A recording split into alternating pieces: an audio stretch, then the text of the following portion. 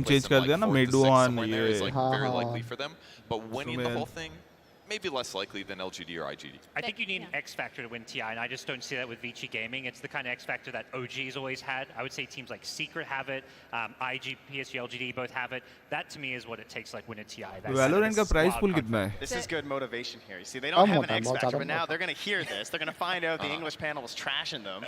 That's going to motivate Valorant Vici. लेके इतना की कूदते हैं लोग. So essentially, Vici, they're not a tingle team.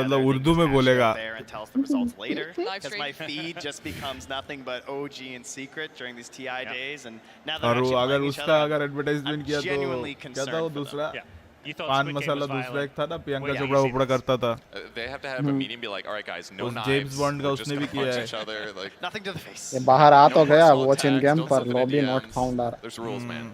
Gotta follow them. And we know with OG, there's such a psychological warfare going on. I feel like they plan for that as much as they plan for the drafts. What do we think is तो loaded OG का up match मस्त on the होने वाला है, no-trail like एक chat तरफ wheel? OG एक तरफ Team Secret. That's a good question. Probably, I mean, you got to go for your opponent's voice lines.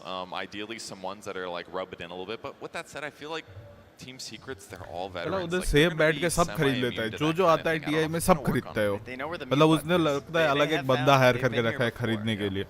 That's the issue, isn't it? क्योंकि एक बंदे के पास इतना ये नहीं होगा कि ये मैंने खरीदा है पहले. With that said, though, half of it is also riling your team up, and that's something that OG clearly uses to get excited. They कोई use होता है chat ना wheels जो to hype मतलब each कहता other नहीं up. कि जिस दिन मैं जीतूंगा मैं सब आइटम खरीद लूंगा मेरे पास जो नहीं था. I noticed that I've reviewed none of you, I should say, because there are 3 of you. नहीं वो सब पैसे मैं सब पैसे यहाँ उड़ा दूंगा, सब पैसे ये कर दो. उस तरह. I just think winning TI it's the hardest tournament to win. It's definitely possible with OG, but for me, they've still got that magic, but things are a little bit different, not quite the same roster. I just feel like this is a year where they're going to come up a bit short. I don't really have a good answer. It's just gut sometimes. And gut with OG, usually they end up with finding a way to win anyway. So I'm sure. I think size बड़ा करेगा future में क्योंकि नाम के लिए जगह नहीं बचेगा. So they're welcome. Yeah. Yeah. I feel kind of similar. इस बार भी शायद last भी हो सकता है ये वाला trophy. Like next time you know TI 11 जब चालू हो जाएगा. अब नया trophy आ जाएगा. That's a really big difference. I think he's been playing fantastic. He was playing well in pubs that I was watching before we came to TI. He's been playing well in the group stage games. So I think that's absolutely there. But with that said, like repeating 3 times in a row seems very difficult. And I would also say that like, there's a lot of insanely good teams this year. Like I feel like the previous TI years you go into it, you're like, yeah, OG's looking really good, but like there wasn't like extremely crisp competition like IG and LGD and maybe like 2 other teams. So I feel like it's just a little hard to get the W this year.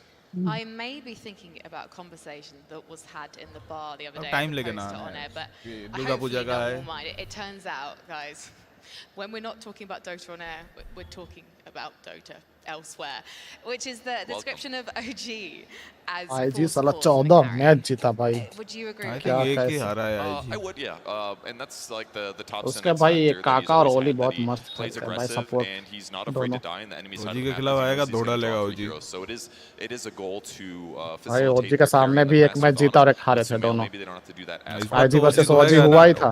इस बार OG धोएगा ना. But yeah, it can be like that sometimes. Why don't they have to do that as much with Sumail?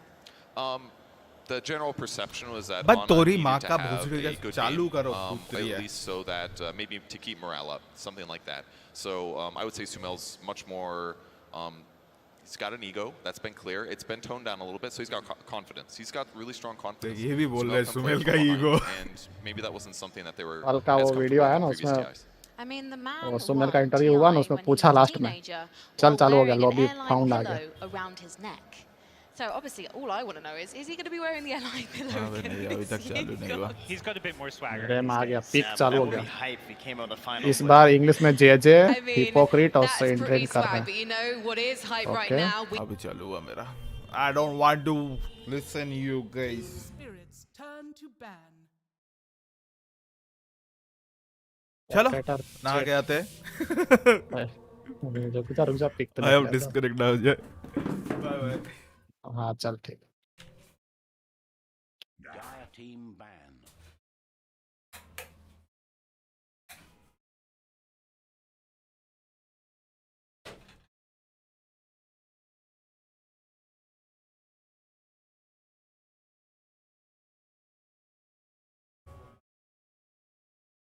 Ten seconds remaining. Team ban.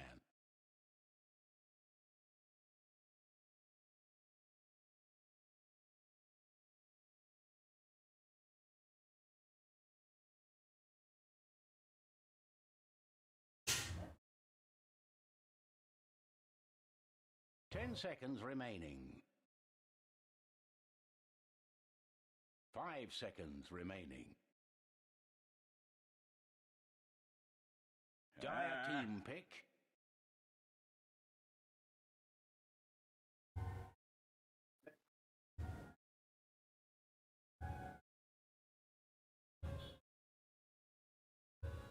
Radiant team pick.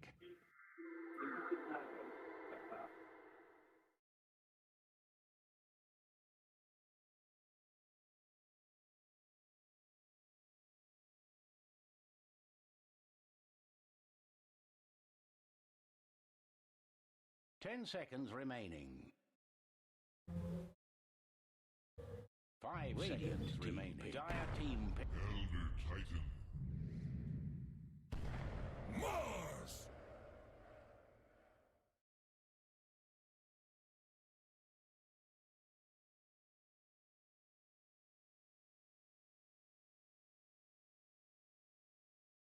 Ten seconds remaining.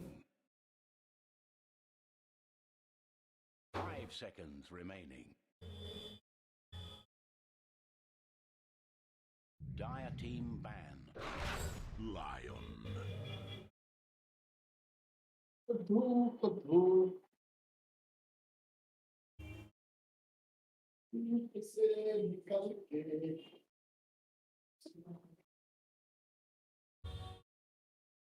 Ten seconds remaining. 5 seconds remaining. Team ban.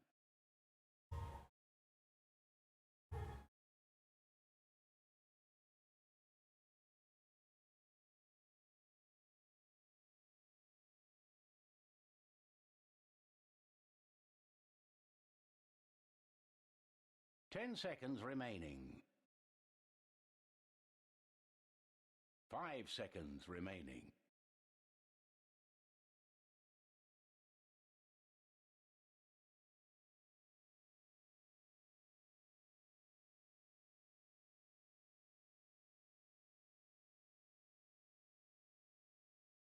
Dire team ban.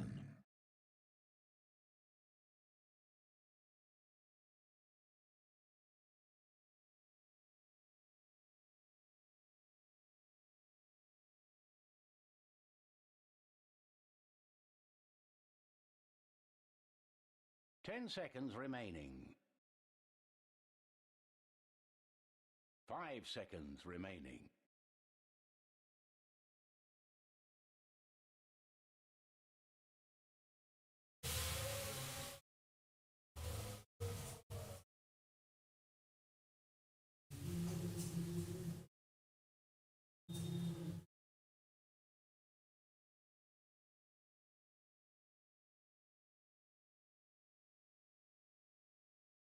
Radiant team ban.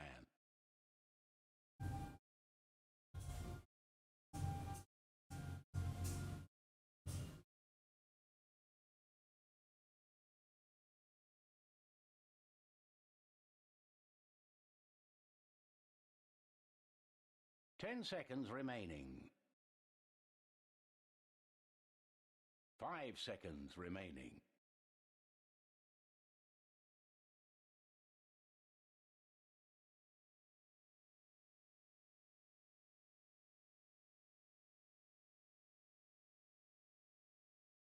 Dire team ban.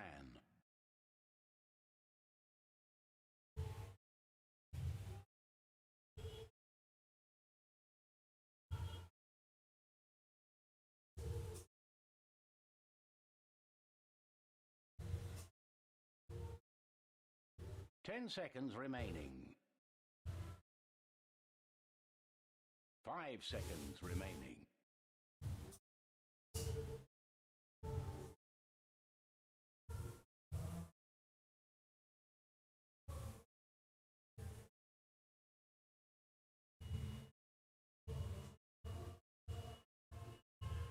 Radiant team ban.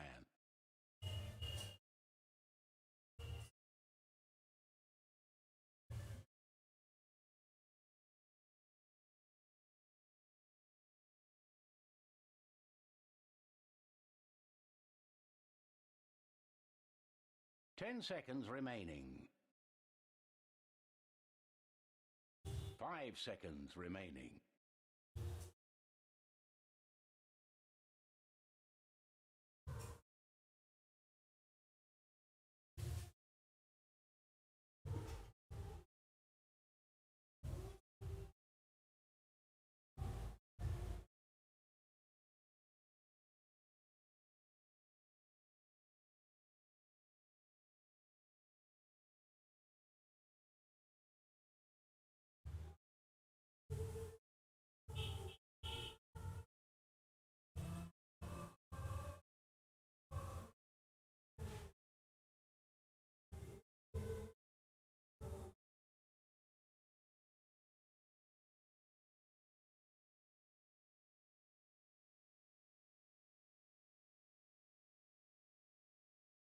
Radiant team pick.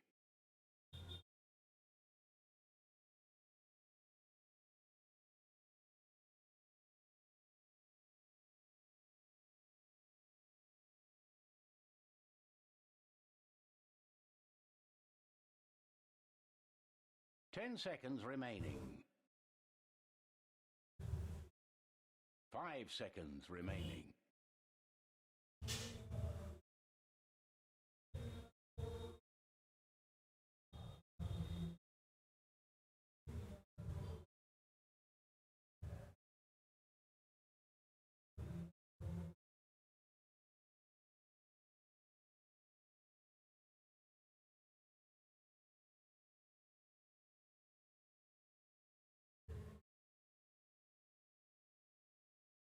Dire team pick. Bang.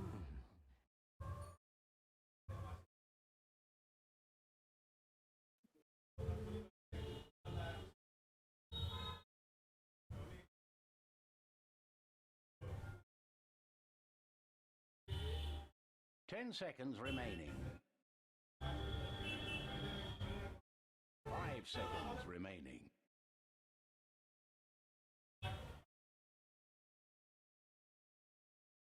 Dire team pick.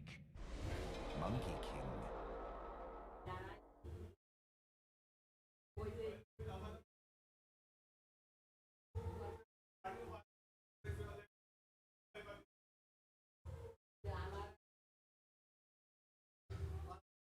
Ten seconds remaining. 5 seconds remaining.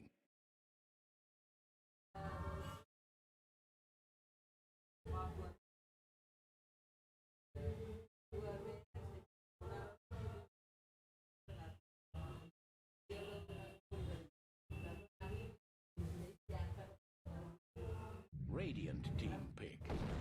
The sack.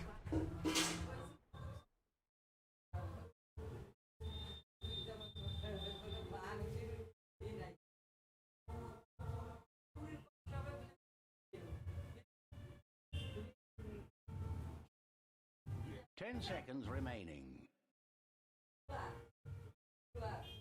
5 seconds remaining.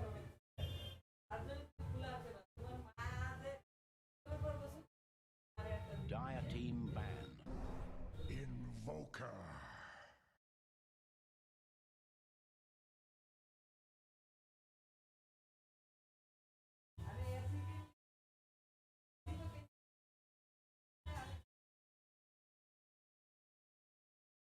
Ten seconds remaining. 5 seconds remaining.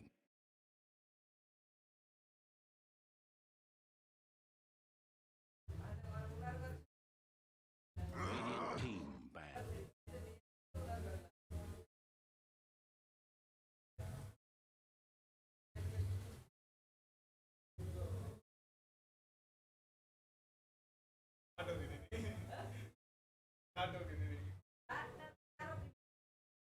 Ten seconds remaining.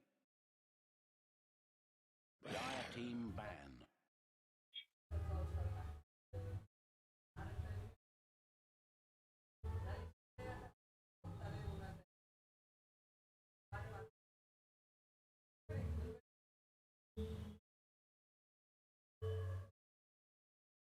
Ten seconds remaining. 5 seconds remaining.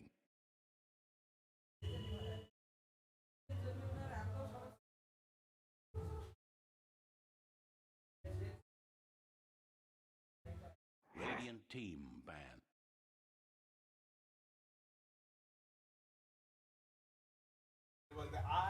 Dire team pick.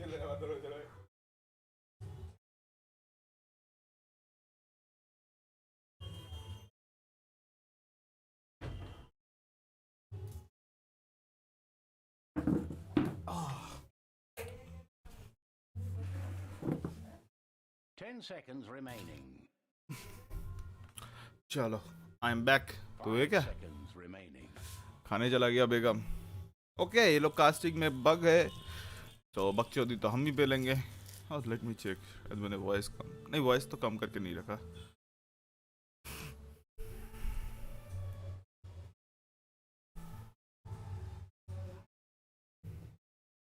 मेरे को आने में time लगेगा, अभी तो खाना खाने बैठा भी नहीं मैं. हाँ, नहीं वॉइस इनका नहीं आ रहा है तो हम ही बकचोदी पे लेंगे. तेरे को आ रहा है इनका आवाज? हाँ, हेलो, चला गया. Okay, Team Spirit got a Invoker, Elder Titan, Mars, Bane, and Team IG got a Io, Lion, Monkey, Leshrac, Slaughter. And image काफी अच्छा पिक हो सकता है. Io, Lion and Leshrac. Leshrac probably mid खेलेगा, Monkey safe lane खेलेगा and स्लाडर of लेन खेलेगा. स्लाडर के साथ लायन जाएगा, मंकी के साथ आईओ जाएगा. एंड ऊपर के साइड में जो हीरो देख रहा है वो थोड़ा सा चेंजेबल हो सकता है, लेकिन वो कर सपोर्ट भी खेल सकता है. लाइक एल्डर टाइटन मिड जा सकता है, मार्स मिड जा सकता है, इन्वोकर मिड जा सकता है. 3 हीरो मिड के लिए एकदम परफेक्ट है.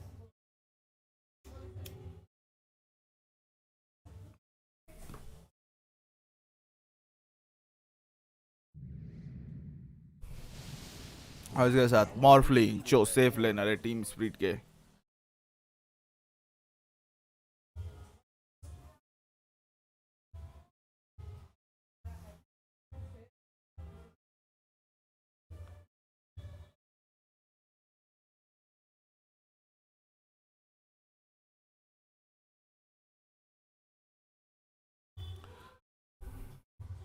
ना ना ना ना ना ना.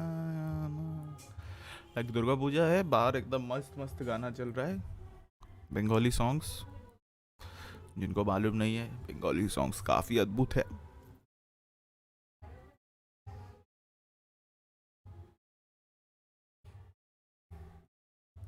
Ten seconds remaining. 5 seconds remaining.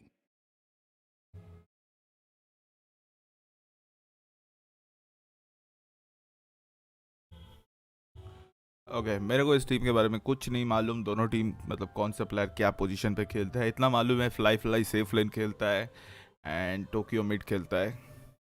या तो रो सेफ लेन खेलता है क्योंकि हमने देखा था. बाकी काका इज लाइक गुड सपोर्ट, बहुत अच्छा सपोर्ट करता है काका. काका आई थिंक उसके साथ सपोर्ट में मतलब सेम जनरेशन में कौन था वो टकला लिक्विड मतलब निग्मा का, कुरुके एंड काका is like same generation support. और इसके साथ फर्स्ट मैच चालू होते हुए कभी भी चालू हो सकता है. लाइक 10 गिन सकते हो, चालू हो सकता है. और फर्स्ट मैच की शुरुआत होते हुए 3, 2, 1. फक यू, गलत हो गया प्रेडिक्शन. जल्दी जल्दी. Yes, okay. बच्चा इन्वोकर, किड इन्वोकर. बच्चों को युद्ध के क्षेत्र में लाके अच्छी बात नहीं है. भाई पढ़ने लिखने का उम्र है, पढ़ाई करो, IAS IPS बनो. कहाँ बवाल में घुस रहे हो बच्चा. Okay, player with the highest net worth. The player is going to player with the highest physical damage turn hero end of the game. I'm going to support IG because मैंने prediction में IG को रखा था. The team with the first tower kill. Sunspain here with Cinderin, main event. Cinderman, stop smiling. There's nothing to be happy about. This is IG versus Team Spirit. We have cast a ton of IG in the group stage. Okay, like total number of ancient camp. Like Leshrac है, Invoker है, ancient camp तो ज़्यादा नहीं होगा. They have kind of had this. I mean, they've had this underdog mentality the entire year, and they've just gotten better and better with each event. Yeah, I think in many ways it's fair to say for all the teams at this event, that might be the team that's. मेरे को बकवास करने की नहीं ज़रूरत पड़ेगा. बकच. It's been really incredible to watch them, and a lot of the times when these young teams come into TI, it can be very daunting. It can be a scary, the stakes are extremely high, but Spirit इनका even mouse started out with a pad bad इधर आ beginning गया. to the group mouse stage, का and they've just cursor. rallied behind. Mouse cursor को move करना जरूरी है बीच में, but ऐसा नहीं कि पूरा गेम में ऐसे माउस दिखता रहेगा मिडिल में. People are not even expecting this team to be capable of, and they did it in one of the hardest ways by starting out with 2 losses. So it's been very, very impressive to watch. I think they have a lot of their, trademark heroes in this game. Love playing aggressive style, having a lot of stuns in team fight. It's very classic for the Eastern European region to draft like this, and Team Spirit, I think compared to other teams in that region, are just more stable. They make less mistakes, they make more smart and big plays around the map, and largely a player I look to on this team is going to be Toronto Tokyo, and this game he's playing Invoker, so could definitely make it happen. Yeah, we've seen quite a few beastly games from him in particular, so you heard what the draft panel had to say about the lineups. What are your thoughts going into this game number 1? I think they pretty much hit the nail on the head. IG's, early tri-core presence, if you want to call it that, with Slardar, Monkey King, Leshrac can be really powerful. What? Pause kill. Work relatively well against BKB, at least 2 of them. Actually, the caster is not good, so as an item you would see a lot. I'm going to turn off that caster. Caster voice, like they're not good. Like उनका sound उतना clear नहीं आ रहा है. Camera control रखूंगा मैं, क्योंकि मेरे को खुद को माउस से कैमरा कंट्रोल नहीं पसंद है. IG काका, go. Okay, so like middle of the game में पॉज करना बहुत इरिटेटिंग है. लाइक अगर पॉज हो जाए तो लास्ट हिट में तो फोकस नहीं कर पाओगे. Oh, IG lost that last hit. हर एक लास्ट हिट बहुत इंपॉर्टेंट है इस गेम में. सो दोनों टीम है ना, मंजे हुए टीम है. लाइक एक ही साथ काम कर रहा है. लाइक कि क्रीप को आगे नहीं भेजना है, और IG ने थोड़ा सा गलत प्रेडिक्शन कर लिया एंड IG का क्रीप आगे चला जाएगा. लाइक मिड से ऊपर पे देखो, इनका रेंज क्रीप ऊपर है टीम स्प्रिट का, जो बहुत ज़्यादा फ़ायदा दे सकता है. अरे टॉप लाइन में मंकी एंड लायन, बोला था मंकी एंड लायन एक साथ रहेंगे. सॉरी, मैंने लायन को बॉटम लाइन पे जाने के लिए बोला था. आईओ रहेगा. लाइक लायन अच्छा पोजीशन 4 बन सकता है अगर वो गैंग करे तो, क्योंकि उनके पास स्टन है. बट सेम टाइम पे आईओ के पास स्टन नहीं है, लेकिन आईओ के पास movement speed, attacking speed boost करने का शक्ति है. लिंक करके माना HP दोनों दे सकता है मिड पे आके गैंग पे. ओह नाइस, एल्डर टाइटन काफ़ी अच्छे से लेन को स्टील करते हुए. बट उनके लेन में जो क्रीप दिख रहा है, क्रीप नहीं है. एल्डर टाइटन खुद टैंक करेंगे वहाँ पे क्रीप को.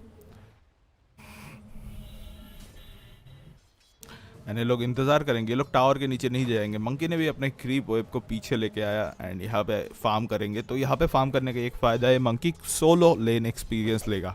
और सोलो मतलब उनको एक्सपीरियंस, एनिमी को एक्सपीरियंस नहीं देगा, डिनाई कर सकते हैं लिटरली. सेम चीज़ टीम स्पीड भी वही कर रहा है. मार्स और लेस्टैक रून के लिए गया था,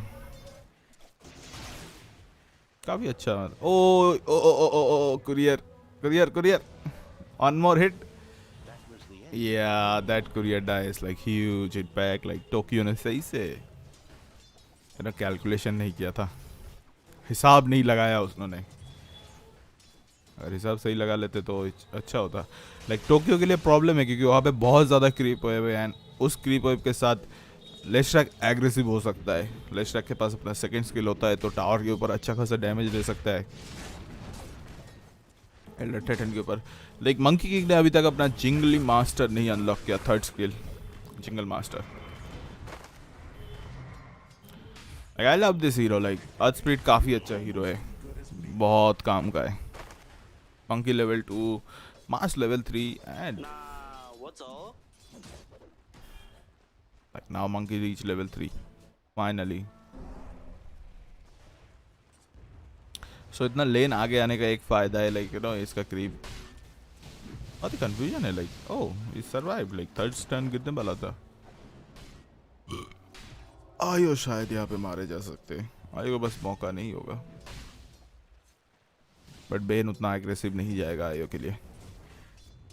लाइक अगर वहाँ पे स्लाडर होता तो बेन एग्रेसिव होता, क्योंकि लाइक खुद भी मरेंगे या लेके मरेंगे, ऐसा है. लाइक स्लाडर बेन खुद एक पोजीशन 5 का सपोर्ट है एंड वहीं पे आयो पोजीशन 4 का सपोर्ट है. एंड सपोर्ट को मारने के लिए उतना ज़्यादा मेहनत नहीं करना चाहिए. लाइक खुद को सेल्फ सेक्रीफाइस करके सपोर्ट को हत्या करो. नया काफ़ी अच्छा पुल है लाइक टीम स्पीड की तरफ से. Okay I had a little bit lag, but pull का कोई फ़ायदा नहीं होगा. यहाँ पे स्लाडर ऑलरेडी आ चुके हैं. स्लाडर के लिए बहुत ही अच्छा है. स्लाडर को थोड़ा सा बोनस एक्सपीरियंस मिलेगा इस चीज़ से. एंड अगर टीम स्पीड बेन उसको नाइट मेयर में डाल दे तो काफ़ी अच्छा है. स्लाडर और स्क्रीप वेब को आगे भी लेके जा सकते हैं एंड उनको बोनस भी मिल रहा है. बट टीम स्पीड को ये ना नूब नहीं है, तो उन्होंने भी उसमें से फ़ायदा उठाया एंड लास्ट हिट लेने में कामयाब हुए. तो लेन वाइज अगर प्रॉफिटेबल था तो टीम स्पीड के लिए प्रॉफिटेबल था, एंड क्योंकि स्लाडर ऊपर बैठा था एंड बेन भी वहाँ पे मौजूद था तो उनके लिए प्रॉफिटेबल था। कैसे प्रॉफिटेबल था? मॉर्फिंग को बॉटम लेन में सोलो फार्म मिला और उसका एक्सपीरियंस कोई नहीं खाया। स्लाडर का एक्सपीरियंस लाइक बेन था वहाँ पे मौजूद, आयो भी वहाँ पे मौजूद था, तो स्लाडर को लिटिल बिट कम एक्सपीरियंस मिला एंड वहाँ पे बेन ने लास्ट हिट लेने में कामयाब हुए थे 2 बार, 2 या 3, तो इतना भी बुरा ट्रीट नहीं था। लाइक मॉर्फ लेवल 5 पे जल्दी पहुंचेगा देन स्लाडर।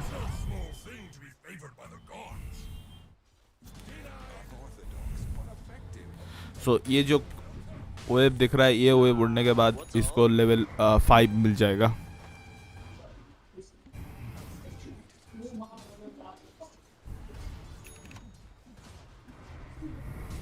या बट एल्डर टाइटन मौजूद था लेन में तो ये थोड़ा सा प्रॉब्लमेटिक है।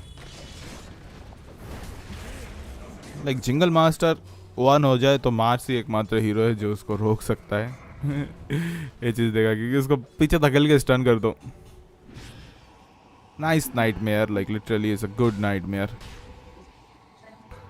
लाइक बेन खुद को बचाने में कामयाब नाइटमेयर के इस्तेमाल से। लास्ट हिट वाइज देखे मॉर्फ के पास काफ़ी अच्छा लास्ट हिट है। लाइक मॉर्फ नंबर 1 पे last hit, then Invoker, then Slardar, then Mars, then Monkey King का। लाइक मेजॉरिटी देखो लाइक ये स्कोर है आपके क्लास में जो टॉप लाइक 10th स्टूडेंट है उनके जैसे स्कोर है। लाइक ये इनके जो टॉप 6 जन का है, 1-2 लास्ट हिट से आगे पीछे है। गेम का शुरुआत अभी है तो हम बोल भी नहीं सकते। लाइक सपोर्ट का फार्म देखो एंड कैरीज का फार्म देखो, लाइक इतू सा डिफरेंट है 100-200 गोल्ड में। Like bottom carry farmer and top carry farmer में 200 गोल्ड का अंतर है। एंड स्लाडर के लिए बहुत ज़्यादा प्रॉब्लमेटिक है। स्लाडर इसको नहीं मार सकते मॉर्फ को, क्योंकि मॉर्फ खुद को HP रीजन कर सकते हैं। इस डजंट मैटर, लाइक मॉर्फ के पास अगर माना नहीं है तो भी प्रॉब्लम हो सकता है। बेन नाइटमेयर का भी यूज़ कर सकता है अगर बेन के पास नाइटमेयर है। Yes the nightmare is there. So Bane जब भी नाइटमेयर यूज़ करता है आयो नाइटमेयर खुद खा लेता है, जो उसके लिए काफ़ी अच्छा है। लाइक स्लाडर को मौका देता है, बट स्लाडर बिना आयो के एग्रेसिव नहीं जा सकता है। और मुझे लगता है बॉटम लेन में एक गैंग हो सकता है।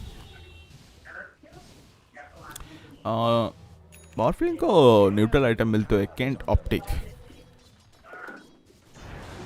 तो नो डाउट। ओह मंकी किंग ने क्या खुद को बचाया, क्या टाइमिंग पे उन्होंने जंप किया। Fly nice jump. एक मंकी किंग सोलो इस लेन में बैठ के एक्सपीरियंस लेंगे अभी बैठ के। एंड वहीं पे लायन मिड लेन पे आए, लेवल 4 पे है लायन को आराम से लेवल 5 पे पहुंच सकते हैं। एंड लायन का लेवल 6 पहुंचना एक बहुत मेजर है, क्योंकि ये टीम गेम है और टीम गेम में एक हीरो को हटाना बहुत एडवांस देता है। अगर आप एक हीरो को फाउंटेन में भेज दो या फिर स्वर्ग। एंड मंकी किंग बैठ के चुपचाप एक्सपीरियंस लेगा यहाँ पे जब तक इनका टीम आगे नहीं आता है। तो मंकी वहाँ से हटेगा क्योंकि बेन यहाँ पे एंड बेन पेड़ काट सकता है बेन को अगर पता चल जाए।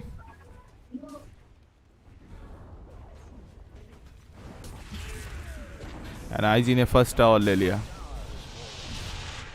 और मुझे लगता है यहाँ पे मंकी किंग का मौत पक्का है। लाइक मंकी किंग सरवाइव नहीं कर पाएंगे 3 जन के खिलाफ। ओह मंकी किंग को क्या मतलब, मंकी किंग पेड़ काटने के लिए उधर से निकल जाते हैं तो वहाँ पे मार्स जाके पेड़ काट के खुद खड़ा हो गया। नेट वर्थ वाइज अभी भी लाइक दोनों टीम सही पे है। लाइक मंकी किंग मारा गया एंड यहाँ पे इनको 1 2 3 स्किल यूज करना। ओह the fuck, oh it's not like cold snap. मुझे लगा ओगर का फर्स्ट किल है। कोल्ड स्नैप है, मैं भूल गया था। मार्स ने स्पीयर ऑफ मार्स 2 बार यूज किया, बट स्लाडर अच्छे पोजीशन पे है। स्लाडर का पोजीशन बुरा नहीं है। मंकी किंग थोड़ा सा नीचे है अभी, थोड़ा सा गैप डिस्टेंस बढ़ रहा है। लाइक टॉप फार्मर कैरी में एंड बॉटम फार्मर में डिस्टेंस नाउ इज लाइक 700 हो चुके हैं ऑलरेडी। तो ये आहिस्ता आहिस्ता बढ़ेगा तब पता चलेगा। लाइक अर्ली गेम में सबका इक्वली होता है, सबको सेम पैसा ही मिलता है, किसी को कम किसी को ज़्यादा मिलता नहीं है। इक्वालिटी में बिलीव करता है गेम। मैंने इक्वालिटी बोला, ही बोलता है ना व्हाट्स ऑल। सी लायन के लेवल 6 का अल्टी इज लाइक ओपीएस। और मुझे लगता है यहाँ पे ओह सीरियसली बच के निकल गया लेशरैक। मुझे नहीं लगा था लेशरैक ऐसे बचने वाला है। लेशरैक पक्का मरने वाला था। और इसी के साथ स्लाडर, लेशरैक का नेट टोथ बढ़ चुका है। मार्स को मारा, इनका फार्म बढ़ चुका है। स्मोक हुआ है, बेन अकेले स्मोक में खड़े हैं, मुझे मालूम नहीं क्यों। I don't like this thing, like इतना चमक मेरे को पसंद नहीं है। वो लैग हो रहा है या बग हो रहा है उसमें। और लायन पकड़े गए, लायन यहाँ पे सरवाइव नहीं कर पाएंगे। लाइक मारेगा टीम, गधा एक सर पे पड़ता है तो खड़ा का खड़ा है वहीं पे मर जाता है। बहुत डैमेज देता है गधा। और स्पेशली अगर वो हीरो से मतलब ये चुरा पाया तो बहुत ज़्यादा डैमेज दे सकता है।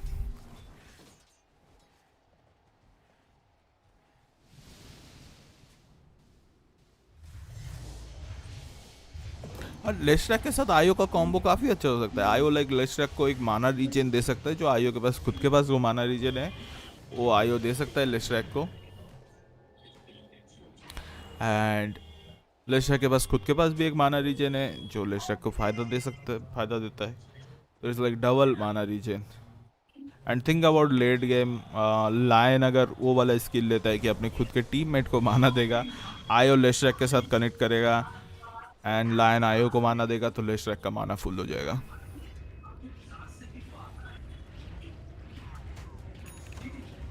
Yes, because that connection, bond with a friend.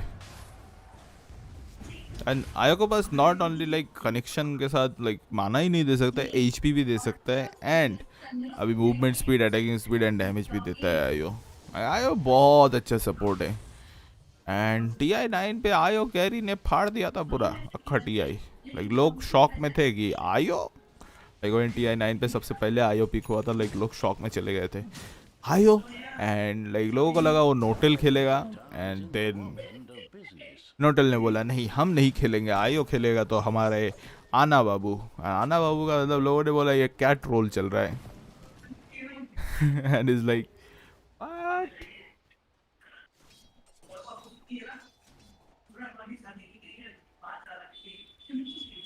Okay IG पे स्मोक करके घात लगाने की कोशिश में। एंड अभी तक स्लाइडर के पास ब्लिंक डैगर नहीं आया लगता है। और थोड़ा बहुत लैग हुआ मेरे लिए, तो तू सा छोटा सा मोटा सा लैग, तू सा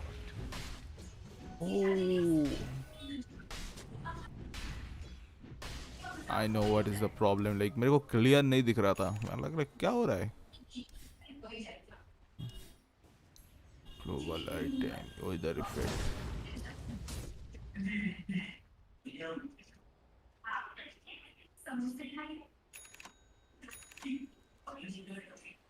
तो तुमको ये धुआं दिख रहा होगा, नेक्स्ट मैच से नहीं दिखेगा। मैं अभी इसको रिफ्रेश मतलब दोबारा डिस्कनेक्ट करके रिकनेक्ट करता हूँ तो धुआं नहीं दिखेगा।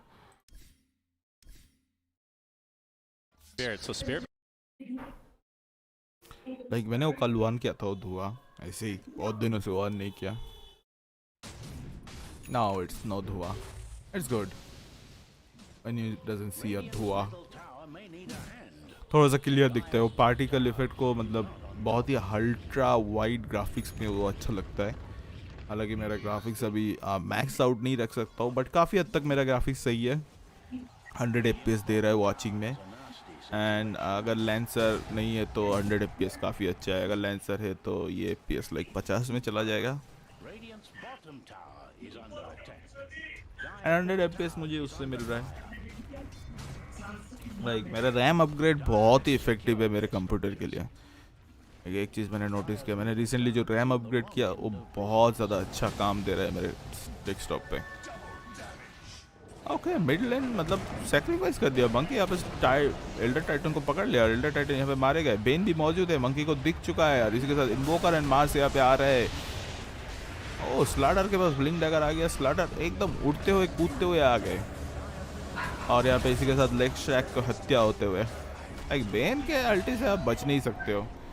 स्लाडर खुद को बचाते हुए आगे बढ़ते हुए, ओह स्लाडर ने काफ़ी अच्छा ब्लिंक का इस्तेमाल किया, जो अच्छी बात है। ब्लिंक यूज़ करना बहुत अच्छा है। बट ब्लिंक का इतना लाइक मार्स के पास भी ब्लिंक डैगर है। ओ लायन ना छाती चौड़ी करके आ गया।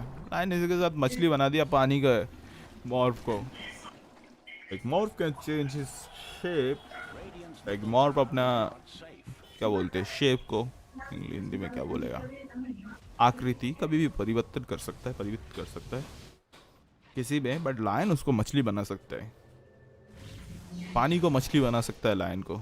लायन लाइक जो एक मछली पानी में रहता है, लायन के पास स्पेशली अल्टी है इसीलिए वो मछली बना सकता है। लेकिन special immortal treasure, not treasure, immortal है आइटम जिससे वो मछली बना सकता है। यूजुअली लायन मेन डेक बनाता है। और मॉर्फ के पास अपना टॉन्ट यूज़ करते हुए शॉटगन वाला जो काफ़ी अच्छा है, टकाश टकाश करके मारता है। एंड मॉर्फ अपना शॉटगन बिल्ड ही जा रहा है अपना ई ब्लेड बनाने की कोशिश में।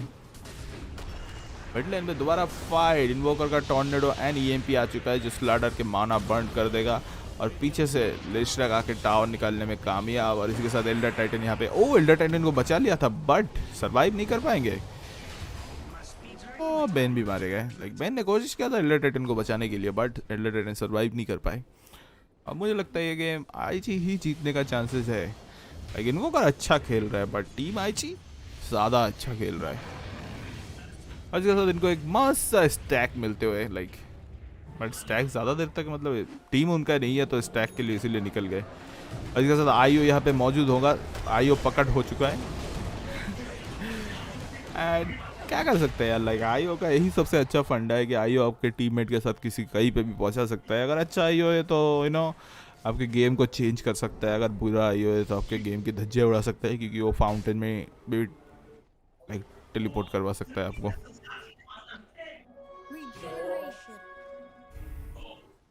लाइक आईओ का जो टेलीपोर्टेशन है इसको लाइक होल्ड पे रखना चाहिए कि आईओ मूव नहीं कर सकता है। लाइक जस्ट थिंक अबाउट किसी को टेलीपोर्ट नहीं होना है। लाइक आईओ उनके फाउंटेन में टेलीपोर्ट कर रहा है तुमको क्योंकि वो टिल्टेड हो गया और ऐसी सर्वर पे ये चीज़ होता है।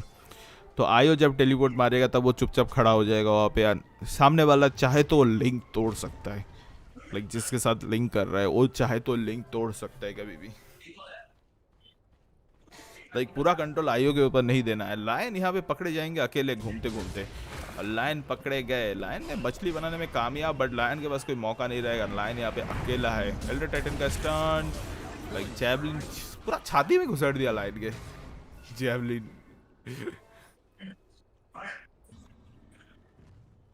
मतलब इतना अच्छा जैवलिन मारा क्या होता है, नीरज चोपड़ा जी की तरह।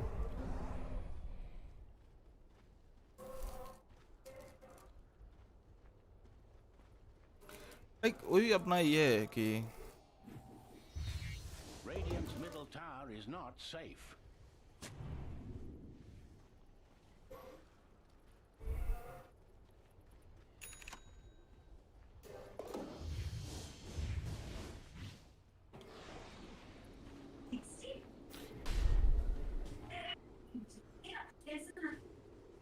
तेरे बदले गए चाहते कि न तो लगे। मॉर्फिंग का अभी भी फार्म लो नहीं कर पाए। ओ डी डबल डैमेज, इन्वोकर नहीं उठाएंगे, मॉर्फिंग के इंतजार करेंगे। बट मंकी अच्छा खेल रहा है। लाइक मंकी भी फार्म में पीछे नहीं है। लेस्ट्रैक भी मॉर्फिंग के पीछा करते करते लाइक टीम आईजी का 3 बंदे उनके पीछे है। लाइक उनके साथ मॉर्फिंग का गैप लाइक ज़्यादा नहीं है, 700 का है मैक्स टू मैक्स। और इसी के साथ टीम स्पीड रोशन के फर्स्ट फाइट पे एंड टीम आईजी को इस रोशन के बारे में मालूम भी नहीं है और टीम स्पीड आराम से रोशन निकालने में कामयाब। टीम आईजी शायद टाउन निकालने में कामयाब हो जाए जब तक ये रोशन में फाइट ले। मंकी भी नीचे मौजूद है और अब तक मुझे लगता है टीम आईजी को पता चल गया कि रोशन लिया जा रहा है और अब तो पक्का पता चल गया कि रोशन लिया जा चुका है। एंड आई थिंक एक टावर आराम से निकाल लेगा आईजी। एक रोशन के बदले टावर ईजी है बट रोशन होने का एक फ़ायदा एक एक्स्ट्रा लाइव। लाइक आप 6 बार मतलब आपके टीम के 5 बार मौत होगा तो आपका टीम वाइप आउट हो जाएगा। बट रोशन हो तो आपको 6 बार मरना पड़ेगा। आपके टीम में 6 मौत होनी चाहिए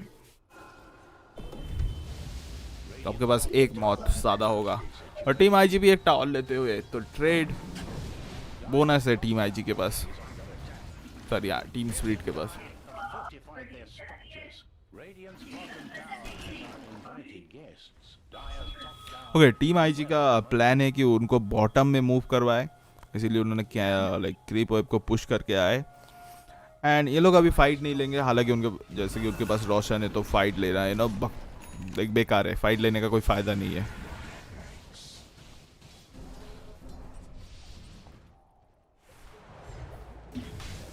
Dire's top tower is under attack. 3 he stack हुआ है अब तक, मुझे नहीं लगता। और इसी के साथ मार्स पकड़े गए, मार्स के ऊपर लायन का स्टर्न, स्लाइडर का स्टर्न, एंड आयो स्लाइडर के साथ कनेक्टेड, आयो स्लाइडर को फुल ऑन बोनस दे रहा है। और यहाँ पे मार्स अपने अरीना से बाहर नहीं निकल पाया, मंकी ने भी अपना अरीना चालू कर दिया। हालांकि इनके पास रोशन है, बट रोशन का कोई फायदा नहीं, स्लाइडर फुल ऑन एग्रेसिव। यहाँ पे मॉर्फिक ने अपना शॉटगन चालू कर दिया, मंकी किंग इन्वोकर को टारगेट बनाने की कोशिश में। मॉर्फ ने मंकी किंग को कॉपी करके उसी को स्टर्न किया इन्वोकर के पीछे, और इन्वोकर स्टर्न, और इन्वोकर को बचा नहीं पाया। मंकी किंग फुल कोशिश कर रहा है पीछे आने की, और oh my God, let's tag वापस। मंकी किंग का कॉपी बन के और भी कूदम कूदी चला के रखा है। Oh Monkey King survive, like that's a perfect survive. Monkey King खुद को बचाने में कामयाब। लाइक एजेस होते हुए भी आप फाइट हार गए, और टीम स्पिरिट।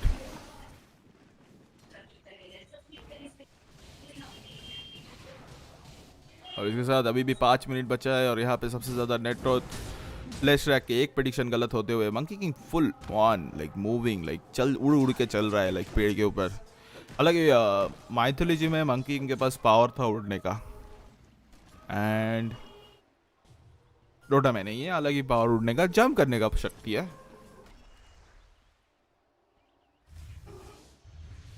हालांकि मंकी किंग का जो इमॉर्टल है उसमें उसके पास क्लाउड होता है जिसमें वो उड़ उड़ के चलता है।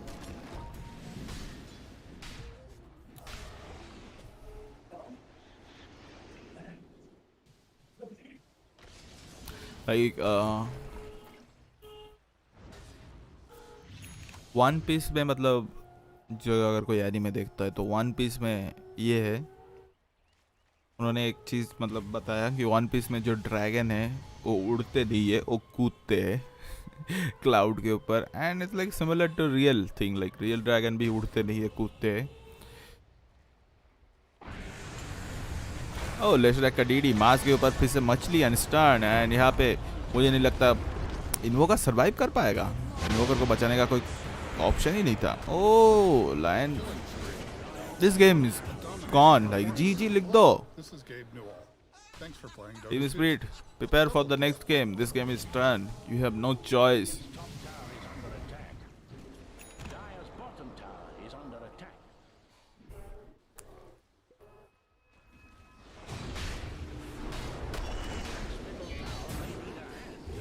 Dire's bottom tower is under attack. Oh my god. Yeah, like tier 3 में आके धो रहा है। ओह, क्या टाइमिंग में बीकेबी ऑन किया। लाइक टीम आईजी के सबके पास बीकेबी मौजूद है। सॉरी। लाइक इन गेम का साउंड मेरे को थोड़ा सा कम लग रहा है, लाइक बाहर का साउंड आ रहा है, शायद इन गेम का साउंड मेरे को कम लग रहा है।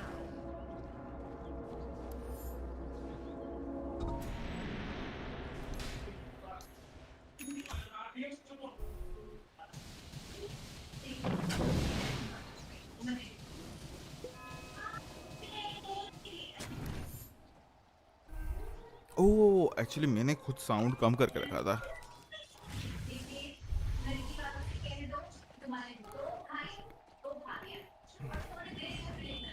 और यस, मुझे लगता है यहाँ पे टीम स्पिरिट के पास कोई चांसेस है इस मैच में। उनको नेक्स्ट मैच के लिए प्रिपेयर करना चाहिए खुद को, लाइक सुट्टा बुट्टा मार के आओ, दिमाग को फ्रेश करके आओ।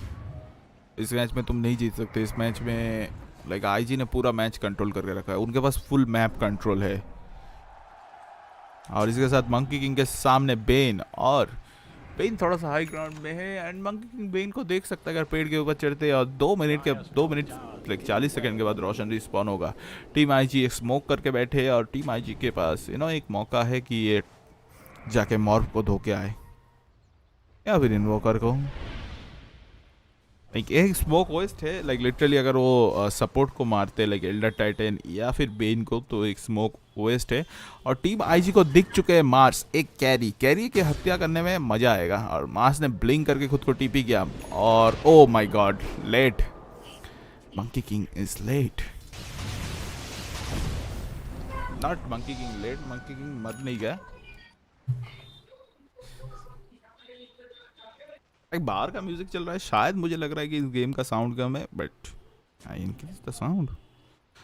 ओके, इसी के साथ मैं लूज करते हुए नेट रोथ, मंकी के पास उतना नेट रोथ नहीं है, मेरा एक प्रेडिक्शन गलत होते हुए। इन्वोकर अभी भी टॉप बैरक पुश कर रहा है। लाइक लेस्ट्रैक के ऊपर ही बेन मौजूद है। क्या लेस्ट्रैक आगे बढ़ के बेन की धज्जियां उड़ाएगा? नहीं लगता, नहीं उड़ाएगा। लेस्ट्रैक एग्रेसिव नहीं खेलेगा। और लेस्ट्रैक को एक मौका मिल जाए, इधर इसको दिख जाए यू नो। और इसके साथ मुझे लगता है लेस्ट्रैक के पास विजन है। एल्डर टाइटन पे लेस्ट्रैक यहाँ पे यू नो शिकार करने निकले थे, लेस्ट्रैक खुद भी शिकार हो सकते हैं। मंकी किंग पीछे से आ रहा है और स्लाडर ने देख चुके हैं मॉर्फ को और इसी के साथ काफ़ी अच्छा एरिना यूज़ कर चुके हैं। और इन्वोकर की बोल रहा हूँ, आयो यहाँ पे आने की कोशिश कर रहा था बट आयो स्लीप हो चुका है। बेन ने आयो को रोक लिया। लेस्ट्रैक आगे बढ़ रहे हैं। लेस्ट्रैक के पास ओ लायन का फिंगर ऑफ हेल, नरक की उंगली। तो इनको एक एल्डर टाइटन ही मिला टीम आईजी को और बाकी कोई नहीं मिला। इन्वोकर इनविजिबल होकर पीछे खड़े। मॉर्फ को कोशिश किया था धज्जियां उड़ाने की बट मॉर्फ ने खुद को सरवाइव करवाया अपने टीम के जरिए और एल्डर टाइटन ने खुद सेल्फ सैक्रिफाइस किया। लाइक गेम के लैंग्वेज में सुसाइड किया ताकि अपने टीम को बचा पाए। और इसी के साथ स्लाडर के सामने बेन, और इस बार मुझे नहीं लगता बेन खुद को सरवाइव कर पाएगा। मंकी किंग का एक डंडा गिरा पूरा खोपड़ी के ऊपर। लायन स्टंट करेंगे, लायन ने डबल स्टंट। स्लाडर आगे बढ़ेंगे, स्लाडर स्टंट कर पाएंगे जाके, स्लाडर मार्स को स्टंट कर पाएंगे। स्लाडर को 2 हिट चाहिए, लास्ट हिट नहीं है, मार्स इज गॉन।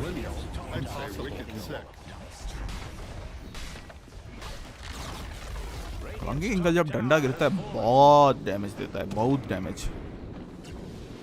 तो अपेरेंटली मंकी किंग के पास दूसरा पावर है कि मंकी किंग का जो डंडा है वो लाइक साइज चेंज कर सकता है।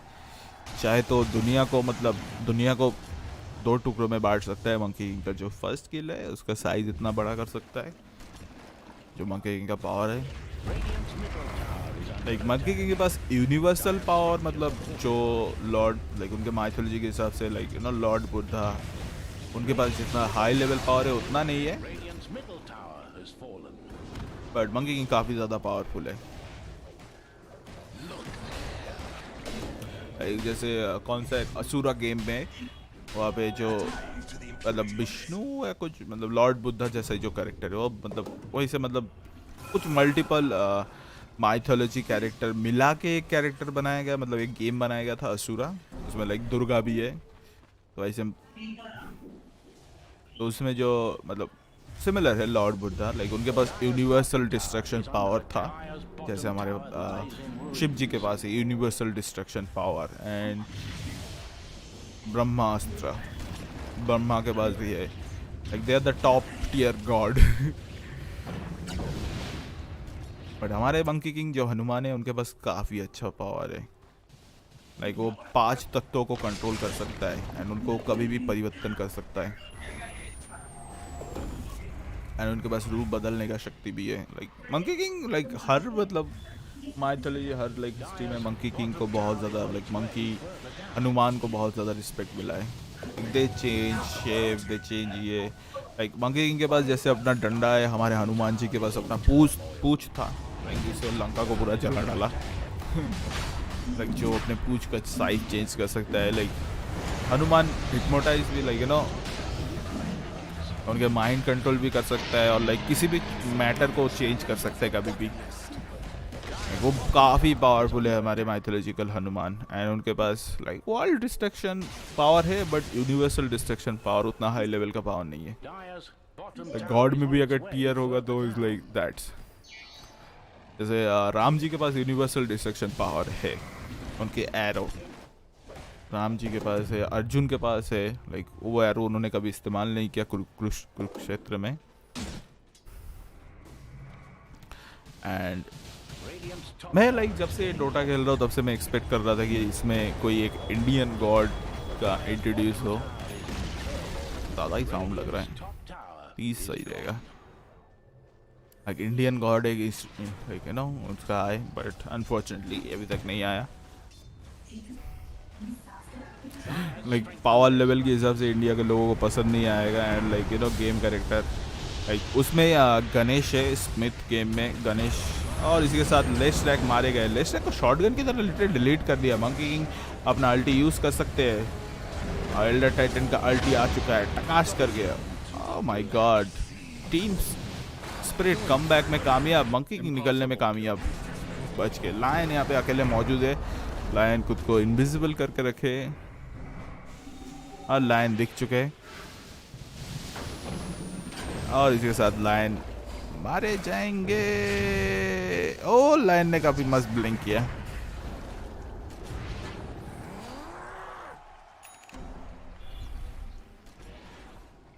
लाइक कभी कभी मतलब ये सोचो कि उस जमाने में क्या टेक्नोलॉजी हुआ करता था। लाइक हमारे जो माइथोलॉजिकल जमाना था, like arrow, just think about arrow के ऊपर इतना पावरफुल टेक्नोलॉजी की दुनिया तबाह कर सकता था। कितना सच्चाई है कितना झूठ है मेरे को उसमें नहीं जाना है, but the technology they have, they can destroy entire world. Like nuclear weapon से भी ज़्यादा पावरफुल था। हाँ बोल बोल। आ रहा है आवाज। हाँ हाँ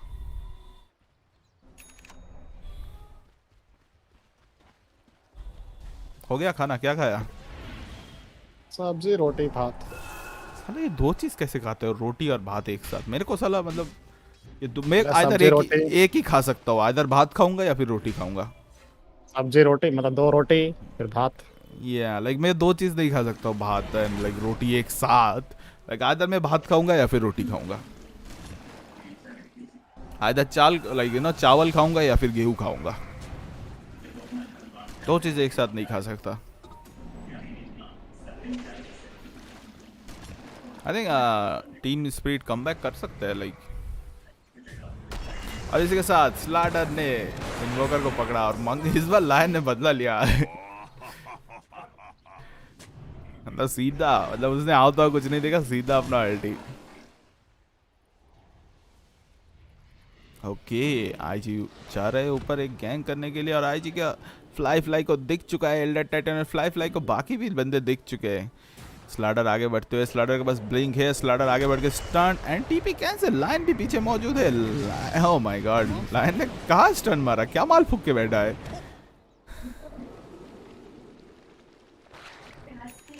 मंकी किंग आज कुरियर मार के रहेगा, ऐसा है इसका। नहीं निकल जाएगा, कुरियर निकल जाएगा। उसने चेस उसके पास अभी वो फास्ट, हाँ मैं मार नहीं सकता था उस कुरियर को। इसी साथ बॉटम में टीपी हो चुके हैं सबके, टीपी बॉटम। 20 का स्कोर, 32 मिनट, 8 के गोल्ड एडवांटेज आईजी के पास। 9 हो गया। कमेंट्री ऑन रखा है तूने? नहीं मैंने बंद कर दिया, वो अच्छा नहीं कर रहे हैं तो सुन नहीं रहा मैं। अच्छा नहीं लग रहा है उनका सुनने में, साउंड क्वालिटी अच्छा नहीं है। मंकी को मिला मॉर्फ, बट मॉर्फ को मारना यहाँ पे नामुमकिन है। बट लायन वैन इतने सारे स्टनर है, मॉर्फ को मूव भी नहीं करने दे रहे। लेस्ट्रैक का स्टन अभी तक गिरा नहीं है, लेस्ट्रैक का स्टन गिरा, मॉर्फ शायद मारे जाएंगे। वाओ 1 2 3 4 स्टन गिरा। एक्चुअली 4 स्टन नहीं, 4 डिसेबल गिरा। लाइक लायन के पास 2, एक मछली बनाना और दूसरा ये करना। मॉर्फ ने बाईबैक नहीं किया। लेस्ट्रैक का एग्नम शॉट बन चुका है, मतलब जमीन पे मारता ही रहेगा, धपक धपक धपक धपक। एंड लेस्ट्रैक का एग्नम शॉट के साथ एक सबसे बोनस है, आप उसको 2 बार यूज़ कर सकते हो। लाइक चेन स्टन कर सकते हो अगर आप किसी को वहाँ पे खड़ा कर सकते हो तो। लाइक जो यहाँ पे खड़ा हो गया वो चेन स्टन हो गया।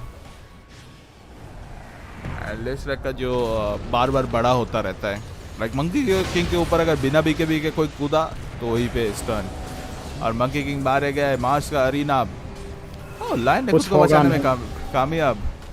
आयो ने खुद को टेलीपोर्ट कर लिया, खुद को सीधा निकाल लिया। लायन बच गया। यस स्लाडर भी बच गया, बट आयो मुझे नहीं लगता सरवाइव कर पाएंगे खुद को। आयो के लिए वहाँ पे घात लगा के बैठे हैं, इसी के साथ आयो आउट। आयो का दिल निकाल लिया लिटरली। ओह डीडी मौजूद है एंड रोशन 2 मिनट के बाद रिस्पॉन होगा बट या लाइक बहुत इन्वोकर time. और डीडी बॉटल में दे सकते हैं लाइक यू नो मॉर्फ को बॉटल दे सकते हैं मॉर्फ और डीडी उठा सकते हैं एंड एक डीडी आपके 2 मिनट का मौका देता है बट रोशन लाइक 2 मिनट के बाद रिस्पॉन होगा लाइक एक झटके में 2 मिनट पे रिस्पॉन नहीं होगा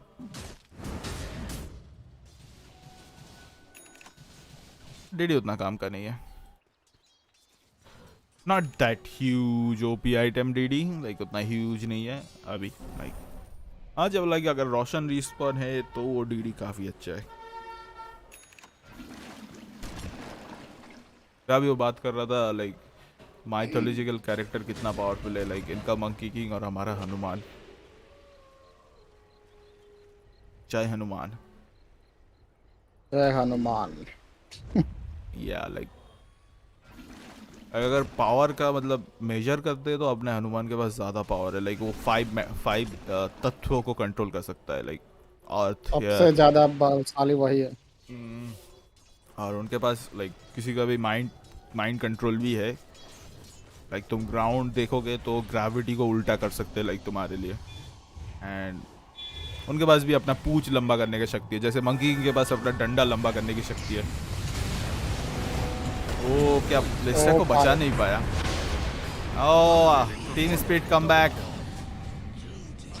बदला लायन इस बार नहीं बच पाया लायन लास्ट 2 बार बहुत अच्छे से बचा था मंकी किंग कैश खुद को ओ भाई क्या मार्क्स का क्या ओपी अरीना था like literally that was arena is OP and अभी भी आईजी के पास बायबैक है Lion and Monkey King buyback कर सकते हैं रैम्पेज जी Lion Monkey King buyback Lion buyback नहीं करेंगे अभी भी टावर सैक्रिफाइस होगा ओ इधर T3 जा रहा है T4 लाइक खत्म करने का है इनको खुजली नहीं करने का इधर बैठ के क्योंकि टीम स्पीड जानता है लाइक आईजी कितना पावरफुल है बायबैक करवा रहा है फोर्स करवा रहा है फोर्स नहीं है खत्म करने का प्लान है इनका ओ लायन का उंगली मार्स के ऊपर इनके पास पीछे इन्वोकर खड़ा है अगर कुछ होता है तुरंत टॉर्नेडो ईएमपी आ जाएगा कैटेक्लिज्म भी है शायद भी है बाजू में हाँ और इसी के साथ लाइक और यहाँ पे फाइट हो सकती है थोड़ा सा लग रहा है कोई मौका नहीं दे रहा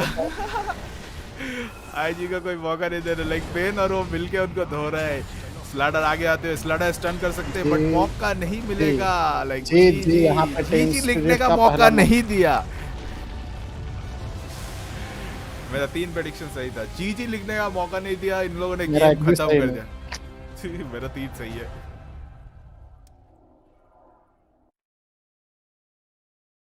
That was a good game. Won that game. बहुत सही मैच था Oh my goodness, Cinderin. I mean, it's what the hell just happened? It's one thing that they pull off that confident move into the enemy triangle, but the fact that they get that result out of it was way more than they could have ever hoped for.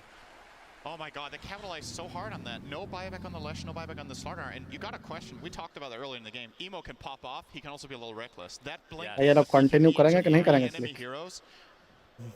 करेंगे इनका बख्शोदीप खत्म होगा उसके बाद He is playing with an eye out, so I understand the thought process, but it just didn't have time to relocate or anything. He underestimated the damage of the enemy team. I think he was fighting into a double damage Morphling, and if Elder Titan was next to him with that natural order, he died like 5 hits. Right. He just a wrong read on the situation there, and that gives Team Spirit a 1-0 lead. Crazy. And we were basically about to put the nail in the coffin in there for Team Spirit. They were down 8K. They lost the second rush. We thought that would be it. But able to just come back with a vengeance. And my goodness, wide camera. What a display from Team Spirit. No. Cannot believe it. But let's see what the panel has to say about this 360 crazy turnaround. Sorry, it was... Sounds fun. To the panel we go.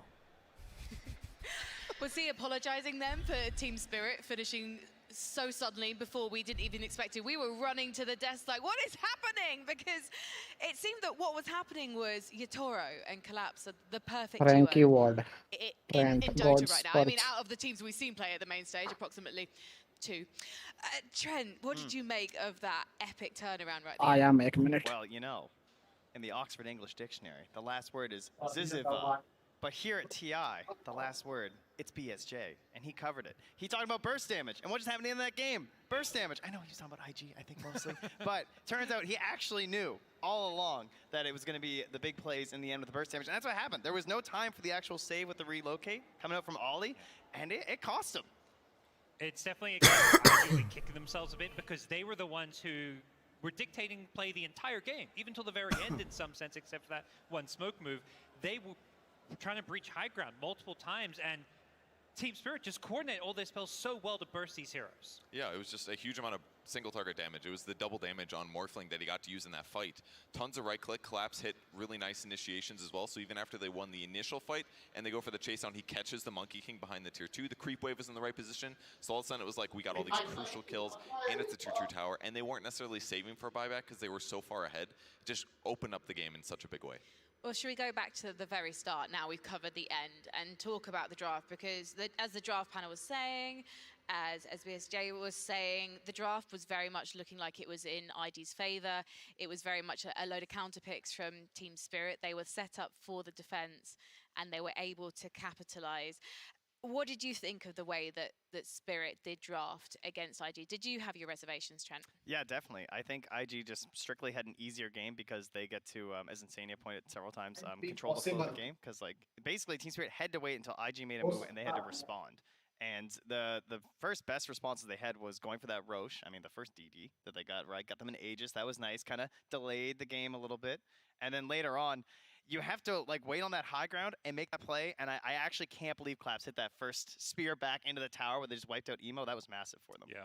I think for IG, where things kind of fell short was just how they took high ground. I think putting the Aegis on Leshrac may have worked out ये better. 3 बजे चालू करने वाला था साला 2:30 बजे भी पहला मैच खत्म हुआ अगर बेस्ट ऑफ 3 हुआ तो इधर हो जाएगा Just that situation like as a 5th, 6th item on your Leshrac. And Team Spirit can't burst these heroes down, so I think they kind of made a few misplays. Yeah, that was probably the biggest one. The losing the Lesh on that cliff. It could have been a Rax there. Instead, game slows down. But it's so weird to think about that game because all I can think about is team fight after team fight. Team Spirit just getting ran at. Invoker gets jumped on by Slardar. Gets jumped on by Monkey King. He's like running away at 350 movement speed. Good luck escaping the enemy squad. But they just lost so many team fights. But all they needed was that one good fight with a creep wave in the good position, and they just got IG on the back foot. Insane how they turn the tide of the game. Let's take a look at some of the key numbers, though, from that match. I mean, still catching my breath back from that turnaround at the end there. You can see in our rather glorious, big, beautiful monitor there. Any numbers that are jumping out to you? तूने किसको select किया था? IG जीतेगा या Team Spirit? I mean, मैंने भी IG ही डाला. Like, carrying the game. I think both. I mean, you look at the carriers on both sides, but he's the guy who really dished out some crazy damage in that last fight with the double damage. Played pretty clean throughout the game. Had a really tough time playing into Slardar with the single target burst damage, but he still made the pick work. And his net worth was really high for the extent of the game as well. His lane was maybe a little rough, but he was on the top of the net worth charts even after he died by the tier 2. And it was really nice for Morphling to be the frontliner in some cases because he was difficult to kill. Like right before that huge fight they had, he had 52 armor and he had the Titan Sliver. So he's actually very tanky against these minus armor solutions, even if some of those run at you problems exist in the early game. Yeah, I just see Fly 10-3 and 7 and I'm just like, you know, I feel like that's the guy who's typing in the post game, you know, about how didn't we win this game? Because I feel like we spent the entire time watching, basically talking about why IG was doing so well and why it looked like a sure victory for them moving forward, and then just got turned around.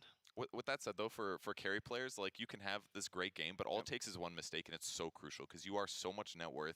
You're so much of the map. It's like if he gets picked off and makes that one teamfight mistake, you realize as a carry player, you only get tops 2 of those a game before you lose. So. And was it a case of it just being too fast from Team Spirit for IG? मेरे को लगता है 4-5 बजे चालू होगा That match. first Roche fight from Spirit, हाँ, इनके बाद इनका इंटरव्यू होगा एक. IG. They were prioritizing the T2 tower. They took the outpost, and it was almost like they didn't even know the Roche fight was happening.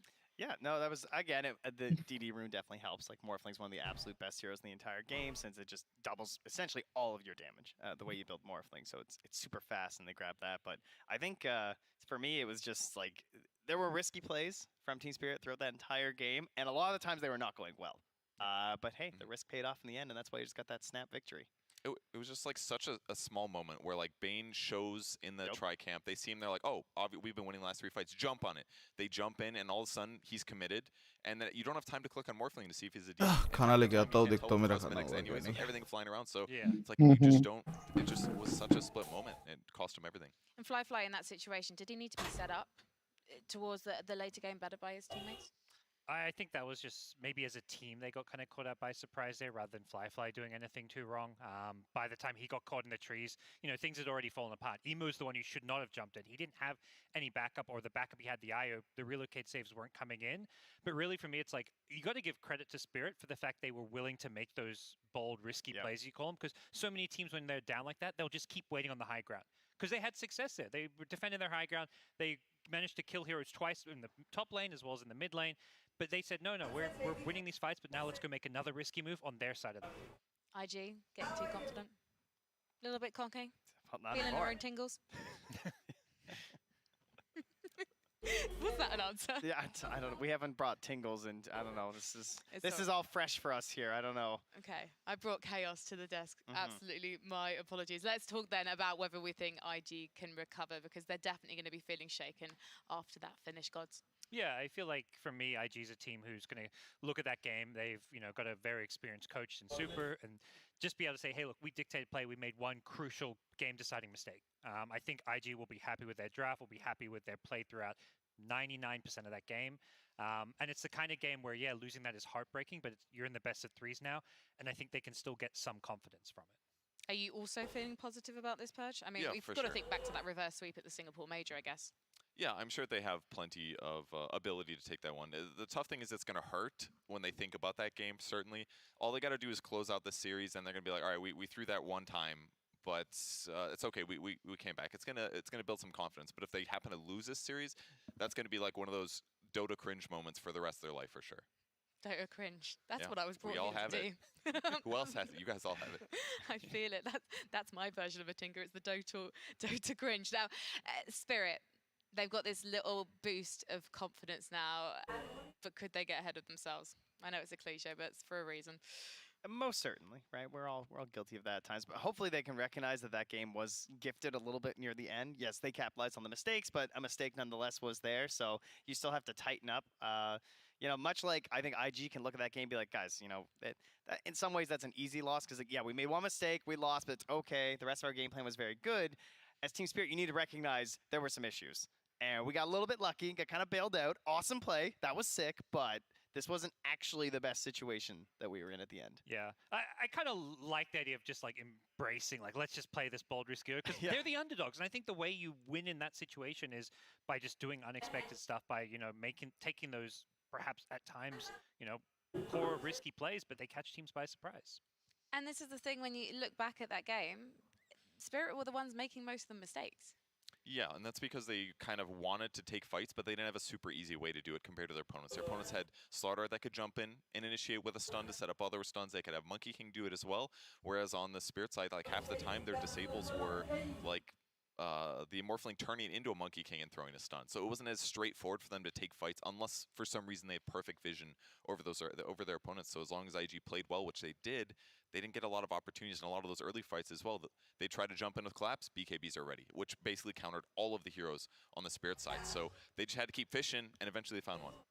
Well, the teams are taking back to the stage, and if they're feeling anything like me right now, are incredibly sweaty because it's all down to IG now. Can they make this a 1-1 situation, or are they going to be shockingly heading down into the lower bracket at the end of this one?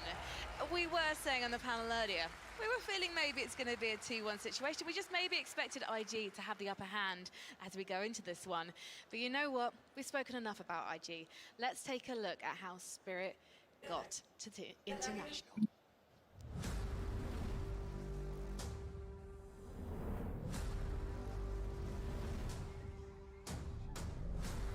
Something hit him, but honestly, He's still going to be able to get the jump on Always Want to Fly. Oh, that BKB ain't going to save him.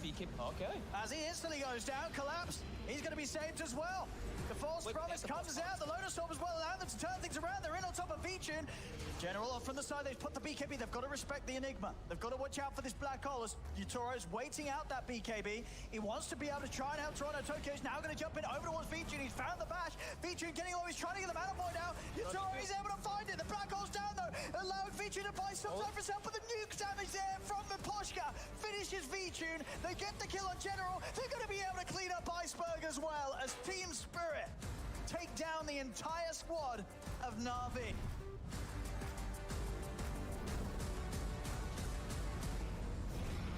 Use the BKB for that attempt. Yutoro gonna have Pikachu jumping in. The Wraith King. Get him chain stunned. Can't stop him from taking the tower. Yutoro. First from one. Whoa! Oh, the disrupt! Oh, yeah, the disrupt on the finger. Oh, okay. Oh. I saw him disappear. I was like, wait, he didn't die. He didn't lose the ult. He still got a good to go. Mirror with the perfect timing. All right, oh baby.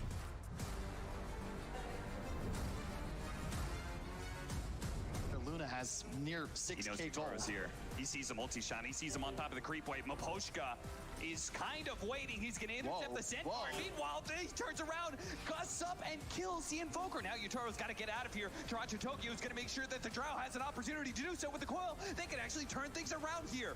On the high ground, Drow not sure if she wants to be able to stumble into that one. Miposhka playing into this street light. Meanwhile, the Oracle once again being harried constantly by the Toronto Tokyo. Glimmer caping up. Mickey's on in. Does manage to blow up one, but immediate buyback from Miposhka. Now he's stuck on this high ground with the Rams going in. Yutoro throwing damage from the low ground. It doesn't matter with your elevation. You've got him dead. Toronto Tokyo helps out with a double kill, and they don't have the buyback on Team Liquid. Toronto Tokyo now chasing after Taiga as well. He is relentless. He will not stop. He is not content until he brings down every member of Team Liquid, and he'll manage to get a third.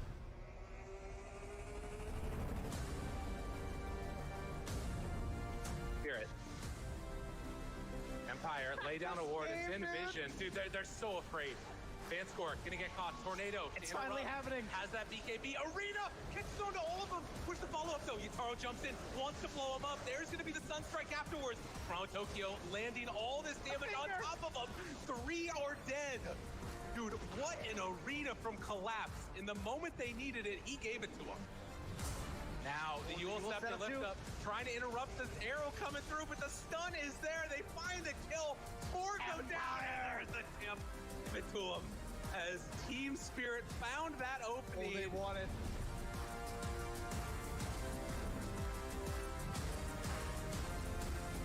Arrow sentry combo on the low ground.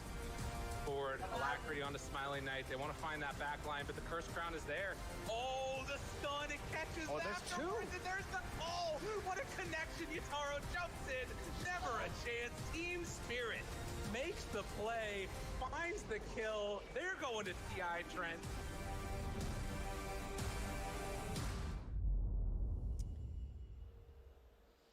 So I guess Invictus Gaming, they're going to be banning Mars in the next draft? Yeah, it's kind of weird. You see all those highlights, like collapse on the Mars, collapse on the Mars. Oh, wait, look, it's collapse. He's Marsing, you know? And we talked about it. We knew it was happening. They obviously knew it was going to be there, and then he performs like that. So, yes, good one. This is good insight. You're learning fast. Oh, thank you so much. I'll try not to get too ahead of myself, but it did seem like the arena was the common theme in Yutoro's success on Morphling, especially our first rampage of the main event. Trent, you've got some stats. Yes, our helpful stats department here, thank you very much, has provided us only the 5th rampage ever in the TI playoffs. I thought there would have been double that at least. Yeah. That's crazy. Yeah, Committed by an 18-year-old.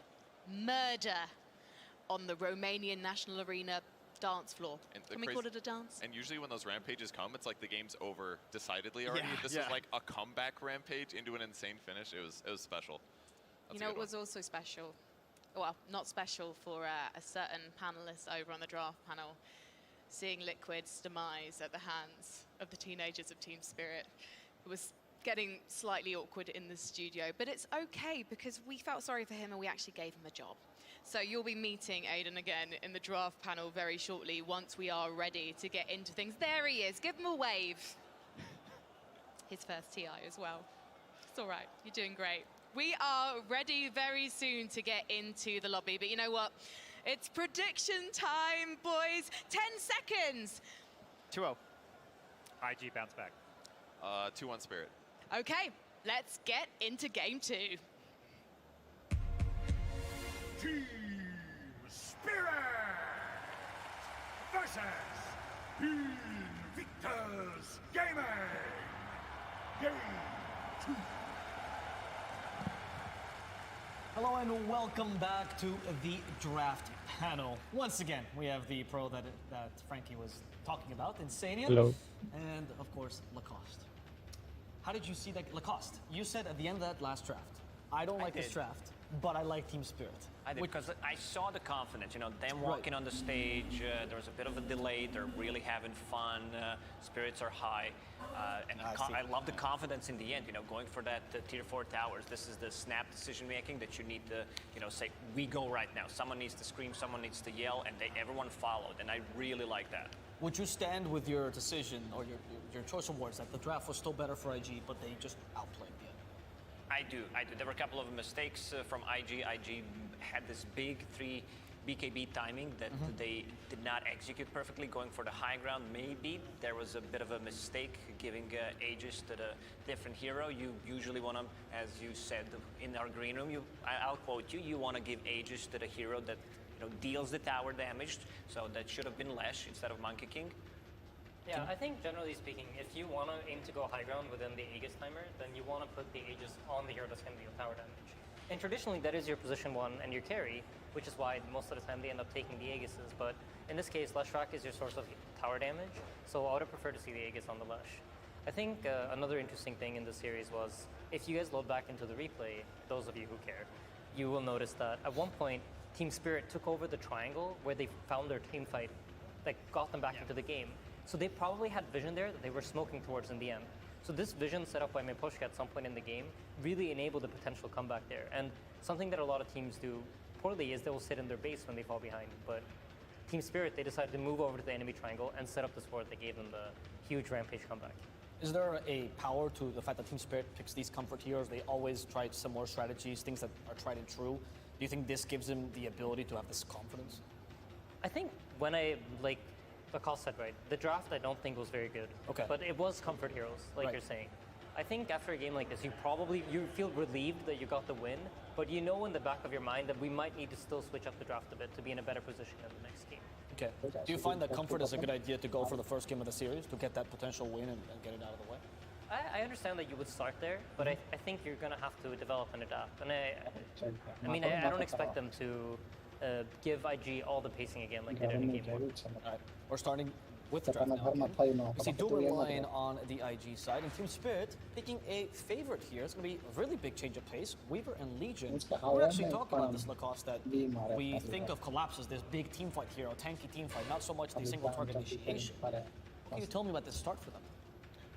This is something that's going to provide them, again, Legion Commander got banned out in the second phase after IG picked Lion in the first game, so it's a dispel mechanic, it's a free BKB once you get a shard, 1.75 seconds, and it's also a decent amount of heal against the Doom that could, make the difference, whether you die or not. Also, Fever, we still don't know where it's going to go, judging by the team Spirit, the way they played it. It's probably going to be that position 4, the classic standard build, Spirit Vessel into Aghanim Scepter, and then Aghanim Scepter, you just get huge value. I already said at the start of the previous game that I really liked Mira on that Weaver, where he makes so much space, he gets tons of levels. Like, one of the good things about position 4 Weaver is that you're really survivable, and sometimes when you do a trade, let's say your offlaner dies, enemy safe laner dies, you get the free levels, you get the gold, and one of the reasons why the hero is so popular.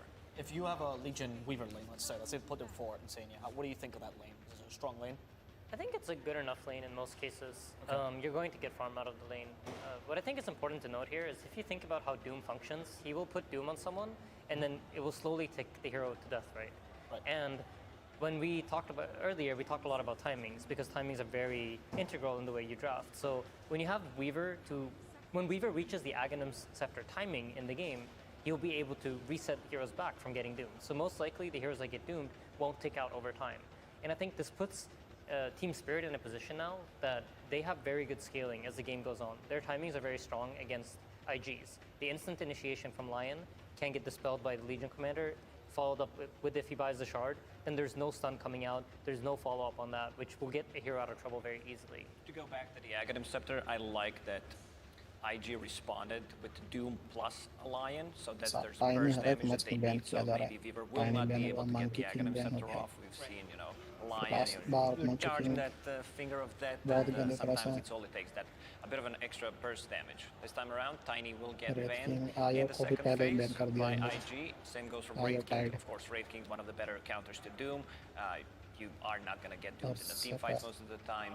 Tiny, it's a flex pick for Team Spirit. They played it quite a lot on the mid lane, and they also ran it on the safe lane when it's needed. This time, Team Spirit also got rid of the Monkey King, which they saw as a threat last game, and also, once again, melee offlaner, making sure that you want to have an easier lane here. Insania, could you tell me the strengths a bit of this Doom Lion as a starting combo? I think the nice thing about it is that it's fairly flexible. You can still run the Doom pretty much in any position. He's going to accomplish what he wants to accomplish. The Lion they ran in the safe lane the last game. It's played by Kaka, I think, pretty much exclusively on their team. But they have the ability to flex it between the safe lane and the off lane. So IG's sticking a little bit more to this idea of like, we want to have a more flexible draft. We want to be able to do what we want. I think the Lina ban from Team Spirit is something they should look out for. Chinese teams consider this hero to be very, very strong against Leshrac. And we noticed in the last game that Lina got banned. IG instantly went for the Leshrac. खाना बना रहा था on their mind to खाना खाने गया तो वो daddy का हो गया, बट मेरा वाला अभी तक बना नहीं था, तो बना के आया सब्जी। बहुत बहुत अच्छा पिक और बैन हो रहा है इस बार। पूरा एकदम 100% लगाना है आईजी को। लायन और डूम पिक हुआ है आईजी की तरफ से, और स्पिरिट में लास्ट टाइम भी था इनके पास लायन। 10 seconds remaining. काका का है Lion. 5 seconds remaining. Dire team pick. Terror को इतना जल्दी बैन किया हुआ। मेरे को विंटर अच्छा लगता है साला। विंटर का सब्जी खा सकते हैं most of the. Radiant team pick. Like winter में सब्जी ज्यादा मिलता है compare to like summer.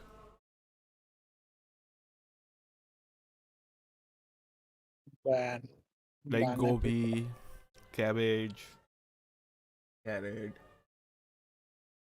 Like गर्मी में भी मिलता है कैरेट, बट वो वाला मजा नहीं आता है। बीन्स, वो क्या बोलते हैं, पीस या क्या बोलते हैं, पी। एक ऑफलाइनर पिक हो गया इनका, दोनों का ही हो गया। लाइक यू नो ओजी की तरह है कि लाइक हम एलसी को ऑफलाइन नहीं खेलेंगे, हम एलसी को सपोर्ट खिलवाएंगे तो अलग बात है, बट ऑफिशियली एलसी इज ऑफलाइनर, और एलसी का मतलब ये सबसे बड़ा फैक्टर है। स्नाइपर ये सपोर्ट हो सकता है शायद। स्नाइपर पक्का सपोर्ट है, पोजीशन 4 वो भी। वीवर को पता नहीं कौन सा पोजीशन खिलाएंगे लोग। पहले पिक हो गया, पहले ही पिक हो पाया, उसमें टाइम भी नहीं ले इन लोगों, पटाख से पिक। उनको एनिमी को देना नहीं है, हमको चाहिए, इसीलिए पिक कर लिया। और जैसे वीवर पिक हुआ उसी इंस्टेंट डूम सीधा। मतलब क्या है कॉन्सेप्ट कि उन्होंने पहला पिक कर लिया ना, तो उनको पता है कि उनका ड्राफ्ट वीवर के साथ ही चलेगा, क्योंकि वीवर सेफ लेनर या मिड लेनर कुछ भी हो सकता है। सपोर्ट वीवर बहुत कम देखने को मिलता है, हमारे गेम में मिला था कल। हाँ सीके ऑफलाइन हो सकता है, सेफ लेन भी जा सकता है, क्या पता। 10 seconds remaining. सेफ लेन होगा सीके? नहीं, मेरे को लग रहा है ऑफलाइन जाएगा, वीवर सेफ लेन जाएगा, और एलसी में फॉर सपोर्ट होंगे। हाँ हो सकता है। नीड अभी पिक होगा, लेस रैक या और मॉर्फलिंग तीनों। इस बार इन्होंने मॉर्फलिंग उठा लिया, इन्वोकर नहीं उठाएंगे वो लोग, उनके इन्वोकर प्लेयर नहीं है। मंकी किंग तो बैन है। हेलो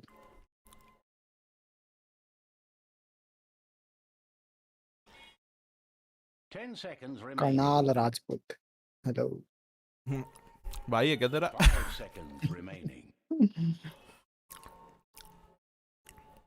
भाई साहब ये मैच देखने लायक होगा। लास्ट टाइम भी आईजी वालों ने क्या तो किया था, मतलब कमबैक कर लिया उन्होंने कमबैक कर लिया टीम स्पिरिट ने। जो वहाँ पे फाइट लड़ी वहाँ पे नीचे जो रोसान के पास, वही मेन फाइट होगी वहाँ पे। उन्होंने कमबैक कर लिया पूरा इंस्टा। और उनके पता था उनके पास बायबैक नहीं है। लास्ट पिक के लिए कितना टाइम ले रहे हैं लोग। 10 seconds नहीं remaining. अभी तो टाइम है ना, बैन कर रहे हैं ना अभी। टाइम ले रहा है फुल। 5 seconds remaining. बैंड के लिए फुल टाइम ले रहा है, पिक के लिए कितना लेगा? 2 घंटे बढ़ा दे क्या पिक के लिए टाइम? एक दिन में एक मैच रखते हैं। नहीं एक दिन में नहीं, यहाँ पे 2 दिन पहले पिक फेस कर लो। इनवोकर बैन हुआ, टेरर ब्लेड बैन हुआ, टीए भी बैन हो गई। टीए नहीं छोड़ेगा ना, उनके पास मोबिलिटी बहुत मतलब ज्यादा है टीम स्पिरिट के, तो उनके मिड लेनर को मतलब और मोबिलिटी चाहिए। 5 seconds remaining. Team spirit mid अब क्या खेल सकते हैं? बंकी भी बैन है, इनवोकर बैन है, स्टॉर्म स्पिरिट बैन है, टाइनी भी बैंड है, टाइनी भी गया है, टीए भी गई, लीना भी गई। अभी भी वो नहीं बैंड हुआ लेशरैक। मेरे को वही लग रहा है, पर इस बार अभी आईजी वाला कर सकते हैं लेशरैक को बैन शायद से। क्योंकि last ban Shadow Fiend Queen of Pain को बैन किया यहाँ पे टीम स्पिरिट ने। मेरे ख्याल से शैडो फ्रीड अच्छा पिक होगा टीम स्पिरिट का। लाइक टीम स्पिरिट के पास फर्स्ट पिक है और इनका बैंड बहुत इफेक्टिव है। लाइक देखना पड़ेगा ये क्या बैंड करते हैं, इनको क्या लगता है कि सामने वाले का ड्राफ्ट में क्या आ सकता है। लाइक इनके बैंड के बाद अगर 1 सेकंड में उन्होंने पिक कर लिया तो समझ लो कि इन्होंने सही बैंड किया।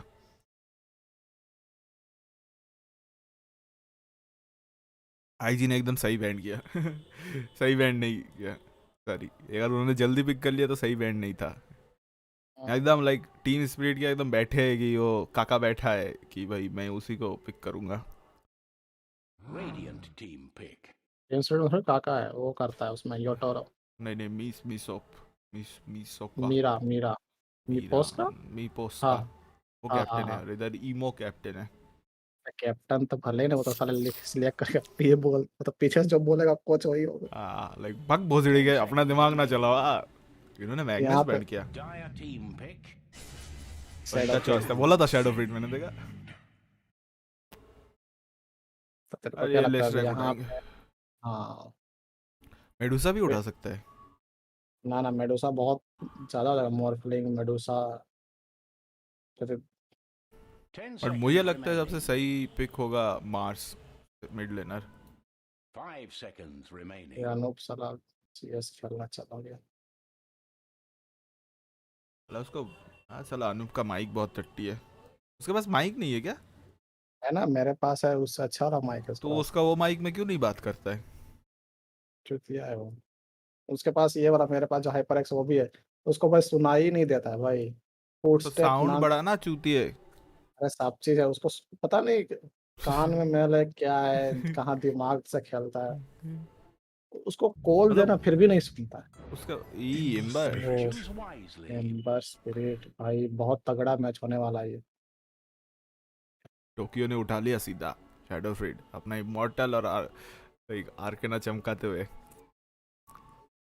लाइक कोई गरीब नहीं है इनमें से, लाइक बेन ही एकमात्र गरीब है, उसका इमॉर्टल ही सस्ता है भाई। ये स्नैपफायर का ये जो आइटम वो बहुत महंगा है, पता है? स्नैपफायर का सेट ही। गन की जगह क्रॉसबो यूज कर रहा है। मैं बैठा हूँ इस बार टीआई में कौन सा हीरो दिखाएगा, पता नहीं दिखाएगा कि नहीं दिखाएगा। दिखाएगा नया हीरो का, दिखाएगा ट्रेलर। सीके के पास मस्त सेट है, उड़ने वाला घोड़ा। मतलब वो घोड़ा नहीं है पर वो है चिड़िया है। पंछी। वो राफ्ट गेम में उड़ता था ना, वैसे टाइप का। वो नया गेम साला आ ही नहीं रहा है कोई। डूम के पास का सेट देख, पीछे 2 सांप है, वो जो आया था उसमें वोटिंग उसके वाला। पास हाथ में भी है इमॉर्टल और उसका ब्लेड भी डिवाइन रेपियर है। तो इसके पास भी, एम्बर के पास भी 2 डिवाइन रेपियर।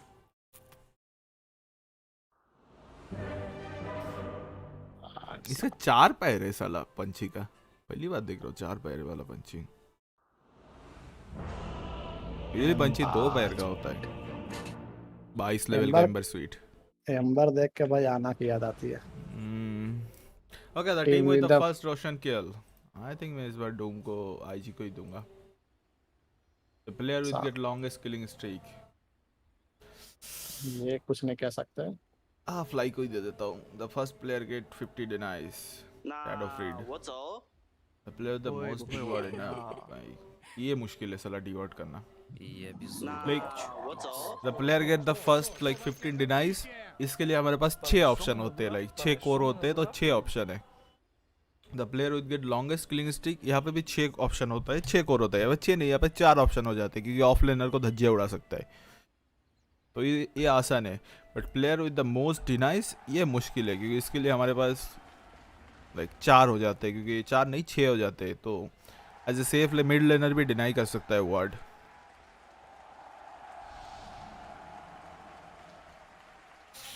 आई थिंक एम्बर ही दूंगा deward. Like Shadow Fiend भी डी वर्ड कर सकता है, वो भी डी वर्ड कर सकता है.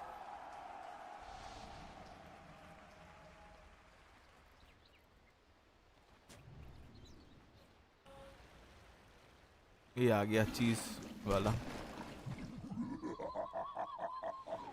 चीज वाला टॉन्ट पेन का.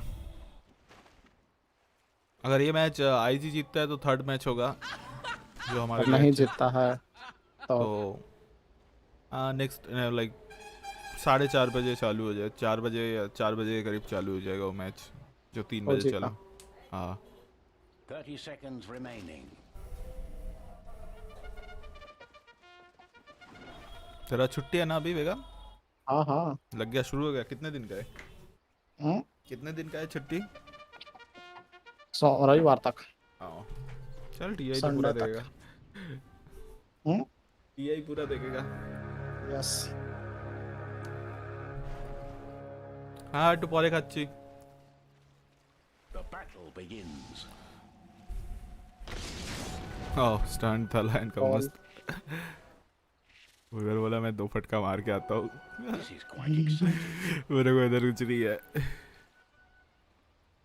ओके एम्बर स्पिरिट मिड है. अच्छा एलसी ऑफलाइनर है. ये सपोर्ट है सीके या फिर वीबर सपोर्ट है?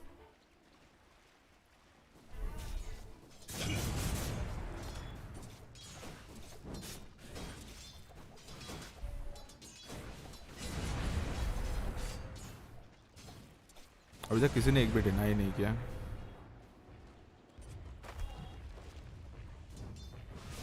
I get this. Like he is going to deny. Like Shadow Blade deny करेगा. कोशिश है. बट यार देंदी का Shadow Blade OP है. Like 10 मिनट में 41 denies.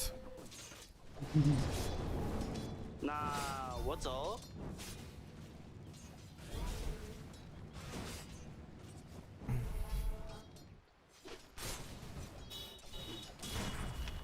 साउंड ऐसा क्यों आ रहा है इनका? पता नहीं. मैंने इसीलिए बंद कर दिया. बहुत बकवास साउंड आ रहा है उनका. एक बैकग्राउंड नॉइज आ रहा है उनके साउंड में.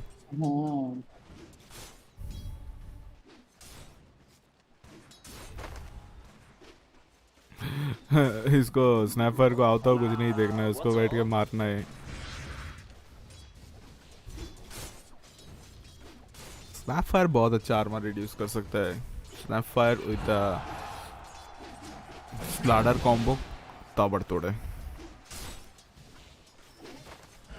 हैड टू पॉरे कच्ची. देखो मोस्ट डिवर्ड इसने कर दिया. आएगा.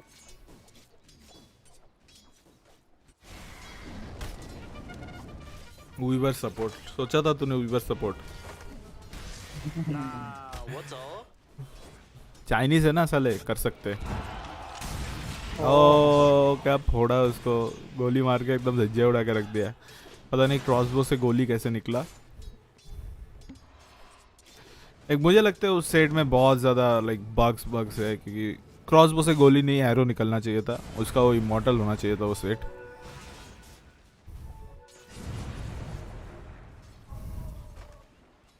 बहुत घटिया आवाज आ रहा है. मैंने किसका रखा है? इंग्लिश का ही रखा था, बंद कर दिया मैंने उसको. अब किसका रखा है? किसी का नहीं रखा है मैंने. वो वॉइस में सेटिंग्स में जाके वॉइस में उसको बंद कर दिया, 0 कर दिया. तो वॉइस बंद हो जाता है उनका. Not for you. It's all mine. So fuck you. ये गेम टीम स्प्रिट के जो ड्राफ्ट है वो मुझे ज़्यादा सूटेबल लग रहा है, पर टीम आईजी का ड्राफ्ट इतना बुरा नहीं है, एक अच्छा ड्राफ्ट है, लेकिन उनके पास काउंटर है सीके का, पर इनके पास भी लाइक ओ भाई क्या डॉज देखा, लाइक बोला था शैडो फ्रीड के पास सबसे ज़्यादा डिनाई होगा। वो अपने सोल के लिए करता ही है भाई। या लाइक दूसरे लोगों को उतना फर्क नहीं पड़ता है डिनाई से, उतना डिनाई पे फोकस नहीं करते, बट शैडो फ्रीड और इसी के साथ बेन मारे जाएंगे। मर गया बेन, मरेगा यार, लाइक उसने पकड़ लिया तो बेन के पास मौका नहीं है। ओ माना नहीं है इसके पास, माना होता तो फाड़ देता उसको। और यहाँ पे मेरे पे डबल गैंग नहीं, इधर हादसा बदल गया, शिकार करने आया था खुद शिकार हो गया, शिकारी खुद शिकार हो गया। आ रहा है शैडो फ्रीड, एक फटका मारेगा डबल किल मिलेगा। शैडो फ्रीड बता छोड़ो, जान दो, उतना मेहनत करके कोई फायदा नहीं है, focus on last hit. Shadow Fiend already 11 deny कर चुके हैं और मेरा लैग, हेलो लैग हो गया था मेरा। नहीं देखा, बैन हो गया। हाँ मोस्ट डिवॉर्ड में बाने हो गया, बैन क्या? शैडो फ्रीड उसको आगे नहीं आने दे रहा है, लाइक लिटरली एम्बर को। देखिए एम्बर के लास्ट हिट देखो 11 है, शैडो फ्रीड 23 पे और उसने 14 डिनाई भी कर चुका है, लाइक उससे डबल पे है एम्बर से। और टीम स्प्रिट अभी 2 किल में आगे बढ़ चुकी है। ओ मैंने ये चेंज नहीं किया, 0-0 लिख के रखा है, मैं इसको चेंज कर देता हूँ। टीम स्प्रिट 1 पे है अभी।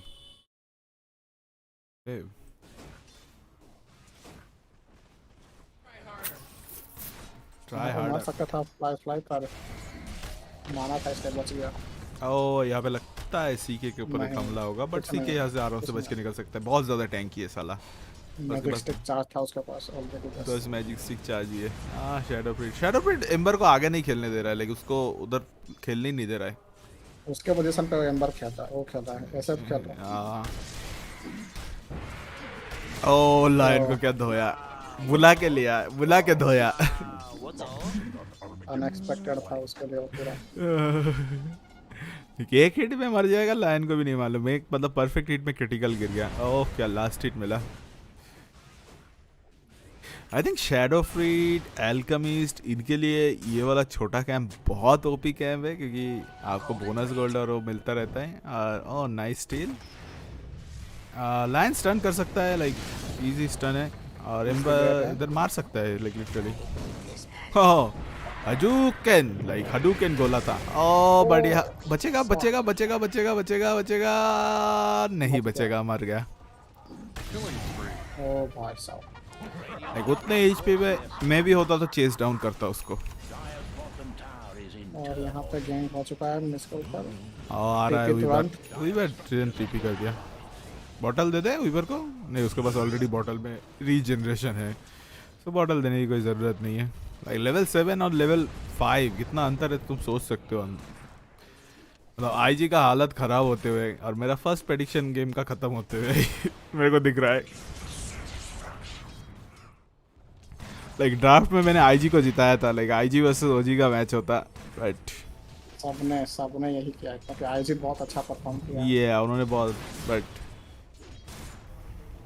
तो लगता आईजी वर्सेस एस्ट्रो हो गया। अरे यहाँ पे भी गया। एक्चुअली क्या होता है, वीवर जब अपना बच्चे छोड़ता है तब वो हर सेकंड आर्मर खा लेता है उसका, सो वो कॉम्बो बहुत अच्छा है। लाइक वीवर उसके पास आर्मर ही नहीं रहेगा डूब के पास, एंड ये आके सीधा धोके निकल जाएगा सीके। एक्चुअली इनके पास दोनों सपोर्ट जो है वो आर्मर रिड्यूस करता है, तो सीके शैडो फ्रीड भी आर्मर रिड्यूस करता है कोर में भी, तो वो भी काफ़ी अच्छा है। और बेन के ऊपर फुल ऑन फोर्स में यूज़ करने के लिए लाइक, बट फ़ायदा नहीं हुआ। ऑमलेट बना गया है आमलेट सीधा रस किया उसने।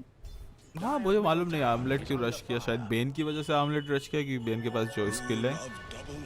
एलसी के पास आमलेट होना मतलब वो भाई लेन में बहुत ज़्यादा सस्टेन्स कर सकता है, लाइक उसका sustain like you no durability बहुत ज़्यादा बढ़ जाता है। ओ वार्ड ऊपर है, यही वाला वार्ड टूटने वाला है अभी, और इसके साथ बेन मारे जाएंगे, डुएल कॉल हो जाएगा एक। अरे वार्ड कहानी बदल गया।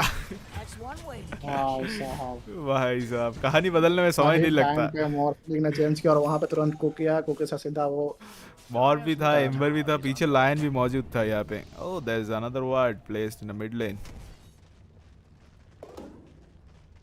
लाइक कहानी था वहाँ पे मेरे फैक्टर में, लाइक एलसी के फैक्टर में कोई गलती नहीं था।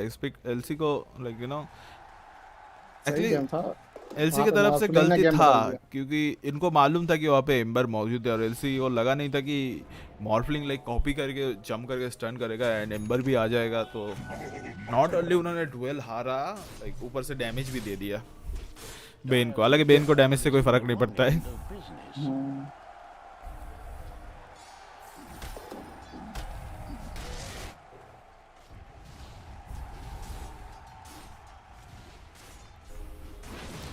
आईजी गो, आईजी चीयर करते हैं हम भी आईजी को इस मैच के लिए, इसके बाद चीयर नहीं करेंगे, इसके बाद बात चुदा है।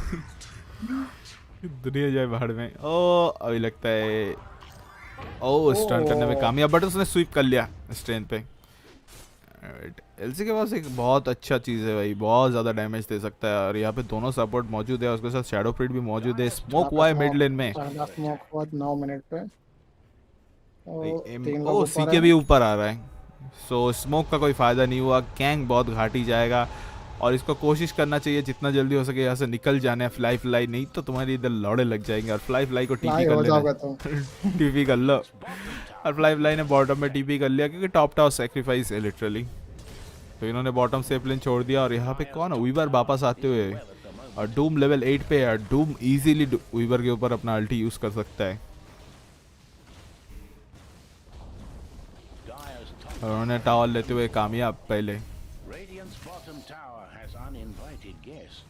एलसी मिड पे और एलसी के ऊपर यू नो एलसी धर दो पहुंचे जाएंगे। लायन नहीं मरेगा, लायन को मारना लाइक बहुत मुश्किल है। लायन के पास मोबिलिटी बहुत ज़्यादा होता है, लायन हमेशा अपना बूट रश करता है। पता नहीं वीवर क्या सोच रहा है वहाँ पे, कोपचे में बैठ गया है।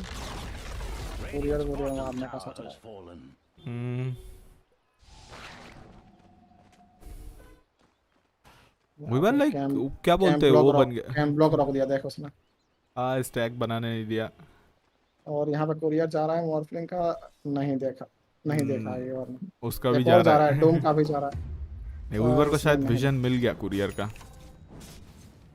रिटर्न में मारेगा क्या।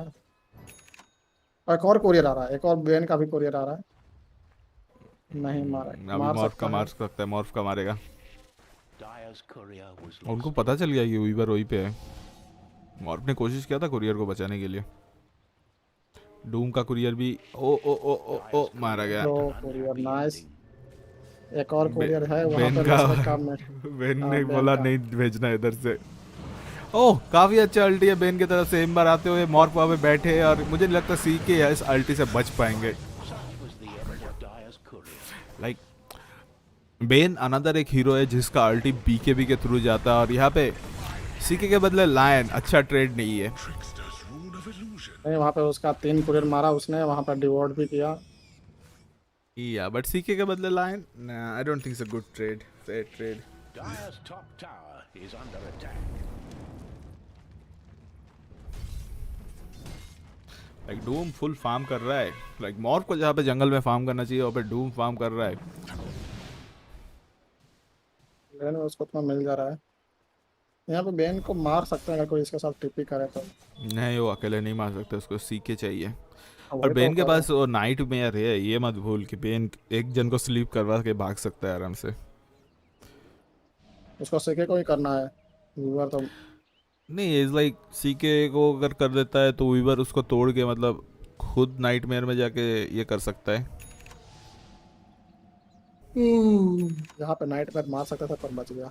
रेंज के खिलाफ। लाइक एलसी वहाँ पे मौजूद है, वीवर वहाँ पे मौजूद है एंड स्नैपफायर भी वहाँ पे मौजूद है एंड बॉटम लेन में मॉर्फलिंग पुश कर रहा है और इसके साथ स्मोक हो चुका है 3 जन का। तो मिड लेन में शायद मिड लेन पे एक गैंग देखने को मिल सकता है। स्मोक वर्सेस स्मोक फाइट, किसका स्मोक ज़्यादा पावरफुल है। इसके साथ एलसी का डुएल एम्बर के ऊपर बेन आ चुका है but Bane survive like save नहीं कर पाया। डूब ने बोला चलो वापस, mission failed, mission failed, abort, affirmative, negative, yes. Surgical strike failed हो गया इनका और इनका सर्जिकल स्ट्राइक कामयाब हुआ। किसने लिया? टीम स्पिरिट ने लिया? नहीं, उन्होंने टीम स्पिरिट नहीं पहले ले चुका था अर्ली में, उन्होंने सेफ लेन पहले उठाया था बट मिड लेन उठा लिया। मिड लेन का टावर निकालना मतलब बहुत ज़्यादा एडवांटेज मिलता है आपको।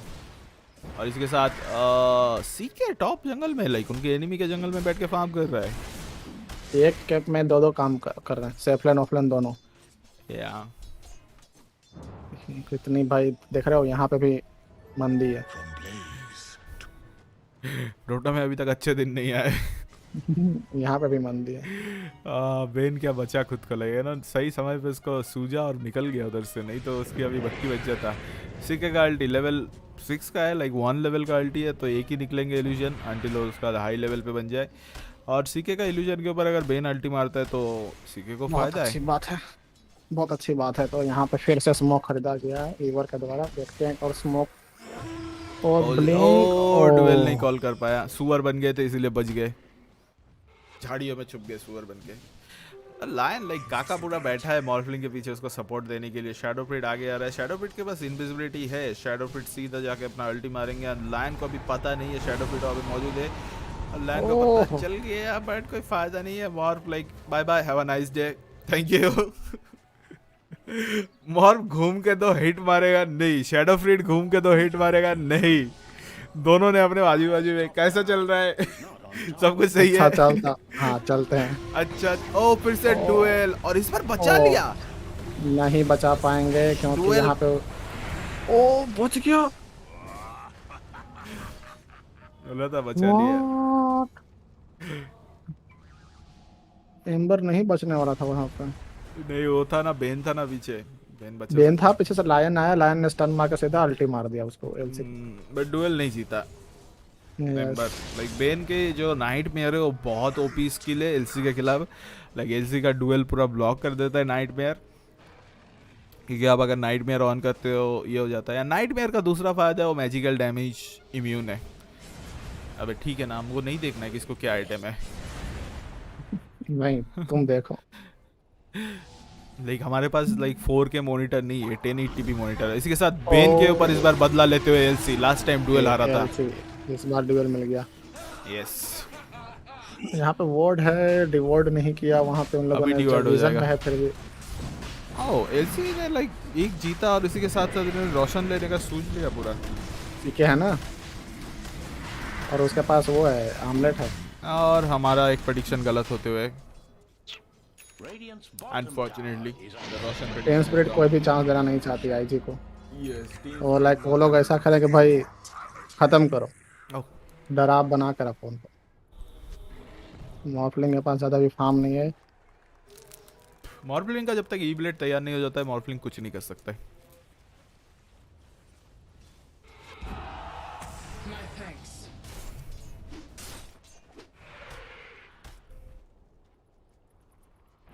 यहाँ पे वोर्ड है फिर भी ये लोग पता नहीं। और यहाँ पे बच निकलेगा आराम से, वर्ड तोड़ दिया, वर्ड दिख गया है पीछे। स्नैप फायर एलसी का डुएल, इस बार बच नहीं पाएंगे बट टीम बैकअप आ चुके हैं। डूम भी यूज हो चुका है, मॉर्फ आ रहा है पीछे से, उनके साथ सीके आ रहा है बैकअप देने के लिए। और मुझे नहीं लगता एलसी इस फाइट से इस डूम से बच पाएंगे बट मॉर्फ के पास डीओएल है ना, और एलसी डीओएल नहीं हुआ, एमलेट नहीं ऑन कर सकते ना डूम पे। अरे नहीं मुझे लगा वो है क्या बोलते हैं एजिस। एलसी के पास क्यों होगा, शैडो फ्लीट के पास है, ऊपर ही दिख रहा है। और डूम सरवाइव कर चुके हैं फाइट। नहीं डूम सरवाइव नहीं कर पाएंगे, डूम मारे जाएंगे। ओ डूम अभी कर लेंगे। Oh Lion, what a save, tip lion.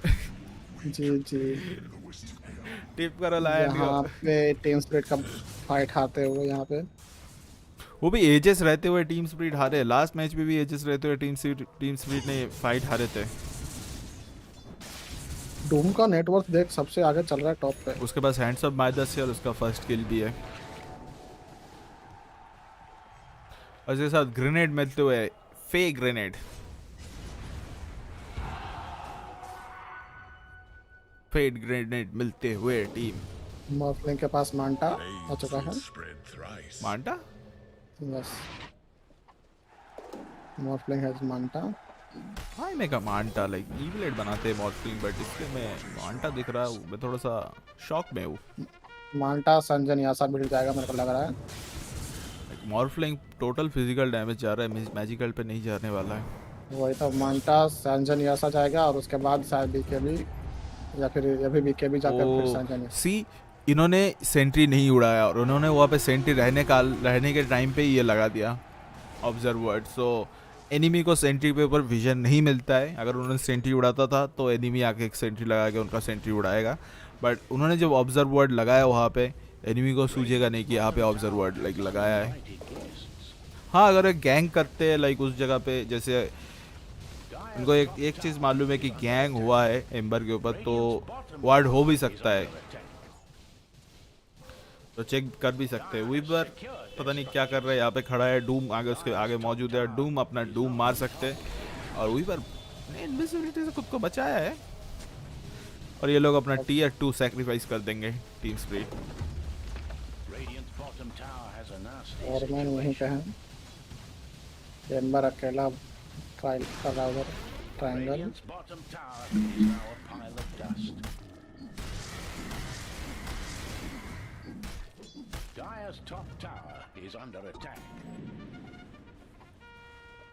But ये लोग भी टीम स्पिरिट के एथरलेंस बना रहा है। क्या बात कर रहे हैं, नशा करके बैठे हैं क्या सब लोग? कौन सा माल फूके हो? ये चीज खत्म होने को है अब। यस, लाइक टीम आईजी ने बहुत अच्छा खेला, क्योंकि जब उनके पास एजिस है तब भी उन्होंने बैठ के लाइक एक फाइट जीता, और एजिस के टाइम पे फाइट नहीं लिया, उन्होंने फाइट लिया और वो फाइट हारे हैं।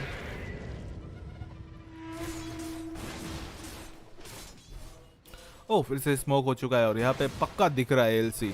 और लायन के पास ब्लिंक डैगर के साथ मछली एंड स्टर्न, बट एलसी को बचाने में नाकामयाब। लायन का अल्टी, बेन की अल्टी, डबल अल्टी और एलसी आउट। एलसी का आउट करना फेयर ट्रेड है।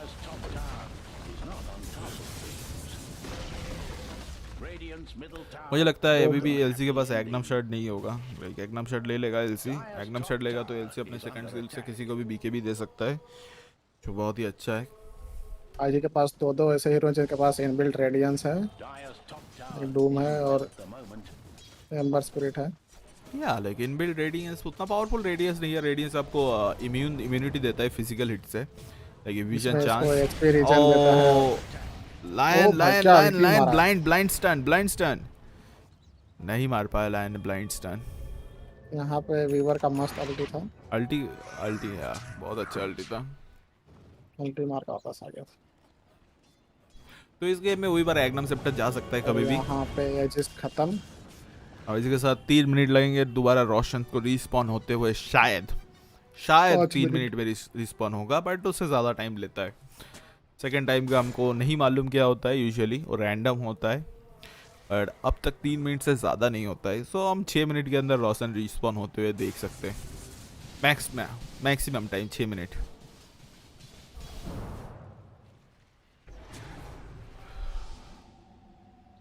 एक 3 मिनट से 6 मिनट के अंदर रोशन रिस्पॉन होगा, जो मैक्सिमम टाइम है। सो वीवर का अभी तक इम्पैक्ट नहीं आया गेम में एज ए सपोर्ट, जो इम्पैक्ट होना चाहिए। लाइक तुम लायन को देखो, तुम बेन को देखो, इनका सपोर्ट इम्पैक्ट लाइक जिसको पकड़ रहा है उसको मार के जा रहा है, बट वीवर नहीं कर पा रहा है उतना। और सीके ने ईथर लेंस बनाया प्रॉब्ली अपना first kill and second skill का लाइक जो मैक्सिमम रेंज बढ़ाने के लिए, लाइक मैक्स रेंज को मैक्स करने के लिए।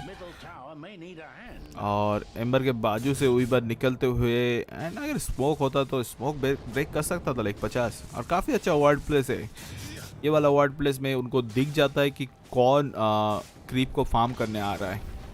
Please don't, I don't want to watch it.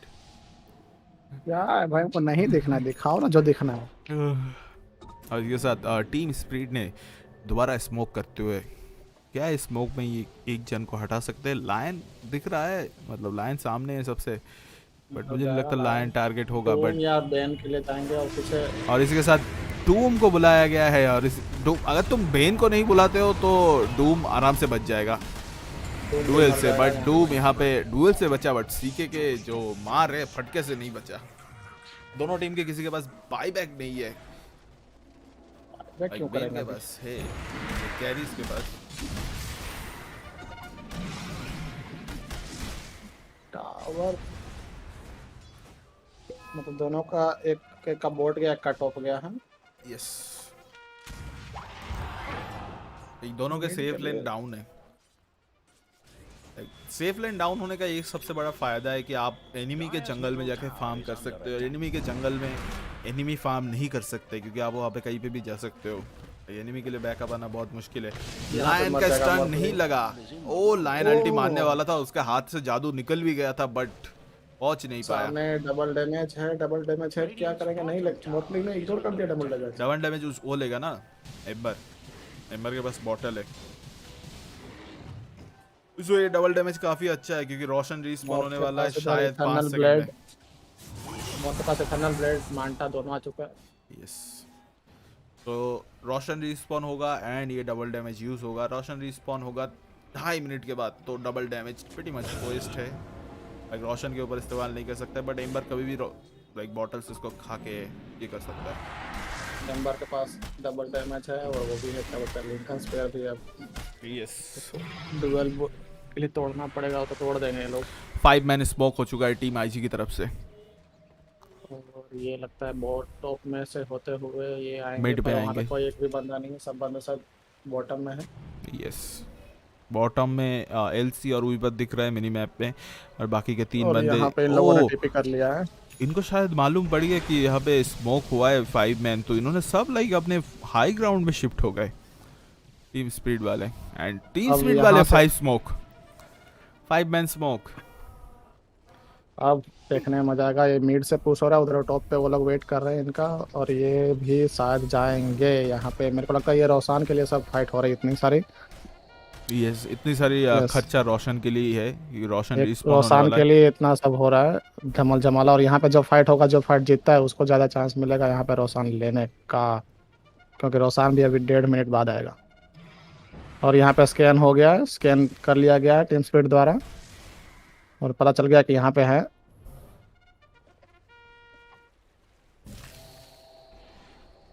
Roshan respawn होने के लिए अभी भी 1 मिनट बाकी है, और मुझे नहीं लगता डीडी अभी बहुत अच्छा होगा, मेरे को लग रहा है। काफी अच्छा रून मिलते हुए शैडो फ्रीट को रीच एंड रून मिल चुका है।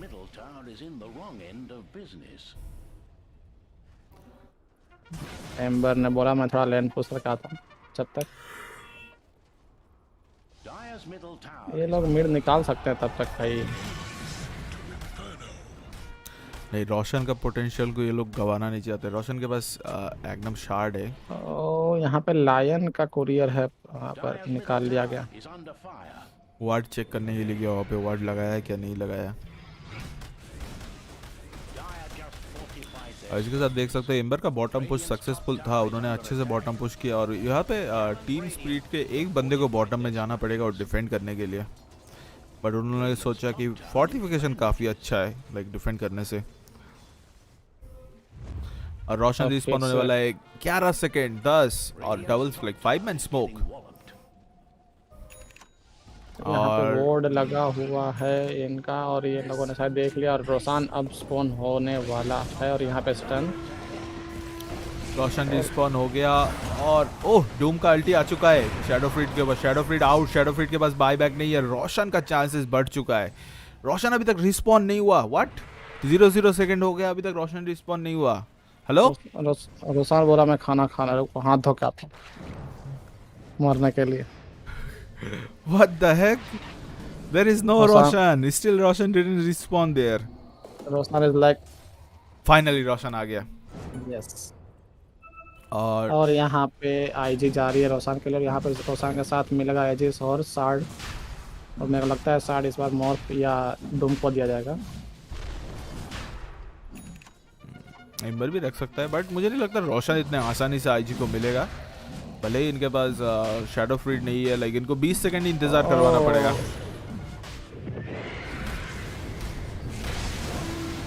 ओके, एलसी के पास शार्ड आ चुका है। Like that BKB huge support, बहुत ओपी सपोर्ट है। 6 सेकंड ले, 6 सेकंड के बाद अंदर ही शैडो फ्रीड आएंगे और मुझे नहीं लगता तुमको फाइट लेना चाहिए रोशन के, लाइक रोशन के लिए, क्योंकि वहाँ पे ऑलरेडी स्नैप फायर खड़ा है। स्नैप फायर सीधा जंप इन करेगा। शैडो फ्रीड आ चुके हैं। शैडो फ्रीड का रिस्पॉन होते ही ये लोग पीछे हट गए और अब ये लोगों ने घुसा है। अब ये लोग घुसे, अब ये देखने वाला बात है कब क्या होगा। और यहाँ पे लायन का स्टन ओके, शार्ड हुई पे अभी भी जमीन पे पटका है। ओह माय गॉड, ले लिया बीकेबी भाई, फक यू आईजी भाई साहब। जी हुआ, ये तो बहुत अच्छा हुआ भाई। आधे घंटे इसलिए रोशन नहीं यार, इसलिए रोशन नहीं आता। साला तुम लोग बकचोदी कर लो पहले। लाइक मुंह से निवाला वैसा सीन था आईजी के लिए। लाइक उनके मुंह से निवाला निकाल लिया टीम स्पिरिट ने। Like there was a huge bug, Roshan right time पे स्पॉन नहीं हुआ। अगर राइट टाइम पे स्पॉन होता तो ये रोशन आईजी का था। रोशन ने लाइक कम से कम 30 सेकंड बाद रिस्पॉन हुआ। फिक्स था बे, ये टीम स्पिरिट को जिताना है। या दैट वाज लाइक कुछ सबने आईजी को सिलेक्ट करके रखा है। भाई जिसने 15 सही करेगा वो तो साला 20 लेवल तक पहुंच जाएगा। अपने को क्या है। ओह हो एम्बर ने खुद को वीवर इस बार यहाँ पे मर जाएगा। विजन है। ओह एथर्नल ब्लेड और अल्टी दोनों एक साथ लगा, मतलब टपा। और यहाँ पे 25% बोनस डैमेज। उसके पास जेम था और जेम अब लायन के पास है। Huge loss, like Team Spirit ने बहुत ज़्यादा लॉस किया। और अभी भी हम गेम में देख सकते हैं डूम के पास नेटवर्क देखो 17 के 1 के ज़्यादा, लाइक 300 ज़्यादा नेटवर्क थे डूम के पास उनके टॉप लेनर से।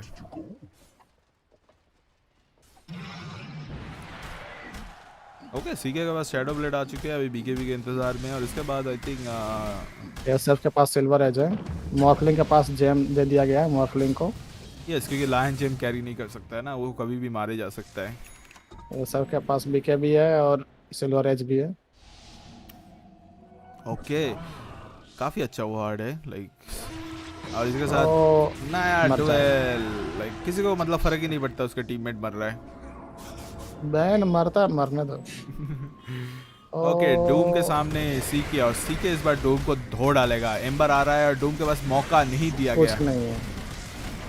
चेन नाइस वाह डूम, वाह क्या बोलते हैं, वहाँ से निकल गया और वहाँ से तुरंत आ गया था स्नैप फायर टीवी करके।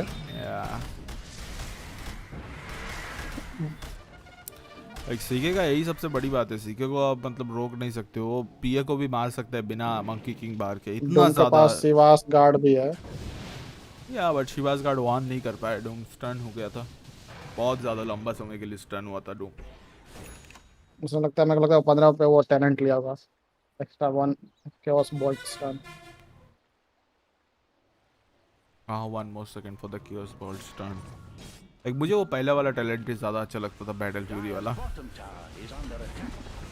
यस, उसमें उसका फार्मिंग पोटेंशियल बहुत ज़्यादा बढ़ जाता था।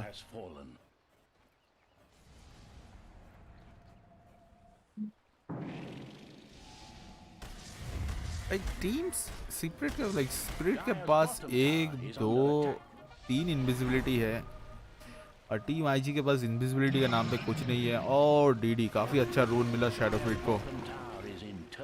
और 2-2 देख के पता चल गया इनको कि ये फेक है। और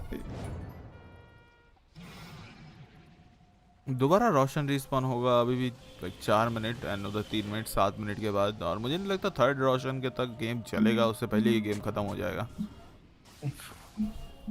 दोनों टीम इक्वल ग्राउंड पे, कोई ऊपर कोई नीचे नहीं है। लाइक 1 के नेटवर्क शायद इनका ज़्यादा है, बट वो मैटर 1 के उतना मैटर नहीं करता। 1 के हमने देखा है 20k से कमबैक करते हुए, तो 1k is like doesn't matter. 1 के उतनी बड़ी डील नहीं है। कोई भी एक टीम गलत डिसीजन, गेम खत्म। जैसा अभी आईजी वालों ने किया। या लास्ट गेम में उन्होंने बाईबैक के लिए पैसा नहीं बचाया था उनके कोर ने। वो भी और जाइया एजिस फाइट किया उसमें। या एजिस फाइट में ये तो मतलब शैडो फ्रीड से मतलब वो निकल गए क्योंकि उनके पास उतना ज़्यादा डैमेज नहीं है सीके को मारने के लिए। क्या लगता है ये T3 निकाल पाएंगे? यस T3 आराम से निकाल लेंगे। सब पीछे तैयार हैं और यहाँ पे 3 TP। लाइक बेन अपना अल्टी मार सकता है बट बेन अल्टी मारेगा नहीं क्योंकि उनके पास एजेस मौजूद है। डबल अल्टी। अभी बेन एकदम आराम से बैठ के अल्टी मार सकता है शैडो फ्रीड के ऊपर यार। विजन नहीं मारेगा। यस बेन अल्टी मार चुका है। बीकेबी के ऊपर अल्टी आता है। एलसी के ऊपर डूम गिर चुका है। टीम आईजी ने कमबैक करवाया। बहुत अच्छा फाइट हुआ। यहाँ से सीके टीपी मार लिया और ये स्नैपफायर मर जाएगा यहाँ पे इजी। लाइक ये चीज समझो कि सीके के ऊपर इन्होंने एक भी फटका नहीं मारा। सीके इज लाइक इनके लिस्ट में ही नहीं है, हिट लिस्ट के अंदर नहीं है क्योंकि सीके को मार नहीं सकते। सीके काफी टैंकी है इस गेम में। सो बेन ने अपना लाइक इमोशन को कंट्रोल किया जब तक उसका एजेस पॉप आउट नहीं हुआ। बेन ने अपना अल्टी नहीं यूज किया। लाइक उसका एजेस खत्म हुआ, बेन ने अपना अल्टी सीधा मार दिया। और लाइक शैडो ब्रेड को समझना चाहिए था कि बेन वहाँ पे है और बीके भी मुझे बचाने वाला नहीं है। और मुझे नहीं लगता टीम आईजी बाईबैक मतलब टीम आईजी यहाँ पे Tier 3 ले पाएंगे। लाइक बाईबैक नहीं करेंगे। फोर्स बाईबैक करवा सकते टीम आईजी। नो इधर खत्म। वीवर इधर निकाल दिया नहीं, वो पहले से निकला हुआ था। टावर उठ चुका था। ओ एक सेकेंड। तो टीम आईजी टावर नहीं निकाल पाएंगे थे। That fortification was OP. आया मैं पानी वाने पी के। यस एलसी का बीकेबी के लिए पैसा जमा रहा है। डूम शार्ट खरीदने का सोच रहा है। मुझे नहीं मालूम डूम के शार्ट से क्या होता है। लाइक डूम के पास है पैसा शार्ट खरीदने का but I don't know why he is saving.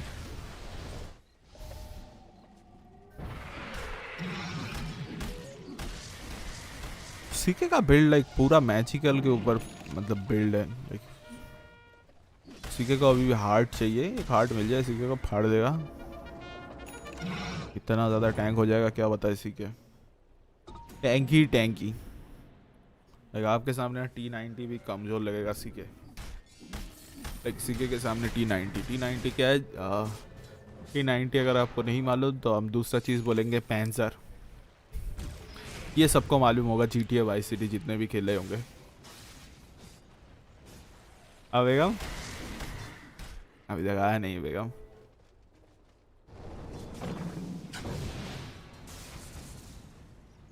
Like GTA vice city ऐसा एक गेम है जहाँ पे चीट कोड यूज करके भी खत्म नहीं कर सकते उस गेम को।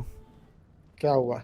मैं बता रहा हूँ। सीके लाइक अगर उसके पास हार्ट हो जाएगा तो पैंजर से भी ज़्यादा शक्तिशाली बन जाएगा। और पैंजर क्या है वो अगर अपने GTA बनाया सीके ने।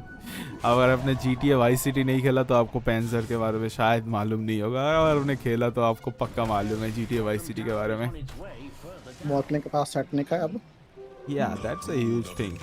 So the रोशन दोबारा रिस्पॉन होगा 15 सेकंड में या फिर उससे ज़्यादा 3 मिनट के अंदर रोशन मैक्स टू मैक्स रिस्पॉन हो जाएगा। और इसके साथ स्मोक नहीं है सबके पास। इनविजिबिलिटी है। लाइक इनविजिबल होके आ रहा है। स्मोक की ज़रूरत ही नहीं है। डूम यहाँ पे बली हो सकते हैं। बली का बकरा बन सकते हैं। और रोशन रिस्पॉन टाइम 0 सेकेंड। सो रोशन लाइक हाथ धो के आने वाला है। सो रोशन अभी रिस्पॉन हो जाएगा। और इस बार रिफ्रेशर मिलेगा शायद से। यस और ये मेरे लगता है डूम को ही मिलेगा रिफ्रेशर या तो बैन को मिल सकता है रिफ्रेशर। आई थिंक डूम को रिफ्रेशर ज़्यादा सही रहेगा। रोशन ने अभी तक अपना हाथ नहीं धोया। सो जब तक अपना हाथ नहीं धोता है तब तक। और ये रोशन के लिए क्या ले पाएंगे? स्मोक हो चुका है 4 मैन वहाँ पे। और एम्बर के ऊपर अगर ये आते हैं तो रोशन इसके साथ रिस्पॉन हो चुका है। और ये लोग रोशन के ग्राउंड में ही फाइट लेंगे। ओ एम्बर ने एक का स्मोक तोड़ चुका है। और रोशन रिस्पॉन होते हुए दिख चुके हैं। एंड रोशन के पास इस बार रिफ्रेशर ऑर्ब है जो डूम एंड बेन के लिए काफ़ी अच्छा है। और वहीं पे अदर हैंड शैडो फ्रीड के पास भी काफ़ी अच्छा है। रोशन पीठ पे बट रोशन पीठ पे एक भी वार्ड नहीं है। और शैडो फ्रीड एंड सीके के पास इनविजिबिलिटी है। Shadow Blade and Silver Edge मौजूद है। और टीम स्पिरिट को अभी तक भनक नहीं लगा कि रोशन लिया जा रहा है। और इसी के साथ रोशन रिस्पॉन हो गया, डूम को मिल गया रिफ्रेशर और वहाँ पे जेम गिरा दिया गया। जेम भी ले लिया। लाइक डूम के पास इतना ज्यादा आइटम है, वो क्या उठाए क्या ना उठाए उसको समझ में नहीं आ रहा है। और मुझे नहीं लगा था कि ये रोशन तक हम लोग मतलब फाइट देखेंगे, बट थर्ड रोशन भी आ चुका है। क्या पता शायद फोर्थ रोशन भी हमें देखने को मिल जाए। 100 मिनट का गेम भी हो सकता है। 100 प्लस। लाइक टीआई में अभी तक सबसे ज्यादा लंबा गेम था आई थिंक 112 मिनट का। सबसे नावी का था ना, बीपी का था शायद। नावी वर्सेस बीपी का था शायद, पता नहीं नावी का, बट बीपी का था मुझे लगता, जितना याद है।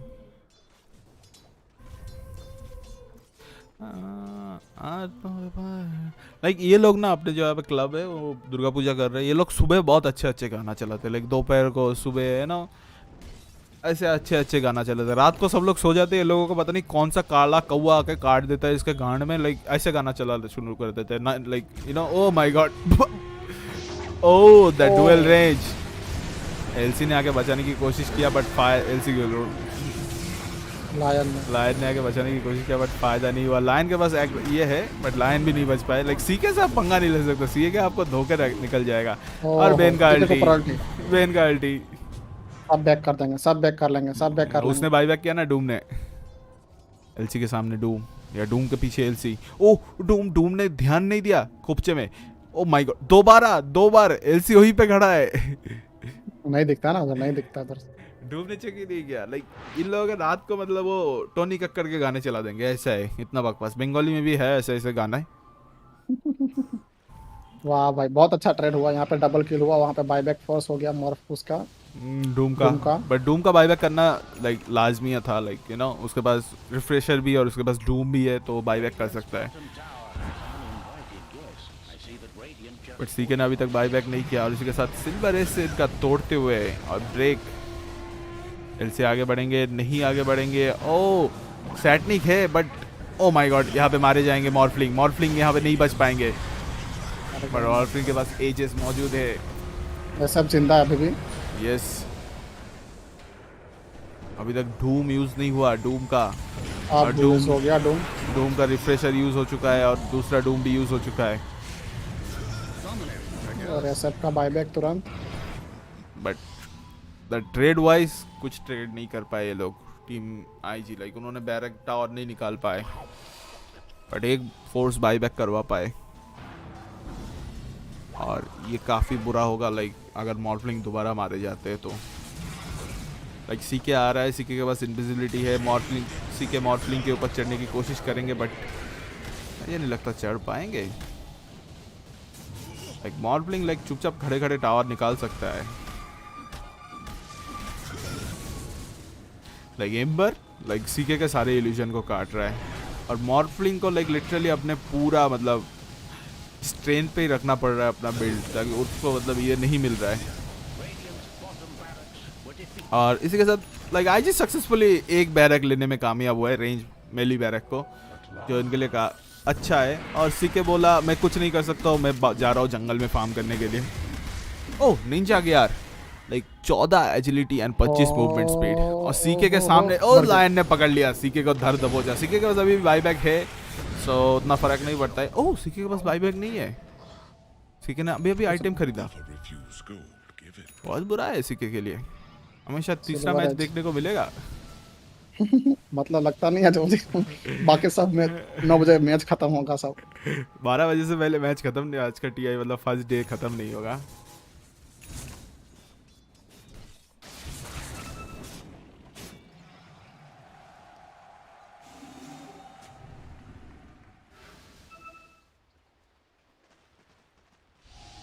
ओके शैडो फ्रीड का फिर से Silver Edge use. Shadow Fiend के पास अपना अल्टी है और उनके पास चार्जेस नहीं है। अपने चार्जेस है शैडो फ्रीड के पास, पता नहीं। यस उनके पास 20 है। एलसी का डुअल कॉल और मुझे ओ बेन ने बचा लिया। बेन ने मॉर्फ को बचा लिया। क्या मॉर्फ बच पाएंगे? नहीं बच पाए। मॉर्फ के पास बाईबैक है, मॉर्फ आ सकते। अभी नहीं, मॉर्फ ने बाईबैक कर लिया और मॉर्फ को बाईबैक ज़रूरी था क्योंकि टॉप लेन में उनका पुश हो चुका है काफ़ी ज़्यादा। डायरेक्ट टॉप ब्रेक्स मारा गया, मॉर्फ यहाँ आ गया तुरंत। यस, और सीके अभी भी 20 सेकंड लगेंगे और मॉर्फ दूसरा बैरक निकालने में कामयाब। उन्होंने जेम उठाया एंड ये लोग वापस जाएंगे क्योंकि भाई टॉप लेन में वहाँ पे जो मतलब क्रीप वेव है बहुत ज़्यादा है। डायरेक्ट टॉप टावर भी बैरक उठ चुका है, नहीं उड़ा क्या, उठ चुका है। ओ बेयरली सर्वाइव। बहुत ज़्यादा पैसा मिला यहाँ पे। और ध्यान रखने की एक बात है, टीम आईजी के पास 2 बाईबैक नहीं है, एक है डूम का, दूसरा मॉर्फ का। अगर ये दोनों मारे जाते हैं तो गेम वहीं पे ख़त्म हो जाएगा। भले ही पैसा है तो कोई फर्क नहीं पड़ता है, बाईबैक नहीं है इनके पास।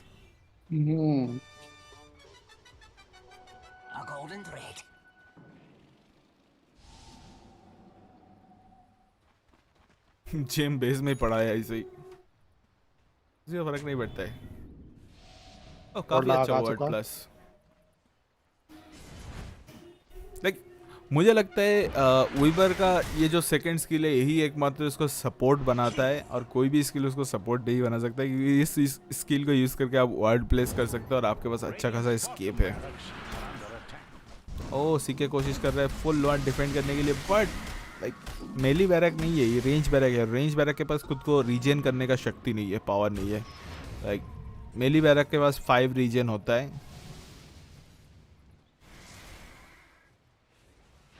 ओके दूसरा रोशन रिस्पॉन होगा लाइक 1.5 मिनट बाद, और इस रोशन में या 2 मिनट लाइक 1.5 मिनट से हम लोग 4 मिनट तक पकड़ लेते हैं, max to max 4 minute. And इस रोशन के पास एग्नम सेप्टर होगा। ओके आगे आते हुए मॉर्फ, बट यहाँ पे सीके का सिर्फ इल्यूजन ही है, धोखा है।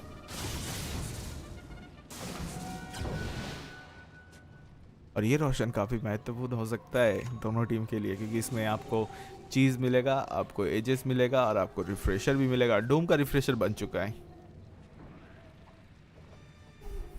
डूम का पास बाईबैक तो ऐसे भी नहीं है। यस सीके के पास बाईबैक होने वाला है, लाइक उनको 275-200 गोल्ड चाहिए। सीके का जितना पैसा देखो कैसे कम हो रहा है। लाइक मॉर्फ के पास भी बाईबैक मतलब 5 मिनट में नहीं है, डूम के पास अभी भी 2 मिनट चाहिए और उनके पास 1700 पैसे की कमी है, 1700 गोल्ड की। एम्बर के पास बाईबैक है और ये लोग रोशन के इंतजार में है पूरा। और इसके साथ Weaver out, Weaver deleted. Weaver के पास बाईबैक नहीं है 5 मिनट तक।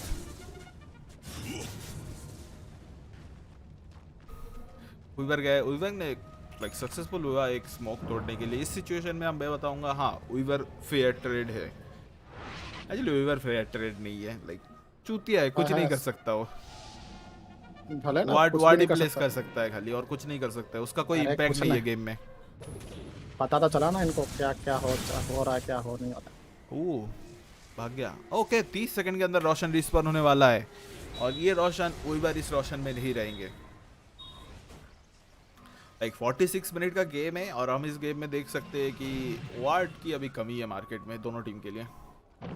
वार्ड और smoke, look at this, like 0-0-0, 1 सेंटी बचा है उनके तरफ से। उनके तरफ 4 है, इनके पास 1 है। लाइक हर 0-0 पे है।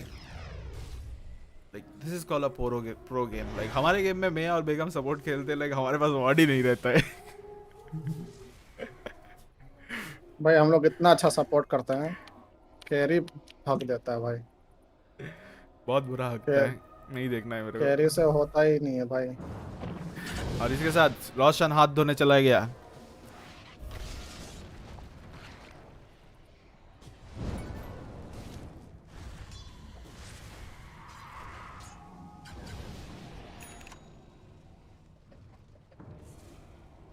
रोशन आ चुका है, रोशन के पास रिफ्रेशर एग्नम एंड चीज और एजिस।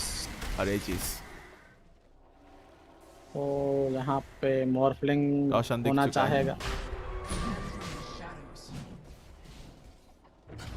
ओके सीके का इल्यूजन आ रहा है। तो एक चीज मैं बताता हूँ, अगर लायन कभी भी मतलब एग्नम शार्ट खरीद लेता है, वो इंस्टा सीके का इल्यूजन खा सकता है, इंस्टा। यहाँ पे फाइट तो होगा बहुत, और यही डिसाइडेड फाइट होगा जो भी होगा वो। यहाँ पे गेम आपका डिफाइन हो जाएगा क्या कौन जीतने वाला है इन सून 1 से 2 मिनट पता चल जाएगा कौन जीतने वाला है मैच।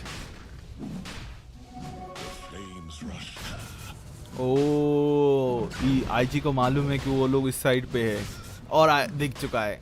वार्ड है ना ऊपर? नहीं इनका वार्ड नहीं है और इनको भी मालूम पड़ गया रोशन का एचपी कितना है। इसी के साथ स्नैप फायर का अल्टी मोर्टिमर केस आ चुका है और मुझे नहीं लगता टीम स्प्रिट यहाँ पे बैठ के कुछ फाइट लेके ये लोग रोशन लेने के लिए सोचेंगे और जिसका हाथ ज्यादा तेज है उसी का आइटम स्नैच हुआ।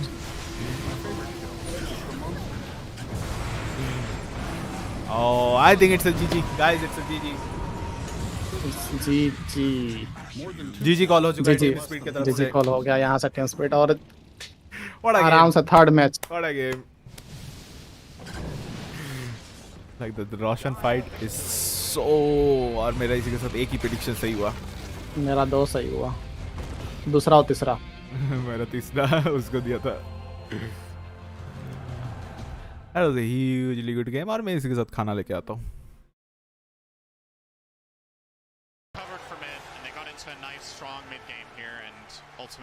ओह भाई साहब क्या मैच हुआ।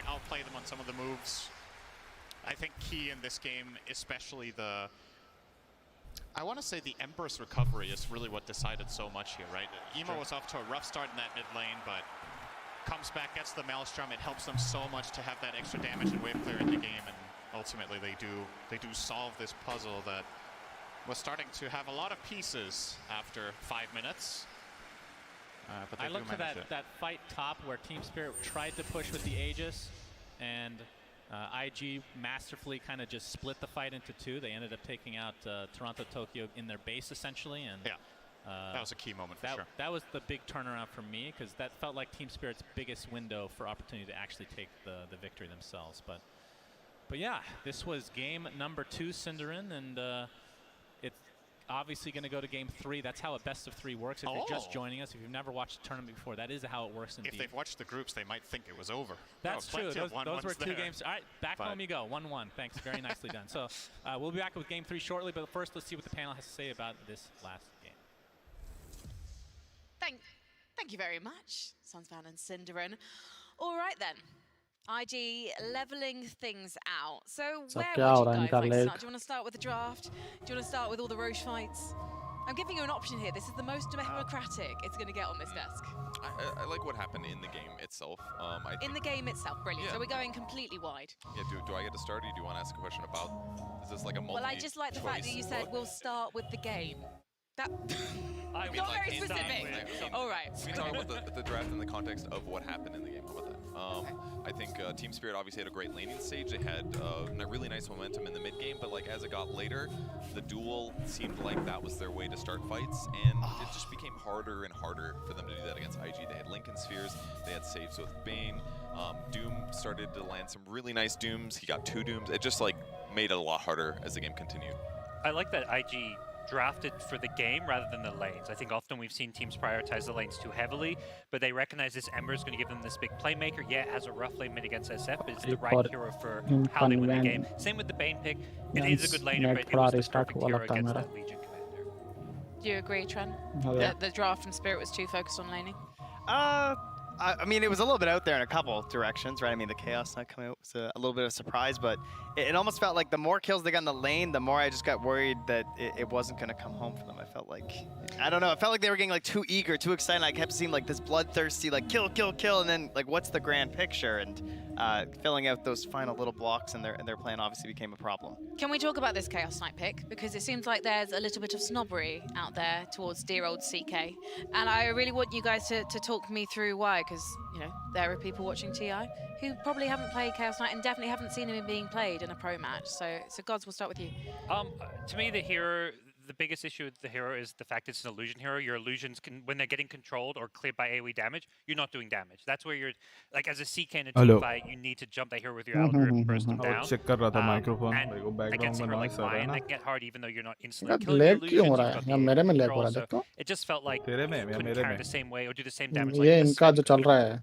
Yeah, he's hard to initiate with because you have to ulti first, then you have to get in reality refrained. You usually have to buy a blink for that. So it's like you have to plan ahead for the fight to start for like 2 seconds. And that's a giant window for pro players. Like you do not, like they're going to see you coming doing this. I would criticize his item build personally. I think Midas is a bit of a trap on the hero. It gives you a lot of attack speed, doesn't give you much damage. And yeah, like you might have some net worth farming issues on the hero, but it's like the goal on CK where you're most effective is where you win the lane, which he's good at. He's good at winning the lane.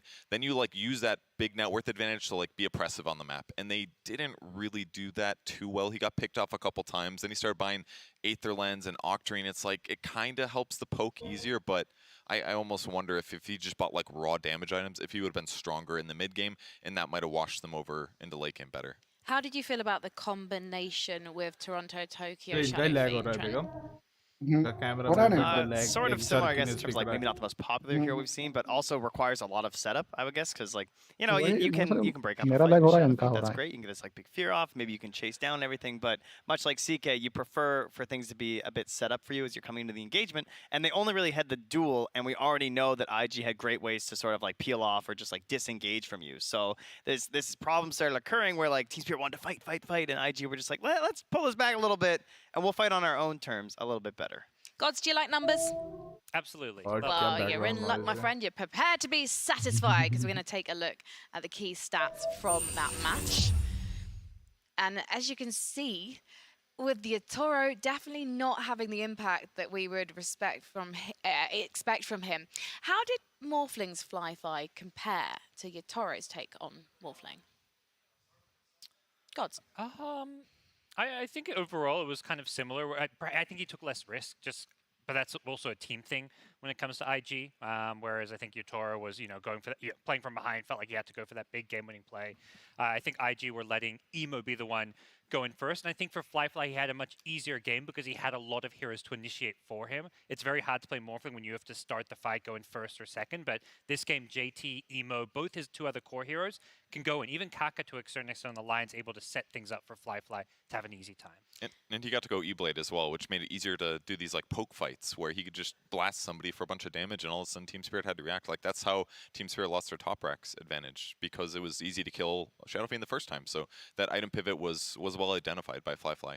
Yeah, and then you have like JT able to do such a good job this game because he's playing the Doom. So you get tons of gold on this hero as an offlaner. He almost doubled up on Collapse by the end of that game. Just gives you more options, more choices, and also he just played like an absolute beast on those initiations. Literally every single person in this studio watching that game was so into JT's Doom. What is it about Doom that makes him such a special pick and such a deadly one? Well, it's very satisfying. You know, you have so much control in the game, really. One of the most controlling heroes is an offlaner in the simple sense that your team can identify, particularly in Pro Dota, right? Pubs are chaotic, but Pro Dota, it's like, okay, we have a condition. We need to kill this guy. All right, how do we kill this guy? Let's get Blinkets. All right, well, someone deal with that. I will blink in, I will doom him, fights just one. And, you just charge after them in the chase down. Yeah.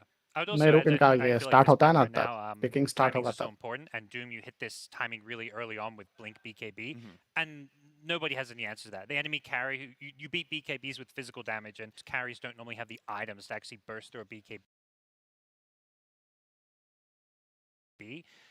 So BKB Blink Doom in the mid game is just like the king of any team fight. Well, talking of team fights, should we talk about Roshan? And Spirit's approach to Roshan, because the second Roche fight that we saw, it looked like it was IG's to win. And then the disrespect from Spirit, it seems like to be now the signature move of Spirit is exemplified by that second Roche fight. There is absolutely no respect being shown to the opponents of Team Spirit, is there?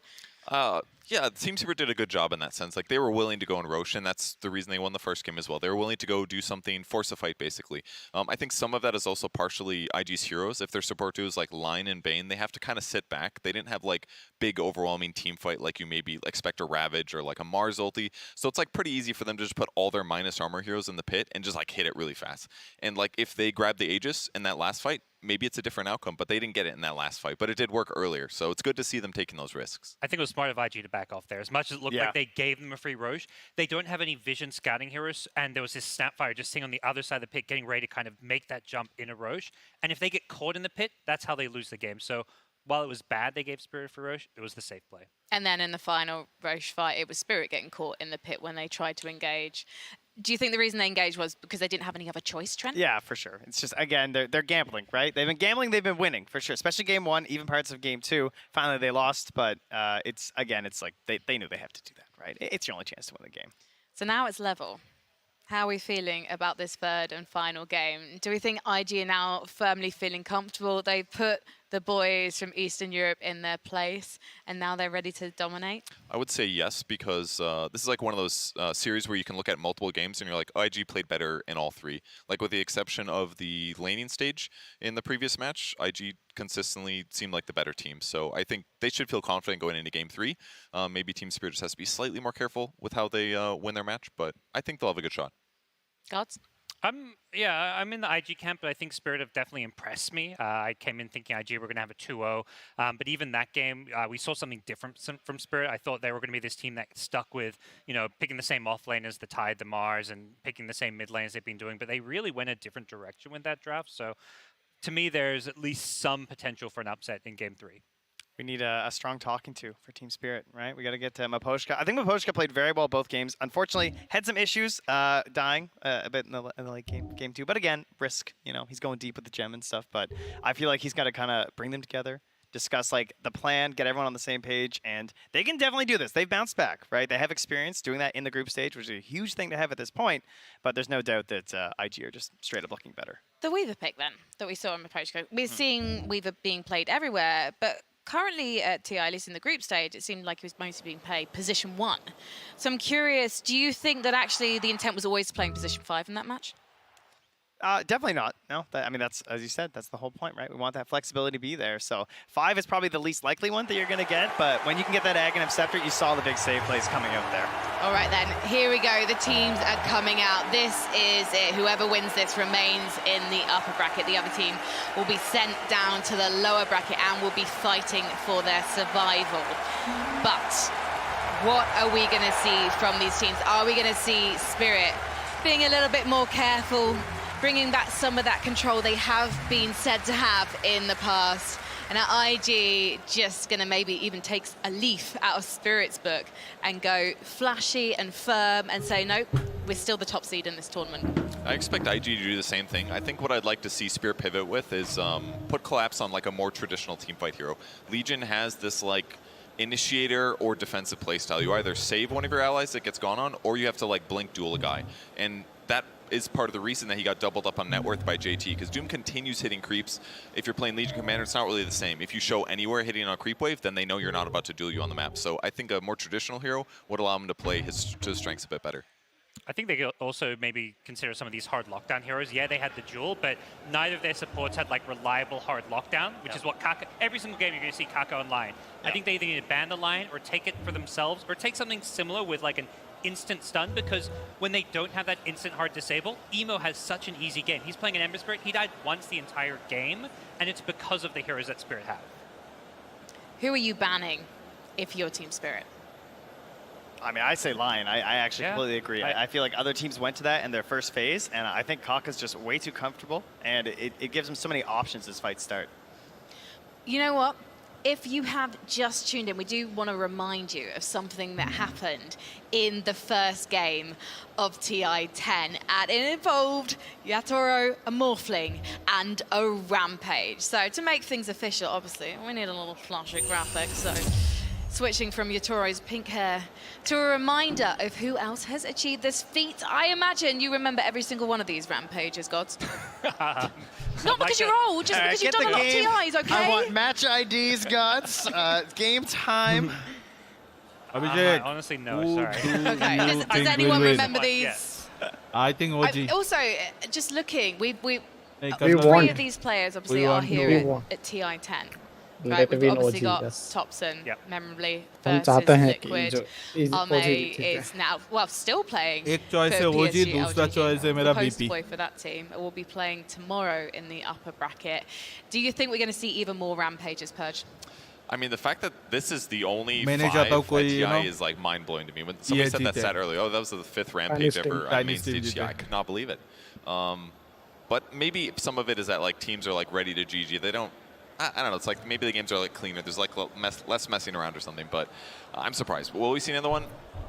Yeah, probably. Maybe one more. Yeah. ये क्या दुकान में जाके बोला होगा कि मेरा बाल लाल कर दो? Less likely than Sumail. I think Sumail's a better chance, like 2-to-1 chance that he gets it over. Wow. Nelson. So he has more Aegises than Rampages at TI. That's true. Yeah. That's impressive. Yeah. I mean, for Yatori, he's in good company. 3 of those players are TI winners, so, you know, not saying he's going to win TI, but at least you're in a group of 5 players who are some of the best who's played at TI. Who would you like to see Yatori play next match in चालू this नहीं third हुआ. final game? तुम्हें क्या लगता है अभिषेक कौन जीतेगा? Terrible eight if it's there, but I don't think it's going to be there. 3 बजे ओजी का टाइम था I think it's start very होने draft का. dependent. I think फिर there's 4 like बजे a, भी you want him तीसरा on this मैच hero हो रहा है. because he's played 12 6 heroes बजे लगता है in मेरे the को group होगा stage, ओजी so का. he is very 3 flexible. घंटा I think लेट the चल carry, रहा है. pick and carry role, you have to be able to react and wait till you see what अलग comes lower in the bracket draft में to मुझे see कोई what फर्क नहीं पड़ता fits है. the game. So I don't think there's like a you want to see him on this hero kind of factor for Spirit. And what about Collapse? Because it does seem like the synergy between their position 1 and position 3 is crucial. I mean, that's the same for all of Dota. It's a team game, isn't it? But given that we're probably not going to get to see him play Mars, who would you like to see him play, Poach? Tide is easily his number 2. He played very well in the group stage on it. Teamfight ulti can farm aggressively. Maybe something a little bit out of left field. Your Timbersaw type of heroes, I could see him doing well in that. May not fit the draft of the meta, but something like that. Something that can be high action. He can push his limits. He's a very talented player. I think he can fight against the best, and so give him something like that. Yeah, I think even though they lost game 2, I don't want them to abandon this idea of just like aggression. And I feel like Tide, obviously Tide is very good, and they had a massive success streak at the end of the group stage using the Tide Hunter. But I kind of want them to like hold on to this idea of just like the confidence they seem to have in this game and try and go for like that Night Stalker. I feel like that could really suit how well they're playing right now. Kind of make up for some of the issues they're having in terms of like the vision game and really give you like full playmaking opportunities throughout the entire match. Why? Why does it suit the playstyle you want to see them play? Because, you know, you gotta throw off these better teams a little bit. You gotta be willing to push things when perhaps they're not expecting it. I think that's why they're finding some success, why this isn't just a 2-0 wash right now. And Tide Hunter, it's much easier to punish because you have this massive long cooldown to deal with. Night Stalker has its own issues because of like the day and the night cycle, but it is still a little bit easier to work with, I would say. Do you agree, Gods? Yeah, and I would add on to that, like the majority of the time I feel like when underdog teams cause upsets, it's because they play super aggressive. Very rarely do you see an underdog team win a series against, you know, a more experienced or a stronger team on paper by playing passive, by playing safe and trying to play late game Dota. Yeah. All right. Yeah, that's exactly true. Like, because if you play like passively, they're going to get in their comfort zones, going to do the things they're used to. If you put them on the back foot, you get aggressive. Even if some of your goes are kind of weak, I really agree with what you said about vision. You need vision to make some of those aggressive dives, because some of the times those plays you're doing that are aggressive all the time, you're not going to see the heroes sitting behind them. So some of the times they will be sitting with 4-man. They're going to turn on you when you do go on them. So having extra vision from a Night Stalker would be a great way to give them the ability to make better decisions. And given that Spirit were able to dominate the laning phase in that last game but still lose the game itself, do you think that we're going to see them maybe have a slightly different focus in their draft that's shortly coming up? Is IG's focus going to be different as a result of the last one? It's I hard think to say. Spirits. Spirits? I just think the offlane is the पान thing खा they के might घुसा want है to swap. क्या? I love that they went for the Legion. ये It अजीब लग sort रहा of है ना? almost worked. कैसा लग रहा है साला? Maybe भालू do का it again if बच्चा there's not a Bane in the game. But other than that, I like to see them pivot back to more typical Like, मुंह फुला के initiating क्यों team बैठा fight है? sort of hero on collapse, so they can be aggressive and scale a little bit better. Do you want to see Night Stalker? Night Stalker, I think, has good potential, yeah. Generally, he plays more like stun-type heroes for lockdown, but because Night Stalker requires a little bit more coordination. Like, he'll jump in and disrupt enemy team fights, certainly, but he doesn't really, like, set up your team. It's more like lock out the supports from the fight while your team gets the rest of them, and that maybe isn't quite what he typically does in a game, but it could work. Is it bad for me to say that I want to see Underlord and I know we're not going to? But I'm holding out for not some point in the necessarily main true. stage. Really? Really? Got some tools. You're Yes, so every nice to hero in me. Dota is broken in uh some जा, way. Even the ones that we haven't picked yet. Vicky आ जाए offline में. I'm always attracted to the broken ones. That's what it is, boys. You know what? We're just about ready to get into the draft. Who is going to take this series? Let's soon find out. Spirit versus इस बार draft में आवाज आ रहा है इन लोग. Gaming. Game 3. मैं आता हूँ toilet जाके. हाँ तो 16 आराम से आता हूँ मैं. Dire team ban.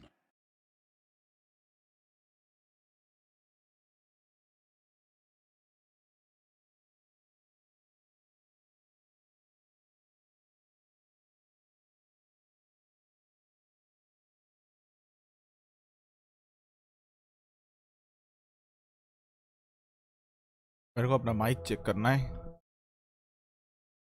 कैसा है, साउंड वाउंड आ रहा है क्या नहीं.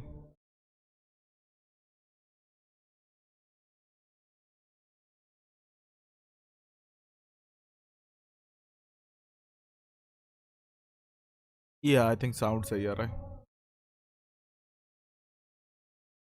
Yes.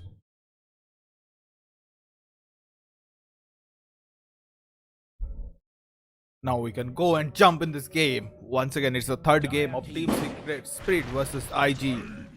इस बार टीम स्पिरिट ने कोई मौका नहीं छोड़ा, सीधा टाइनी को पिक कर लिया. टाइनी पिक बहुत अच्छा है इस सीजन में. लाइक टाइनी का विन रेट है, लाइक 100% नहीं है किसी भी हीरो के पास विन रेट, बट के पास थोड़ा सा ज़्यादा है, एवरेज से ज़्यादा है. लाइक 50%. 2 मैच में एक हारा नहीं, 3 मैच में शायद एक हारा है. 75% होगा ही. 5 seconds remaining. 4 मैच में 3 जीता. 3 मैच में 2 जीता is like 66%. 66 to 75. Radiant team pick.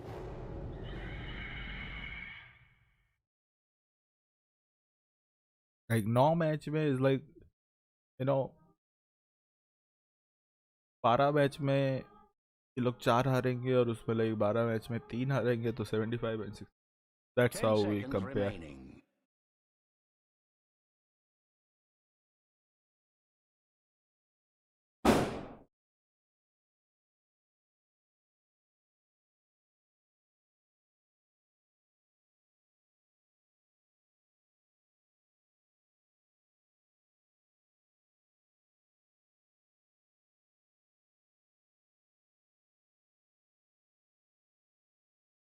होता है.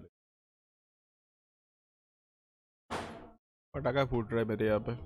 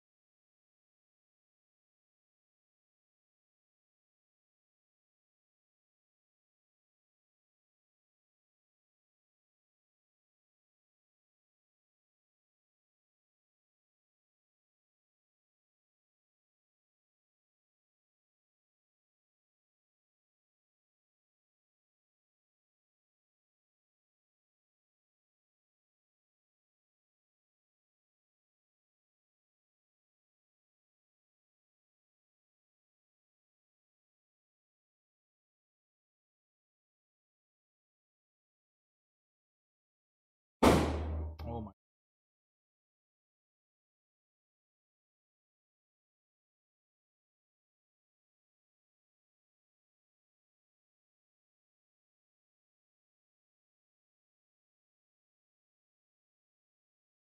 पता नहीं किस बात के पटाखे फोड़ रहे हैं. लाइक दुर्गा पूजा है, लाइक पटाखे ऐसे थोड़ी ना फोड़ते हैं. लेजेंड फोड़ दो. दोपहर को कौन पटाखे फोड़ता है? सुबह मेरा नींद टूट गया था इनका पटाखे फोड़ने से. मेरे को उतना प्रॉब्लम नहीं होता है, बट इरिटेटिंग लगता है. एंड मेरा माउस पैड पूरा पिघल रहा है. लाइक मैं पैड लेना. 10 seconds remaining. This is like melting down. 5 seconds remaining.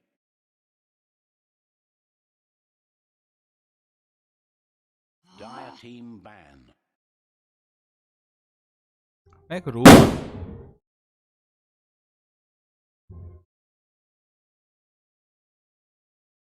दिया है साले.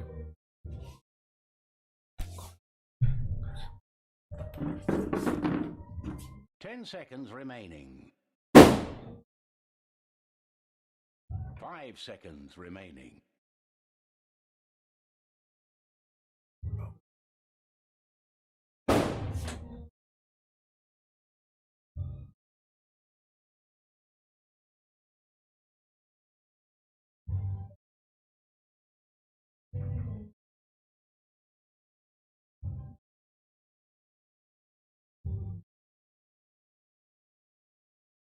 Dire team pick.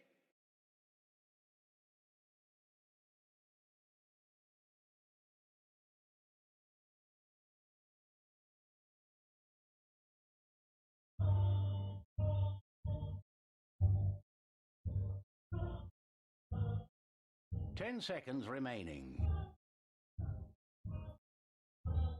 5 seconds remaining.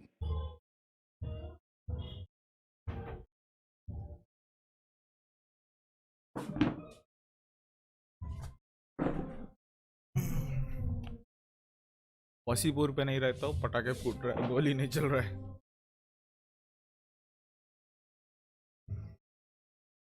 भाई घर के पीछे फोड़ता है, ऊपर से चिल्लाया है। भाई मैंने बहुत जगह देखा है जहाँ पे पटाखे फोड़ने के लिए अलग से जगह बनाया जाता है, वहां पे फोड़ो। घर के पीछे कौन फोड़ता है साले? मेरे घर में 2 सीनियर सिटीजन, 4 सीनियर सिटीजन है। मेरे मम्मी, मेरे पापा, पापा के बड़े भाई एंड उनके वाइफ, सब सीनियर सिटीजन के कैटेगरी में आते हैं। मम्मी अभी तक नहीं आई, बट पापा सीनियर सिटीजन में।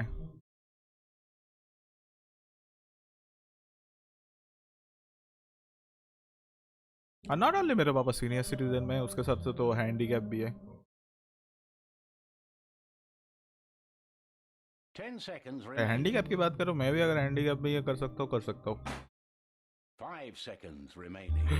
मेरे को तो हार्ड हैंडीकैप नहीं मिलेगा, लो हैंडीकैप मिलूंगा।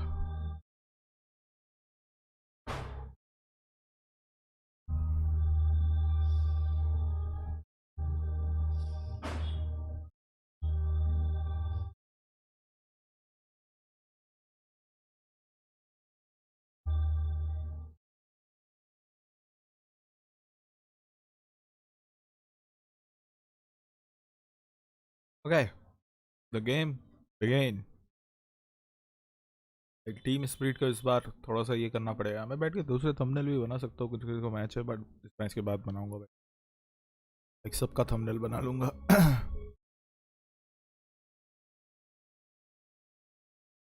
Radiant team. Dire team pick. Crystal Maiden. Juggernaut.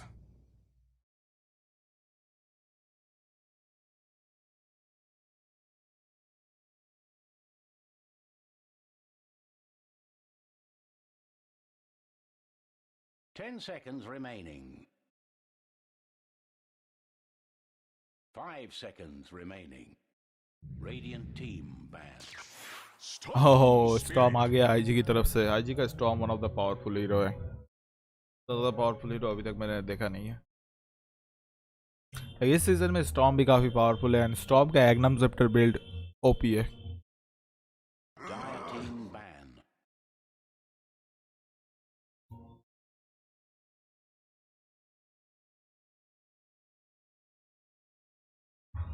Phoenix versus Snapfire. So Snapfire apparently not good. Phoenix is not good against a Snapfire.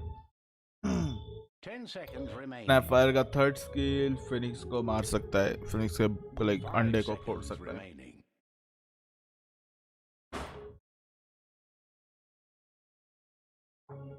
Radiant team banned. Phoenix का अंडा जो है वो ऐसा होना चाहिए, Phoenix जब मरेगा तब उसका अंडा खुलेगा, एजेस की तरह। उसकी तरह क्या बोलते हैं, रेड किंग की तरह। फिनिक्स का अंडा फूटेगा, देन ये चीज खुलेगा, तो मजा आएगा देखने में। 5 seconds remaining. Dire team banned.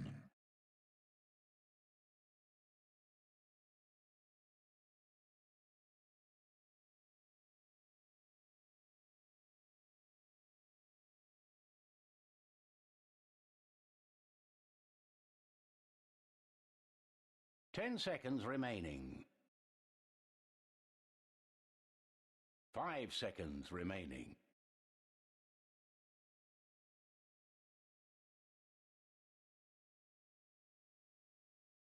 Ji by the way, जिनको मालूम नहीं है, क्या था वो कंपनी कफ्तान जो भी है पबजी का, उन्होंने सिनेमा हॉल से ये किया है, कांटेक्ट किया है। ये जो उनका जो टूर्नामेंट होगा फिर में इंडिया में हॉल में भी ये होगा, पीवीआर पे साथ कांटेक्ट किया है। पीवीआर में उनका स्ट्रीम होगा, यूट्यूब पे भी होगा एंड नॉर्मल पे भी होगा। आप थिएटर में जाके गेम प्ले देखोगे। किसके दिमाग में इतना चूतिया वाला आइडिया आया? बेगम चला गया। 5 seconds. बेगम का स्ट्रीम में भी चल रहा है। It also protects the storm in the same way. Is there any other hero?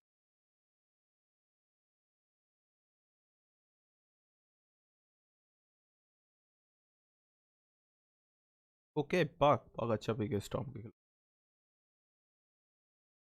पक्का सबसे अच्छा है कि लाइक साइलेंस कर सकता है। पर टीम आईजी को एक सेफ लेना चाहिए। 5 seconds remaining.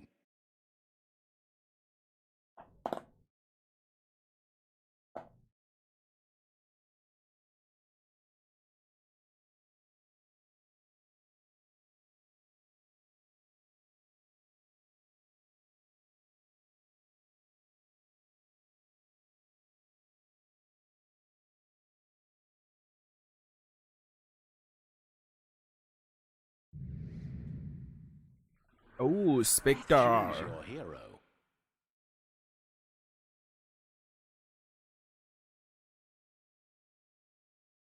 एक हो गया जगन्नाथ का आर्क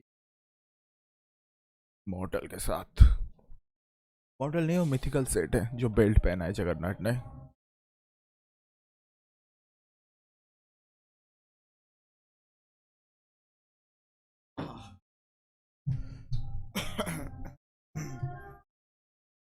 बेनी सबसे गरीब दिखता है इस गेम में। और आईजी ने तीनों मैच में बेनी साथ रखा है। सॉरी।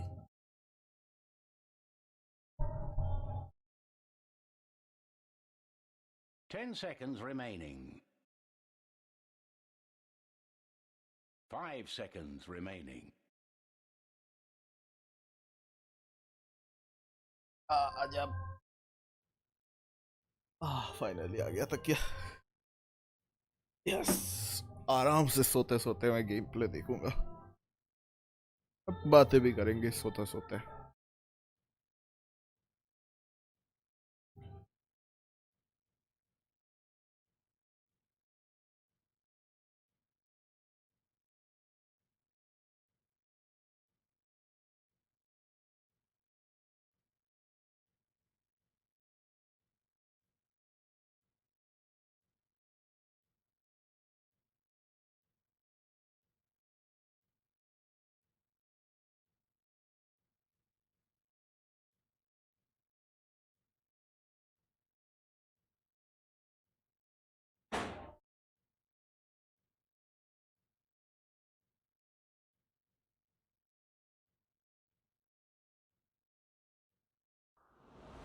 हेलो।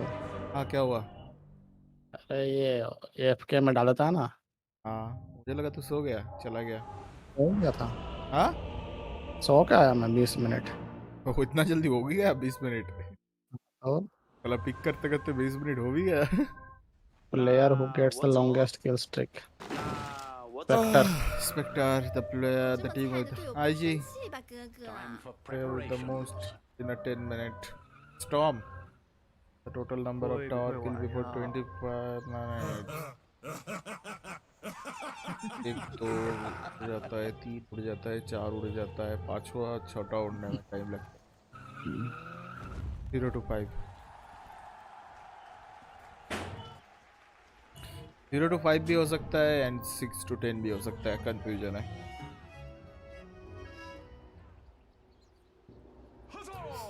अब 6 to 10 पे देना चाहता हूँ। 6 to 10। ये टावर उड़ा देंगे तेरे को लगता है 25 मिनट। 6 टावर उड़ाना है। दोनों टीम का काउंटेड भाई। टियर 1 का टावर तो उड़ जाता है ना एक बार उड़ना चालू हो जाए तो।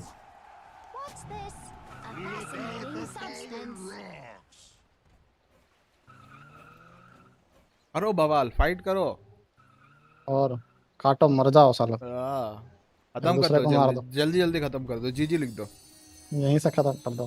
या टीम मेरे को स्पीड मार जीजी दिया, लिख मैं दे, नहीं खेलूंगा, टीम स्पीड बोल जीजी दो। लिख दे, ट्रोल कर दे, थ्रो कर दे।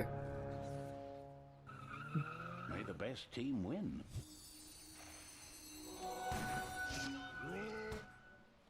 तो ज्यादा मैं लगाऊं तो दोनों टीम की इक्वली बाउंड्री है।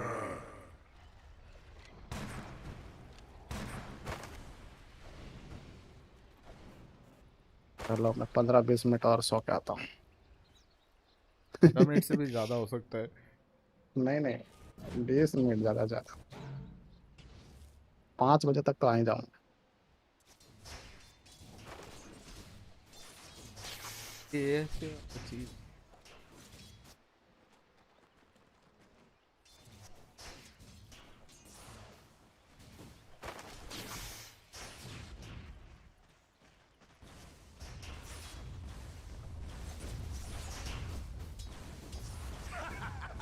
लास्ट हिट का इस बार बोलता तो स्टॉर्म को दे देता लास्ट हिट बंदा। I saw that. Good place. What's all? हाँ What's all? मतलब नहीं मालूम मेरे को। ये बात टाइनी ऑफलाइन है। टाइनी ऑफलाइन का एक फायदा है क्योंकि वो सपोर्ट किसी को भी डिलीट कर सकते हैं। एंड टाइनी का स्किल का कूल डाउन भी कम है, सो ऐसा नहीं है कि लाइक बेन की तरह बहुत लंबा कूल डाउन या फिर सीएम की तरह बहुत लंबा कूल डाउन, या फिर दूसरे ऑफलाइनर की ले लो मार्स। लाइक मार्स के पास स्किल कूल डाउन है बट किल पोटेंशियल बहुत कम है, बट वहीं पे टाइनी के पास किल पोटेंशियल बहुत ज़्यादा है। collapse can collapse anytime। एक ब्लिंक डैगर आ जाए टाइनी के पास, आराम से फाड़ना चाहता।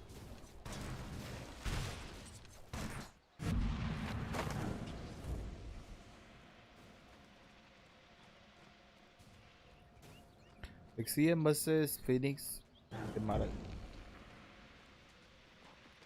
ही नहीं कर सकता इसके ऊपर। फिनिक्स के पास हालांकि फर्स्ट किल नहीं है। फिनिक्स तो कहाँ तक लेके जा सकते हैं कुरियर को। फाइनली सीएम किल फिनिक्स।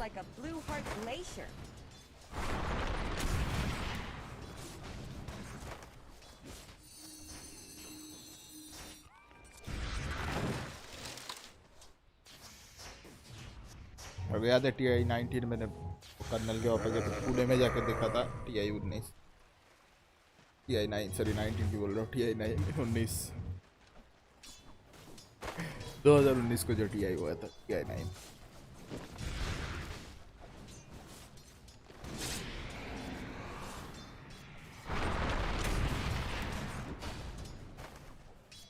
इस बार भी इन्होंने पैसा कमाया, बट इस बार का जो पैसा था वो TI में नहीं डाला।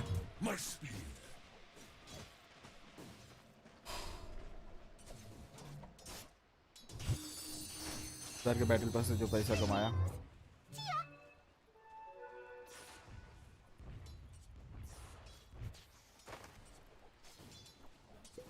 लास्ट हिट वाइज देखे तो टीम आईजी के पास लास्ट हिट ज़्यादा है, मार्स के पास लास्ट हिट कम है, स्पेक्टर के पास कम है, तो अपना भी पीछे नहीं है अलग। मिड लेनर से काफ़ी ज़्यादा पीछे, मिड लेनर से 10 आधा पीछे है, लाइक लिटरली। स्पेक्टर और इसके साथ बेन आउट होते हुए एक आसमान में चढ़ा, नीचे उतरा और सीधा गोली खाया। इसी को बोलते होगा आसमान से गिरा और सीधा मुंह पे गोली खाया।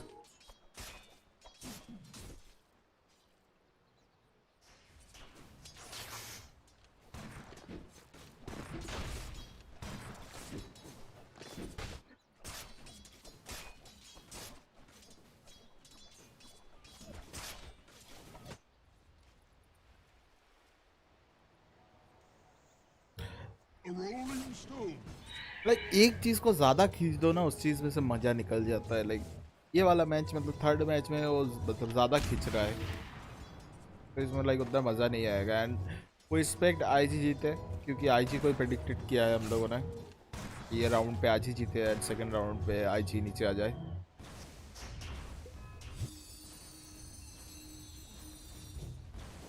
ओजी वर्सेस टीम सीक्रेट में ओजी जीतेगा।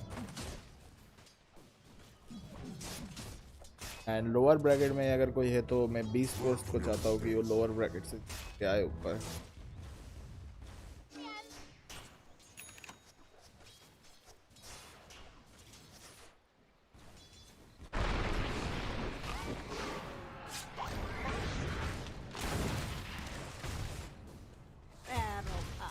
स्पेक्टर ने मारने में कामयाब।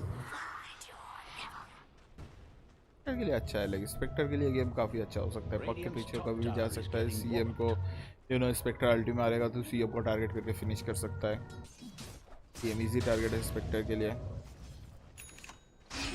इसके साथ पक ने फिनिक्स को पकड़ने में कामयाब। मार्स यार होगा मार्स के पास, और फिनिक्स बचते हुए एक पक्का अल्टी कहीं काम नहीं आया।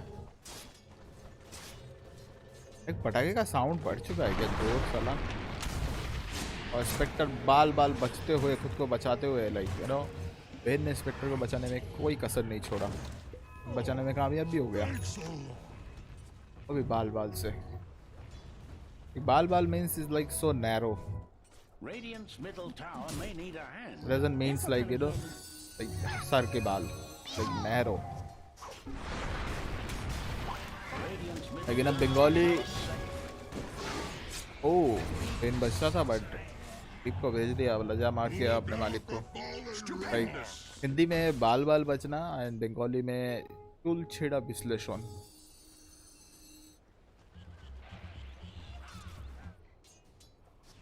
मतलब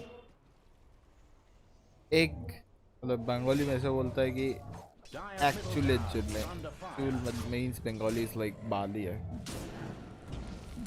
सर के बाल को चूल बोला जाता है, हाथ के बाल को बाल नहीं बोलते, लोम बोलते हैं। लाइक शरीर का और कहीं पे भी बाल है उसको लोम बोलते बंगाली में, और हिंदी में बाल ही बोलते होंगे, मेरे को नहीं मालूम। तो लाइक हम लोग जब बचपन में ये खेलते थे लाइक कंचे एक्सेट्रा, तो वैसा होता है कि लाइक बहुत टाइम पे ऐसा सीन था कि वहाँ पे लग गया कंचा एक दूसरे से। बट कभी कभी ऐसा भी होता था कि कंचा लगता नहीं था, है ना, दूर से दिख के लगता था, तो ऐसे लग गया। ऐसे एक बंदे को खींचते थे, उसके ऐसे बाल तोड़ते थे, उसके अंदर से फिर मापते थे। अगर बाल रुक जाए बीच में तो लग गया, अगर नहीं लगा तो नहीं लगा। अद्भुत था तो मैंने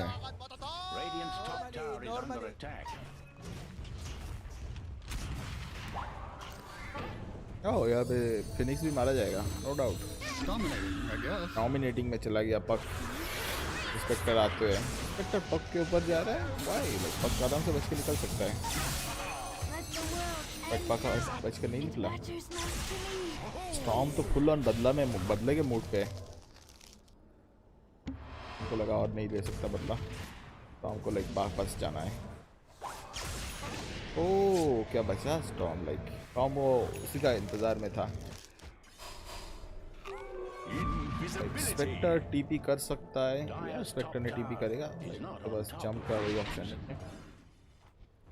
स्पेक्टर ने एक बहुत ही अच्छा किया कि जगन्नाथ को लेन से हटाया, बट स्पेक्टर भी लेन से हट गया।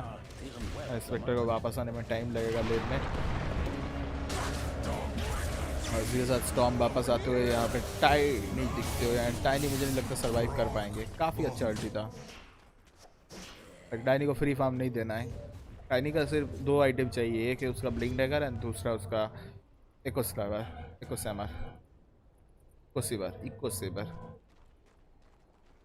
ये 2 आइटम चाहिए टाइनी को। टाइनी आराम से बहुत लंबे समय तक फाइट ले सकते हैं, बहुत लंबे समय तक खेल सकता है, और सपोर्ट को मारना टाइनी के लिए आसान हो जाएगा। बेन है यार फिनिक्स को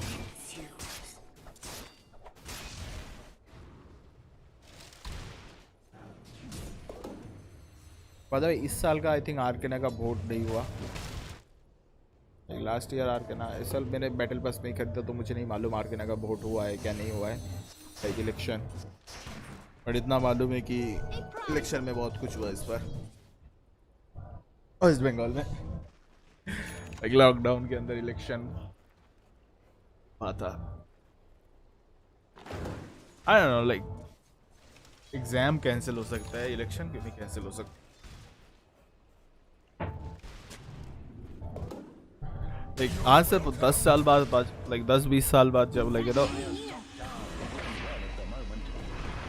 काफ़ी अच्छा अल्टी है, बट मुझे नहीं लगता अल्टी से कुछ फ़ायदा होगा। बट यहाँ पे ओह ही सर्वाइव्ड वेयरली। आज लाइक ऑलमोस्ट बच गया था, बट एंड में जाके नहीं बच पाया। एंड मेरा एक चीज़ रॉन्ग हो चुका है कि स्टॉर्म स्पिरिट के पास उतना ज़्यादा किल नहीं था, इतना पक के पास है। पक्का किल काफ़ी ज़्यादा है, 5 किल पे। एक एंटायर टीम के पास 8 किल है और पक्का अकेले के पास 5 किल है। अभी तक 10 मिनट के अंदर एक भी टावर नहीं उड़ा, बट 12 मिनट पे एक टावर उड़ने का चांसेस सबसे ज़्यादा है। एंड टॉप सेफ लेन का टावर उड़ जाएगा अभी। मार्च वापस आते हुए सेफ लेन में। 5 लेवल 7 पे है एंड फिनिक्स लेवल 5 पे है। टीम स्प्रिट के पास लेवल वाइज देखे तो उनका लेवल ज़्यादा है टीम आईजी से।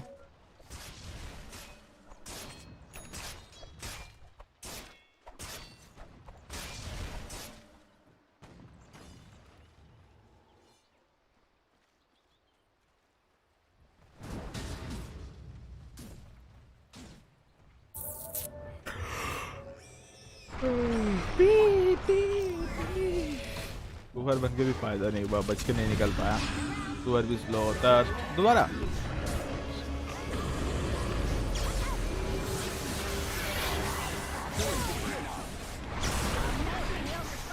Dominating performance. Double kill.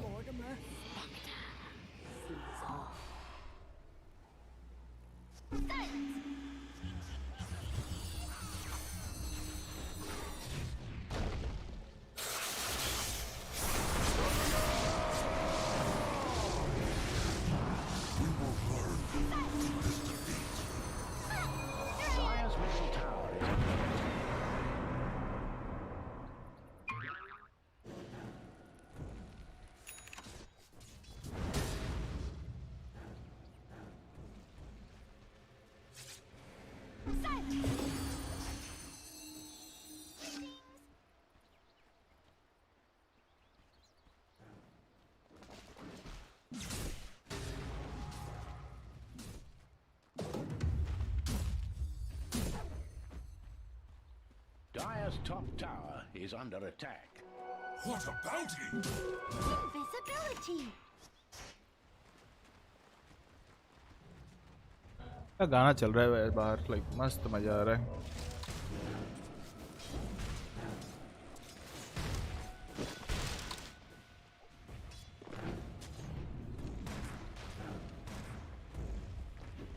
ओह इसी तरह मैंने ऑलरेडी 4 घंटे स्ट्रीम कर चुका हूँ।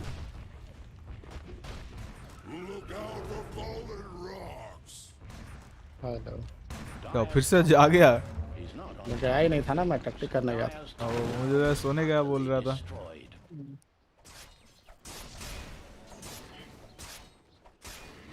तो इसका स्टाइल भी अच्छा है। क्या हुआ? चल रहा है गेम। कैसा चल रहा है? मतलब अभी तो स्प्रिट वाले ले रहे हैं।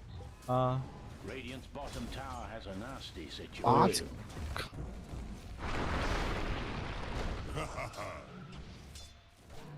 Radiant's bottom tower is under attack.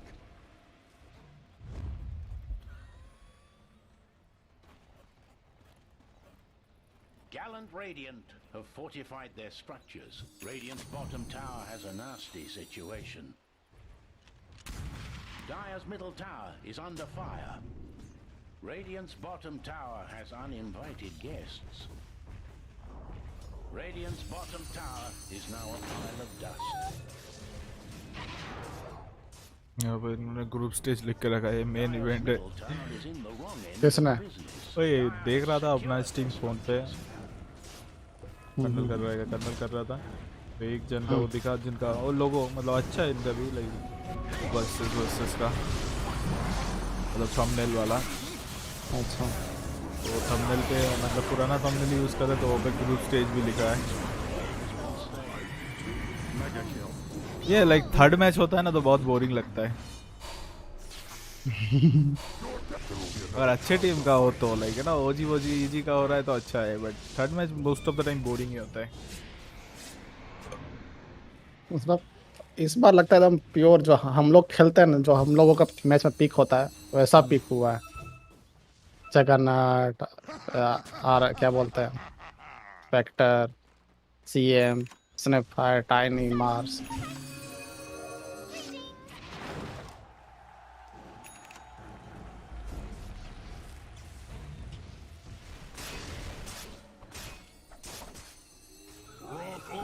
Stupendous. Like India में डोटा करना ही नहीं चाहिए किसी को। इंडिया में डोटा का व्यूअर नहीं है। है तो वो लोग ट्विच पे देखते हैं। इंडिया में डोटा का viewer like all gone YouTube में। लाइक वैलोरेंट में शिफ्ट हो गए। देखते हैं इंडिया वाले बहुत देखते हैं, पर सब दूसरे यूट्यूब चैनल पे या ट्विच पे। लाइक इंडिया में हो तो don't go for that Indian content. Like मुझे इंडिया के नाम उज्जवल करना है, रोशन करना है, कंटेंट इंडिया के बेस पे बनना है। अंग्रेजी में बात करो, अभी एक्सेंट मार के देखो व्यू कैसे मिलता है। लाइक तुमसे कोई पूछेगा कहाँ रहते हो, लाइक तुम ऐसे घाट को पर नहीं बोलोगे, इंग्लिश में बोल दो I live in a beach। ओ भाई फ्लोटेड बीच। Instant delete. हाँ तो डायरी तो इसीलिए उठाया ना, फ्लोटेड बीच। लाइक घाट को पर, घाट मतलब क्या होगा उसका इंग्लिश में, क्या होता है? Like doc. हाँ पता नहीं। हाँ डॉक बोल सकते। डॉक और कोपर। लाइक ऐसा बोलना पड़ेगा तुमको। लाइक लोगों को बताओ कि मैं इंडिया में नहीं रहता हूँ। लाइक क्या मिलेगा अंग्रेज बन के? व्यू, पैसा, फिर बाद में और क्या जाओ चाहिए? ना उड़ाओ ना। नहीं जाओ डॉलर में उड़ाओ, पता चलेगा। और क्या चाहिए तेरे को? तेरे को थोड़ी ना डॉलर में जाना है। तू बोलेगा मैं रहता हूँ इधर, लोग खुद ढूंढते रहेंगे, बाद में पता चलेगा अबे तो घाट पोखरा चूतिया है। एक तो देखना, अंग्रेज साला पिज्जा मतलब इंडियन खाना खाएगा, उसमें भी उसको व्यू मिलता है।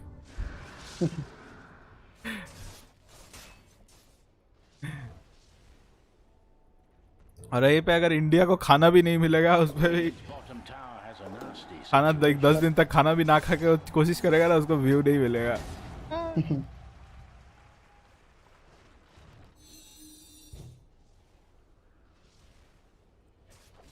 और अगर लड़की हुआ तो रिएक्शन चैनल भाई। तो आई डोंट नो, लाइक मेरे को कंटेंट बनाना नहीं आता है, मेरे को खुद को कंटेंट बनाना नहीं आता है, अच्छा कंटेंट। मैं खुद बैठ गया भाई, पक्को भी डिलीट कर दिया। ये भी मर जाएगा। लाइक मैं लाइव स्ट्रीम करता हूँ, लाइक जो रिएक्शन देते हैं वो देख, टाइनी को भी दर्द हो जा। हाँ इधर डबल, 2 लोगों ने उधर मारा, 2 लोगों ने इधर मारा। यस, लाइक रिएक्शन चैनल को तो कुछ चाहिए ही नहीं, उनको और भी कंटेंट। लाइक मेरा बस थोबड़ा है। Like I think like talent और यू नो लाइक थोबड़ा लोग बचपन से लेके आके पैदा हुआ है, लाइक पैदा हुआ है थोबड़ा लेके। एक मेरे पास एक गॉड गिफ्टेड सामान है क्या, मैं थोबड़ा।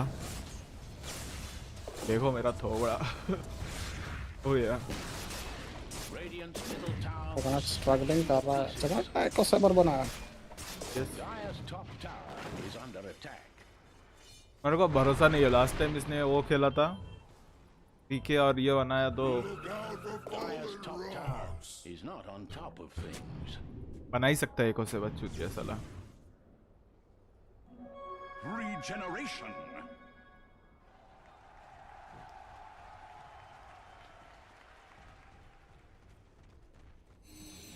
दोनों टीम में साला डिलीटर है, वो पास फिर से मारा गया। और भैंस की आंख। वेक्टर को ही किल दिया जा रहा है बार बार। वेक्टर ने क्या एकदम बनाएगा? आईजी जीतेगी मेरे को लग रहा है। आईजी जीतेगा भाई, 6K पे है। एक दोनों साइड पे 4 उड़ चुके हैं, लाइक टावर। अभी और 2 टावर उड़ गया तो 6 पे पहुंच जाएगा। फिर से पकड़ा भाई, सीरियसली उड़ उड़ के आ रहा है स्टॉर्म। हम कुछ नहीं देख रहे, उड़ उड़ के आ रहा है साला। भाई रोशन नेट का मिल जाएगा आईजी को। सेप्टर ने स्पेक्टर बनाया, स्पेक्टर ने सेप्टर बनाया। रश किया स्पेक्टर ने हाँ उड़ के आ रहा है ना, वो पक को मारने के लिए अल्टी मारा, मतलब उड़ के आया, मुझे लगा क्या हुआ, अभी मेरे को समझ में आया। आईजी ने पहला रोसान किया। कोर्ट में वही डाले थे, एक ध्यान नहीं रहता है कि कौन क्या आइटम बना रहा है क्या।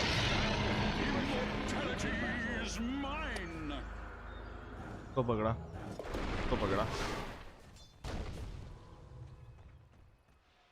That was unreal. Dire's bottom tower is in turmoil. पांचवा टावर उड़ने वाला है।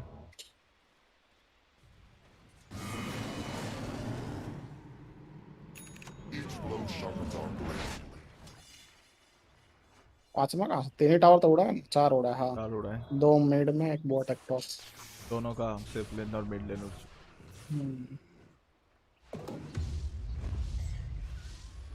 आने वाले नहीं ये लोग टॉप वाला। Radiant's top tower is getting तो walloped. लगे 5 और 6 वो उसमें कंफ्यूजन था, उसमें अगर 6 होता तो आराम से दे सकते थे, 6 और 10। Dire's bottom tower is on its way further down. Radiant's top tower needs bandages. Dire's bottom tower is in turmoil. Radiant's top tower is under attack. Touch मारा, Radiant's top पांचवा tower उड़ is चुका है और यहाँ पे फिर से अरेना। और इस बार नहीं हुआ, तो टाइनी निकल गया, मर गया स्टॉर्म। तो बस एजे से Killing spree. जी Mega kill.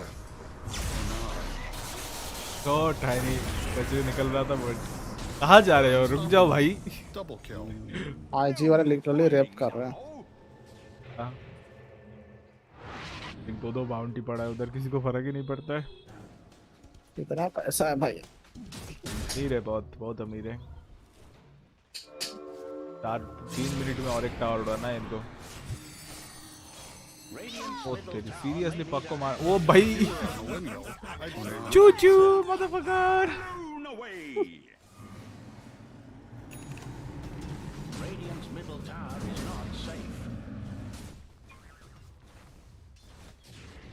एक वो सीन वही था, चू चू लाइक उड़ के आया। Is under attack. नहीं, टावर नहीं निकालेंगे अभी, अब निकाल लेंगे और नहीं निकालेंगे।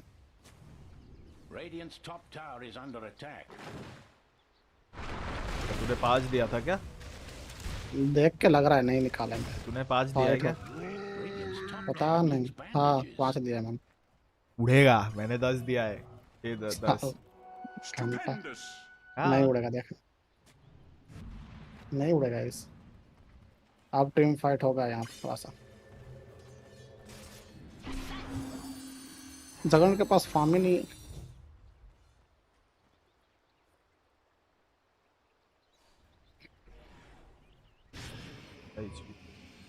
Dire's middle tower is in the wrong end of ओ निकल गया। Radiant's bottom tower. 2 मिनट में एक टावर उड़ना है।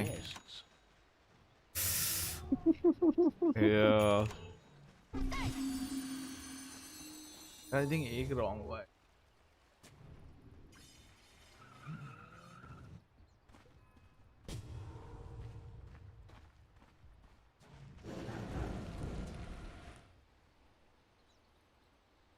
ट्रैक्टर पूरा वेट करके बैठा है।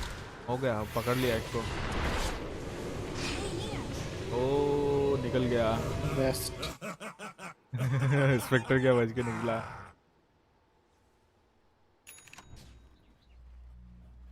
क्या करता है उसका सेप्टर? वो एक इल्यूजन किसी के ऊपर भी निकाल सकता है। और यहाँ से फिर से स्मोक।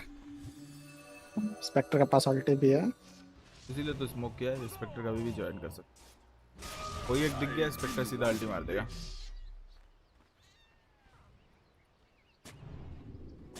दिख गया।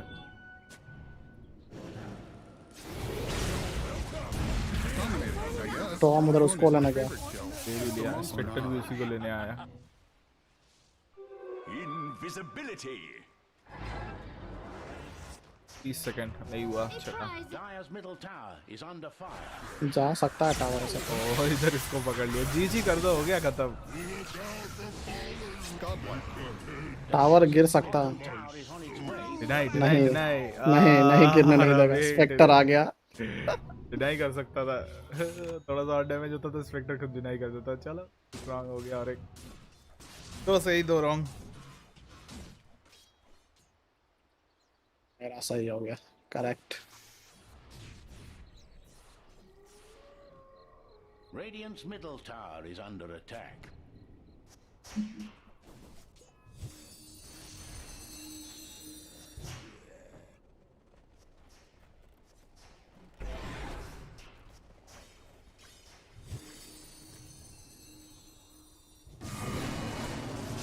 मुझे लगा ये असली है बट नहीं, पहले एक ही आया था।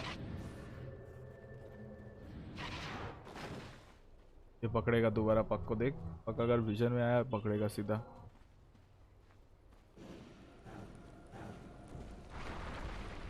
Fearsome Dire have fortified their structures. अब एकदम घात लगा के बैठे हैं। ओ आपको सर्च भाई कर लिया, फार्मिंग के लिए दे ही नहीं दे रहा। सर्च कर लिया कि पता चल गया हमें। आपको फार्म के लिए बाहर ही नहीं निकलने दे रहा। ओ आ रहा था स्टॉप। ओ फिनिश में ये दिख मरेगा। गया, ये दिख गया। आ गया स्टॉप उड़ के।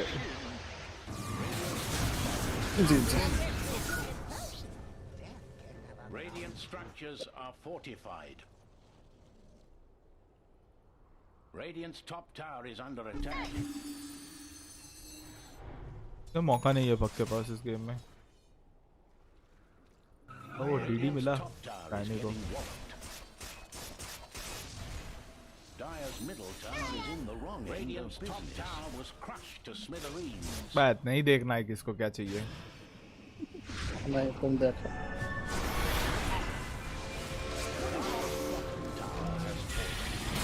ओ पक फिर से गया। टाइनी आया था मारने, टाइनी मार ही नहीं पाया उसको वेन को। गेम खत्म है, गेम नहीं जीत सकते। IG win this. आईजी कोई गलती भी करे उससे पनिशमेंट में गेम खत्म नहीं होगा। और अभी जाके टावर उड़ा 2 मिनट बाद। 2 मिनट पहले उड़ा तो क्या जाता। मतलब 2 मिनट बहुत होता है इसमें। ये हमारा ये गया। स्पेक्टर उड़ उड़ के आ रहा है।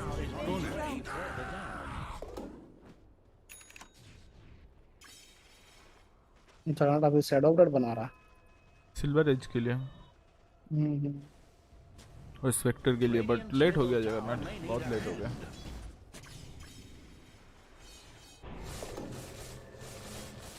ओह क्या बचा ये।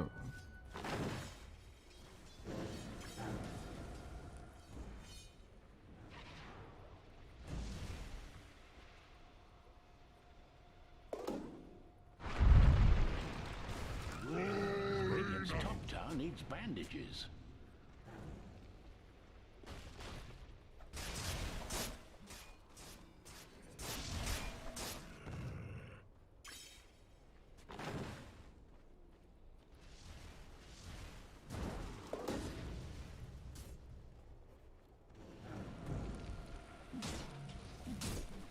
ये लोग साला मूवीज की बात कर रहे हैं।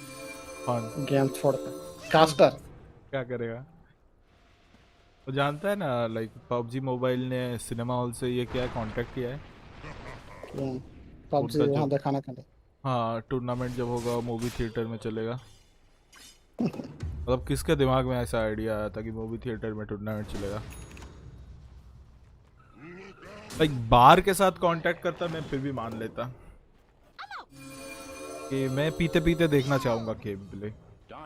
लाइक डोटा का गेम प्ले बार में हो रहा है, लाइक मैं जाके देखना पसंद करूंगा कि डोटा का गेम बार में चल रहा है।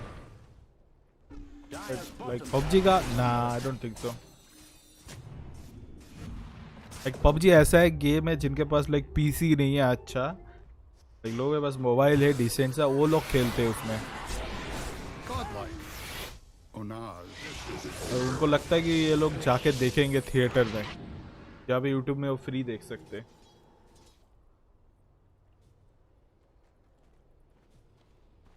अगर थिएटर में मैच चलता है तो अलग बात है, तो प्रो टीम खेल रहे तो रोशन भी निकल। जी है, टीम स्पिरिट है यहाँ पे, कुछ कह नहीं सकते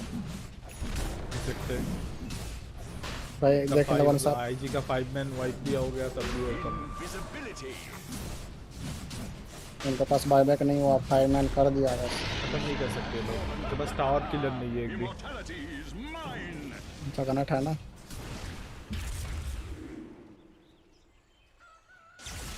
और जैसे टावर उड़ा सकता है वैसे कुछ ना उतना फास्ट कोई उड़ा नहीं सकता है।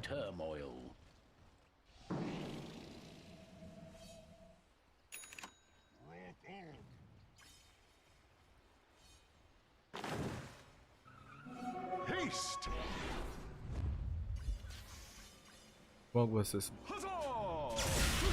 आजा सीएम, आजा सीएम तो भाई क्रीप है। सीएम लाइक आजा, स्टॉर्म बोल रहे आजा।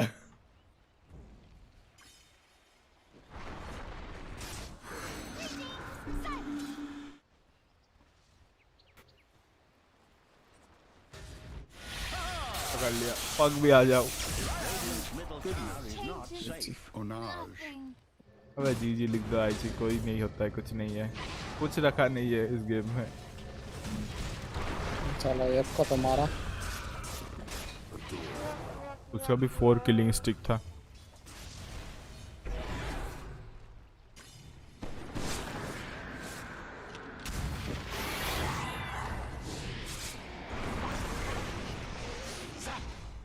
माना खत्म हो गया स्टॉर्म का।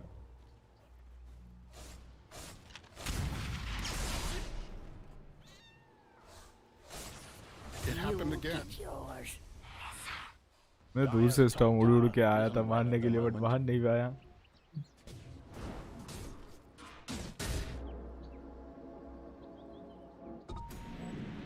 Dire's top tower isn't well at the moment.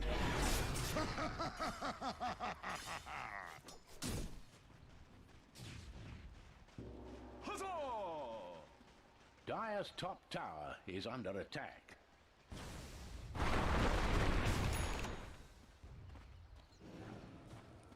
Dire's top tower is not on top of things.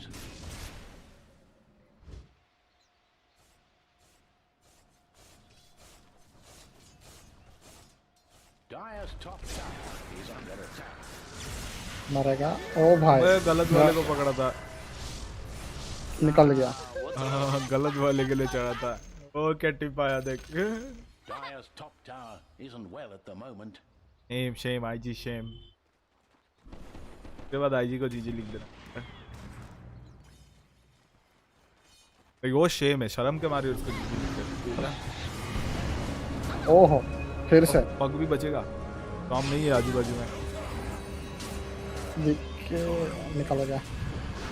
Beat का टीम आ गया पीछे से, वो देखो बीके भी 1 हो गया, काट के रख दिया, पर डंडा फूट जाएगा। इस बार नहीं बच सकता है। नहीं सिल्वर ऐसा, जिसके पास 10 नहीं होगा, ये चूतिया है क्या?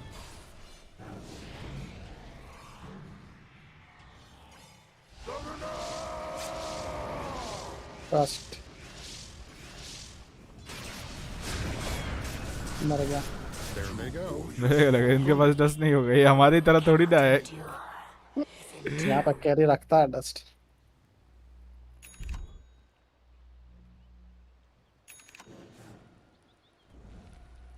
तो जगन्नाथ ने बहुत अच्छा किया, उसने लाइक ऑपोजिट साइड पे गया। इसका मजाक उड़ा रहा है। Golden cat waving hand saying Team Spirit to goodbye. Goodbye wave.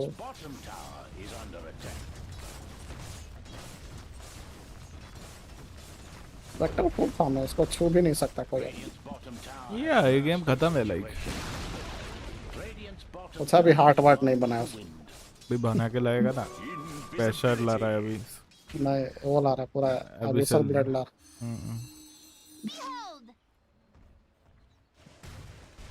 Like IG अभी लाइक अपने खाने के साथ खेल रहा है लिटरली। एक लास्ट गेम में जैसे कांटे का टक्कर चल रहा था, इस गेम में वो नहीं है।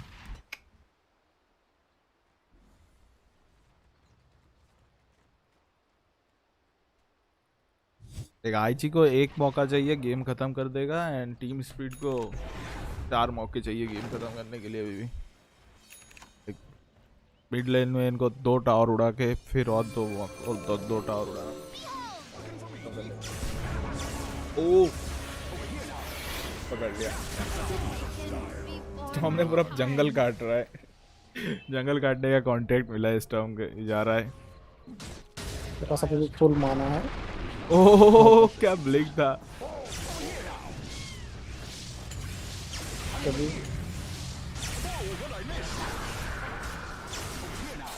आज स्टॉर्म पकड़ के मार के जाएगा इसको।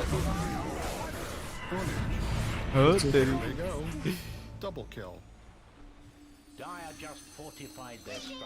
भाई बैक करके आया। आ रहा है स्टॉर्म। ओ उससे कैंसिल हो गया टीवी बैशर। हाँ बैशर लग गया। पूरा जंगल ही नहीं है, साफ हो चुका है। मुझे कोई नहीं देख सकता। टाइनिंग ऐसा था, दुनिया मुझे नहीं देख पाएगा, मैं आंखें बंद कर लूंगा। द लॉन्गेस्ट किल स्ट्रिक मैं जीत रहा हूँ। मैं भी जीत रहा हूँ। स्टॉर्म ही डाला, फिर से पक गया। There they go. Double kill.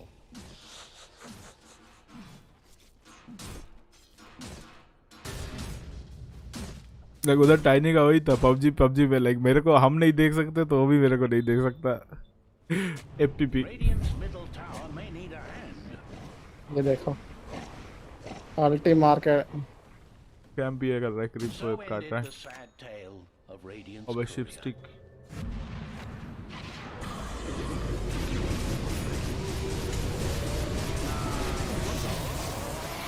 आ गया। और अब उसको जो करना था उसने कर दिया।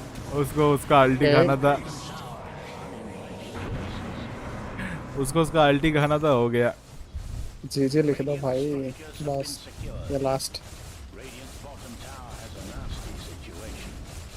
अब तुम्हारे पास अभी लोअर ब्रैकेट का चांस है, लिख दो ना भाई, खत्म करो। नहीं, लोअर ब्रैकेट में बहुत ज्यादा रिस्क हो जाता है। बहुत रिस्की है लोअर ब्रैकेट। है तेरी। ये ऊपर चढ़ गए। नहीं लिखेगा जी धोते रहूंगा।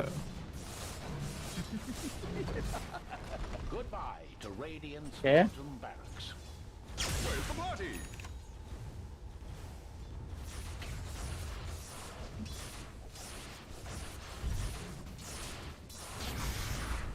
Zero % chance winning probability।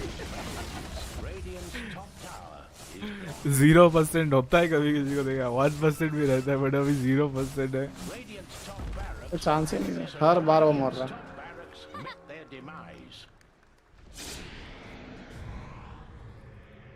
बच गया टाइनी।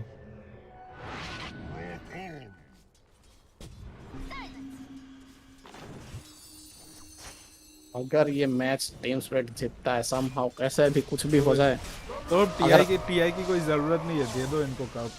तो फिर हाँ वही, तो फिर आईजी को ना टीम बंद कर देनी चाहिए, डोटा खेलना बंद।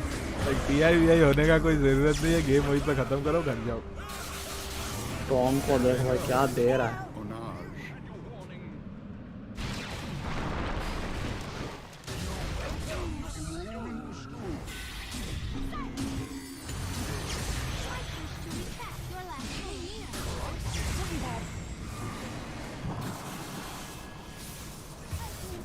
जी लिख दो ना, खत्म करो। क्यों दूसरे का टाइम बिगाड़ रहा है भाई।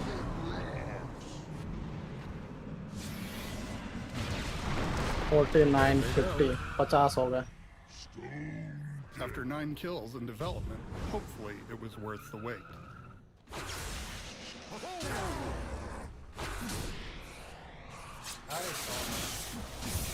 अब तो लिख दो। Better luck next time. IG तू ही लिख दे। फिर कैंसिल कर देना। कैसे नहीं खत्म कर यार Middle tower is under attack. क्या वेट कर रहे हैं लोग?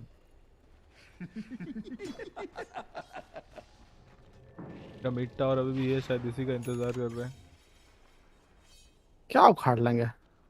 कौन किसको मार सकता है बताओ? जगन के पास कुछ है ही नहीं। लो हो गया स्वाहा।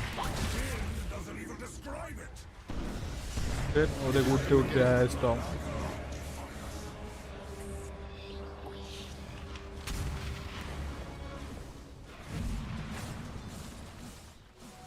चलो टीयर 3 पे बैठ के फाइट कर रहे हो लोग 40 का advantage Radiant's middle tower had an unhappy ending. Radiant's middle tower is not safe.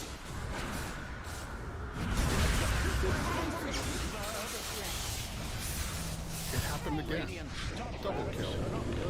ये देखो इस तरह कर रहे हैं लोग, टाइम वेस्ट कर रहे हैं ये लोग।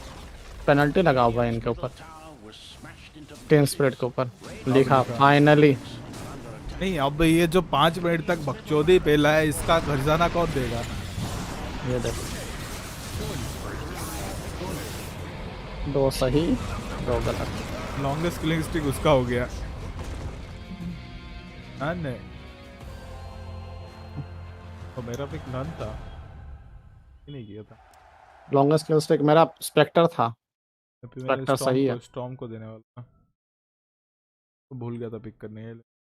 और player with the most kill 10 minute मैंने स्ट्रॉन्ग को दिया था। It's fair to say they are against the number 1 placement from the other group.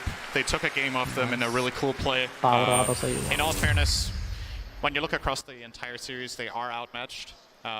So I mean, if you want to look at it from the positive, they did grab that one win. It doesn't really earn them anything except the 3rd game here, but gives them some more experience, some more data to look at, some more replays to analyze, and IG definitely, you know, they didn't crumble, which is a good look for them. That game 1 loss has got to feel pretty terrible. If anything, the game 1 loss probably helps them going forward. Probably. Because now you got that out of the way, right? All right, I screwed up. Now I won't screw up next time. Yeah, you're shaking that off. You avoid making a similar mistake when you get in Yeah. a similar situation somewhere later down the tournament. Pay a little bit more attention. You already saw that adjustment in game number 2, where they started hiding in their base when things could have gone awry. So, great showing from IG overall. Absolutely dominant in this game 3. All right, let's see what the panel has to say about this Gaben level shellacking. आना Spectre तो नहीं खेल रहा Well, you था। know what? That's something I call a bladder buster. It is a game that you know is ready to be finished. So you're like, I don't want to miss the ending, so I'm just going to hold on. अब Even मैं though आता I've हूँ had 5 मस्त cups of घूम tea घाम के। and I really need the loo, I'm just going to hold in there. And then तू the भी game थोड़ा keeps going. बड़ा हो जा, And घूम it घाम keeps के आ जा going, तू। and you keeps going, and your mum, can I get that empty plastic bottle, please? I really don't want to leave this because they're going to aim the game anytime soon. And before you know it, you're on Amazon or other sites, and you're just looking up adult diapers because you didn't want to leave that. You didn't want to leave that. And yet, by the end of it, you could even hear it in Suntan's and Cinderbin's voices. Yes, you're playing carefully. Yes, this is TI. We understand you want top 6, IG. But please, for the love of God, you won this at the end of the laning phase.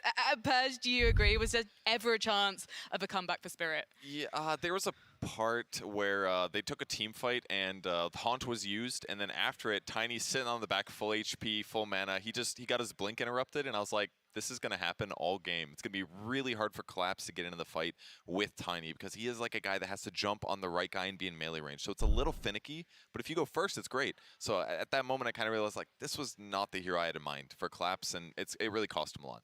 We have to look back to the draft because I don't know if any of you guys can remember or noticed, but it feels like the bans from IG's side were all focused on the offlane, Trent. Yeah, Collapse had a rough go there. They took the Mars early, and then after that, we lost the Tide. We eventually lost the Legion, the Night Stalker. They would kind of went down those. They wouldn't give them the combination with like the Wolf Bite, with the Juggernaut and the Lycan. So yeah, Collapse had to be given that first pick overall. Have shifted over to the offlane, and I would say it's probably my least favorite of the 3 core roles for the Tiny. I'm much more into the mid and the position 1. Did you get quite excited though, Gods, when you saw that combo of Phoenix and Mars come out on IG's side? Yeah, seen it a lot. I definitely something where against the Tiny, it's really good. It almost made them not want to play the Tiny in that 1 or 2 position role because the Fire Spirits and the Sunray is so bad for Tiny's game. And I think IG just drafted so well. The Phoenix Mars combo and then this Spectre Storm synergy was just so powerful this game.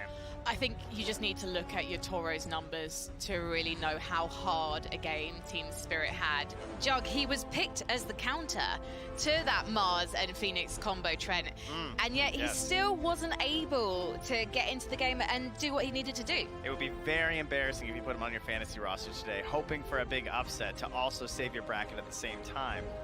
That definitely would not be what I did. Definitely not. That would be a problem. I would probably. You were smart. I was smart. I took Emo and Fly. Yeah, know, exactly. 22, 0, and 27. That's like all the wise people. That's what a TI panelist would probably do. Would you like some more numbers that we've been given by stats specialist Leo? Not if they hurt my fantasy even further. You know what? I think it's going to be okay. This is a fly stat for Spectre. So Spectre has broken the record for the fastest Aghanim Scepter bought at a TI game. The record for a Spectre. The record was previously 1613. It's now 1550. And again, a number that kind of just sums up how successful IG were in that game, and especially getting back into it after Spirit seemed to take some early advantages. It does. It's also a pretty new build. Ag Spectre, I don't even remember what it did. Like, I feel like it's been changed a lot in the last 2 years, but I don't remember what it used to do. But yeah, it's an item you rush right away because you just get on the map so oppressively. Like the casters point out, they're like, I feel like we said this already. It's because anytime a hero shows, they just jump on him. So he goes disable items, and when you're ahead, it's like the best thing to have. When you're winning by a lot, you want to just be able to catch people relentlessly, and they did that. And the beauty with the Storm is that the 2 strongest heroes in the game can back each other up. So if the Storm sees someone they can jump, Spectre can jump from the other side of the map, and vice versa. So I think the fact they had these 2 heroes that had almost this global presence was really powerful. So if you're Spirit right now, facing the lower bracket and potentially an early exit here at the main event of TI, Trent, what is the thing that you're learning from and focusing on after this match? Probably seeing how their draft got a little bit dismantled. I don't think they wanted to go that deep in terms of the carry pool. I know he's been playing a lot of different heroes for both of those teams, for both IG and Team Spirit, but I mean, Juggernaut and Chaos Knight are probably not where I want to wind up in the upper bracket in TI right now. Obviously, if you win, you look like geniuses, right? And so it's really easy for us to be like, oh, well, you know, those heroes haven't performed that well, and now you're losing games. But it speaks to me like they're trying to fix their draft at a very late point. I also think they need to pick Collapses here in the first phase. Like, I think he's so key for their game. Tide Mars being the big 2, but, you know, even the Night Stalker, because it's going to get banned. And if you end up in this situation where his 3 best heroes are banned out and he's on a Tiny, Team Spirit just don't look as strong. I think the other issue as well is that, like, on the other side, JT just buys a really fast hood, and his entire enemy lineup is all, like, magic damage. So good. So it was like he just stands in the front, and every time they went on him, they used, like, Dream Coil and Snapfire ulti and everything, and he almost lived. So it just created this, like, giant buffer. Jug isn't very easy to get into those fights either, so maybe a carry that could get in easier or just go on the back line somehow. It's hard. It's hard against good teams. They won't give you that opportunity. They'll just keep JT in the front. Well, we've given Sir Action Slacks an opportunity now to talk to a winner because he is on the sidelines with the wonderful JT. Thank you so much, Frankie. Yes, it is indeed an honor to be sitting next to you, JT. It has been a minute, my friend. ये लोग तो English में भी नहीं बोलेंगे. Like Summit 11, you were this new kid on the block on IG, and here we are at the International. How you feeling, bud? Quite nervous though. This is my first time TI. So Oh, English में बोल रहा है. I just gonna enjoy the tournament. Just gonna enjoy. Like. Well, it seems you've been enjoying it so far. I mean, you guys dominated the group stage. You didn't lose a single series. You tied. You won. I'm imagining you went into that game pretty confident. Group stage is still different from the elimination group, right? I mean, it's still different, right? You feel quite pressure when you're like. When you lose one game, you're gonna like, it's so important like every game. Yeah. Yes, absolutely. But let's talk about that pressure. You know, you go in, game 1, you guys are winning, trying to go high ground. You get hit. Morph gets a DD, slams through, steals the Ancient. Most teams, that would have broke them, but you guys kept your composure. How did you do it?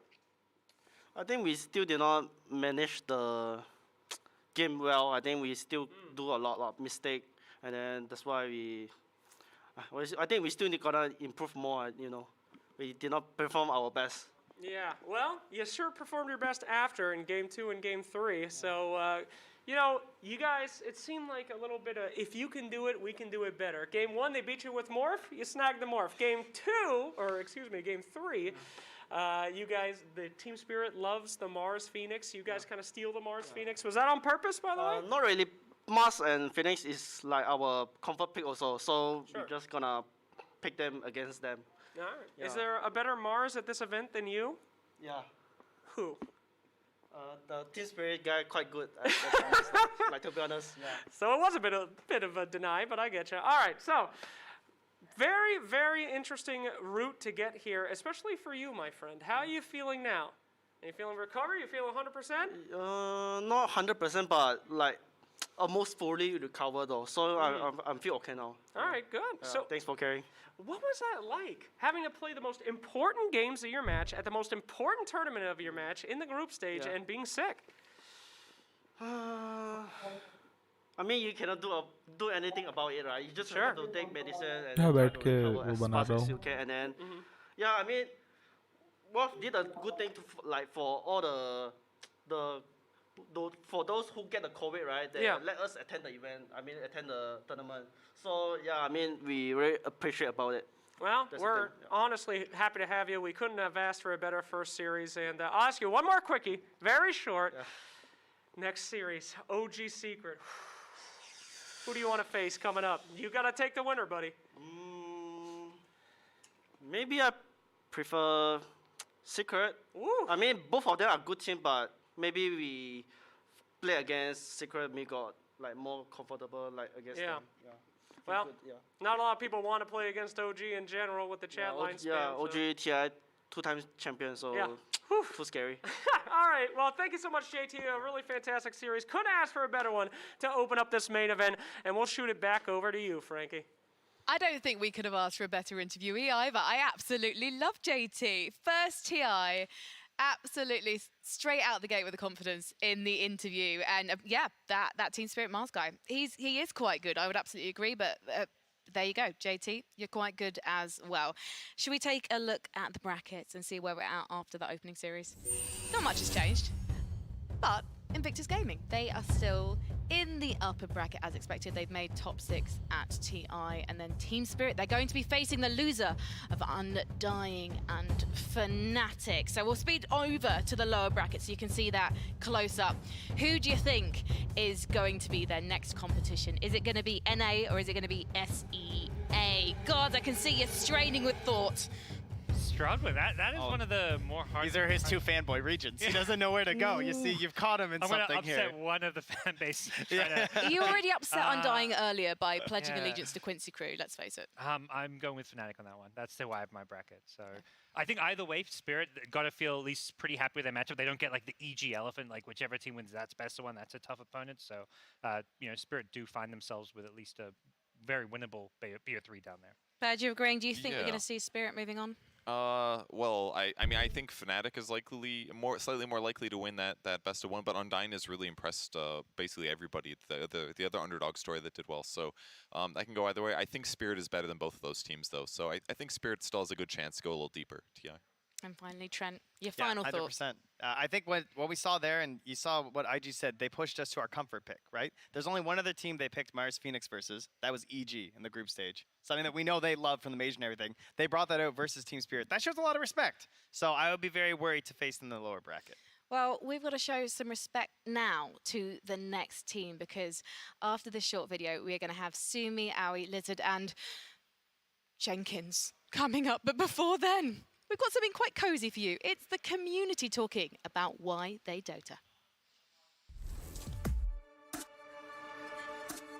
I play Dota because I enjoy the competition. I play Dota too because its complexity intrigues me. I play Dota to see my perfect team every day. 当然，最后也因为 Dota 2认识了超多新的朋友，收获了宝贵的友情。Я люблю Доту за страсть, за комьюнити и за ощущение, что я в своей тарелке. I play Dota because I want to make my family proud. 这款游戏的魅力就在于，即使你变成了云玩家，也在关心这是一个游戏。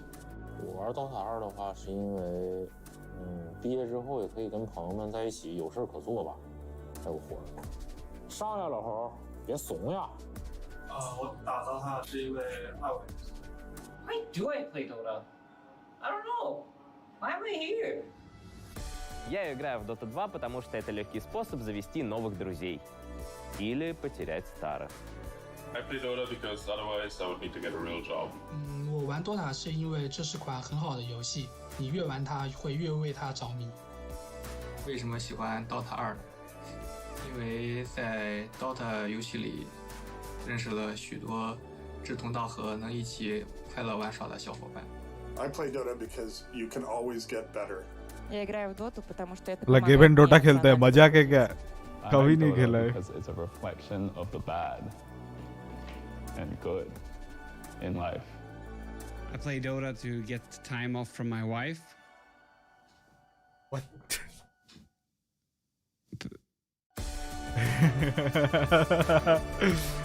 ये वाला बस्ता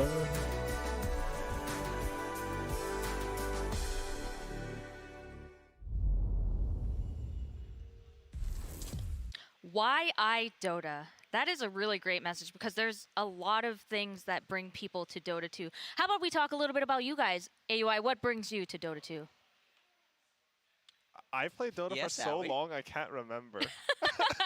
All right, Jenkins, how about you? And I can tell you. Dota has the lowest lows of any game, but also the highest highs. Dota is euphoric. It can be depressing, but it is the best game in terms of emotion. I've never had a better, more emotional experience than like a throne race in a 70-minute game. That is unbeatable, 100%. What about you, Lizard? It's most certainly competition. Competition. Yeah. Okay. I love to lose a lot, so I chose Dota, lost a lot. Here I am on the panel now. It's a perfect game. Well, I would say then that's a good path because now you're here with us. For those of you at home who would like to tell us why you Dota, remember that you can find us on social media. Use the hashtag TI10. Find us on Twitter, Instagram, and Facebook for all of your TI10 needs. Gentlemen, it is now time to talk about the second series. It's Secret versus OG. Widely considered one of the the highest anticipated matches of the early main event. Tell me a little bit about what do you think about this matchup so far, Lizard? What can I even say? How do you start introducing OG versus Secret matchup? This is one that documentaries can be made off, and an hour of documentary wouldn't be enough. So this panel is crammed with time to actually talk about Secret and OG. Just looking forward to this amazing match. But yet at the same time, it's like so hard to do that because they haven't played each other at TI before, right? This is the first time. That is true. Actually, the stats are very interesting because it goes beyond that. So in the previous 3 TIs, Liquid actually knocked out Secret every single time. In TI 7, Secret got 9th through 10th, and then 5th through 6th, and then 4th. So every single time they met Liquid in the lower bracket at a later point, and every single time they lost at a later point. So now, Kuro is not in TI. The kryptonite to Puppy is not at TI. And Puppy's actually quoted as saying in an interview that Kuro is his kryptonite. And so the question that I have is that, is No Tail also Puppy's kryptonite, and we just haven't been able to see it yet? Interesting. Why is that though? Why is Puppy why are Kuro and No Tail potentially Puppy's kryptonite, AUI? So I think they have a lot of history together, right? Like Kuroki and Puppy, they played on so many teams together. Even go back to Dota 1, your Chaos Int, all this time. And No Tail, he was actually on a team with Puppy on the original Team Secret. And it seems to be like the more you know about Team Secret, the more you can sort of counter-strat them. Or so it appears with Kuroki doing so at previous TIs. Right. The original Team Secret, the first ever Team Secret in 2014, was Puppy, Kuro, S4, No Tail, and Fly, who are now all prestigious captains. So it's almost like there were too many cooks with that team, but now they're all captaining teams, and the question is like, how well do they all know each other? Yeah, because if you think about Kuroki and what Aoi mentioned, that was 13 years ago. 2008, Dota 1 at KSN is where they started.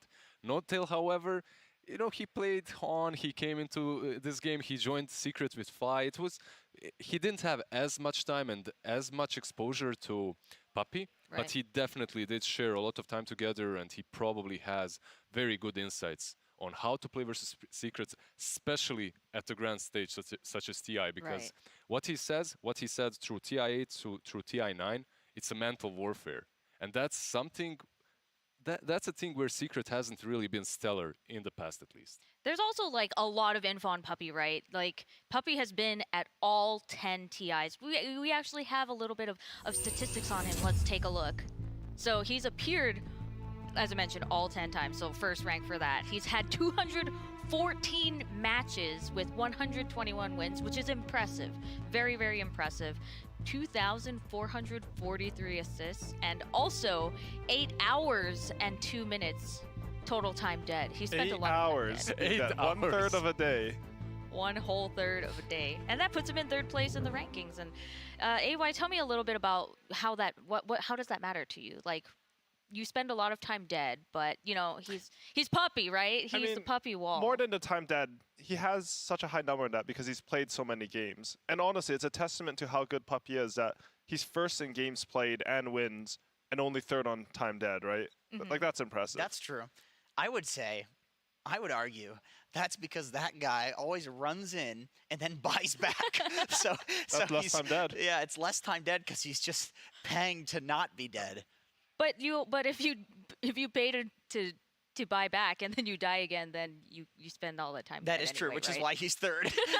So that's why he's up there as well. He's actually not only played every single TI, but he's been the position 5 for the majority of the time, right? That's true. Yeah. Not the whole time. Yeah, only not like TI, maybe like TI1. Was Curl 4 or 5? I can't actually remember. I think he was.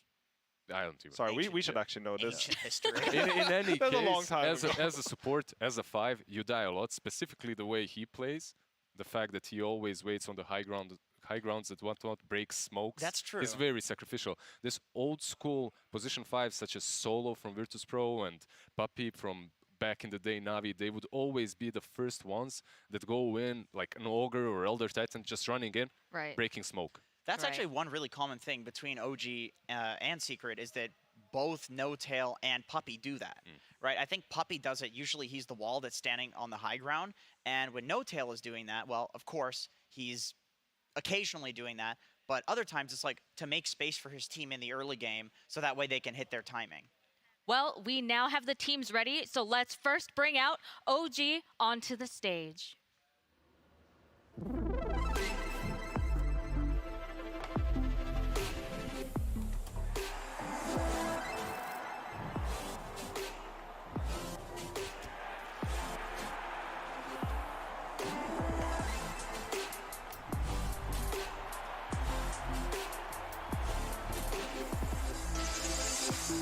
Winners of both TI8 and TI9, returning champions OG are here to fight for their 3rd TI championship in a row.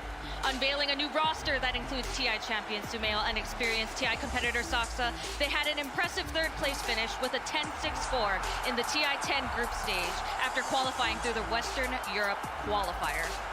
Puppy himself said, OG is a well-respected team and great to practice with, and he has always wanted to meet them on the TI stage, and now it is becoming a reality. Known for their aggressive plays and momentum capitalization, OG is widely considered a top contender at the International 10.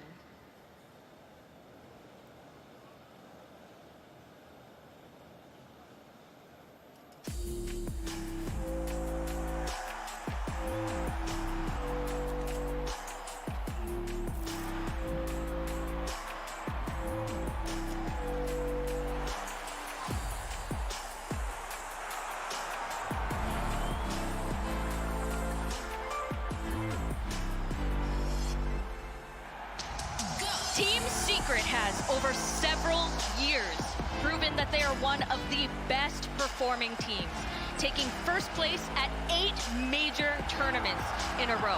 And now they are here to prove that they can take that skill from majors to the international stage as they compete against the champions of the last 2 years. While OG is known for their aggressive plays, Team Secret is known for their diversity and their patience. Finishing out group stage in second place with a 10-6, will the puppy wall be the thing that sends OG to the lower bracket? That is the question of this matchup. It's two very unique play styles that directly contrast each other. Gentlemen, we will take a quick look at a recap of Secret's journey to the International.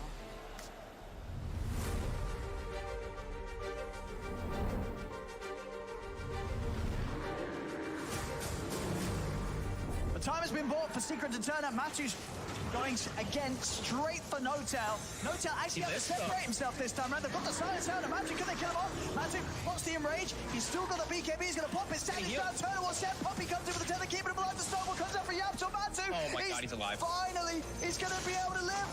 He's going to be able to live. He gets out of there. Puppy with the save. They've killed off a fourth. The Saxa goes down. I mean, it's just too much for OG. God. It's too much. They cannot deal with Secret here.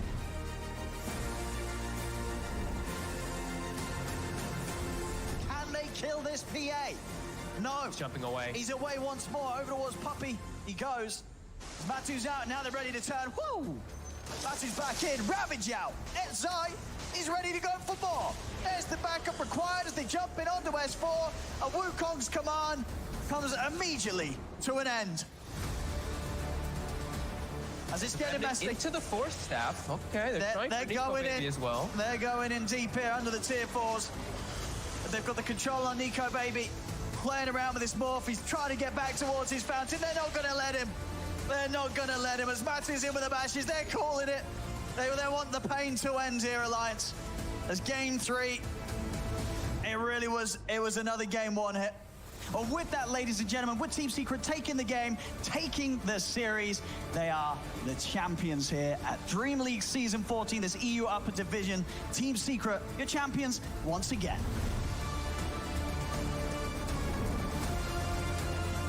Really good foresight play by Puppy here. Tusk might be in trouble too. He's got shards maybe to get some distance and a snowball on the high ground. That's well done. Do you see a combo play? He knows about the creeps to get vision, and then he managed to snowball up there because of it.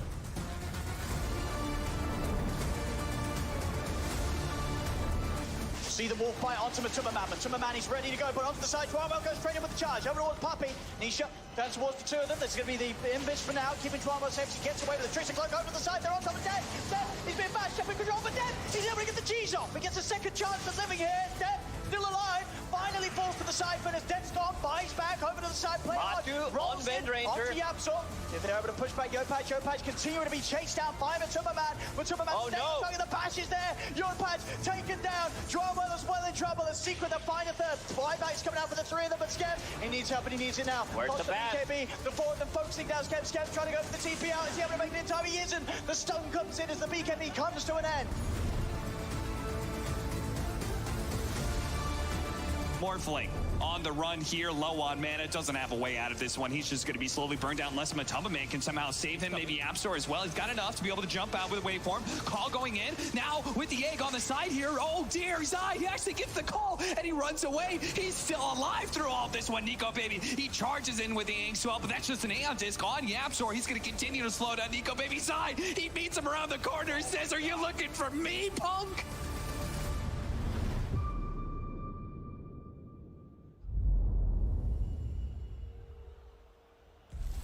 Team Secret had 950 points in the DPC, but what is it that really makes them truly powerful? There's a little, not only are they great Dota players, but there's also like that mental game also in play here. Lizard, tell me a little bit about how the mental game works here for both OG and Team Secret.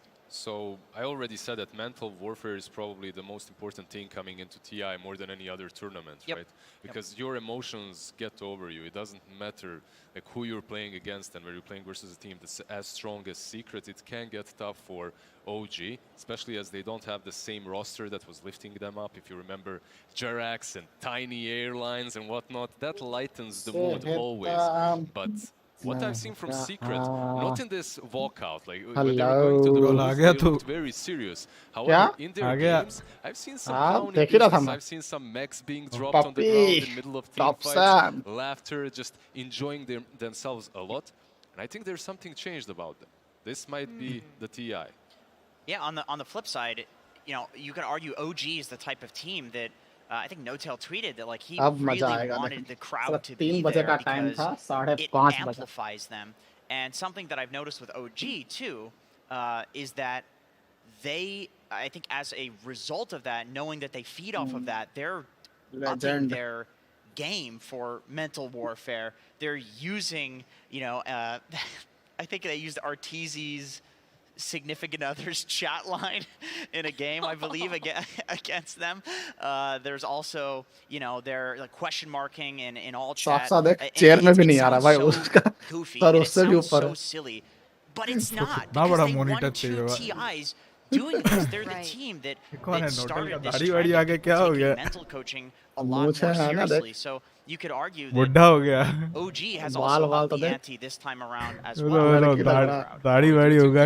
More about propping yourself up than anything else. Just उस type की TI8 में तो नहीं था ना मटुम्बा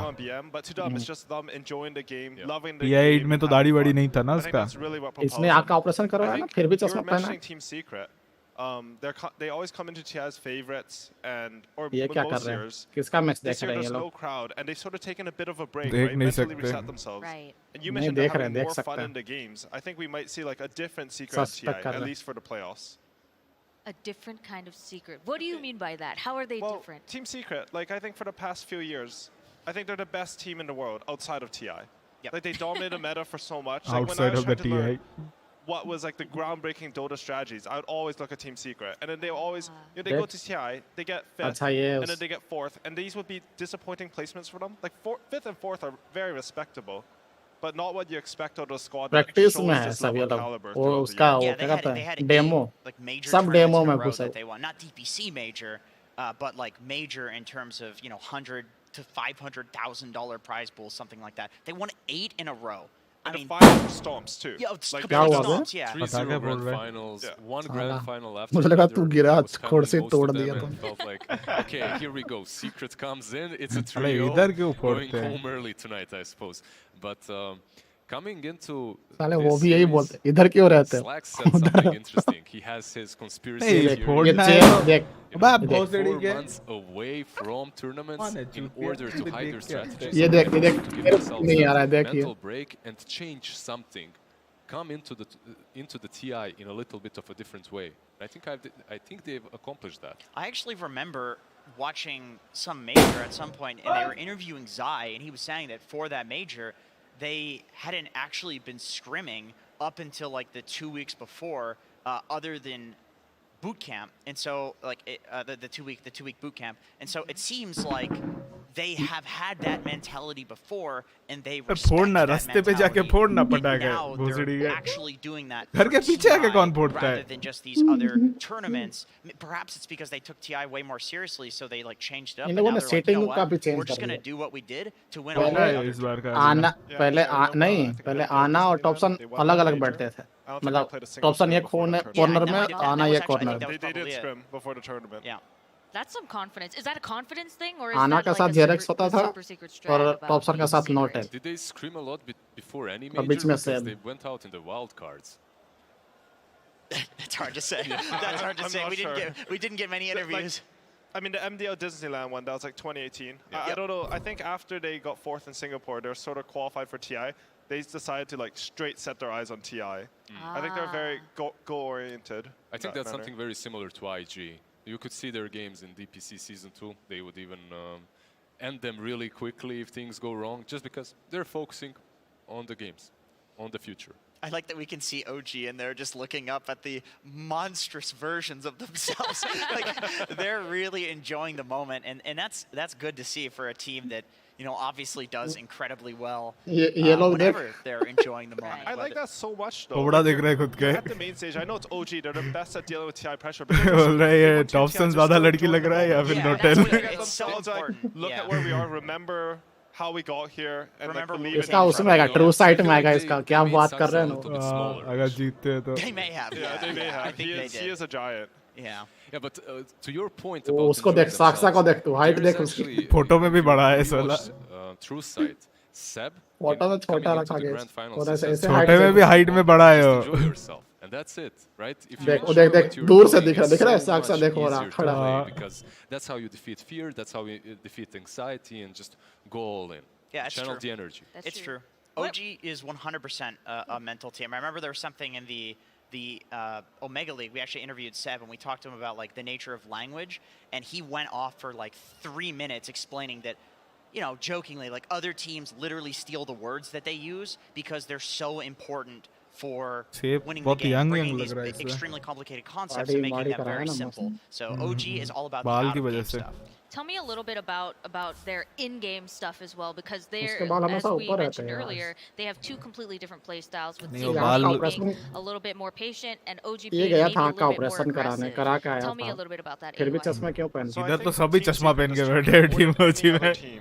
Just not just historically. An enemy team तुम्हें नहीं पहना है high ground into all 5 of their heroes. पहनता Poppy will be था in जब front. ओपनिंग सेरेमनी हुई थी तब पहना था. And this consistently happens. They're less Topsin कैसा दिख रहा है? more like playing, waiting for their good ये fight. टॉपसन They will नहीं always है. wait for the perfect fight. OG on the other hand, I think they're honestly a bit of a misunderstood team. People see them as this hyper ego team, which they are. But I think mostly they're like a timing-based team. There's like an on switch. अबे तू साक्सा का height देख और उसका देख. They're ready to go. बाल भी देख. As long as you colour देख बाल का. your opponent, हाँ तो they're भाई down to like mummy African होगी इंडियन होगी. Yeah, I remember watching a Notel stream where he was breaking down their TI8 win, and this also goes back to पप्पी को देख, the पप्पी लगता है nature साला of पप्पी the के बाल language that काले they हैं. use, and I वो absolutely चेहरा loved भी it. उसका Half the Indian stream was जैसा him ही just है. memeing because he's a huge memer. हंसता भी But Indian then the style other में. half देख was देख like golden nuggets. देखिए लगेगा Basically, Indian he it was लगता like, है. yeah, कोई देखेगा basically in this game, like ये इंडियन ही just लगता है Dota भाई. in general is like a game और of उसके cat पीछे and वाला mouse. देख उधर. And as the तो game ऐसा मुंह progressed, का I was शेप देखा है explaining तभी the तुम. points where they were the सब कौन cats सा and शेप they में? were the mice, and it's like these words that it sounds so silly and like almost corona है हाथ धो ले. childish, but it gives you a perfect idea of what their goal was देख at that mouse भी point धो in the रहा game. है Like Sumel. early game, OG, before the timings that you spoke about, top ये what बहुत they do young is लग they'll रहा है have- यार लिटरली. they'll have Thompson सेब like run in, not going for kills necessarily. सेब का look because he थोड़ा couldn't बहुत उसकी pull तरह to लग रहा है zero Harry the heroes Potter he's trying to जैसा. go for, but just to make space. Literally just to make space until they can get to that point where they become साला the cats, and then when they BMW become से भी the cats, sponsor हो गए they're लोग. just vicious killers. Interesting. And Lizard, what about the roster changes? We talked about it very briefly earlier, but now that OG is not the same OG that we've seen the last 2 years, what are the effects on that? I'm not sure if it's just them keeping it on इसके brand, घर में चावल right? नहीं है. Scrap हाँ, up, लोग find the sadly last बैठा है. replacement just before TI in June. Go into Sumel बोल the रहा है मेरे को qualifier, खिला win दे the मैं सबको qualifier, दौड़ा go to the लूंगा. TI. barely win the qualifier. Barely Topsin win. को क्यों बाजू बाजू में All बैठा है? TIs, like the storyline is literally repeating itself, but when it comes to Sux, I remember Topsin बोल रहा है during इन्वोकर आ G जाए League, सबकी मार दूंगा यहीं पे. Leipzig major, they still didn't even announce him, and Notel किसी को नहीं was talking to us छोड़ूंगा. a little bit. He was there, and he said, "Yeah, this is a perfect player for us. Why? He doesn't have to think the same ये भाई way we साक्सा do. को देख We will हंसी change पड़ी भाई that. We कितना will देख तो सही adjust देख. him. However, फ्रेम में he's नहीं आ रहा. mechanically incredibly skilled. उसके लिए कैमरा को That's why ऊपर he करना was पड़ेगा. top 2 on another cameraman tier माथे पे रख के EC बैठा भाई फिर before. भी. So makes a ton of sense. He brings a ton of देख. stability as well to the team, but in comparison उस to सुमेल का मॉनिटर देख कहाँ पे Jarax, लेके आ गया. maybe he does not necessarily have पूरा as much घुसा देगा flair, and CS प्लेयर की perhaps तरह. he doesn't bring FPS as much game when it खेल रहा comes है to the emotional stability of the team. okay. There are Sumel को बोला होगा अरे रुक जाओ क्या कर रहे हो. सुमेल बोला मेरे को आगे चाहिए मॉनिटर कुछ भी कर ले. Here's the thing, though. The more you doubt, the more power it gives OG. I remember listening to Elon Musk speak about the simulation. I was thinking, man, this guy may have smoked a little too much with Joe Rogan. But Elon Musk की now बात कर that रहा है. OG is so doubted to win TI, and more doubted than before, I am 100% convinced we do indeed live in a simulation. You can't write a better storyline than this. You're What? निकाल दिया मेरे को उधर से इसको देख रहा था पुराना वाला of reality and gives them power. Look at Sumail. So it's Kyle predictions and panel doubting. Yes, That's it. everybody doubting them. All of the बस दाढ़ी उगा नहीं है पहले उग जाए उसके बाद बड़ा करियो साले Oh, sorry. Oh, sorry. Go ahead. I was just gonna say, OG looks pretty poised for a third-time fluke in a row, you know? Well, he called it fluke, so that still counts as doubting. You have to really mean it. I mean, it's not flukes. I'm just saying, like, when you watch OG, you understand that they know things about Dota that I feel like they do better than any other team consistently.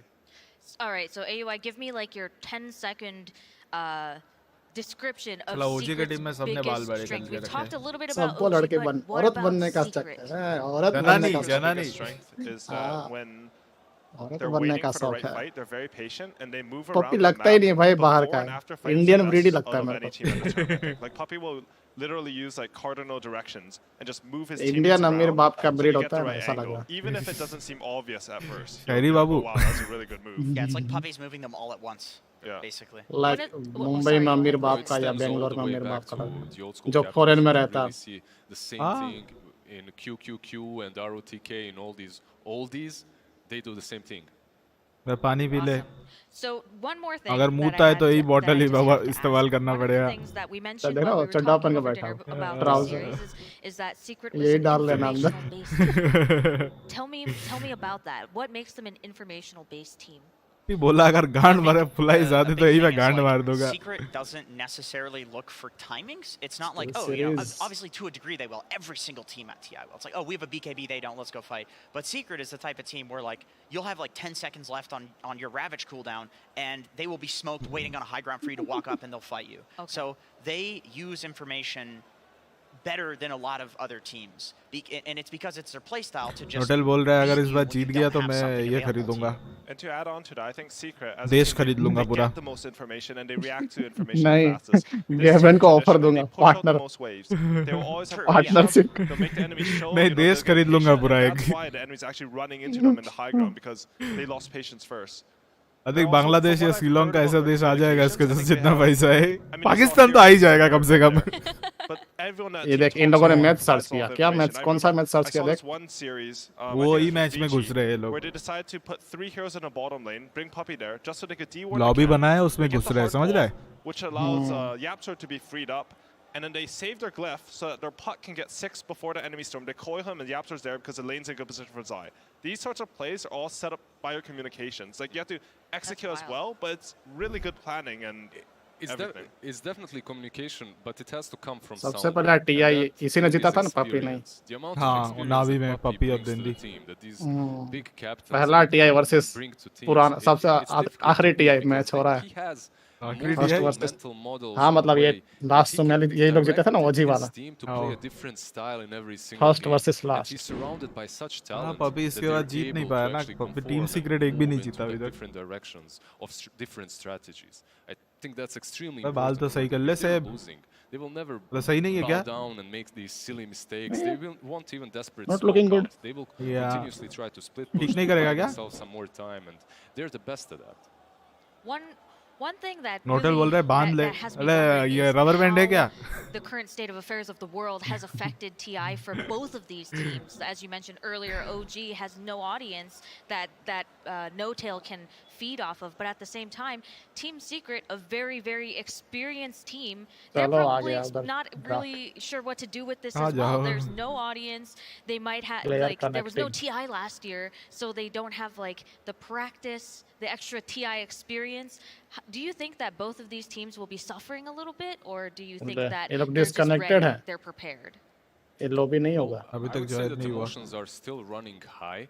If you think about the majors, one team got devastated by a punctuation mark. So it doesn't really matter if you have the audience or not, but the build-up is even bigger. Microphone तो headphone तो just कहानी था अपना बाल सही करनी था We've had 2 years of no TIs. Because of that, this is so important for every single team. Yeah, I mean, there's also a question of like, for different individuals, this would matter more or less. Going back to EG, I see EG as a team that they are you know, desperate for number ones. They want to break the curse. Whereas I feel like Team Secret, if they're coming into this with any mentality that's close to their major mentalities, well, it's the same. You know, there's no crowd. There's a lot of money on the line. It's the same thing. And so that's the one argument. Like, I don't remember who it was that said it, but it wasn't me, just so I don't get in trouble for this. But somebody said, I think it was Slacks, that Puppy isn't necessarily the type of guy that you would want to cry on his shoulder if you're losing the game. He's a great captain. He can, you know, tell you exactly what to do, but perhaps he rules with a bit of an iron fist. You know, No Tail on the other side, Seb as well. These are the types of guys that they will, you know, pick you up. They'll deal with your emotions and fix them perhaps. And so the question is, will Team Secret just not need their emotions to be picked up because there are less of them now, and it's so similar to majors? Are they different from EG? And I guess that's what we'll see today. कितनी बार जीतू भाई final में बुला लेता सीधा आके खेल के चला जाता. No, I was just thinking it's आना होता तो वे सो रहा होता. Image of this very scary captain. But I've worked with him before, and it's like he's actually sort of a goofball. He's a nice guy. No, when you run into like when you see Team Secret sitting together, they actually sit together and they make animal noises at each other. What? Like, I don't know for what fun. type of animal? I don't know. Like Orangutans? Yeah, you know, just anything to have fun. Monkeys are fun. It's less public facing, but what did you say? I said monkeys are great. Continue. I think it's true that maybe the team dynamic from the outside doesn't look like Secret will be as comforting. But the one topic I wanted to touch on is the coaches of the two teams. Because for me, I think it's super interesting that for OG, they've changed their coach after every TI win. Like some fresh ideas, something coming in. And Team Secret, they have Heen, who I believe he got second with Team Nigma, or they were Team Liquid at the time. And then he jumped over to Secret, right? Yep. A couple of years ago. He's been there for a long time, more stable.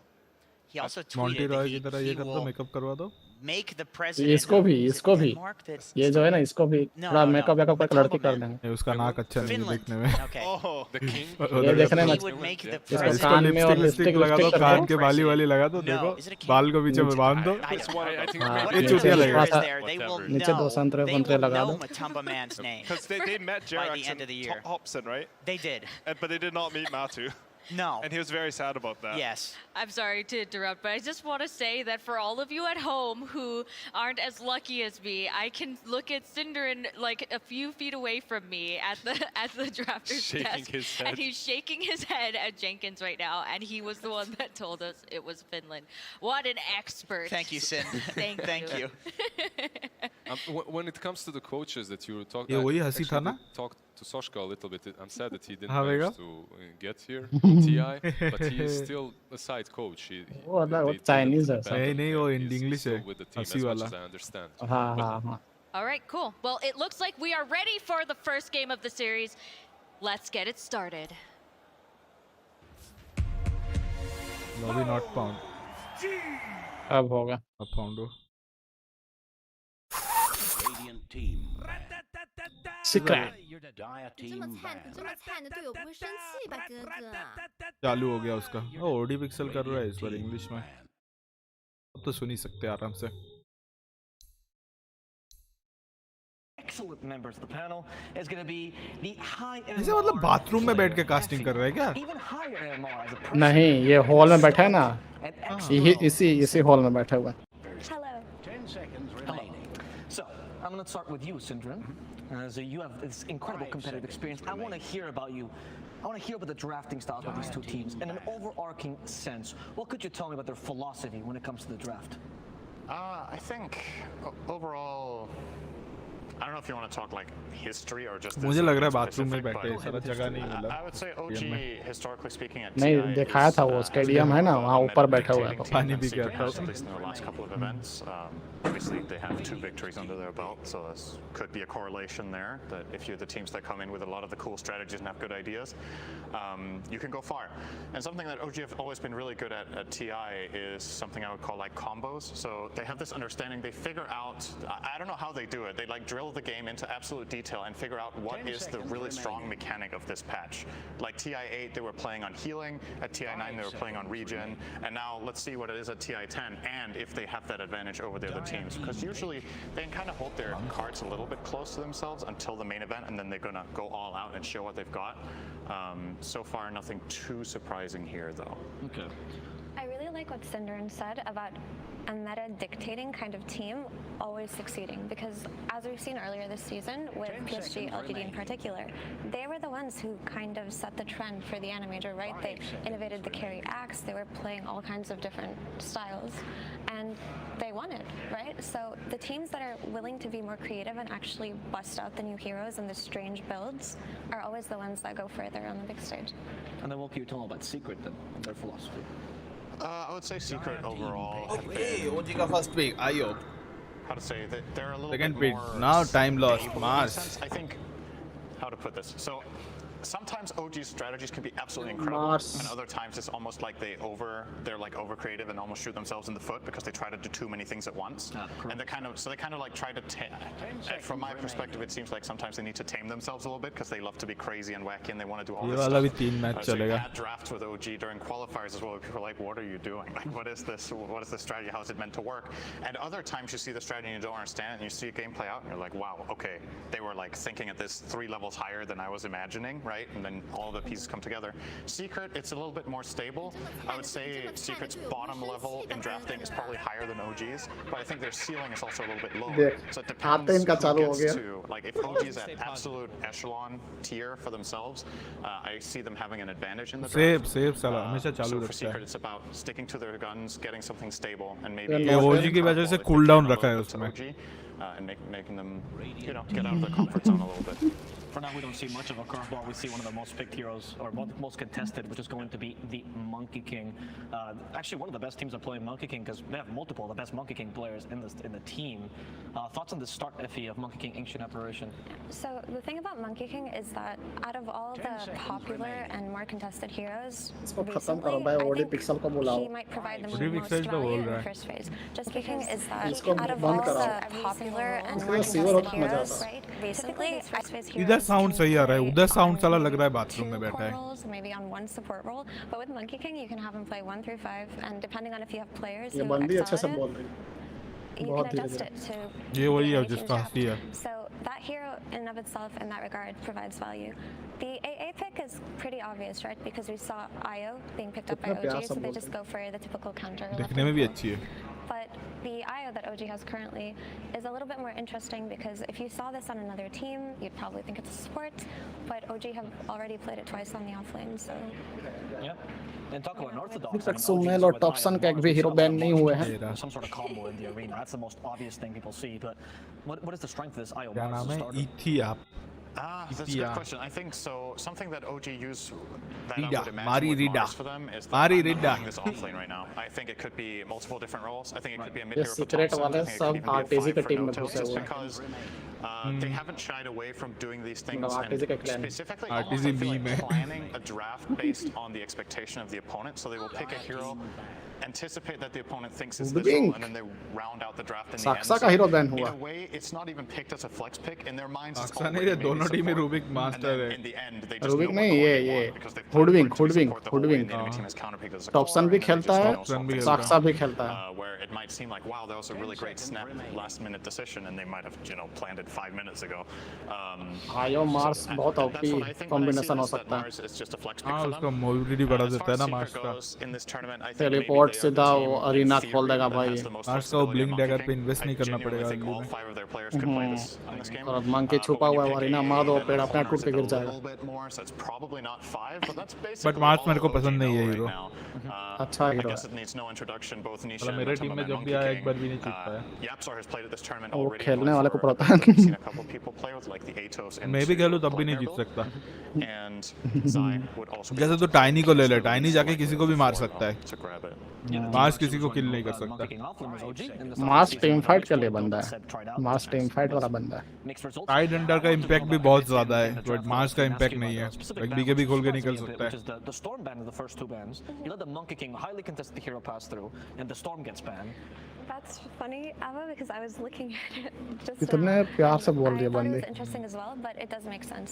It ये seems उसी to का be हंसी है। really OG सुकून that वाला places है Io in जब। high regard because instead of caring about a potential Monkey King, they just chose to protect their Io. So Io is a hero who can provide so much utility for a team, but his biggest issue is just getting jumped. Right. मतलब 6 बज गए, 3 बजे का time. Not afraid of first phasing 3 storm घंटे ही anymore. Late हुआ है। The hero does get countered quite easily. 3 घंटे? 3 घंटे बस। And sometimes यार हम इंडिया है, हमको उतना फर्क नहीं पड़ता है 3 घंटे का। you have to do versus specific teams who like drafts like the IO, right? हम लोग तो ट्रेन में सफर करते हैं ना। And the Storm out who both excel at killing him.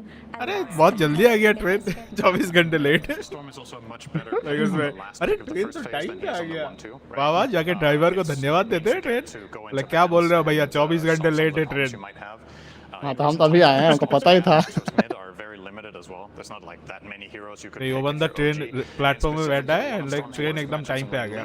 तो जल्द से जाके ड्राइवर को धन्यवाद देते हैं, ट्रेन एकदम टाइम पे आ गया। ड्राइवर बोलते हैं क्या बोल रहे हो, ऐसे 24 घंटे लेट हो गया ट्रेन। तो ये तो उसका पिक है, सास्का का पिक है। आयो नोटेल खेलेगा, मार्स सेब खेलेगा। ये भी खेल सकता है। टॉपसन बोला मैं खेलूंगा। मैं खेलेगा। ये ओजी का यही साला बहुत ट्रिकी हो जाता है, कोई टॉपसन कर ही नहीं सकता। गाड़ी तेरा भाई चलाएगा। सामने वाला हमेशा कंफ्यूज रहता है, पता है, इनका पिक देखने के बाद भी कंफ्यूज रहता है। कौन क्या सामने वाला भी कुछ कमजोर नहीं है भाई, दोनों टीआई टीम है। मॉर्फलिंग भाई, आज शेखर मॉर्फलिंग कॉम्बो, आज शेखर मॉर्फलिंग कॉम्बो। आओ आओ। is going to come out for Team Secret, a tried and true combo. Usually it's SCA teams that love this combo the most, but it's the Earthshaker Morphling. For those of you at home that don't know, Morphling will get an Ags, he'll turn into Shaker, he'll crit you for 1,000 damage, and you go, where's my you can't stop him, he moves around the map, it's kind of ridiculous. Can you tell me if this is the game for an Earthshaker combo or Morph Shaker combo? हाँ तो ये देखा fix हो गया। आयो नोटेल, सेब Mars, टस सास्का, Topsin इन्वोकर, Sumel का बाकी है। क्या लेगा सुमेल बता। कुछ नहीं कह सकता भाई। ये बैंड नहीं किया तो। या फिर क्लिंक्स। हाँ क्लिंक्स सेफ लेन जा सकती, हाँ मिड खेल सकता, इन्वोकर सेफ लेन चला जाएगा। खुद नहीं पाऊंगा लगता है कास्टिंग है। लड़की बहुत ज्यादा क्यूट है। इसके साउंड बहुत ज्यादा क्यूट है, कुछ नहीं कर सकते। वही तो मतलब सुकून वाला है। हाँ ये वो दिल्ली वाला भैया भैया पानी पूरी में तीखा ज्यादा देना। भैया नहीं, भैया नहीं, भैया। और मुंबई का बड़े लोग क्या बोलते हैं, कौन सा साइड है? मुंबई का नहीं पता। ये जो मतलब मुंबई का भी है ना, साउथ मुंबई या नॉर्थ मुंबई। नहीं, साउथ दिल्ली और नॉर्थ दिल्ली होता है ना। हाँ साउथ दिल्ली, वेस्ट दिल्ली। वो भैया भैया भैया कितने का दिया? ऐसे ऐसे लड़की अगर तुमको गाली भी देना, मदर चौथ भी बोल देना, वो बोलता नहीं है you are such a mother चौथ, तुमको बुरा नहीं लगेगा। जाकिर खान आया ना, हाँ वो सच में मदर चौथ, को बुरा भी नहीं लगेगा सुनने में। ऐसा है लड़की का वॉइस। वो भाई लास्ट पिक ओजी का है। अब यहाँ पे इसके ऊपर से डिपेंड करता है। लूना और तो ये बैंड किया उन लोगों ने,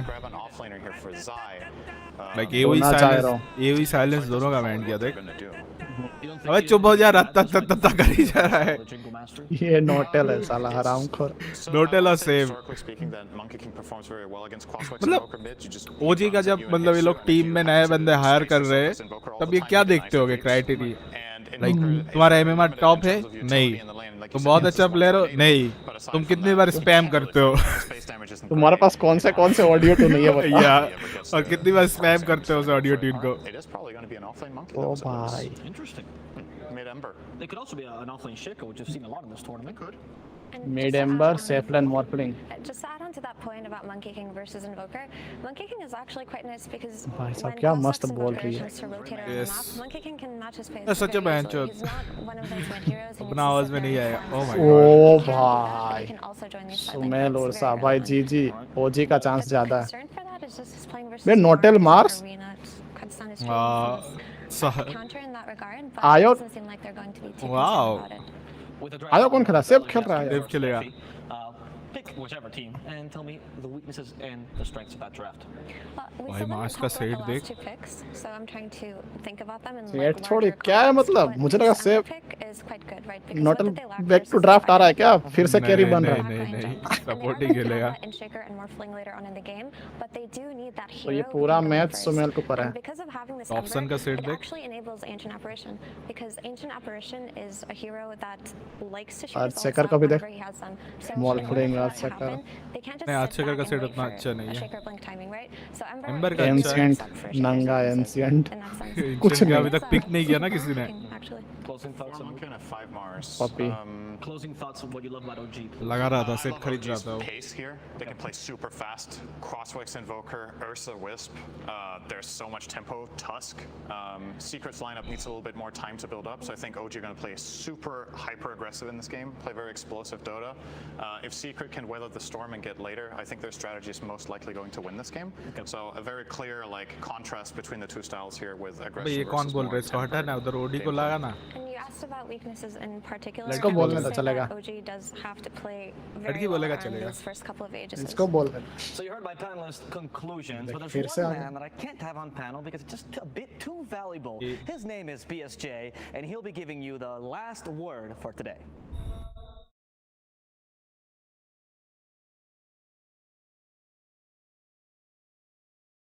शुरू करो हेलो भाया भाया मैच लगाओ ना भाया भाई प्रीवियस मैच देख पप्पी का 1-14 बट जीता वो भी देख 16-1 बंदा। साला ये भी स्नाइपर खेलता है शर्म नहीं आती है okay total number of smoke gang kill मैं तो सब डाल देता 13+ डाल देता हूँ time of first barrack distraction 40+। 30+। अबे 40 मिनट तक जाएगा ये गेम मेरे को लग रहा है भाई पप्पी ये नहीं छोड़ेगा वो player with the fast last hit ये टॉपसन को ही दे सकता हूँ टॉपसन भी जा सकता है ये भी जा सकता है सुमेल हाँ बट सुमेल या निशा मटुम्बा में player with the first triple किल ये देख ओडी बोला यस सुमेल ही लेगा triple kill Lots of combo plays, lots of speed, especially from the side of OG, as panel has been saying. And like Brian did tick it off. शुरू हो गया इनका Different styles that we'll be going for. Obviously, OG is going to be looking to set pace with this Ursa, with this Invoker moving around the map. But it's different. It's this fun that we're starting to get to see from them so मैंने much. किसको mute करके रखा था mute करने का option हटा दिया इन लोगों ने We saw sort of course, OG do this before. And this game again, why do you feel it works so well for them here in this first match against Secret? I think it's just something they're super comfortable with. Seb's been playing it so many times, and they've always been a team about amping up their carries, right? What better than having like an IO that gets these high levels, fast-paced, like level 4 overcharge online, tether as well. You get items faster, your mech, your holy lock it. You set the tempo even faster as a 3-position IO than you were like a 5. Sure, mech is really cheap, so we see it picked up very early anyway on those like 5 IOs, but now it's like Seb is going to have it, and he's going to have these crazy levels that increases the healing as well, because that's what tether does when you get levels. So. And you do sort of agree with Cinder in the sentiment, really. He says very much, you know, you're looking at this game, this draft, and we know, of course, how OG likes to play. OG this game, they are going to want to, and they kind of need to play fast, because down the line, with this more shakers, you just don't want to sort of get yourself into territory where you're having to deal with the fact that one of your heroes might get one shot. Absolutely, and they're just going to get this crazy scaling. The team fight also, if you just look from Secret, it's a bit stronger as the game does progress. Once you start getting these levels on that shaker, the AA, even the support Monkey King, it just starts to make everything a bit of a disaster for OG. But if they get a good tempo set, they have a good gold lead, then they're going to be able to still chain these kills. But we'll see if they can do that. But they do have the lineup to be able to, and tag team, Overcharge, Ursa, Alacrity, you know, Roche is going to die quite a lot of times in this game. Absolutely, and we're definitely going to see OG get a lot of usage, as you say, out of those sort of early brawling abilities that are really going to amp them up and make it rather hard for Secret to go toe-to-toe with them in the sort of the earlier half of the game. I do apologize, ladies and gentlemen, we do have a brief pause. I believe that the teams are just getting themselves ready and all sorted so we can get tucked in for a whole complete game of Dota 2, which, as I say,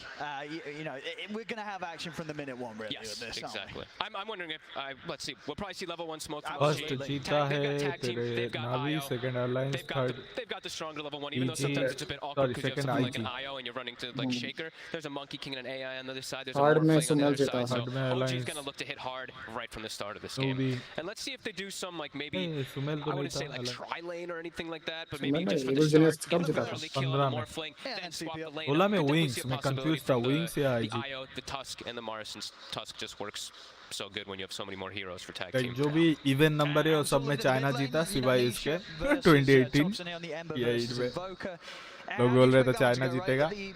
Thompson's not going to be too upset with the matchup, right? He's going to.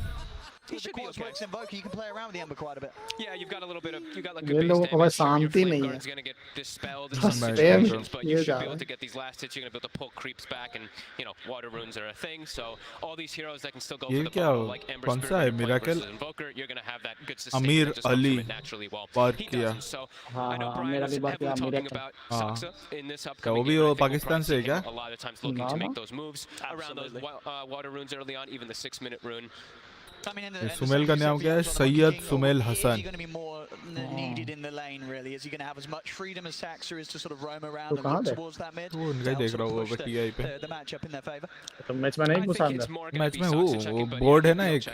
He'll check as well on Yapsor. TI वाला. I think he'd like to stay with the Shaker just as his melee fountain के अंदर. You don't want to leave him completely alone, right? So. Even though Shaker has done really well versus most of these melee matchups, Ursa can take advantage of it. Sean, one little pin from the Mars, even though it's a 5 position, and you should have the chase. So there's no Monkey King there, so here we go. Well, indeed, here we go, ladies and gentlemen. The G has been called in chat. We are getting this match underway. Oh भाई, पहले ही smoke. Game 1 of Secret versus OG here in the upper bracket. क्या बोला? Secret versus PUBG? OG. Oh yeah. Has a lot of potential. दोनों team का smoke देगा. वो आगे देखो मंकी किंग और घूम के बन के जा रहा है. कुरियर को उससे ज़्यादा मूवमेंट स्पीड रहता है ना. वो देख कहाँ वार्ड लगा दिया. To allow them to dodge that quick aggression that's going to come. And let's see. तू भी देगा सेफ लेन को ऐसे वार्ड लगाते हुए. सेफ लेन वार्ड ही नहीं खरीदता भाई. मिड लेनर को सॉरी. हाँ मिड लेनर वार्ड नहीं खरीदता. वार्ड लगाने का कामयाब हो गया निशा. स्ट्रीम स्नाइपर है निशा. I am coming. उसको पहले हिट नहीं करना है, पहले स्प्रे करना है जमीन पे सिम को. And Secret doesn't want to fight. Absolutely not. No, you don't want to run into. उन्होंने बोला मत जाओ, मेरे को नहीं मतलब. तुम भले आना चाहते, आ जाओ. See, Yapsor also continuing. He's the courier form. He brings his courier out so that he's going to be able to turn back into courier form as well later on, so he can keep using that. That's why you see him pulled out of the base so early. Something we're seeing a lot more players do. And overall as well, you know, निशा को कोई hi fi नहीं देगा. What's sort of your feeling from the drafts? Like, do you छुपा हुआ था, दो डालता है. I've been a bigger fan of speed lately. It's going to have to be speed and few mistakes though, because I've seen very similar drafts like this also from, you know, we got to cast that LGD Elephant game where they had that enormous gold lead the entire game, and then one little slip up, the Morphling, and the combo just ends up taking. That one was a Morph and a Willow, which also is incredibly powerful, but Shaker has similarities. So for me, it's... I mean, it's pretty easy. Oh, they it all depends on how the game starts going. Because if OG gets ahead, they can dictate pace and play around their low cooldowns. If Secret gets ahead early, then I think it might be a little tough for OG to bring it back. Option mid भाई काफी time बाद देखने को मिला. वो भी अच्छा hero. Back to the lane. निशा को बोला. अरे तू जब मैं तेरी उम्र का था तब बहुत मारता था. Which side lane is the most volatile, do you think? Who's got to be the most careful on this first couple of levels? I feel like top has crazy potential of kills just because it's the double melee. Yapsor just makes 1 or 2 wrong steps. Same thing for No-Tail. There's Jingu skilled right away on the Monkey King too, so that's probably the most volatile for me.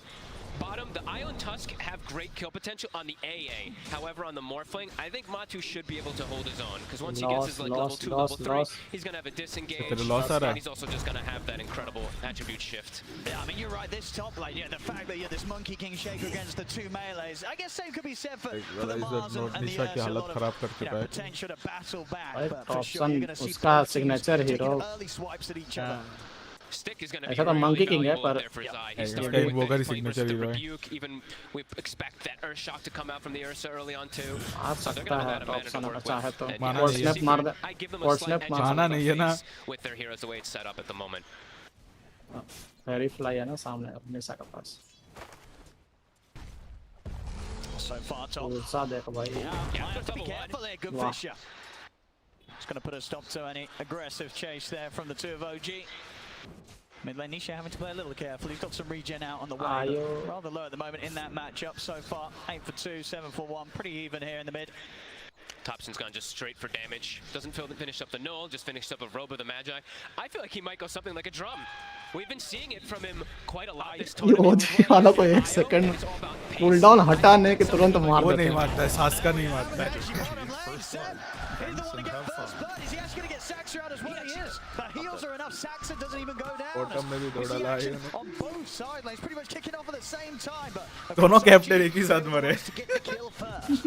Bit of a slip up there. I think Matu missed the waveform onto Saxa to get that trade kill. उसका एक खत्म हुआ, इसे तुरंत इसने मार दी. He's the one who's going to have to eat the brunt of the force most of the time from this tag team. He is securing the farm for Matu.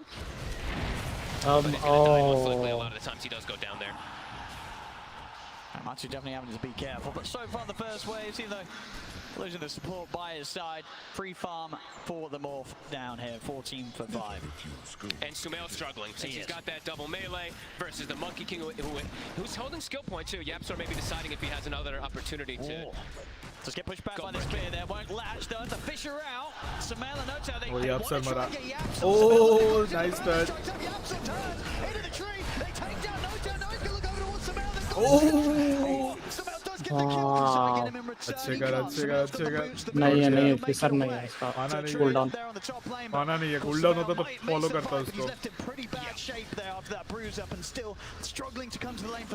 Same level 6 का wait कर रहा and Zai's always got mana to work with. That's what we're mentioning. These stick charges, he's always got a fissure, he's always got enchant totems. It's a tough one for Sumail. Oh bhai Dive, of course, able to head over towards the mid. Best friend forever. Topped up and well. That's where those deaths are kind of valuable. When you have bottle mids, you can always fill them up. Unlike for the Invoker, they can't fill up Thompsons. Because he doesn't have one, obviously. I mean, okay. We have to control the water in here. What can they do about this top lane, OG? Can they make any sort of alterations to get this better for Sumail, or do they just have to tank this really rough start for the Ursa? I think they have to tank it as bottom. Puppy. दोनों मतलब बहुत इसमें खेल रहे हैं. और फिर से पपी मरा. ओह क्या किल लिया सेव ने. Last hit. इसको भी मार सकते हो रीजन कर लेते हैं. He's very low. Seb just sort of beating back into him, stopping Matu from being able to get Invoker मारा जाएगा. माना नहीं है इसके पास. He's got some creeps on him too. Verify है उसके पास. He doesn't have enough mana. Verify. I'll keep him topped up. Thompson's still alive for now. Nisha, can he still get in this? He'll have another slight change. Thompson's still hanging around. In fact, he's got a stoke, but he has enough to get into the Ghost Walk. Thompson will stay alive. Really pushing the limit there, though. Yeah, he reveals himself. Oh. Nisha's going to want to dive back in. He's got the slight change. Thompson is dead. क्यों निकला वो बाहर? Mistake वो बन चुका है Thompson का item. But he had no regen and no chance against Nisha with the second round of spell. Not bad.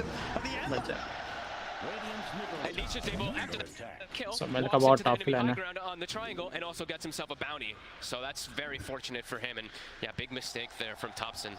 I mean, it's, so far, just a 1k lead, but you saw it there in the CS. All 3 of Secret's cores across the board, getting solid farm in the lanes, whereas OG, they're having a bit of a slower time in the mid, and that top lane. And Secret's the one who, as we were mentioning, later game scaling is really good. You see this Morphling having a way better start than the Ursa. It's definitely some concern. So I think Saxa, he's going to have to be the one that we look at to kind of fix these lanes up for the team. Seb's done pretty damn good, but he's going to have to especially help out Sumail up top. Absolutely. We're going to see big moves from Saxa. Yeah. It's only level 3, too. It's not like he has this insane type of level advantage. where you see some of these 4 positions have. Yapzor is actually level 4 before Saksa hits it, so a little bit harder to make all those aggressive moves when you don't have all 3 of your early abilities, like the snowball. Especially versus something like Earthshaker and Monkey King snowball, very useful. Oh, denied. Nice Hobson. Nice deny. To get in and take that away from Nisha. Hobson के team का किसी का TP नहीं आया था. Yeah, just not slowing down Matumba, man. A definite concern. Samel's starting to get a bit more space. The pressure's definitely begun to lessen a little bit top with Yapzor making those movements over towards the mid. So a bit of breathing room for the Ursa here. Only for a second or so, because Zai is going to hit 6 really soon. We'll see him make the move, Matu. I'm going to try and go on Matu. Not quite enough damage there to stop him from shifting. Still have the chase down with the tag team. It's not enough. He's got the strength built up. Matu will be able to walk away. Zai likely to be 6 after this lane, and that's where Sumail's going to have a lot of difficulty as he's still not level 6 on the Ursa. Oh, absolutely. He's double melees up there. The walk in for a potential slam could be deadly. Does have his treads picked up, so he's a little bit tankier once he's got them on strength. On no tail. Just struggling to sort TP आया invoker का. Tornado. और invoker को ये मिल गया, charge मिल गया. Onto Yapzor, he'll set up for a kill between the 3 of them, and this very much needed. OG, they've got to try and get this top lane in a better condition. And he's got the urn picked up at a perfect time, so he can make that move. And immediately he does queue up the drum. As expected, you know, we've seen him do it a couple of times now. हाँ तो वो लोग कोई नहीं आ रहा mid में तो क्या करेगा? OG. वो बोला तुम लोग नहीं आकर कोई बात नहीं मैं आता हूँ. आए तो थे ना वो लोग. मान नहीं पाया. हाँ ये देख बैठ के फार्म कर रहे हैं. ओ trustee सोवल OP item. 0 to 100. So it could absolutely still happen here in this early game. Still early days. 7 minutes in, 3 to 4. Less than 1 आइयो के लिए OP item है ये. There's still absolutely potential for OG to just explode in these early moments. Yapzor making the move down bottom. They see him with the ward, but he's here already. Now they get a good promise, bring jumping onto the 2 of them. Nice. Oh. Able to separate them a little bit, but now see if they get into the touch there. Snowball against OG, closes in on Seb, gets the kill, and Yapzor might not even be done. He's got another spring in a few seconds. Does he want to go up into the triangle? He does. He's keeping his eyes on Saksa. Not quite land with the slow though, and Saksa will manage to make it back to the safety of his tower with that. But still, as to Seb, the offlane IO taken out of the lane here. More space for Matu to heal back up to full from the Morbid Mask. Zai playing careful top, level 7 already. Very close to his blink tag already. 800 off with the treads. Sumail just had to leave the lane. I don't think he wants to be up there anyway, and they need to start getting better levels on the 2 supports for the side of OG. Otherwise, they're not going to be able to do that strategy that they want to do in the next few moments. And Yap's already been quite the nuisance for OG here, just sort of jumping around with the vision he's giving, and OG, at least with the 2 of them, Saksa and Seb, struggling to really get their hands on this Monkey King in the trees, bouncing around.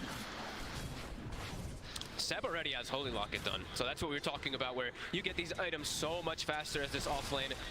Gotta be able to make some nice aggressive moves, but they're on him. He's gonna try and go, but a quick tether over to Saksa will break the distance. He's too fast.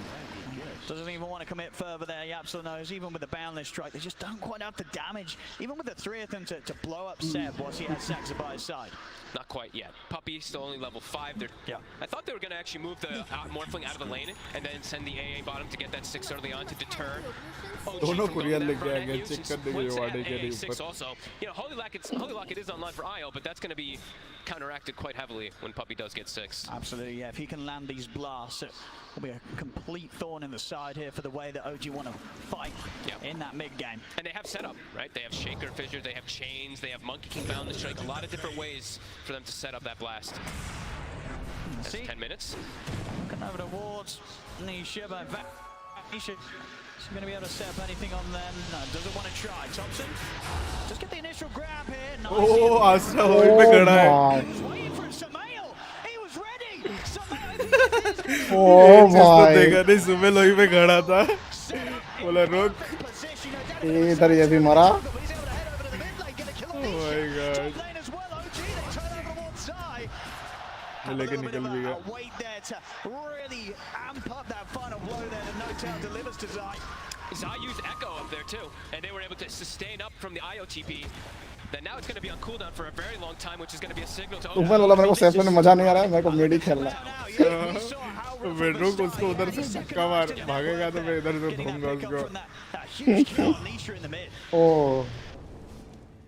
And their pressure in bottom now with the 5-position Mars with the IO.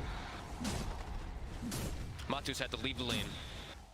You can feel it, that the pressure is building up from OG. It really is Thompson. Can he deepen the job? Has his mana gone? Has he got enough damage on his zone? क्या Thompson खुद बच पाएगा? Last में बस सब छाट दिया भाई. As he's trying to escape them, but there is no running from Zai, Nisha, and Yapzor. So he gets in, he gets a kill, but maybe a little too deep that time from Thompson. He did force 4 heroes there, though. I guess that's space. Space for IO to get the finished farm bottom, Tuss to get the levels top, Ursa to get more farm too. So at the end of the day, it's a Thompson move. Because that's what he likes to do. Sacrifice himself for the greater good. Zai does have a Blink Dagger finished up, though, off of that kill. So there is going to be some responses that come out from Secret after they get those kills. Also, a Maelstrom finished up on the Ember, so Secret does have a bit of a timing where they can fight back. That's the one thing, is we were talking about how OG is looking to set tempo constantly with this fast-paced draft, but it's not like Secret isn't going to be able to fight back with their heroes. Absolutely not. Yeah, Secret, they'll certainly be ready to have a shot back at them. Let's see if they can set up to sort of make a jump and a good reveal with that Blink Dagger on Zai Shaker. Smoke up already. In fact, from Yapzor and Nisha, they're leading the way up top. It's just Saxter up here at the moment, soaking up some XP around the tower. Matu starting to take the tower. They'll dive in straight away. Instead of playing with the chains, in with the Remnant. TP's coming in. It's actually going to continue. Oh, wow. Rugos command is down. Jumps off the side. Nisha is able to break away with that last bit of mana. Oh, ayo mara. Headshot there from Puppey. As he lands. Fireman आ गए. वो देख 2 word लग गया उधर. Thompson, he's got the move speed though to get out of the range. 2 senti लग गया instantly. But a big hit there from Secret up on the top lane, and that's the move you said. They knew that OG, despite losing Saxter at the start, OG's the kind of team that will turn up and try and fight around that tier 1. Secret, they were prepared completely for that. And look at the pace. They were smoking again instantly though. या puppy ने. देख अंदर ही रोशन के अंदर खड़े हैं. Puppy भाई. Puppy को पता चल गया. पपी का आवाज आ गया. ओह भाई को स्लैम. तो मजा जमा. तो भी बोल लो. मजा मार. And it's half HP. They might consider even going for it themselves if they get some more follow-up kills. He's ready to chase up to the high ground. Thompson and Seb will be able to hold them back. Quick slide for Nisha keeps them low, but Seb will heal the two of them up, but it's a save. Roshan, it's in a bit of a juicy position here for Secret. It's still not too easy for them to really go for it though. Yeah.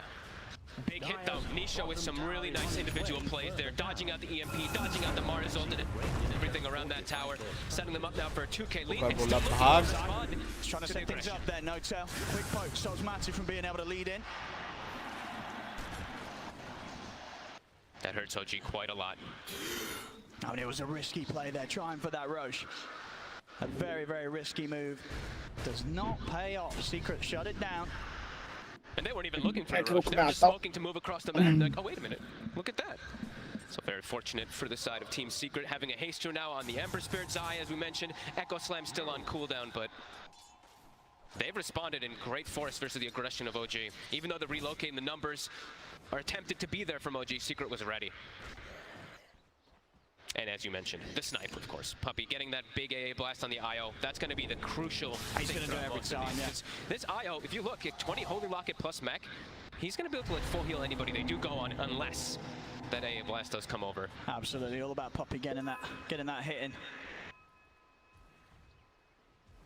I see OG. I think they pretty much have the defusal done on Samael, so yeah, it's just a few hundred gold off it. Any sort of other items at this stage that each team is waiting upon to have their sort of next power spike? I don't think so at all. I think that Secret is extremely happy with this pace of the game right now. Morphling, like Matu's just getting to free farm while they're also still defending towers. I think OG just needs to keep looking to make these plays. I think if they sit back and look to wait for something, the game's going to quickly fall out of their favor. I mean, well, yeah, as you say, you're seeing more for the top net worth here, and if that's happening, Secret's happy. Yeah, they've got defusal now. They got a medallion also on the Invoker. This is another go time. Smoke up, look for a play immediately with this. There we go, in immediately from OG, Seb. Samael and No-Tail. Seb, of course, ready to take Samael in with a relocate if No-Tail finds a solid setup for the arena. They have to start finding these big kills. Slow down the Morphling, slow down the Ember Spirit. Still difficult though. Go for the D ward here, so Secret will be aware that they're coming in from the side.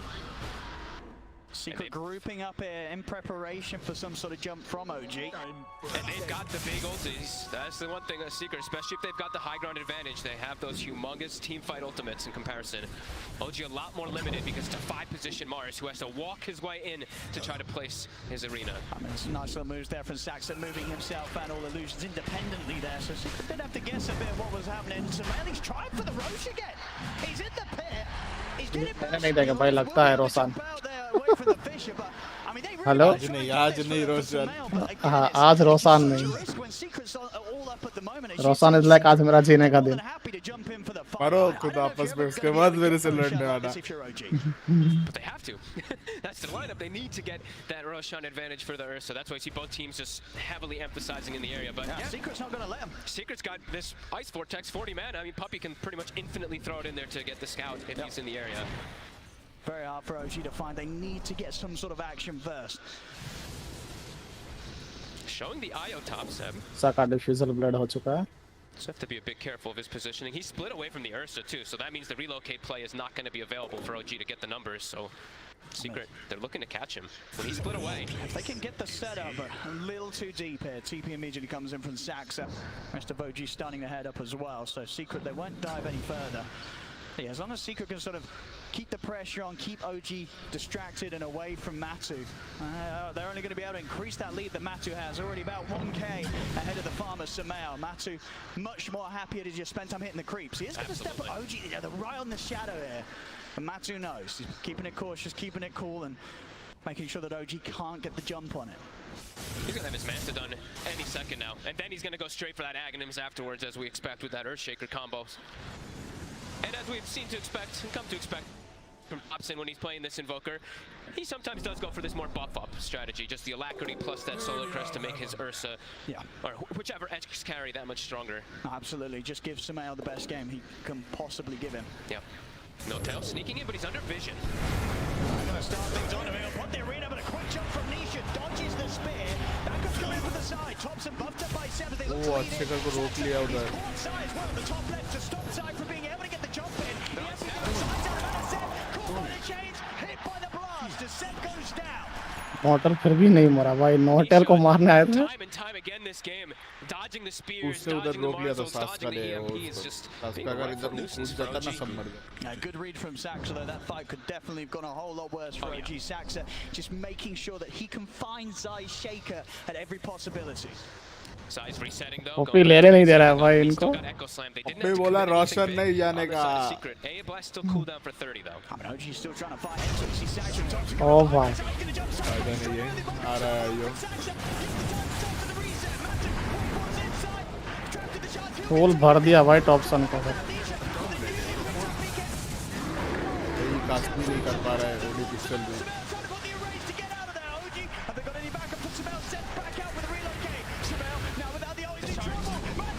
LOL. Speed काट दिया.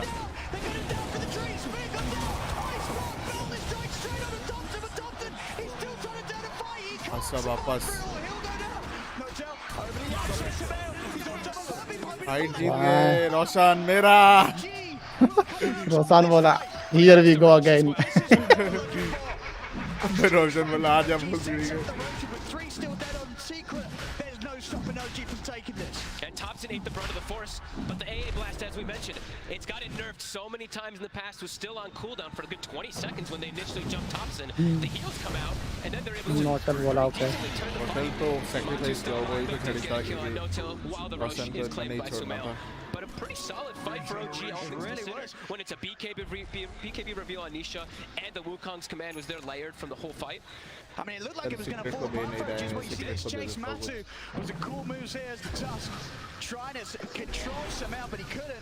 Good control as well, taking Yapso out of the trees, stopping that spring jump forward, which would have allowed them to kill Thompson off much quicker. Chapter बना रहा है Sumel. As OG, that was exactly the fight they needed here to begin to get that momentum, that sort of power back under their wings. And look at this, Sumeli's going to go straight for that Aghanims build on the Ursa. Just more survivability. He's going to be able to constantly be that rightful nuisance inside the fights, stick on targets. Again, the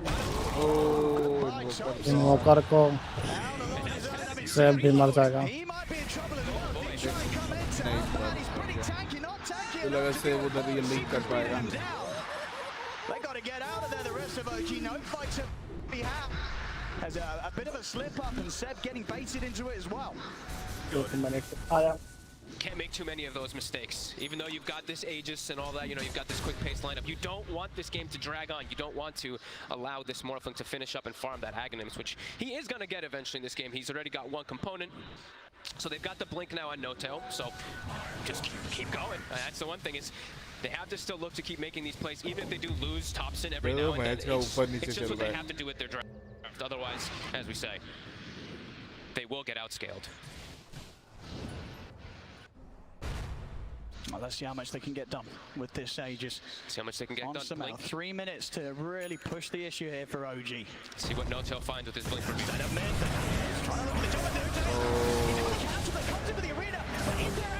और क्या No-Tail just ends up dying immediately after he looks to initiate. Yapson died. Oh no, Saxa, he's got the catch straight out alongside. Sinful from Massive, and Massive's ready to turn and fight. Kill him for time. Side will survive. Change, locking down the two of them. Thompson back up to full HP. You have the blink coming out, but immediately put it aside. Matsu, focused out by Samel. They're ready to try for more. Yapson plans off the side of the corner now. Nisha, he's in trouble. He's trying to remnant out of it. Will have enough mana to jump over to the side. They're looking to hunt him down. They know he's gone south. They're checking out the high ground with the soda strike. Samel closes the gap again. Yapson on the bounce for the trees. Hold back the band. हार के जाना है जिसको आज से कर वापस भी आ गया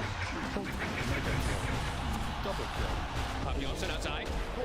Underneath the tie, it's a little deep here for OG. Jump forward. Samel. Gets Zaya. He's got the heel of Seb. Samel. Oh, उतार दिया. Ultra. Samel with the ultra kill. Getting it done here. OG turn it up. They look for the fight with the Aegis. They've still got that Aegis ready for another round. Samel getting some huge kills there. Level 18. And now we can look to start working on that BKB. Look at the damage he was able to do in the fight. It looked a little weird because No-Tail starts the fight and they didn't have the backup initially. In the midst of the fight, don't know if everybody saw it on the side of the cameras, the Io Spirits clipped the Shaker. Zai actually echoed the floor when they were trying to make the big go onto Ursa. Either way though, they were still in Aegis. They were still getting all the full heal. OG getting this big ramp up going for them, and I do believe Seaton needs to be a little bit more careful with their ice blasts. They just throw it at the Thompson every single time, but it's got a 60-second cooldown. There's likely only one going to be in every single one of these team fights. They have to prioritize it on the big heals. As we've seen Seb now just chunk up his teammates with that. And Thompson is the sacrifice. There we go. OG. No slowing down, of course, from this squad. Nope. Oh, Invoker को दिख गया. Walk ID. Oh, nice.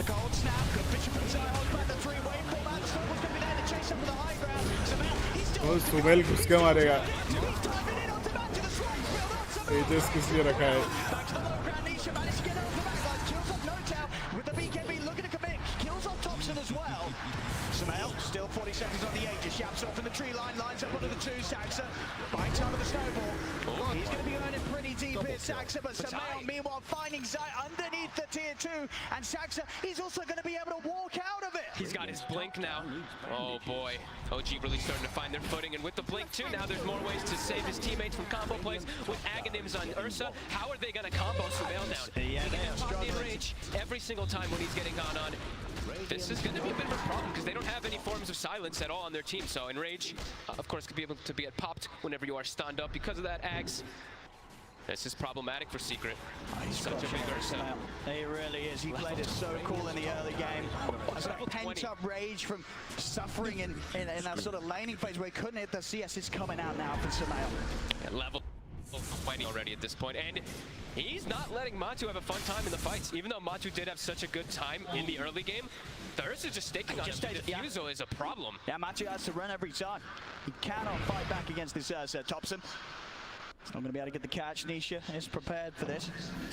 Didn't get the touch on this either. If we look at Yapsor, he's going for a very good build. We've seen a couple times the Atoses into Gleipnirs. I think we saw a couple Orchid rushes, I think on crit as this 4 position. He's going for the late game. He's going for the Scotty. He's going to be able to apply it to everybody. The slow, the reduced healing as well from the IO2 in the team fights. So as it progresses, as we mentioned, Secret's going to be strong, but Saxon's going to find him up. Puppy's got a fair bit of damage as well. Saxon, the other side of the cold feet here with a snowball. Thompson, he'll be able to put a stop to the TP. No escape for Puppy. Secret's trying to, I think, slow down a little bit here and get those items finished up, in particular the Ags on Morphling as well. It's very close to it. As she was saying, just about 1,000. It's pretty close. Seb now has his own BKB, so it's gonna be tough to focus fire him anyway. If they can get the AA blast coverage, if they can get a stun initially on him, then it'll work. But if he gets the BKB off pre-initiations, then it's probably gonna be really hard for Secret to bring down the main focus targets that he's tethered to. I mean, for OG,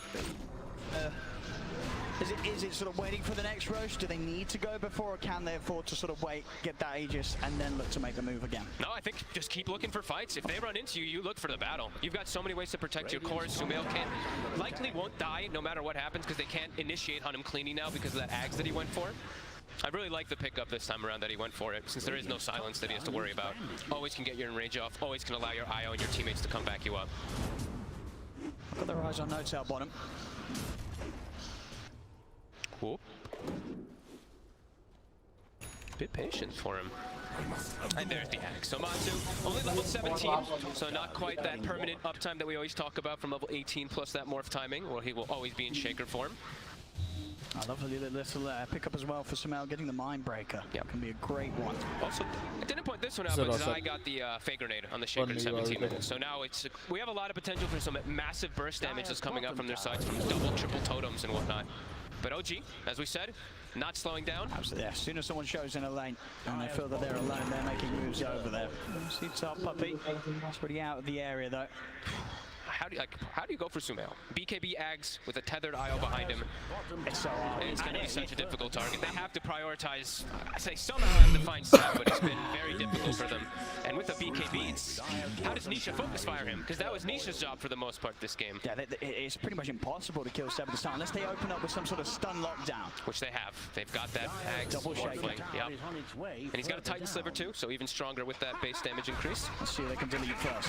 Puppy says hello. He's just going to walk in on this. He's going to get hit by the Mind Breaker. He needs help, but he needs it now. Puppy will give the Ice Blast over, but Sim's already put the BKB on. Off to the side he goes. They lose No-Tail on the side of OG as Secret out to get to the back of him.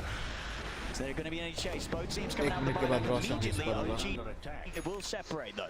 They back off. And just an awkward way really for Secret to start the fight. Puppy just heading up on the front lines. I don't think he expected them to be there that soon. Just walk. I'm most surprised that he's the one that walked up so quick himself. As around the Roche pit, most important timing now for the next few minutes. About 35 seconds until that will spawn. We see OG sitting in the pit waiting. Dire has strengthened their structures. Dire's middle tower is under fire. There we go, Secret. Rather far out here then. We'll finish off the tower.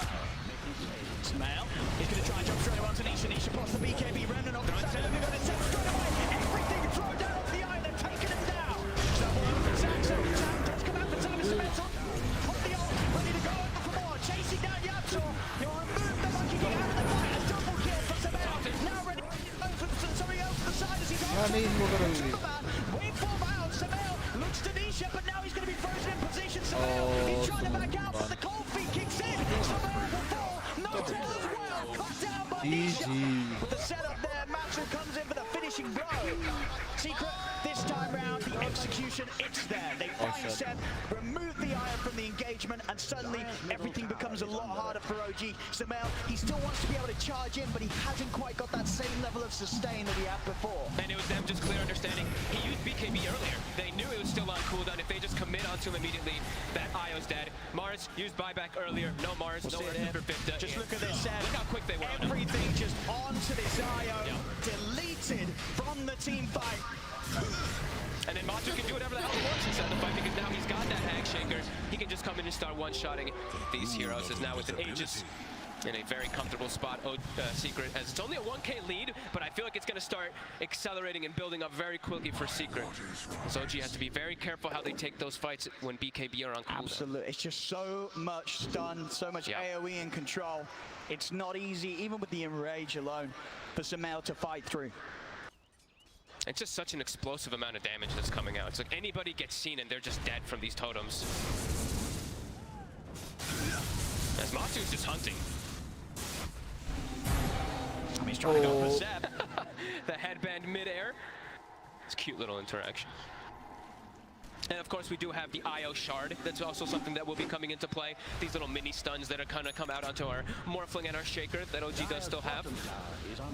But yeah, with this much more comfortable position, Secret to look to make more aggressive plays, and an E-Blade now finished for Matu. So much blast here. Trying to put for notes out, but at the same time, Zanisha now onto Saxon. Zeb will lead in. They're looking for Yapso, man. Monkey, मर गया. For now, the Yapso finally falls. Matu finish off Zeb. Selfie blade here as Matu looks to separate himself from the fight. OG, if they've got any further chase, Sumail. Oh, क्या असला क्या बचा है खुद को.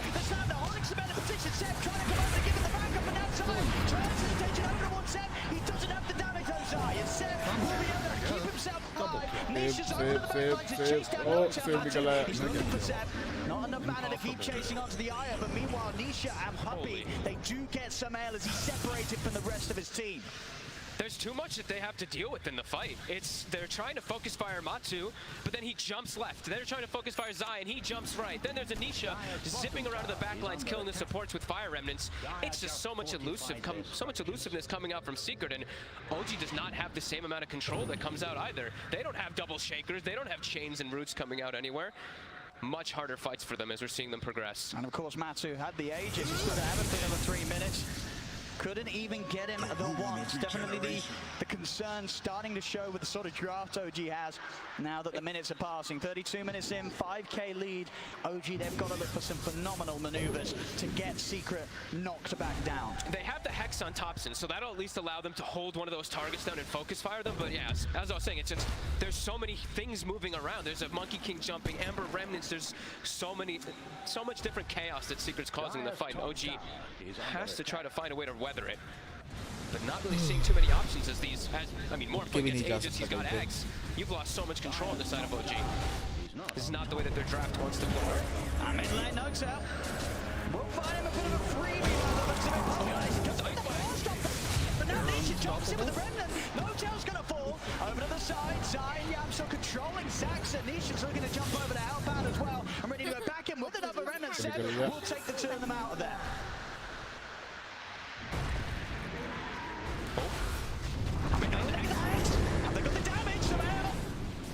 क्या बचा.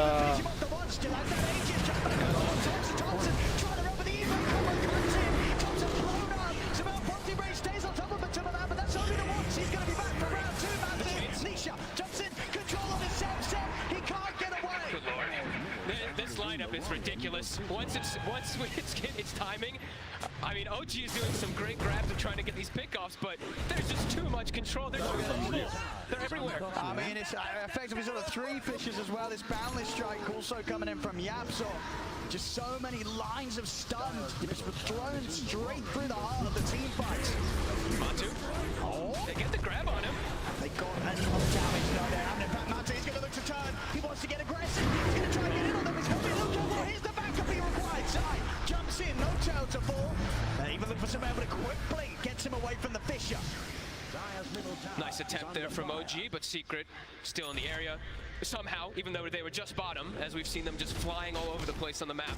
Always seem to have the numbers. 12k gold lead. It's quickly swung into their advantage. And that was quite a confident line there, just straight up into their face. Even 91% on the win probability right now for Secret.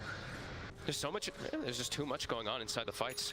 Too many things they have to focus on, while also trying to dodge AA blasts and keep the BKBs at a good timing so that they don't get clipped by it. It's not easy moving forward.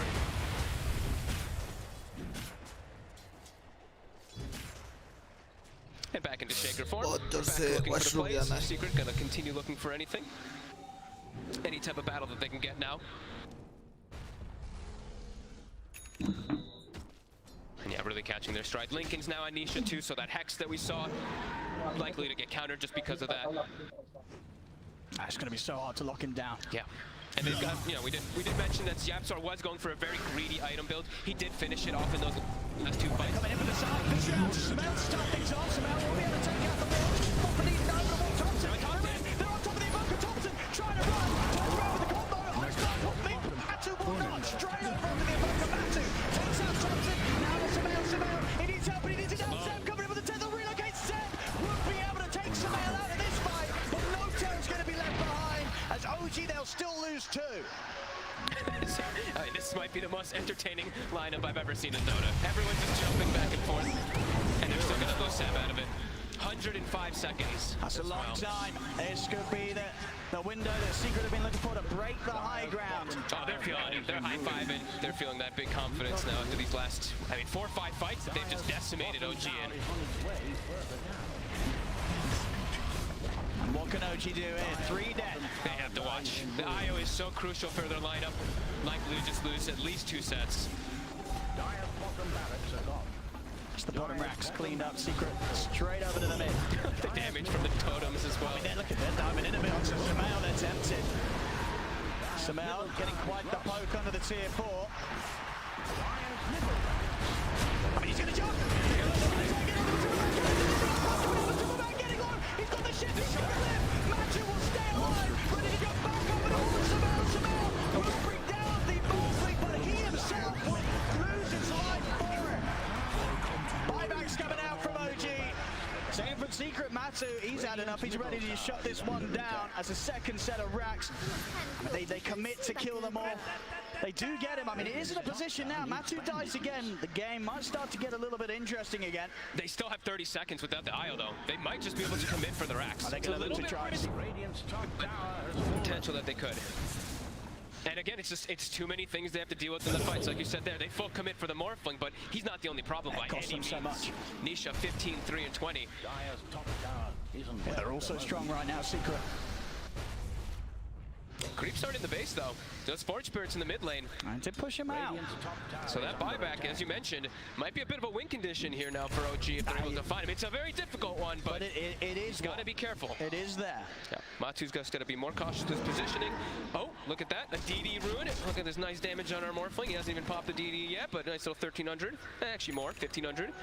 Yes. And also knowing that Roshan should be up rather soon again here, so something that is going to offset that risk of Matu using the buyback to get straight back in action. And finding some big neutral items as well. Timeless Relic picked up on the side of Secret. Oh my goodness, yeah, give it to these shakers and the stuns. Or the Ember Spirit. I mean, I'm fine with that too. He's pretty good with That's it. a lot of damage. OG. That's Samel. He's found Puppy. He's trying to get in. We'll get pushed back. Comes in the eye. Samel inside. Some of the setup. Samel got the BKB off the top there. And he turns towards the shaker. Takes him out. Matu. Trying to find Nojo. Wait for him over to the side. Sen bringing Samel out to the side for now. We'll see the jump ball. He's taking the ball. There's the hit. Slams out Samel. Samel hits the deck out for 2 minutes on the Ursa. Look at that damage. Over 1,800 damage on our Morphling. That's a big number. He just smacks him out now. Sen returns as well to his death. And now 3 dead. No buybacks on OG. Secret with the 4 of them up. They can look to run down mid. Thompson, he showed himself for a second. थोड़ा सा आंखें ये हो रहा था. Slip away. He's trying to create distractions. देखा आया वापस. But Secret, they are definitely going to have their eyes on the Megas, and maybe even more. 2 buybacks available on Notel and Saxa, but 90 seconds no Samel, a minute without Seb. Oh, जी हार गया. There's the buyback, Notel. Can they buy any time for their 2 cores to get back up? It's got to be so scary for Thompson. I mean, Saxa is going to get a jump in. They are able to get the spill. Then the time is so coming down. Steal the round of Matu. He's got too much HP. They can't burst through it. Buyback comes out for Thompson, but Saxa will fall. Also with his buyback, looking to try and hold with just the 2 of them. The Secret, the damage is being done. The top racks are gone. The Mega Build the match. out and the jump over to Saxa. As soon as he's back in, he's back out. Dieback हो गया. GG. Everybody's dead on OG as Secret. हाँ GG हो गया. जी हो गया भाई। तू चला गया ना इसलिए हार गया। देखा, मैं देख रहा था, मैं सब देख ही रहा था। 2 सही हुआ, 2 गलत हुआ। मेरा एक ही सही हुआ। मैंने 30 से 40 दिया था। मैंने 40 प्लस दिया। मस्त मैच था भाई। क्या सीक्रेट ने कमबैक किया यहाँ पे। मेरे को बंद करना पड़ेगा यहाँ पे। क्यों? मेरा बाप फिर बोलेगा। And OG, they try to run into it, but a couple too many deaths, especially on tops. And he ends 4 and 11, trying to be that support kind of style invoker, but does end up hurting them versus this secret draft. Yeah, slowed down big time for him. And Sumail, trying his best. 14, 5, and 6. Not a bad KDA, but everything else just falling a little too much around him. As Secret are able to cruise through in this late game and secure this game 40 minutes in. Game 1, ladies and gentlemen, goes to Team Secret. Thank you very much, OD Pixel and Fog, for the cast of an amazing match. This puts Team Secret at 1-0. And you know what that means? If they win this next game, OG goes down to the lower bracket for the first time in 3 TIs. That is whoa. Whoa, what an insane game. What an insane start of the day. First from the Spirits match and now into OG versus Secret. The quality of Dota, the way these two teams played, the chaos that OG did manage to siphon Secret into, but they just waited their timings, right? They got to those timings, and the moment you have Aghanims on Ember Spirit, Shaker Morph combo, everything changes. I think specifically the itemization coming out of Team Secret was really interesting and cool to look at. Like Yapzor, he rushed a Scotty on a support Monkey King because he had no way to kite Ursa at all. And then all of a sudden you have 4 of Team Secret's heroes with some sort of jump mobility. Morphling, Ember, Monkey King, Earthshaker, all going for the mobility abilities. And Sumail, he was destroying the game beyond godlike. But at the end of the day, he just couldn't output enough damage. Yeah, I think the one fight where it was like the perfect timing in so many ways, where they had the Morph plus Shaker timing. I think they also had the Ember Ags at that exact point as well. And then in that fight, they finally were able to jump and focus Seb on the IO, who I believe had used BKB in the previous fight. And then after that point, it was just like... That was around the pit, right? Yeah, that was the fight. Right around the pit. And then for the rest of the game, it just looked like hugely Secret favored. And I do want to give a shout out to Nisha on Ember Spirit. The amount of times that he frame perfect dodged a spear or something like that into killing 2 heroes. Yeah. I mean, they could have delayed even without that, but that really helps when you're trying to delay for this late game Morph Shaker timing and you've got somebody playing like that. Right. That makes it work. And they looked broken, right?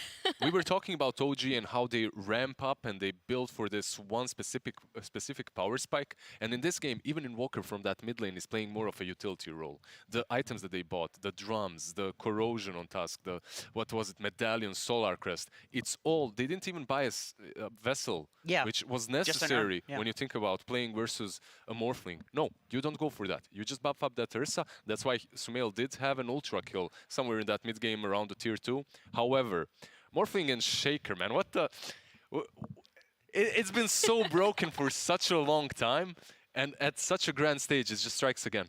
One of the things that I heard AUI talk about while we were sitting in the green room watching the match is you said Ember is one of the best heroes right now. He did say that. Yeah. I did say that. Tell me a little bit about that. What makes you say that? When I watch these games, I actually think Ember is going to be the hero of the tournament. There's nothing really concrete. But in my head, how he team fights, he's just going around the fight, providing vision. If you try to chase him, he has 5 remnants once his egg. He slides in between them. He creates so much chaos. And every time you look at the end game screen of the stats, he's like 60k hero damage for some reason, just out of nowhere. It doesn't say there. They tricked us. Can I just... let me just comment Puppy. Even though he spent 3rd most time dead in this game on all TIs, at the same time, he's been playing Ancient Apparition versus IO plus Tusk. That lane is incredibly difficult to stay alive in.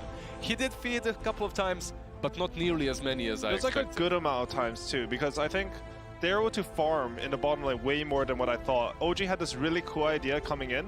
They would tether the creep in so it goes into the tower. You get equilibrium versus a Morphling A who's supposed to be a weak team and sort of zone them out with Tusker Isle. But Secret, they're able to just sort of, I don't know what happened. They just dominated the lane early and they were able to survive. They used the tag team first time in the jungle to try and kill the AA, who instantly TPs to the lane, which prevents them from using that tag team in the lane itself, right, for a couple of extra seconds, which allows Matu to get more last hits on those first few waves. Yep. Earlier raid band, which translates into him being 15 last hits and like 8 denies in a couple of waves. Yeah, it could have worked too if they had the tag team, because the lane did immediately push out. Like you were saying, I think when the Morphling pulled to the range creep, the creeps ran into tower, creep wave pushes out double waves, but then without the tag team, and then with Secret getting level 2 timing first, it meant that they could actually farm in the lane. Right. So I know Dota 2 is a team game, right? There's 5 people on one team, and you guys have been totally promoting like all the players. But if you were to pick one person who would be the MVP of that match, who would it be, Lizard?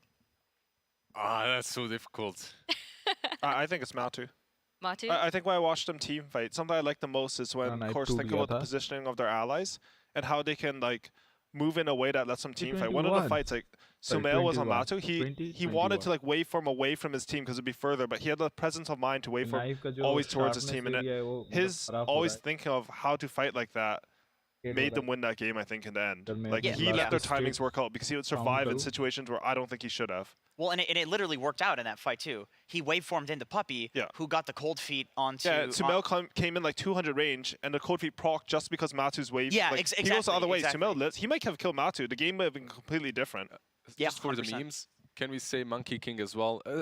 Honorary mention. Just because of the ultimate orb and orb of corrosion. That's all he built. No, his item build was genius. Yeah, I think never it's straight see genius.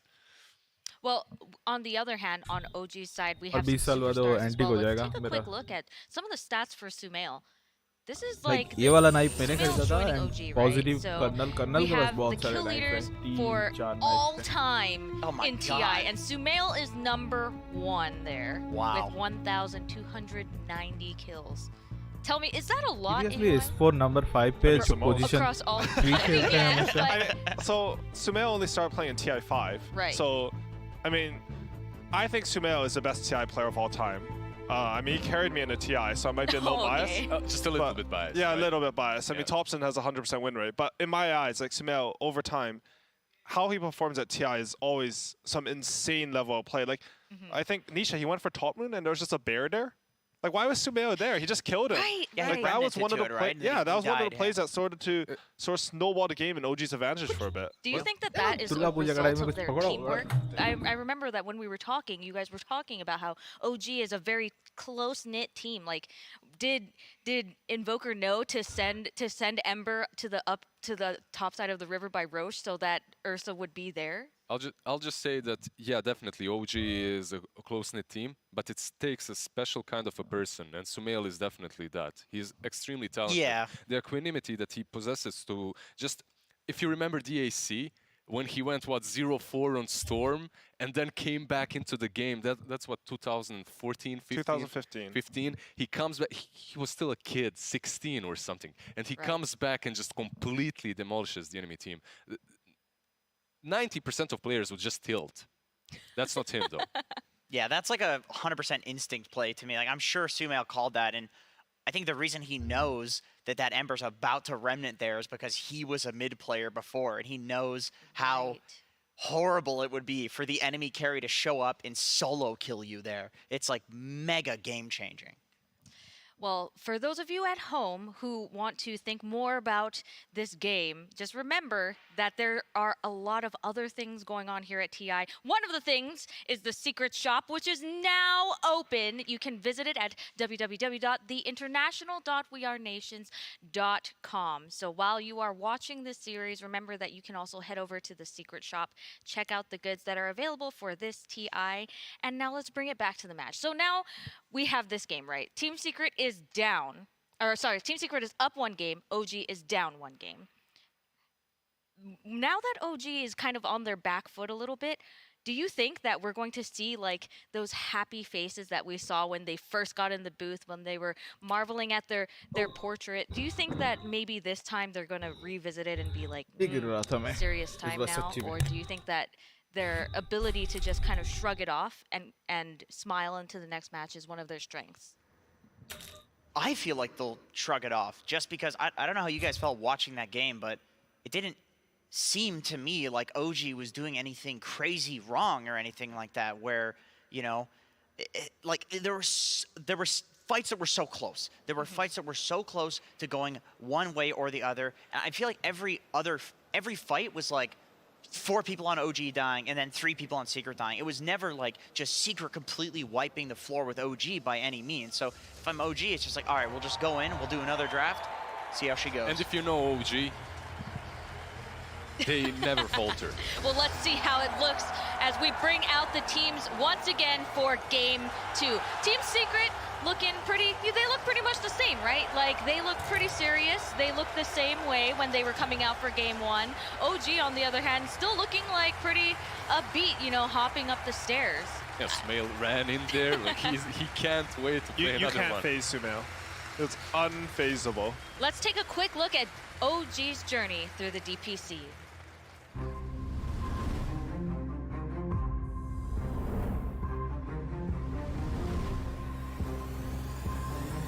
As a key, this Viper has to show up to all of these tower fights. Viper's in. Thompson able to dodge the rolling boulder in time. Connection will still be on to Notel, but the ult is pop. TP heading over from Fada. Thompson continue to make some big hits here with the DD rune. As 33, he'll fall. He's out of action. The Maledict though, and this poison damage killing Thompson. Thompson's probably going to pop here. Off to the side, Saxon comes in with the stun. 9 trapped in by the Sprout. Thompson is still alive. He did indeed avoid that final bit of damage with the timing of the Remnant movement, making sure that tick came in whilst he was invulnerable. I think at the first tick, he also dodged a little bit of as well when he did like the mini fire remnant, and then he saves. That was a sick play by Thompson, keeping him alive. Very like, I'm 90% sure he dies to that mountain. Absolutely. Bruh. And then that's going to be Humblegod grabbing up that Aegis. Stomp forward, coming after Spartan. Down he goes. The rest of the side of Team Brave just running away. The roll forward, they'll get the Hex off. Focus, running, wants to get back into his base as fast as possible. Wants nothing to do with the rest of this fight. He does end up stunning himself, but he's safely into the base. But you know who's not is going to be, of course, Stolmanen. And they're going a bit deep here. Trying to just get this kill onto Focus as Ana, Seb, all of them. They're just running in. Focus, is he going to make it out alive? Yes, they managed to go and keep him in, but it's not looking great here for SSA Spartan. He's trying to run. Wish is going to go down, though, as Spartan manages to get himself back. And oh my god, Ana, he wanted the fountain dive, and he's still alive.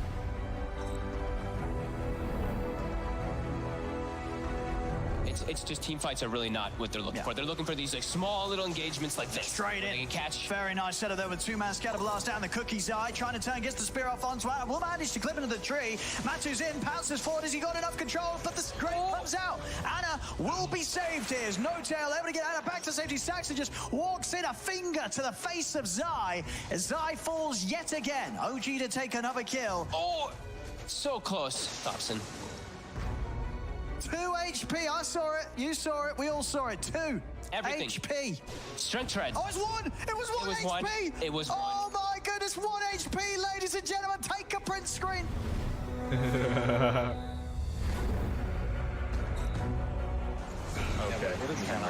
The egg comes out, you see the shard is already picked up by him, and ILTW with the meta focusing on Topsy. He's gonna be able to get it as the egg goes off as well. Nice impale from Soxa, but a big epicenter onto 2. Down goes ILTW, a huge initiation from Seb. And that's going to cost them 3 and make it 4 with Kuroki dropping to the deck. And this is likely to be a full team wipe if they're able to get Miracle here. Seb is actually going to stay alive throughout all of this. What a crazy counter initiation, turning into an ultra kill for Sumail.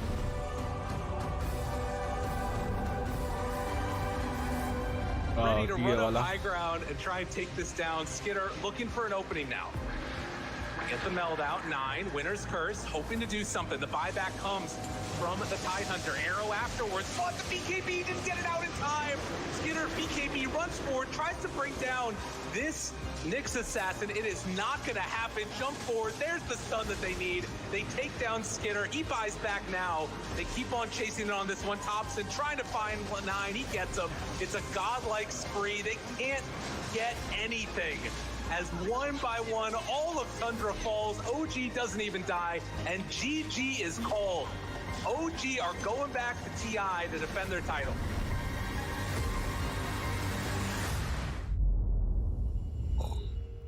OG qualify नहीं did करता place तो fifth OG and बोलता sixth मैं in नहीं season 1 रखूंगा and trophy season हाँ 2, not qualifying for either major, Singapore major or the any major, but they are still the defending champions, 2-year TI champions, and now they are down a game against Team Secret. On the other hand, Team Secret having a maybe less than satisfactory DPC run as well. They are proving that they deserve to be here and that their major experience translates into TI experience as well. Gentlemen, what are we expecting to see coming into Game 2? Do you think that there is going to be an adjustment in the way that they played? Do you think that maybe there's a chance for better timing capitalization? What are we going to see? I don't think Secret will change a lot. Like if you listen to Puppy and how he thinks about this game, he always says the same thing. If you are correct, you win. If you're wrong, you'll lose. That's it. I believe he believes that he's correct at the moment, and the first game definitely did show that. They played on their brand. We were talking about them being this wall in which they're trying to defend until they hit their timings. They were successful in Game 1. Yeah, and I don't think OG, they really should feel like they have to switch anything either. I think OG in particular are good at identifying what they did wrong in a game maybe. Save का and power just बढ़ making चुका like है slight चश्मे का. adjustments to that. Like last game, maybe they fought one time before they had mech and they could have snowballed the game earlier. Yeah. Stuff like that. I think like they don't look like they're phased at all, to be honest, OG. I don't think they will be coming into this game. So you think that basically the teams, the strategies themselves are perfectly fine, but maybe there's just, is there a change in draft? Do you think there might be a change in draft? Less draft adjustment and more like a little bit more mentality adjustment. How so? I mean, I think OG, I don't know if it's losing the crowd, but I feel like maybe the two-time champion maybe add a little bit of pressure, like more than I thought it would affect them that game. But there was something a little bit off with how they played. Usually they take risks, but they don't start making the big fights until they have the real big timing. And I don't think that's quite there last game. Not the usual. मजेदार बात क्या Do you है? think that comes back down मेरे जो YouTube to channel है, them इस channel maybe में not मैं वो having देखता as नहीं much हूँ. fun when it comes to Jerax and how much fun he brought to the team and tiny airlines and everything? I don't because know. these things, they do relieve the pressure off of you, right? मतलब भुवन वाम का video it इस is channel पे true. नहीं देखता You know, you हूँ. watch True मेरा Sight, दूसरा that YouTube चैनल does, है जो it does मतलब seem नॉर्मल YouTube पहले से ही जो है but, जिसमें I सबको feel like सब्सक्राइब Suman करके and रखा है. very similar players. उसमें देखता हूँ. All right, well, let's get it started. और इसमें उसे कुछ देखता नहीं हूँ. मतलब कभी-कभी ये सुनता हूँ मैं. क्या बोलते हैं? कहानी, बंगाली सॉन्ग, मतलब बंगाली कहानी. Team Secret. Game 2. But यहाँ पे भी like भुवन वाम के ढिंडोरे का ट्रेलर आ रहा है.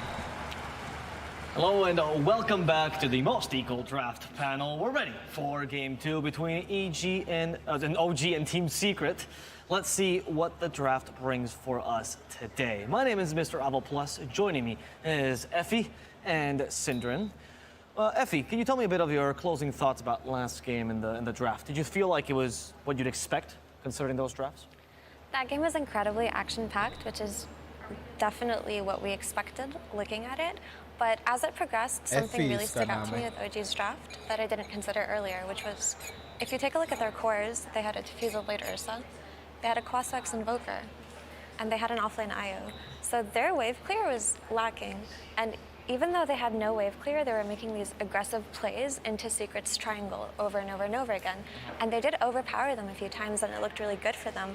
But this issue made it so that Secret always had a way out. So going into this draft, I would like to see a little bit more shove coming out of OG. The Blue Cross. Agree with that. Blue. Who is the right Yeah, guy? I definitely think it played a relatively big part in that game. Like, obviously, the whole wave clear problem becomes more prevalent when they actually have their advantage and they have the Aegis, right? That's when you want to push in all the lanes and then have this firm iron grip on the map, but they never really were able to maintain that. Also because they never really convincingly crushed a fight. Like most of them were pretty close. Like even if OG came out with 1 or 2 kill advantage, they'd used all the resources they kind of needed to reset anyway. So I agree. I think a bit more wave clear would definitely go a long way here for OG. So far so good with Titan first pick. Can act as a decent wave clear as a support. Even if you don't get the CS, at least you deal with the wave pretty effectively. You're good at defending towers as well, so you prevent getting yourselves at a map disadvantage. And well, before we look too much more at the picks, I just want to say about the bans, really interesting dynamic here that this time around OG, they banned the AA, and therefore this time Secret will ban out the IO. And OG actually ignoring Monkey King as a potential first pick here. They could get it now if they wanted to. We see Enchantress actually as one of the first picks for Team Secret. Very, actually almost not picked hero, Effie. Can you tell me what the thought process is here? Is it just to debuff the Elder Titan? So Enchantress was a hero that was incredibly popular earlier, but she fell off because every time she's strong, she gets nerfed over and over again. But the most recent nerf is just her cast range, and Enchant was really bad, with a lot of neutrals being nerfed as well as a result of the strength of HOD and things like that.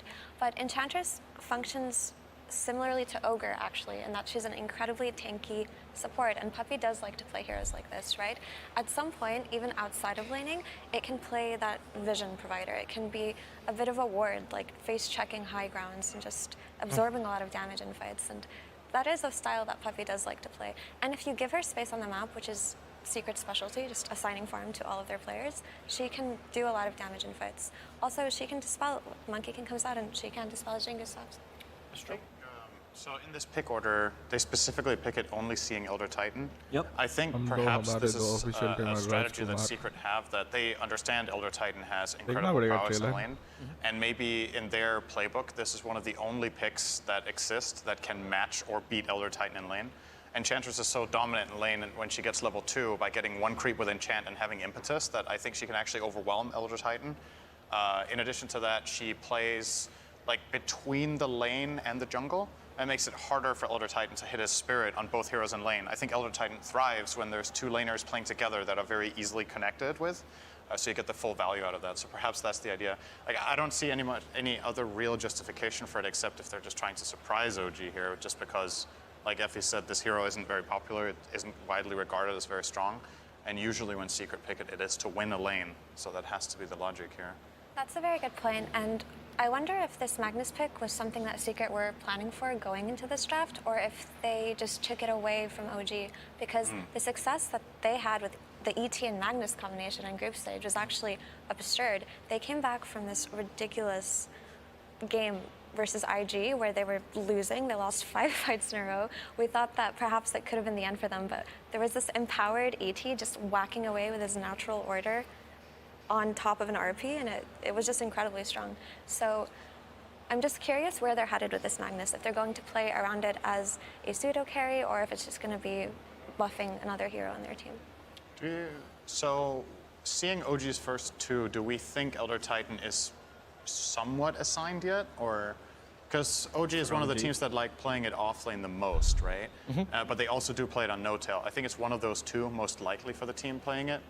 Don't really see it that like. Even Sox has played it actually a couple of games here. So it's 3-4-5.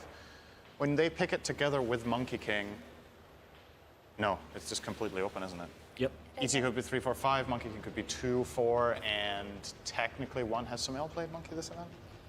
I'm not sure, but I'm sure he can play the Monkey King. Yeah, he plays it. I know he plays it. So, yeah, I mean, OG is the king of flex picks anyway, so for sure. This is the kind of mental games. We were talking about this last draft panel, how OG sometimes it seems like they're flexing, but the reality is they're baiting, and they already have an assigned position. You think you can be seeing here this time? I think it's less clear here what the bait exactly would be, because I think, for example, with the Mars one, it's less common for it to be played 5. Yeah. Like Secret might have had it in the back of their minds last game, but here it's way more, like, quote-unquote obvious if Elder Titan goes 3-4-5. Like, the bait here would be if Elder Titan is mid, right? Or carry, but I would be very surprised to see it. I would love it, but I don't think that's what we're going to get. So less of a bait, more flex probably in this scenario. Thompson did it once against a meeple, but that's a very specific situation to do it against. Very specific. Effie, I'd like to ask you: are there any bans that really stand out to you out of the second ban phase that you'd like to point out? I think banning Shaker was the correct choice because just leaving it open with the starter they had with the melee heroes and just not kind of accounting for a potential morphling was a mistake.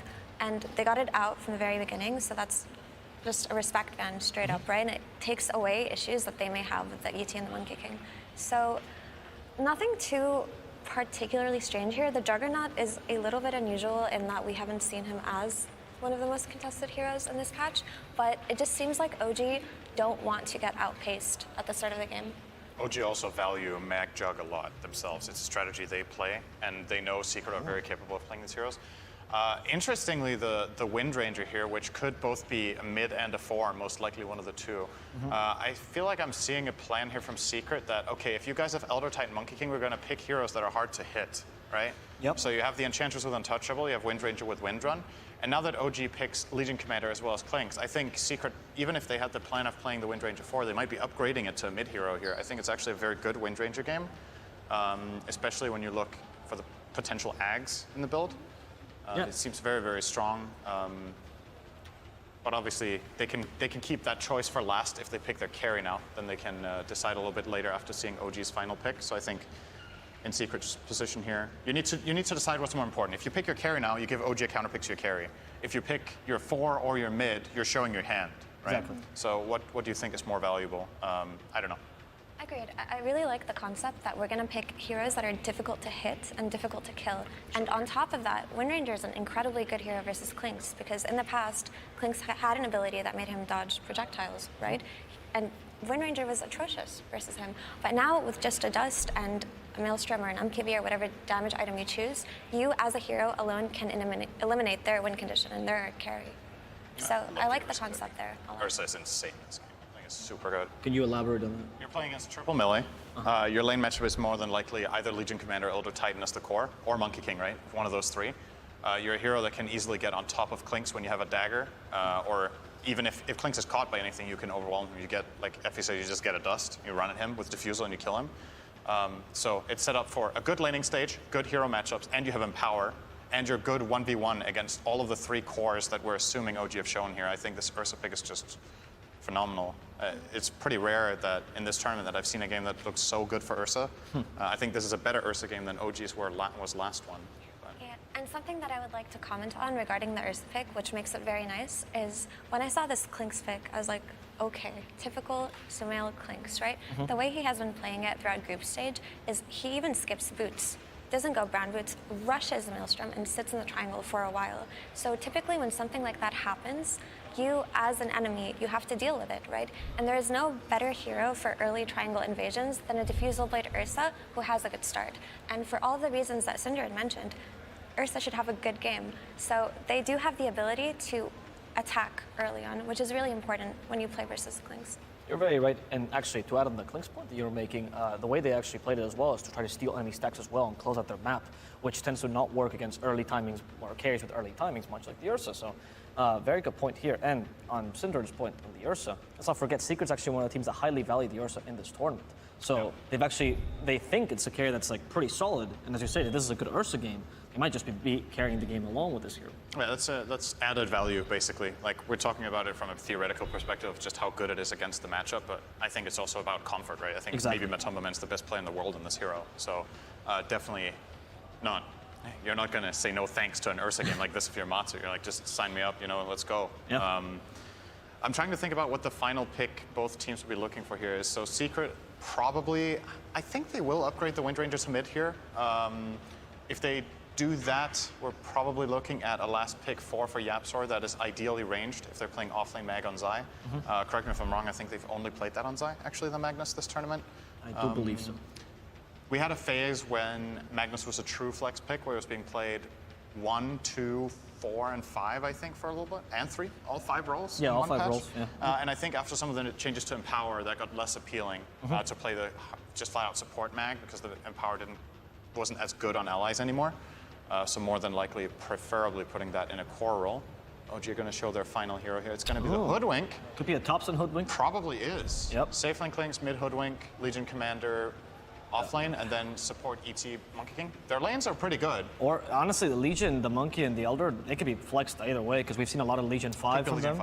And as you said, Seb loves the Elder Titan as well, and he plays the Monkey King in the offlane as well. Yeah, maybe you downgrade Legion just because the Ursa matchup's so bad. But again, for me, the problem is I think. Team pick. Later. Yep. So I'm just not fond of that idea. Okay. So what are you thinking here for last pick for Secret? Are you still...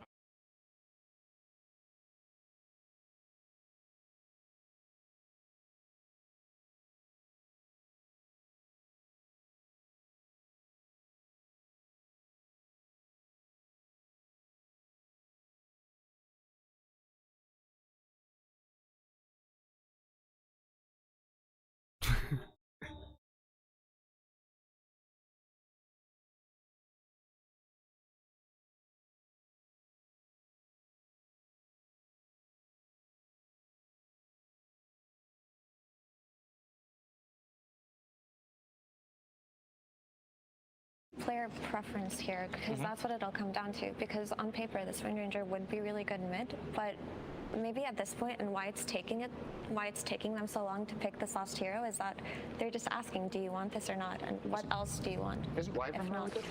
Tinker. Oh, Tinker. That is not what I expected at all. Exciting. Hated hero. Doesn't that throw back to the idea that try to hit us? Yeah, it's more miss. Yeah, it's a blind. What do you think of that Tinker matchup in the mid lane now? Assuming he's against the... He is against Hoodwink. I think... I don't know, I feel like it's just a wash. It's not a matchup I think I've ever seen before. Okay. But just from a theoretical standpoint, I think both heroes just farm. Final points I feel like to hear. Final point. On paper, I do think Hoodwink is a hero that is quite good at catching that Tinker because she can just scurry through the trees and find him and get him there. But if Tinker has a good game, I see Secret overwhelming OG here. And for you, Cinder? Yeah, pretty much. I like Secret's late game prospects here. They have an empowered carry, they have Tinker. Late game Tinker in this patch seems insane in some games. And outside of the catch on the Hoodwink, especially now that the Legion Commander is being revealed as position 5, played by No-Tail here, I think Nisha because of Monkey King, but if let's say Secret set the stage for a fight somewhere that isn't massively surrounded by trees or they have vision in the area, I think Tinker can just shine in a game like this, so I do like them. My only issue is this Enchantress seems kind of out of place in this draft, and she can die so easily to all of these heroes, so this is the wonky hero that I need to see. Well, we have to throw it away because the man in the sidelines there is waiting for us. And as he likes to say, keep it PMA. So take it away, BSJ. 这么菜的队友，你这么菜的队友不会生气吧，哥哥？ शुरू हो गया सेब का.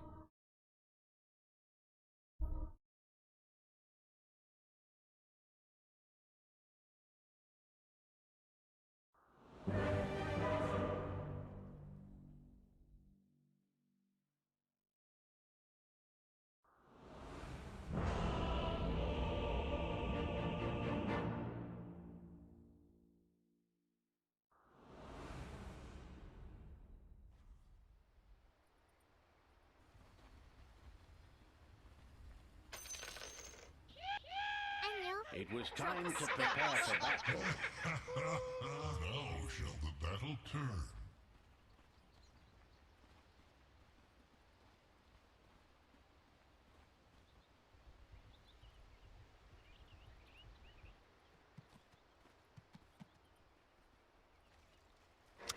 Thank you very much, Brian. Yes, game 2 ready to roll here with OG and Secret. Fogs, what are your initial reactions looking at these drafts? Are we seeing sort of a similar timing approach from both sides? Is it again OG trying to play fast and early and Secret more than happy to take it late and scale on? Feels a little bit different. I think OG's looking for more of a later scaling this time around, but that's not to say that Secret doesn't have a very strong scaling lineup either. I think it's very different state than we have seen from the last one, just a one head-to-head kind of thing. Also, talking about the enchant. Just thrives versus playing against. You're able to dispel the spirit buff, you're able to dispel Jingu in later.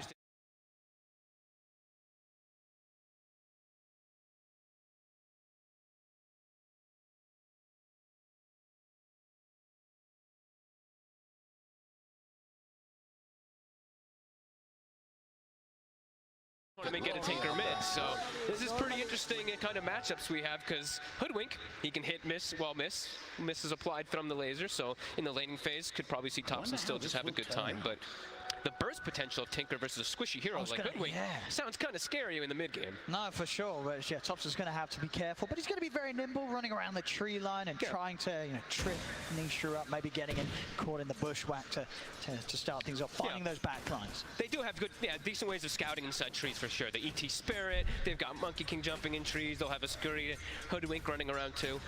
But we'll see if they will be able to find Nisha's. It does feel like he's going to have a pretty good timing. I've never seen this lane, but I do feel like Tinker probably comes out slightly ahead because of base damage. Just to miss a rocket though, Nisha. Lost vision of Thompson, wasted some mana. And bottom, I'm curious to see how this is going to end up going. Like, how is Noto going to be able to do versus a Wind Ranger? Because historically we've seen these Legion Commander 5s be able to trade with anybody, but Wind Ranger doesn't care. Well, he absolutely able to find that courier there of Notail. Nice bit of gold here to start things off, throwing out the tip as well. Let's see how Sumail's able to last hit down here too, because Clinks, as always we know, Searing Arrows helps you get these last hits. Denies are going to be more problematic, but look at the base damage differential. Magnus has 66 base damage, Clinks has 45, so still tough that Clinks to find some of these last hits at times. First few waves though, OG seems to be very happy. Oh, that mid lane, you're right, Thompson's a little low on the HP, but getting in and trading CS nicely, and the ball should be out very shortly for him in that mid lane. Now we're seeing up top Seb, 7 for 3 against a 5 for 1, able to play quite nicely against Matu, but as you mentioned, to dispel the buffs. I think it's the first Enchantress I've gotten to see too, myself. I know it's been picked a couple of times now because of these big buff ups and just wanting to be that anti-carry. But it used to be a very early picked on hero, like just first 2 picked for a lot of strategies, just because of the early timing that you can do and just all the fun stuff you can do with enchants as well too, which we'll have to get to later on, of course, once Tinker starts to get more, once Tinker gets levels and he can actually teleport to the creep that the Enchantress is going to have and join fights easier. That'll be definitely something we have to watch.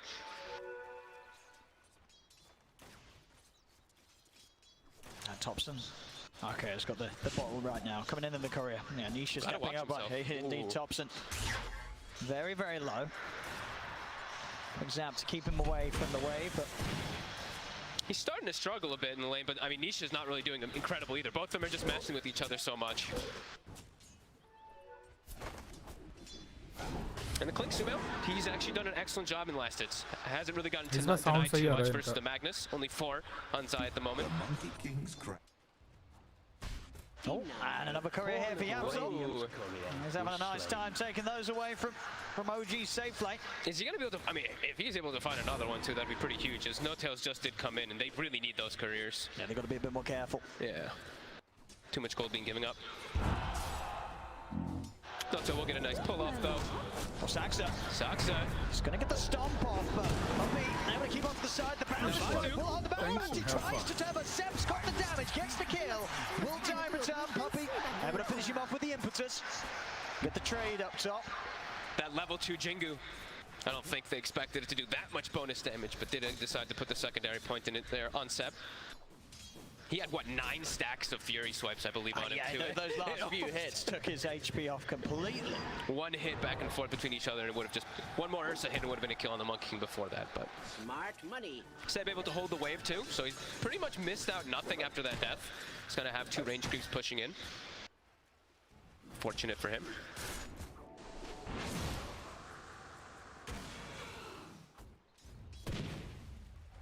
Enjoying Seb, No-Tail and Yapsor just running at each other, very kind of awkward supports. And we will see No-Tail start to block Ancients, as we do expect, of course, these Ancient stacks to come out for the Tinker at some point. He'll probably do that smoke trick that we've seen popularized, where you smoke around Ancients and you just keep lasering them with your rearm. See the mid CS right now. It's getting harder and harder for Thompson. 11 for 4 against a 17 for 10. This lane, it's not going to get any easier for the Hoodwink. Damage is really starting to build up there, because your starting HP on the Hoodwink is actually pretty decent. I believe you're one of the higher strength agility heroes, but you only have 2 strength gain. He's going to get turned upon him, Matu. He's a little cautious, though, knows that he can't commit completely onto Seb. Seb always holding onto that boundless for potential turnarounds. It's really is a lane, this 2 versus 2, where both teams have to really read how much potential there's going to be from each core to get the hits in on a hero and take them down. They've got to be careful. Puppey does have the Seder creep though, so it's really starting to push quite a lot of aggression onto OG. Seb even trying to go onto Puppey here, but he is eating a lot of damage. Yeah, Matsu. Ooh, that was close. Oh! Oh? What? Seb? Who cut it? What happened to his tree? I actually was asking me, I think he cut it. No, his cutting blade wasn't on cooldown. I have no idea. The tree just said nope and left. Apparently. I was checking everybody. I'm sure we're missing something, but I don't. All right. Mid lane, Thompson does buy a raindrop, so you can start.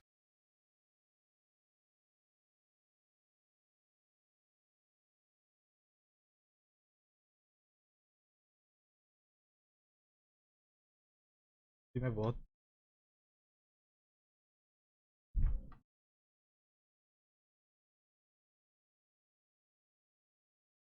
more backup for Secret. Oh, he's looking pretty dead here, Saxa. Oh, maybe with the stick charges. Oh, nice little 360 and a turnaround here. Saxa, he's still on the run. Yapsa will get it. See if Seb can get the trade in. Balance strike comes crashing down. Wim runs up in a second. The Yapsa, he's going to be able to run. He's out.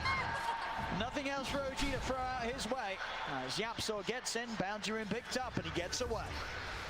Lane's starting to get pretty disastrous too. Only the Blinks is now starting to have a good time. 2K lead. Thompson is 1,000 gold behind the Tinker already at this point. And Tinker overall does farm quite a lot faster, especially with that new lasering onto those ancient shirts blocked, as we mentioned. But see.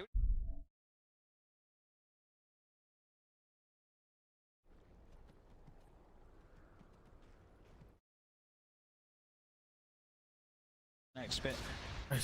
The focus is going to be. PUBG I mean, को देख रहा था पुराना when you look at ज़माने these two का. teams now, who's the most active right now? Who's having the easier time looking for the pickoffs? At the moment, still, I would say probably OG if they can set up with the hoodwink running around. But Secret's gonna just be sitting back, sitting back farming. If they start to make the aggressive move on OG, the Tinker can move around easier. He can just show up at the tower and send counter gank a lot easier. Oh, they get the shackle in. But a stop to the stomp here from Saxa. And the two of them got the damage though. Saxa is trying to run. Oh, just enough for the sick charges. Will stay alive. But again, being bullied away from this top lane completely by the two of them. Anisha is 750 from Blink Tag. He's going to try. He's going to commit the RP for this. Has he got enough damage though, Zai? One more hit. He's looking for notes out. Notes out. He's got a little bit of favourable movement. To take him down there with that level 1 shockwave. Well worth it. Such an under-leveled support and easy kill as Sumail has been pushed all the way to jungle. To finish. Oh, the illusion! Oh, Thompson! He is so... Well, he was living on the edge right there, I'll tell you that.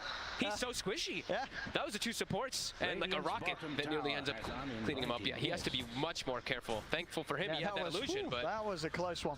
No-tell also, since he did die, he's going to be able to fill up that bottle again too, but yeah, really seeing the fragility of the hoodwink versus all this big burst damage that Secret does have. Yeah, Tinker का 2 missile नहीं 1 missile ना निकालना चाहिए. Nearly his entire HP out at the start of any sort of fight. Thompson's going to have to be the one to get the jump on them. For most of the game, or for most of this early game, unless he buys some HP items, a laser, a rocket, and a power shot is pretty much going to kill him. So he's picked up the trads. We've seen that from Thompson before in the past, mostly in his pub game because he's mostly played that hoodwink in the pubs. But this is usually what he goes for, so Tread's just so valuable. But 3K gold lead already for Secret. Yeah, this is pretty huge. Is trying to sneak into the Roche. He messed up.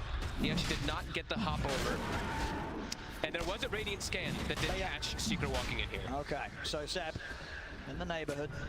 But look at that's scary when 2 heroes can just walk into pit. A Medallion, Enchantress plus an Ursa will easily sneak that one. So now OG's just got to keep a hero in the area the entire time now, just in case. Yeah, they cannot let Secret take this away from them as early as they can here with this Ursa. And already a blink now. Anisha, Magnus free farming as well. Bottom. A very good start for Secret.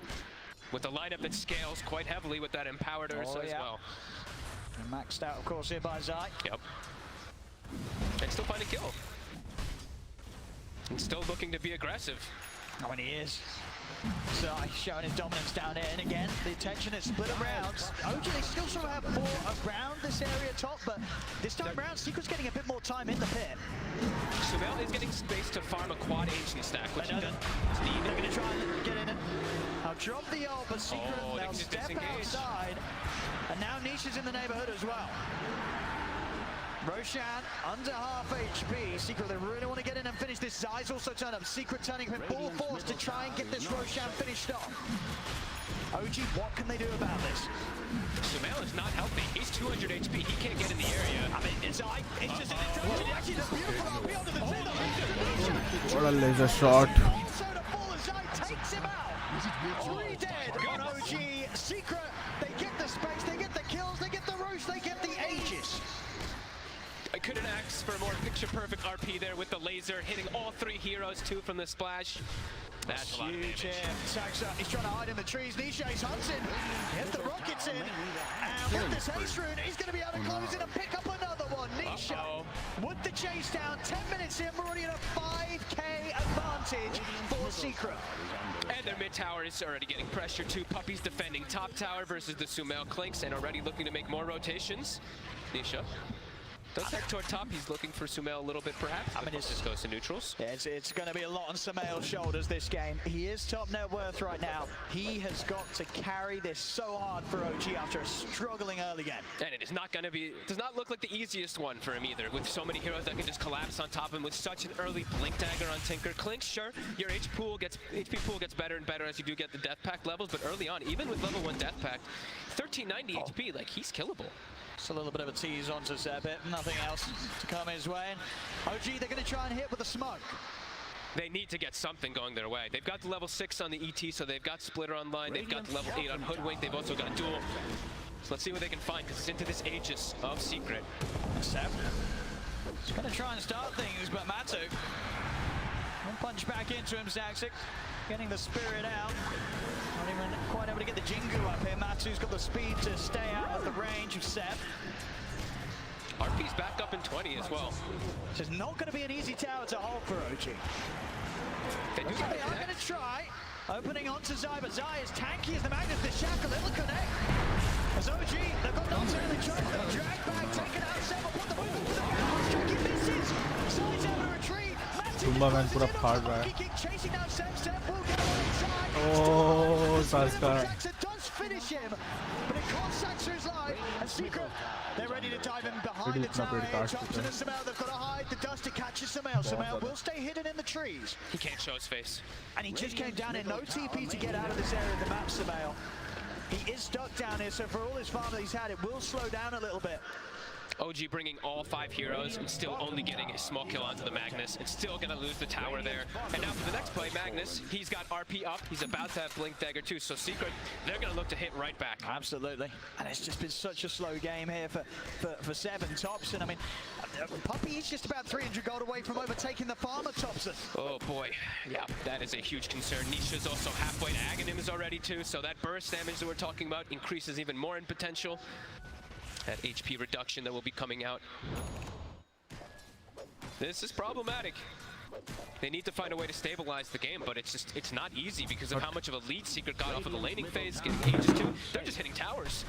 Radiant structures are fortified. We'll be able to eat the creep. Stop that push. But everybody on Secret's farming, especially Puppy, of course, as he pretty much has Solar Crest done too. So now Matu, he's got steroids on his team. He's got the Empower, he's got this Solar Crest too. Clinks has a steroid, but it's going to be coming from like press the attack, which isn't really traditionally the greatest for him because he wants more about that raw damage rather than attack speed, since most of his is going to be coming from the barrage.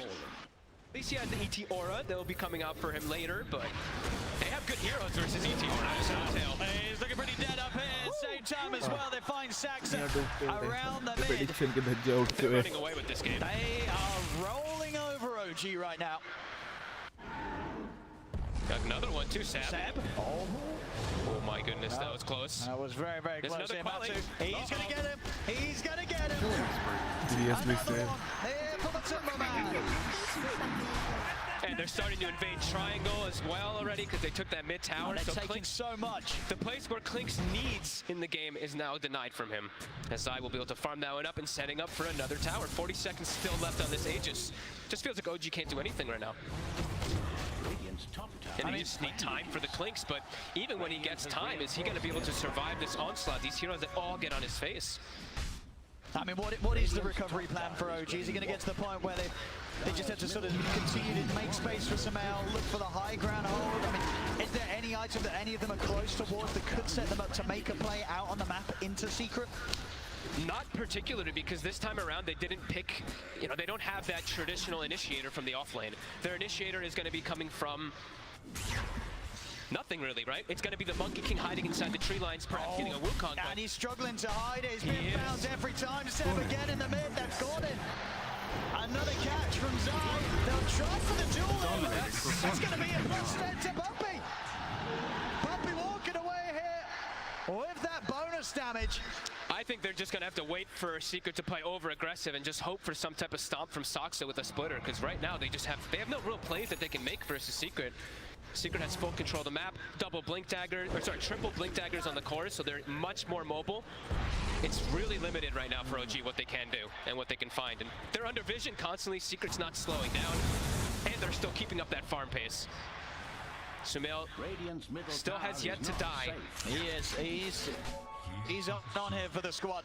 But is he going to be able to do anything when he does join the fights versus these bruisers that get on him? As I say, if he's able to carry this is going to be carrying a game on extremely hard mode right now with the lead that Secret has against OG. It's not easy versus Ursa either, because he just has a built-in enrage that can just tank up versus all the big burst damage that a hero like Klinks has. Zai, ready to hunt. Just thinking about it. Oh, Thompson's going to be found. It's quick with the bushwhack. Jump forward from Matthew. Thompson the fall. And that's the mid. That's the mid hoodwink who dies just like a support. All of Secret in the area again. Puppy with the wraparound as well. OG, they're playing around this tower. Can they actually get something going here? They got to be careful. They're sort of looking to try and fight this, but it's going to be so hard. Dota, Shackle, jumps him over Matthew. ओ मस्त पड़ेगा but कोई फायदा नहीं हुआ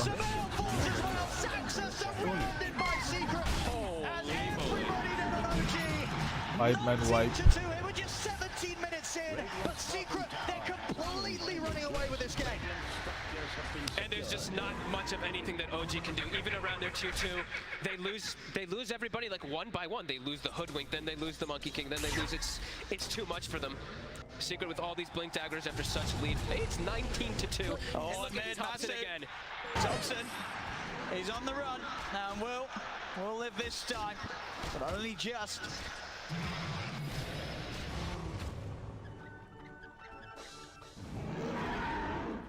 Has Secret no reason to stop. They can keep running at them. They are so far ahead right now. And they're OG's still trying to stack up Ancients, trying to still get Sumail all this gold, but gold for what? What's it going to build into that's going to be able to bring him to be able to fight at this massive disadvantage? It just really doesn't feel like there's any hope. Nisha Ags onward to the next item for him too. Notel trying to perhaps find a wrap around Nisha, but he's safe. Very close though. Quickly with the blink. Saxa. Also having to be cautious. Seb, he has got his Deso done. So they will have a little bit of damage. Obviously not really going to be saving him from dying though. It needs that BKB really before the next fight. Might be able to... Ooh, Nisha, he seems to be aware. Yeah, Nisha's playing very careful. Quick blinks here, but another blink out as well, Nisha. They can't catch him as much and as hard as they try. And everyone on Secret now connecting. And look at the tower here. The question is if OG get out in time. Secret not turning up. Turn the eyes on a Timmerman. So we can get the setup though. We'll get the grab back with the stun. Quick jump off to the side. Nice play by Yapsor. He's using, I've seen that twice now. Power shots the tree from that acorn shot so that the stun just immediately gets removed. And then they smoke. Roche. It's a long respawn. But Secret, they know their power. Yeah. They're looking to claim back that triangle. They don't need the Aegis to fight. Saxa. He's going to be the first one to be jumped. Matu's in. Saxa's one side over to the side. He's got the Yule set up, the skewer back onto No-Tail. It's so hard. Away from the rest of his team. It's so hard to play versus these 3 Blink Daggers when they're at this disadvantage. They just can't even distance themselves from the heroes. Secret, it's just easy for them at this point. 2-21, constantly checking the Roche pit. As we said, it's a long respawn, so maybe a bit fortunate for OG that it is that long respawn, but Zai, he's still just hunting.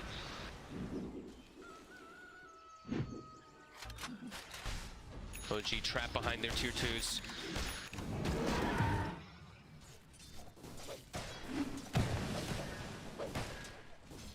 But still, it's just what the one death on Samel. Level 14 is keeping on track sort of with the XP of Secret Zeros. The problem is it is all 3 of Secret's cores are called 15 on Nisha, Zai and Matu.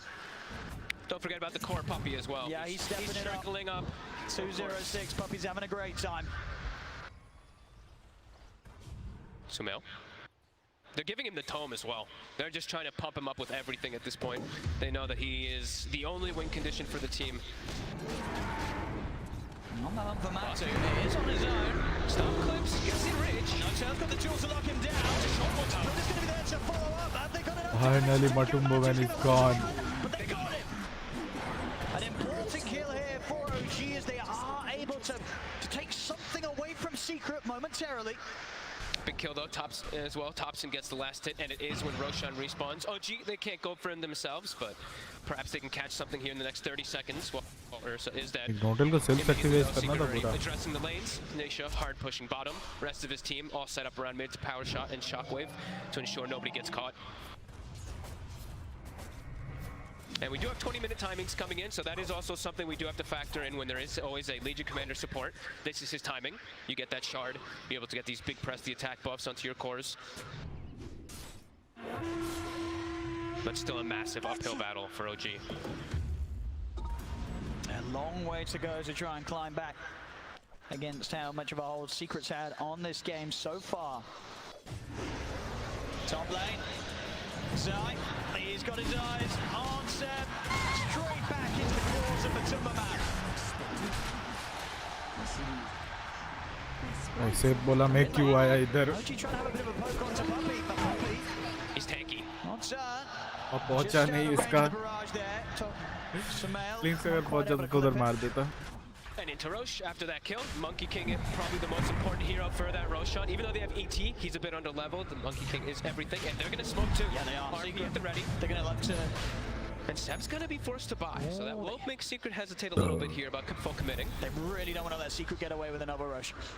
But it's still so hard for them to take a team fight. Oh, he misses the skewer though. Skewer whiffed, RP down. A little bit of fortune going the way of OG.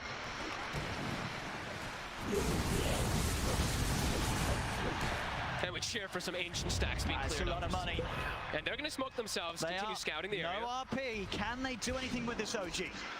Walking into the pit themselves, but they really want to try and get a kill before they go for it. Their lineup doesn't do the rush nearly as fast. It's risky. Yeah. I mean, they're going to attempt it. Though. Let's see. That death on 70 could be the difference maker, but no, they're not going to get the chance to. It's too scary. Oh, and the push. Smell. He's trying to get over the shackle. They've got the center one of the two of them. Yamso finds the angle. Oh, Lucas command does come out. Skill to the side. He wanted it to Smell. Can he get out? He can't. Until takes GG. They've got the drag back onto No-Tail. 2 dead on OG. Secret still with a full squad alive here. So OG, Saxon, Thompson so low. Saxon dying outside of the pit as well. Thompson on the Robert side. Blinks in. Shockwave finishes him off. They have full vision there for a second because Nisha blinks into high ground and just rockets and rockets and rockets. 3,600 damage from the Tinker. They tried to go for a bold attempt of even walking into the pit there, but Secret's just at the ready. Even without RP, they're way stronger. Absolutely. 26, and now Roche easily secured. It's all theirs. As conceded early timings, just 24 minutes in. Secret getting so huge right now. Matu. Already a Scotty finished up on him. Our Tinker here for Nisha has a Blink and a Shiva's. It's just getting more and more difficult, it feels. Oh, he's going to build the wrath of Zai here. Zai, another catch for Zai's Magnus. And a dieback. 70 seconds, no 7. Oh boy. I'm going to struggle to hold him. ये courier आ रहा है कैसे? See how good, I mean, how good is the high ground for OG? How easily can they push back Secret? They can push in pretty easy here. Without that Monkey King, not the greatest spam coming out from the side of OG. They've got the ET, so he's always pretty decent to get that stomp. With the triple blinks, they have to be careful. This is a huge risk from Samael. It will be saved for No Tail, but No Tail is going to lose his armor. Gets option down to the barrage. Grab the inflict, but Samael dies from the high ground. They have the vision, they see him up there. Samael's out for 50, no buyback available on him. As OG, they sort of just throw bodies at Secret in an attempt to stop the push. It's not going to work. 3 heroes, 4 heroes dying, in fact. No Tail having to buy back. Secret, they're not going anywhere. Nisha, he's in. Thompson, he's been found, but No Tail trying to save him. Thompson gone. But they've got the catch. Thompson's gone. There's just way too much damage and way too much of a lead. 20k gold lead. Nice overwhelming odds will slow them down a bit, but here comes Nisha to bottle up his teammates, to barrier them up as well with the defense matrix. We're seeing the jump. The guilty. Also to fall. Buyback comes out straight away from Thompson and Saxa. Now get the control to the Timberland. They had the burst on the in with the RP. Stops Thompson and No Tail before they can get in on top of it. That is away. Nisha's out and they're ready to return back in. Nisha back to get caught up on the jewel. Samara has got the damage. Oh, Thompson gone. GG. Beautiful angle, locks the two of them down. Everybody dead on OG. It's 4 to 37. Just 26 minutes in. How many shackle shots have we seen like that? Like Nisha this time was dropping pretty low finally, but another shackle shot comes in, and yeah, Secret all just covering each other perfectly this game. But they really are. They're looking completely. Still didn't write down on GG. उनके पास tower निकालने वाला hero नहीं है. High speedly. Been hunting for here to pull off flawlessly at TI. And here, game 2 of this upper bracket series against OG. It's looking pretty darn good. Seth caught out yet again. 26k onto the next one. OG just still sticking it, and even though the game is very much so over at this point. It's probably hitting the 100% on the win probability, I would imagine. We are at it. We've been there for a few minutes. 0% chance. Only 27 minutes in, and we have 27,000 gold lead. That's insane.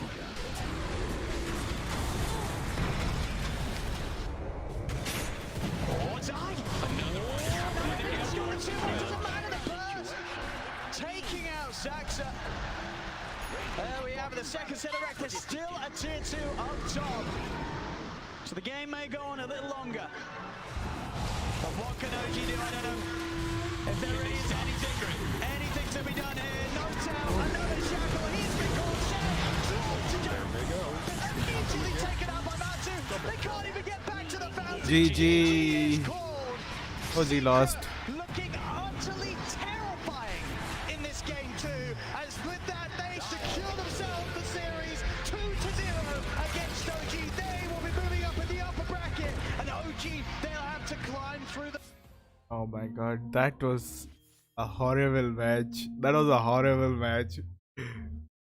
Like इतना बुरा match मैंने अपनी जिंदगी में नहीं देखा OG में खेला Player था. from Secret just hitting the nail on the head. Yapso with some clutch shackles. Puppy with being Puppy as his Enchantress decimating the laning phase. Matu, of course, coming in. And Nisha, what a performance this series. Woo, absolutely. Nisha game 1 on his Ember. This game as well. 13-0-18. You could not do it any better there, and everything just gelled together so well from Secret. As I say, this is the sort of level of Dota that Secret, when you look at what they've achieved in the seasons and stuff, this is what you...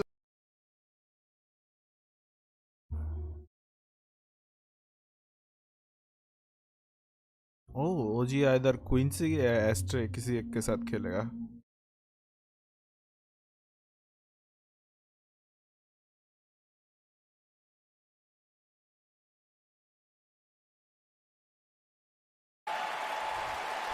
हमारी prediction कैसी की तैसी हो गया, हार गए prediction. तो ये एक हारना मतलब यहाँ पे भी हार गए। 2 3 4 5 कुछ भी हो जाए लेकिन सब हार गए। मैं फाइनल इन दोनों के बीच में देखना चाहूँ।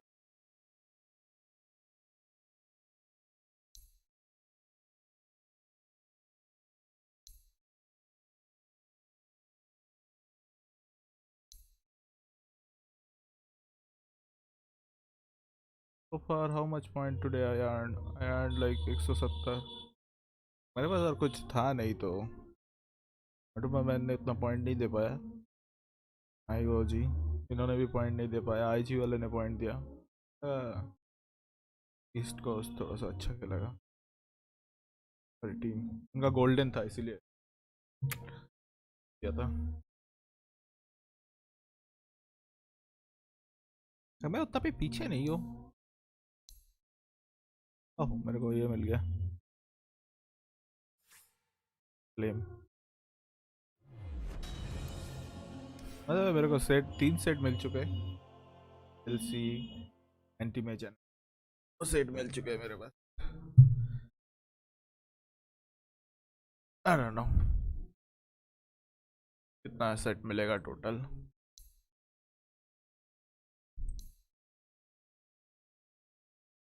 क्या है फर्स्ट ऑफ में कौन सा सेट? श्योर क्या है इसमें, जरा देखिए जरा। ओह ये जंगली वाला,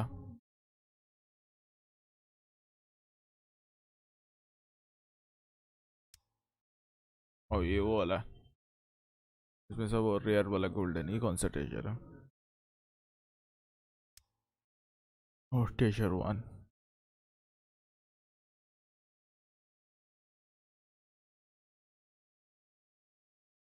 दिस सेट लुक मस्त।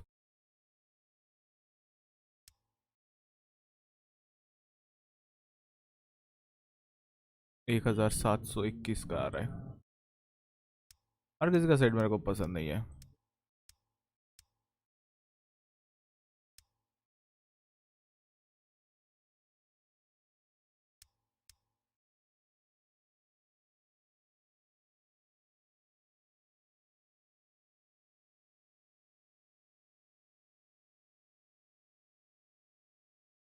ये वाला, ये वाला।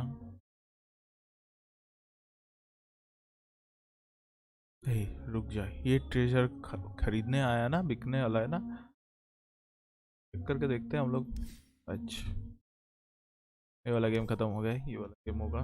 Titan would be able to do that, and so it is just one of those things where you fall behind and you can't do anything. And then on the other side, I really liked Zai's build on Magnus. He just went Blink into Yules into the Aghanim Shard, and one thing that I've noticed with Secret in this tournament is that when they're winning, they play so fast now, and by that I mean they literally run around the map quickly, killing anybody who's trying to just desperately push out the lanes. It's like somebody will show up and kill you, and if Zai doesn't build the Yules, it's not as much of a threat because he can just Yules you and then skewer you out. How many fights did we see set up by Zai with a Yules into skewer? We have TI winner here. We have Big Brain Jenkins. Let me put this simple. They lost 3 lanes. They did. If you lose 3 lanes and your mid lane suffered super hard, like Hoodwink had half the CS of Tinker, you cannot play the game afterwards. Even if you're OG, you can have as big of a mental war as you can. It's still so difficult. So what could OG have done there, or was Team Secret just so like airtight? Was their play so airtight that just there was just no answer after draft, or was it, what was like the key point? What was the key turning point? I think it was a Roshan. Because OG, they had a good read on the game, I think. I think they're still in that. They were stalling the Roshan, making Team Secret waste 5 of their players' time. But then Zai, I don't even know how he got that RP off. And they got like a triple kill there, right? Like at the Roshan, they got triple kill and Aegis. I think if OG had played a bit more calm, just kept spamming them, just give it the Roshan eventually after stalling them for so long, they could have had a comeback in this game. Like maybe bring more heroes to a fight, maybe lay a trap somewhere, but it just never happened after that. That's really difficult. And, you know, even, and how about the morale of the game, right? So they weren't doing too well from pretty much the beginning. They couldn't farm, and then they had to take a series of fights that didn't go their way. What could they have done to keep the morale up? We saw like kind of a little bit of a decrease in the chat lines, you know, but I think the morale is still there. It's OG after all. They psychologically they're really a strong team. They have Seb as a cornerstone who always props them up. That guy reads all sorts of books for morale and whatnot. Yeah, they played until the very end. I mean, there's like two ways that you can look at that. You can look at that as if you played until the very end because people were kind of sitting there quietly, like toxically. You don't know what to do. Your cores go quiet, whatever. But it's OG. It's like they're famous for morale and for mentality. So I think the way to look at that is probably they were just talking, they were just playing the game, they're having fun with it. And I kind of think like it's going to be interesting to see what OG does when they finally, you know, go back and have one of these like circle pep talks where they're like hyping each other up. I imagine Seb there, you know, doing the speaking. And like, do they come back super powered? And does it even matter? Right. Well, on the other hand, we will get to see what Team Secret's morale and what their mentality is like as we go to this interview with Sir Action Slacks and Team Secret. Thank you so much. I am here with the legend himself, Mr. 10-time. It's Puppy. Puppy, such a pleasure to have you. What a fantastic game. Thanks for joining us. Thank you for having me. Whew. Sorry for not using your voice lines, but it'll get to that. You better, Puppy. All right, we had a deal. All right, Puppy, it's been 7 years on Team Secret. You've gone through a lot of roster shuffles. You've gone in and out of different teams, but this time, it's been 2 years of the same guys. What do you think the impact is on that? Do you think it's helping you guys out? I think we kind of know each other pretty well by now.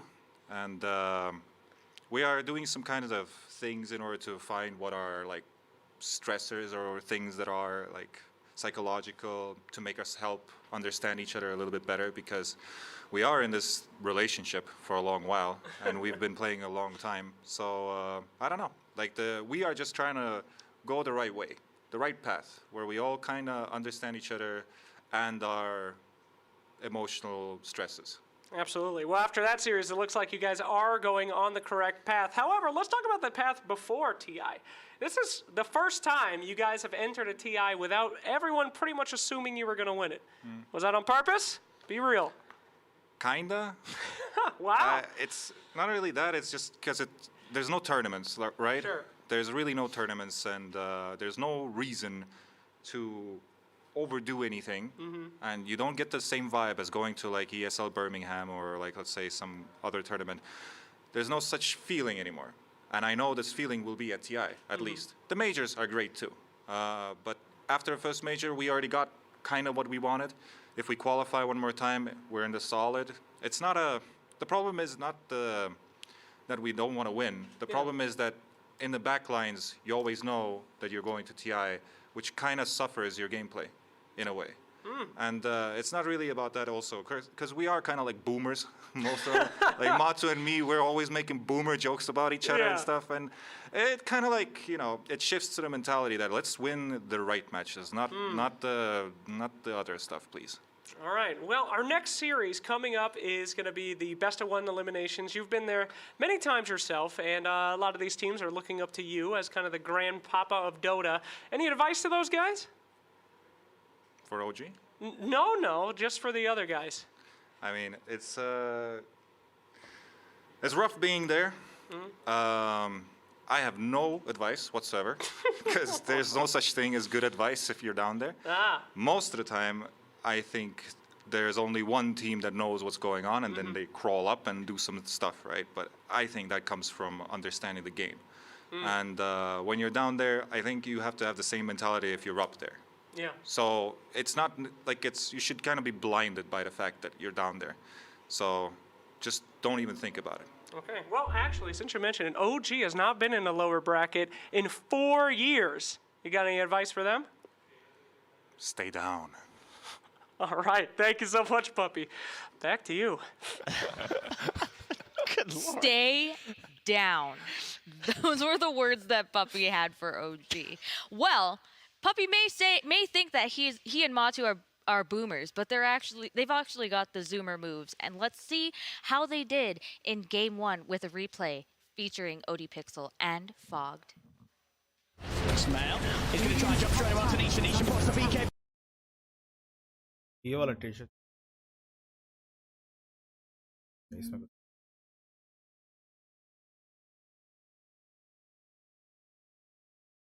ये तो मिलेगा नहीं अभी.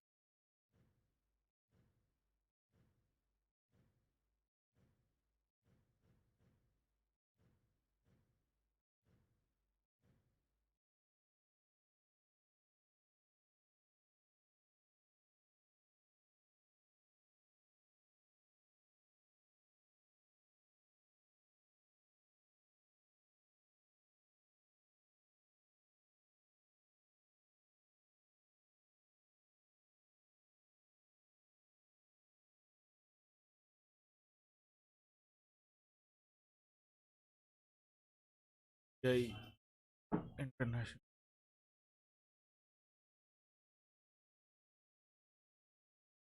I want this. ये वाला मेरे को चाहिए ही चाहिए. बट इसका ट्रेजर सेल नहीं हो रहा है. ट्रेजर TI-19 का देख रहा हूँ लाइक 30 रुपए का बिक रहा है. But I really need this one. There is no other one like this one is the thing. अरे आर्केना के साथ ये दोनों सही जाएगा.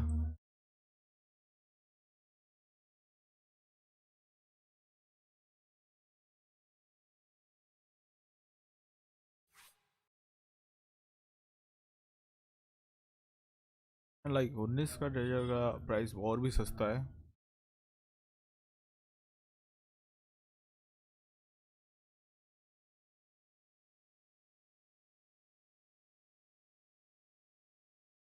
डजंट मैटर लाइक 19 का कुछ भी अच्छा नहीं है.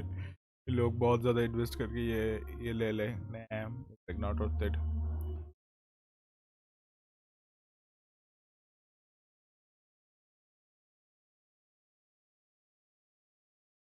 तो कर दिस लाइक 35 रुपए का है.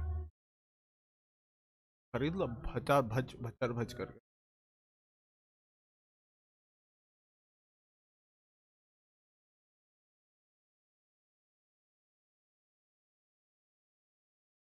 तो उतना कुछ खास नहीं है 19 का ट्रेजर. लाइक बात 18 का प्राइस बहुत लाइक 18 का प्राइस कम है कंपेरेटिवली.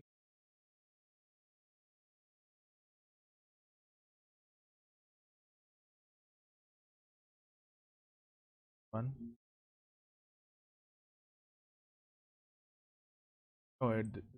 दैट यही ट्रेजर चल नहीं है. फिर हाई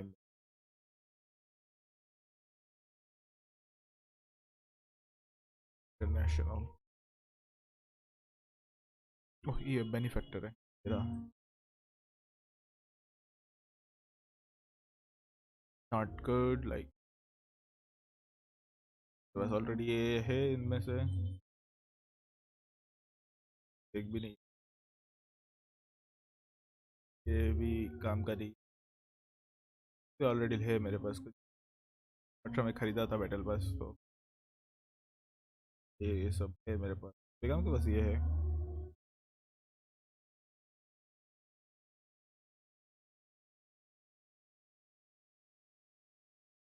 ट्रेजर 3 मिलता ही नहीं है सो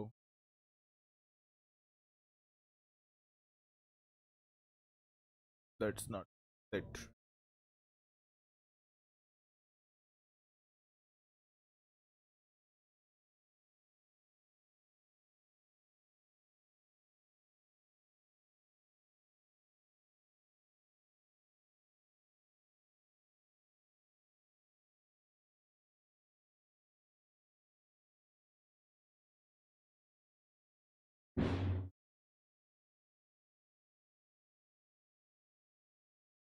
Apparently this thing is like ये वाला एक्सपेंसिव है बहुत ज़्यादा.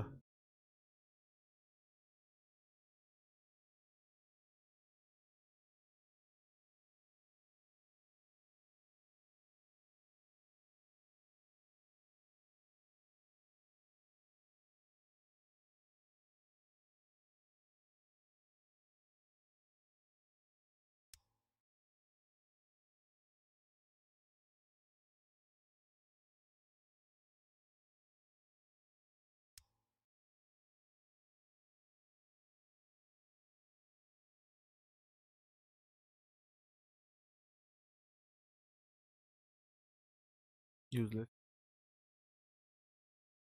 इसका मेरे पास बहुत था, पीके का, इसका इलरेटेड, ये वाला मिला नहीं था।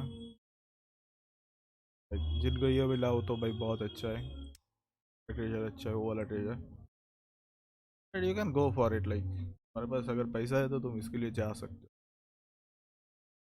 ये वाला मिल जाएगा, लाइक ये वाला भी बहुत एक्सपेंसिव है comparatively, like the treasure price 118 रुपये के लिए आपको कम से कम 25 खोलना पड़ेगा।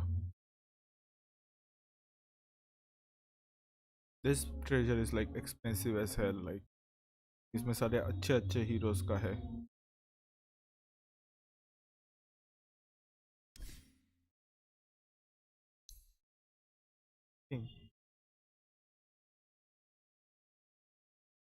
पे था, मैंने बेच दिया था।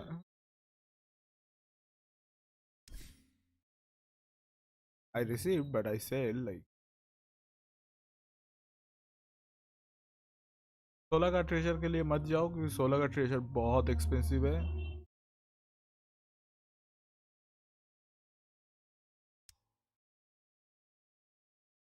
लाइक 16 का जितने भी ट्रेजर है सब एक्सपेंसिव ट्रेजर है।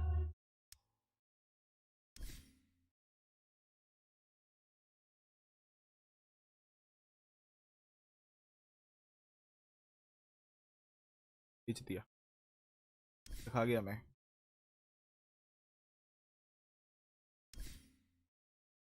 Here with us, who is going to talk to us a little bit more about what has changed. Thank you, Shiva. Yeah, there's been a couple new things in the game. First off, we'll start off with new heroes since the last TI. We got 4 new ones. You've seen some of them already today, but these are the stats from the group stage. We've got Snapfire, we've got Void Spirit, Hoodwink, and Dawnbreaker. And Snapfire's been the most successful with the highest win percentage because she can be played very, very effectively as support. Hoodwink, as we saw earlier today, not in the best place. So, along with new heroes, we also have plenty of new items. There's a bunch across the board, but the most valuable one or the most interesting one is maybe Aghanim's Shards. What's better than 1 Chaos Meteor? Well, more than that, 3 Chaos Meteors. And you get the Ag Shard by buying it for 1,400 gold, and it sometimes upgrades your existing skill, sometimes gives you an extra one. You can get it from Roshan as well, so that's a great way for a lot of carry players to pick that one up. You can see if a hero has a Shard. If you take a look at their HUD at the bottom of the screen, look for those 3 blue dots, that means they have the Shard. Directly above that is if they have Ag Scepter. But what's this thing way over here to the right? That's going to be the neutral item on the right side. The neutral item is another new thing in Dota. You can get neutral items by dropping them from neutral camps. And once you pick it up, you can give it to anybody on your team.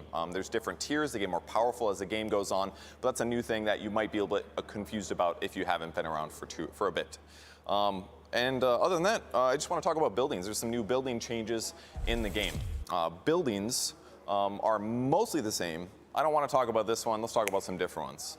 None of that. Shrines are a little bit different. Well, really, they're gone. Outposts are the new thing. They sit in the jungle. They give you vision. You can teleport to them after about 6 seconds. And mostly, they help you retain some control of Roshan. You can take them from your enemies as well after you kill a tier 2. And there's tons more couriers in the game, lots more to be killed. 5 for each team. So now, you don't have to worry about that pesky mid player stealing it for the first 5 minutes of the game so that he can type GG easy mid at the end.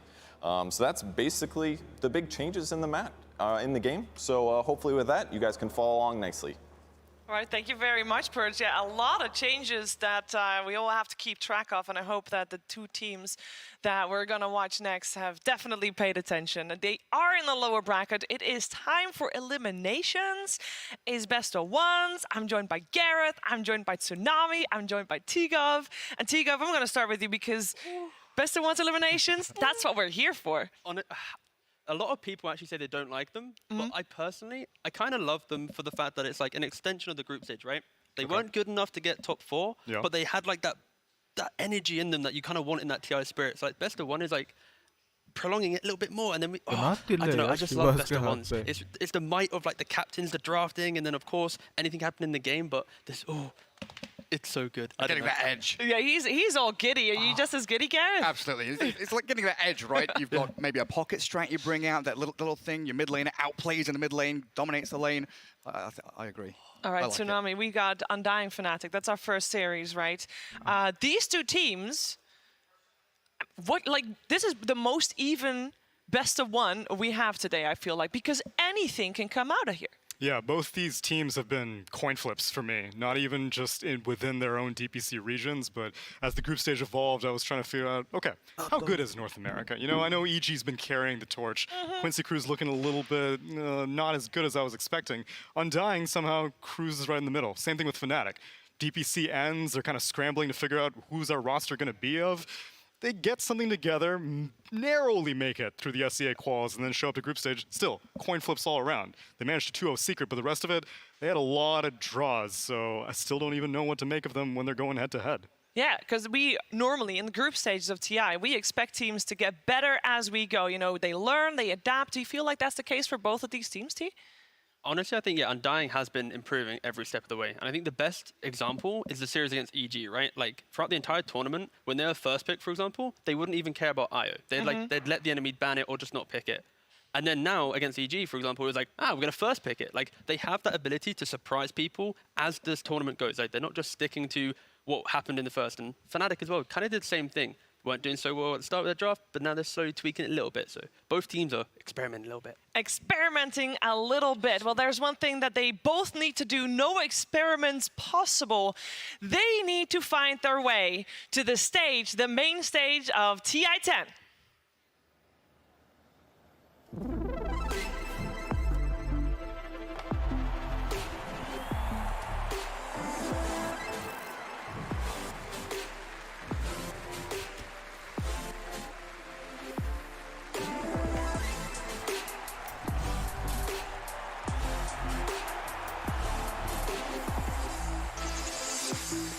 It is Fnatic taking the stage here at the International 10.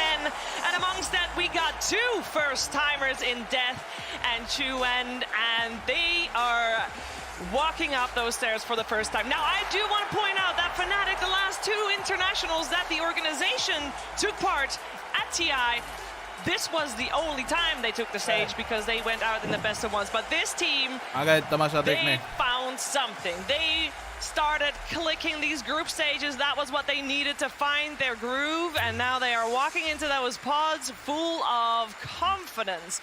We got ourselves a couple of veterans on the side of DJ and Jabs, Sunby as their coach helping out, of course, as well, and let's not forget Raven. Fourth TI for him here, and Fnatic, I feel that if they win this one, they go far.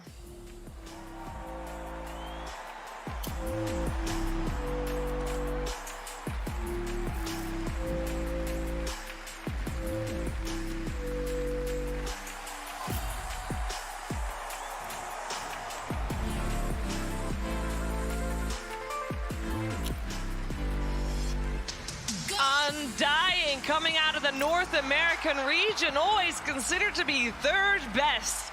Well, no longer. This team almost made it to upper bracket, looking like the hottest team coming out that DPC region right now. And also amongst them, we got two first-timers in Bryle and Saberlight. This team has just found a right before DPC season started here in 2021. They're like, hey, you want to play DPC season with us? Sure, let's go, let's do it. And they played and they got better. They didn't manage to make it to a major, even though they got very close in that first season. And this LAN, this time, this is the first time that they have met each other, and they've just grown, they've just gotten better. I don't know where that ceiling is yet. We have not seen it yet. We might see it. Depending on what Fnatic, of course, is going to bring to the table as well. Undying, taking on Team Fnatic. It is looking hot. And before TI started, after the qualifiers, both of these teams made it through the qualifiers of TI-10. Undying was able to sit down with none other than Casey. Undying is a team that had a near-perfect Season 1 in the DPC. Still, they missed out on a spot in the Singapore Major after losing a dramatic three-way tie to Evil Geniuses and Quincy Crew. A third-place finish in DPC Season 2 left them out of the Animajor, and Undying, led by their captain and founder Moon Meander, was left to take a much longer road through the regional qualifiers. Watching the way that you played in the North American qualifiers, you guys made it look so easy when I know it wasn't. So talk me through what that was like as an experience for you as a team. It was a lot to get there. I would say like the hardest part about it was not being able to see each other in person and being able to read the emotions of the team without being able to see someone just through the voice alone and how they're feeling. I constantly needing to check up on them on an emotional level to make sure everything's okay. You need to see the human to really like form the bond. And since we don't see each other, you need to constantly like be there in some other way. Wow, so you guys formed at the beginning of the year and still have not been able to play in the same room. Yes, I haven't even seen that yet. I think the Dota is the easy part of the Dota. It sounds as like silly as that sounds. The harder part is working as a team, because this is a team game, and anyone can be really skilled and like really high skill. But at the end of the day, if you don't play as a team, you're gonna lose to a team that is a lot worse than you skill-wise individually, but a lot better if teamwork. Are there any coaches or captains that you've had in the past that led by example and have helped you find your way as captain? Yes, the number one person I would say is Fly. Like that's why I learned. Like he would like show me all the little things back then, and he would be so calm about it. He would never get angry, never lose his stuff. I would never play out of fear for that guy. I wanted to make him proud. Another captain I would like model after would be like Melons. Not the toxic part of Melons, because it's very toxic. Old OG, but like the leadership part, where he would like have a lot of charisma and band the whole team together with his words and speeches, and that's something Fly never did. So I'm kind of like mixing up both of them a little bit: the speech part, the charisma part, with the non-toxic coaching part. Moon Meander has competed in 2 internationals, TI5 with Complexity and TI6 with OG, placing 9th, 12th in both events, despite being favored in the latter to win the whole thing. Even with this experience, it's been several years of struggling to return to the highest level of competitive Dota. It's not easy to come back like this. In Dota, a lot of people, like, once you like miss one TI, they think like you instantly like you're trash already. Like Weehaw, second place TI twice, mid one, multiple major winner. Like they're just gone off everyone's roadmap now. After not making it to TI 8, 7, and then 8, and then 9, I had to play in C, I had to play EU, I had to play in NA stacks. 4 years later, I finally did it, and it was not easy to do it. I was like so happy when I got it. I was like I can actually like sleep good again. It was like crazy. It was like I was so stressed. Yeah. Well, I hope you're able to take some time to just really appreciate what you've accomplished before things start heating up again. Yeah, I'm excited. It's good to be back. And it's good to have him back as well. Moon Meander, indeed, on the stage. Many people forget that he also was in a starting lineup, the original monkey business of OG, Gareth. Yeah. And his style of play, I'd say, still up there, still on fire, still the playmaker, even though he obviously changed roles. Yeah, absolutely. I mean, bringing into the fact that he's talking about charisma, compassion, understanding the emotions of the team, the players, and things like that. Reading your players and understanding we're on the same page, we communicate the same way, and we know when we want to go in, I think is a big story here in the group stage and now getting onto the main stage, understanding and picking your moments, knowing when your teammates are going to strike. Yeah, being the captain is a big responsibility indeed. Also, of course, on the side of Fnatic. And for Fnatic, Casey was also able to catch up with the captain. Fnatic earned their spot at TI10 in the Southeast Asia qualifiers, but it wasn't easy. After making a powerful run through the upper bracket straight into the grand finals, things started to turn a bit sour. Fnatic, along with their captain Jabs, lost the first 2 games of the match to TNC Predator. We have like conclusion that like we didn't lose to them, like we feel like we lose to ourselves. Yeah, I feel like we are just a better team and we just don't lose hope and just keep like positive for the team.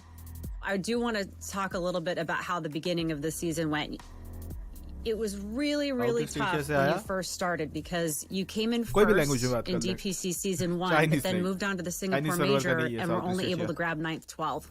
What happened, and why do you think you didn't play as well as you might have hoped? We kind of had like issue in the Season 1. Like we don't really work well together as a team at that time. So like it's kind of hard to like perform well in the major. When you were qualifying for TI10 in the qualifiers, you played so much better, and you had recently added Death, which meant Chuan could move back to mid. How much of that helped you succeed? I think everyone just like know their role well. Like Chuan had been playing mid for a long time, and Death had been like playing off lane for a long time. So like we didn't need so much time to practice. Like we only have like maybe 1 month before the qualifier. That qualifier, playing entirely in the upper bracket, proved to be just the thing Fnatic needed to begin to gel as a team. All of this despite the recent roster changes, despite having never all even been in the same room together, and despite having a new captain in Jabs. You were at TI9 with Fnatic last year. What kinds of lessons did you learn there? You placed 13th, 16th there. Obviously not an ideal placement for you. I feel like I didn't calm enough in the like, you know, like we just need one match against the VP, and like we have like so much lead, and the game's going like you're about to win or something like that.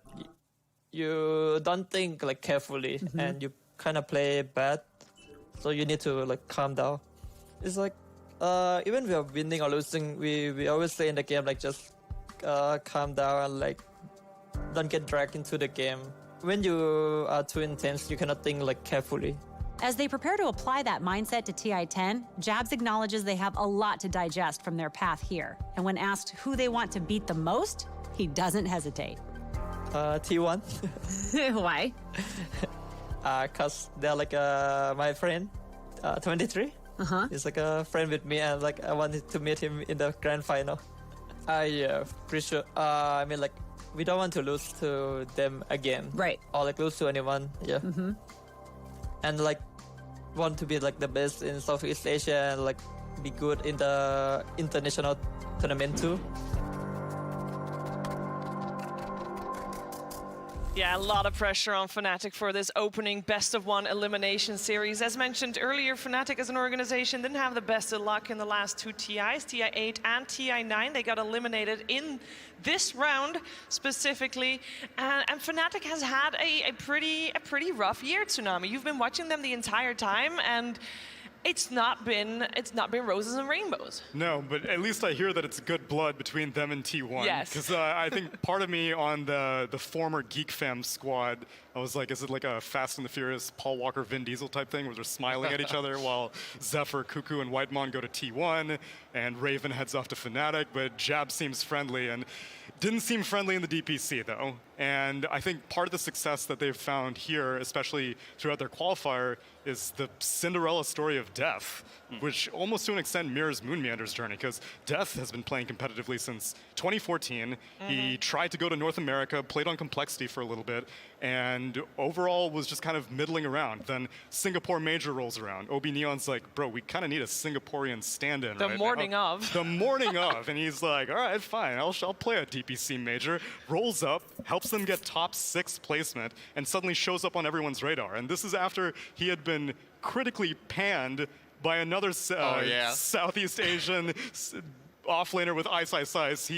On his stream, Ice Ice Ice had done a power ranking of all of the Southeast Asian offlaners, put everyone in A, B, C, D.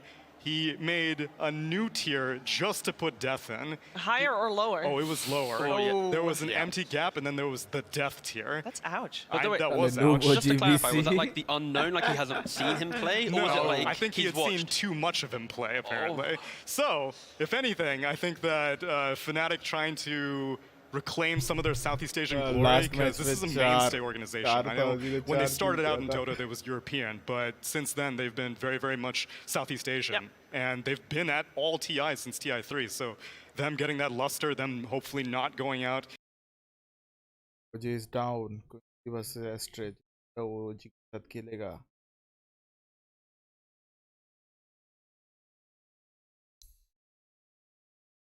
And that is, of course, the TI that the team kind of fell in shambles, Gareth. Fnatic has had a long road to build up to the current squad that they have. Yeah, I mean, like Tsunami said, the European squad, right back then it was No-Tail's team, all the way back then, you know, a UK organization. The past, 4 or 5 years, it's been a Southeast Asian team really responding to the players down there. Looking great now, though. They are absolutely looking good. And I do want to talk about that because I also want to talk about Undying looking good, because both of these teams, I would say, have done pretty well in the groups. Obviously, they're in the lower bracket, so they've not done amazing. But they've done pretty well, all things considered.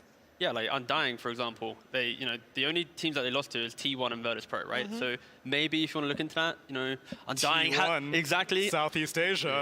Yeah, you're seeing it here. But no, I think this is a hard series if you're maybe an SEA fan, because if you like T1, you indirectly now like Undying because they help T1 get to upper bracket. It's true. But like of course, now Fnatic being an SEA team, like, where are the fans really lying? Like, I assume it's going to be with Fnatic, right? But maybe there's some maybe motivating and pushing towards the Undying side. Oh, I mean, Undying's incredibly multinational as well. Like, I think you'd be hard-pressed. I don't think there's any other team at this TI that had to do their DPC seasons with a player not even in the region.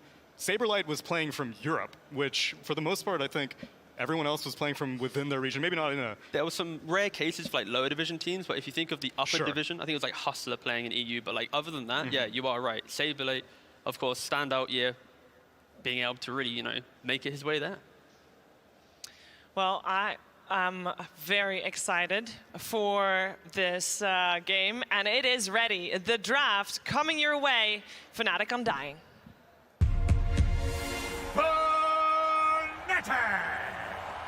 Versus Undying. I quit most of them. It's perfect, right? Like, it's so fun. Yeah. Let's go. All right, well, the draft is live. What are we going to see here from Fnatic and Undying? Storm. What are going to be the Storm? Tide, yeah. Okay, okay, just bring all the the usual suspects out. I want to see some out-of-the-box stuff. We are in for a best of one. We didn't even talk about that aspect of pressure coming into this game. But that's so important, and it's like during those interviews, like you kind of get to see the human aspect of Dota, right? And like what the players are really bringing. And I think everyone, like, even though the best of one's a fan, it's fun to watch, you have to remember at the end of it, it is going to be a team getting eliminated. Like the work that you put in, like these teams, these players, they have spent an entire year at home. at home. Fnatic's turn to pick.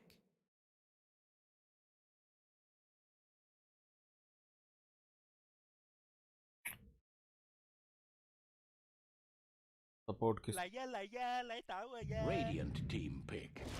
I speak for the trees. I'm so strong, guys. I'm so strong. Hello, everybody. Hello, hello. I am here with two of the biggest brain, biggest muscle, biggest heart dudes in Sania and Hello, everybody.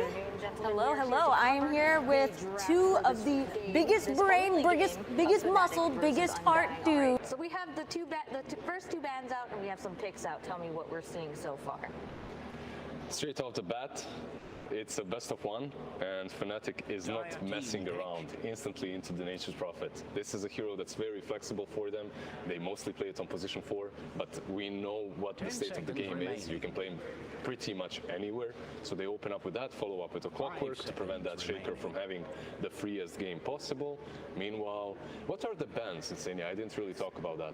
You got Tiny Monkey King on the side of Fnatic versus Tide Hunter and Weaver. Yep. For Undying. Yes. So yeah, I mean, it's for now the only really thing that I notice is I think when I think of Fnatic, I think of pretty aggressive support players. I think they're almost their two star players, in my opinion, are their two supports. You got DJ and Jobs, both like extremely highly mechanically skilled supports, and they're picking Clockwork for, I assume, DJ as a 5 most likely because they tend to run the NP4. On Jobs, but as you mentioned, it could be flexible. Can you really call him a position 5 though? I mean, I think they're both like 4s. They have 2 4s basically, and their 3 plays like a 2, so they got a lot of good stuff going for them. Tell me about the Storm Spirits pick. We've seen, so I believe that in the beginning of the group stage, we didn't really see a lot of Storm Spirit, and then as it kind of ramped up, we saw a lot more. Tell me about the strength of this hero.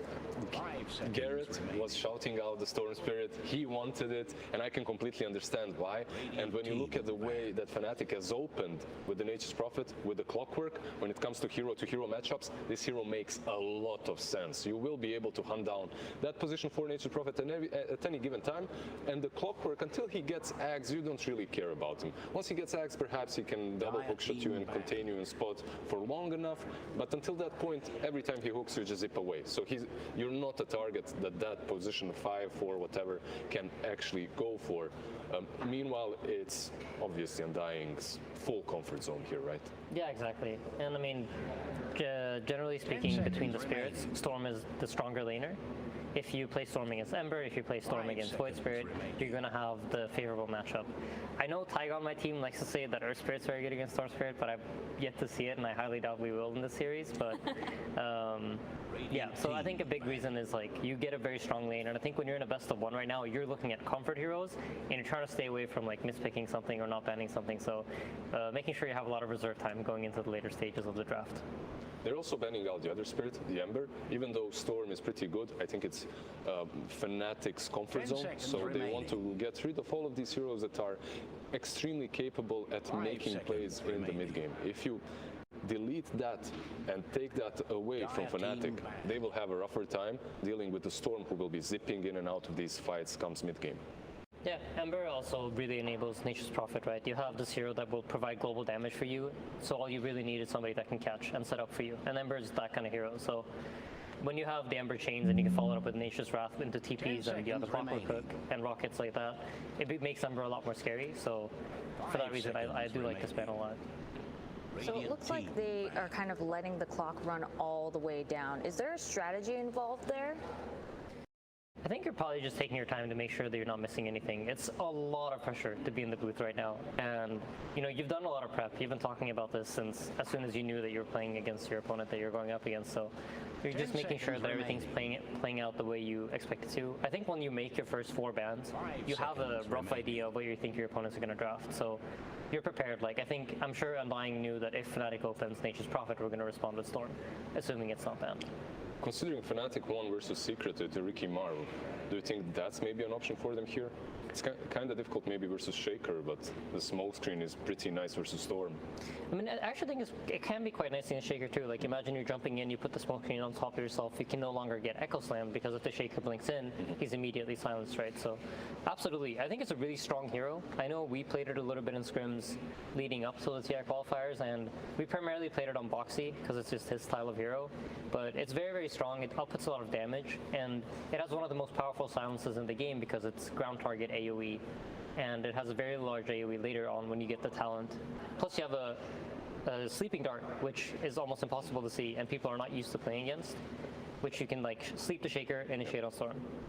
One hero that I'm thinking about for Undying here as well is Terrorblade. That's something that is pretty decent versus Nature's Prophet. Versus the Clockwork, you'd really have no problems because of all the illusions. But it looks like Fnatic will go the Spirit route and just take the last one remaining. They pick the Void Spirit. There's their Spirit as well, but besides Taiga, I don't think anyone wants to play that mid.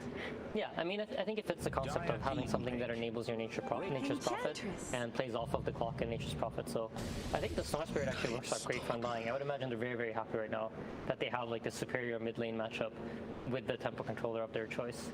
So those 2 picks, Enchantress and Night Stalker for Undying, came out really, really fast. And earlier you said that letting them take their time to think and use up their time is very effective. So on the contrary, what were the advantages of picking those heroes really fast? I mean, it puts the pressure on, right? You force your opponent to immediately respond, and maybe they thought they would have more time to think about their pick.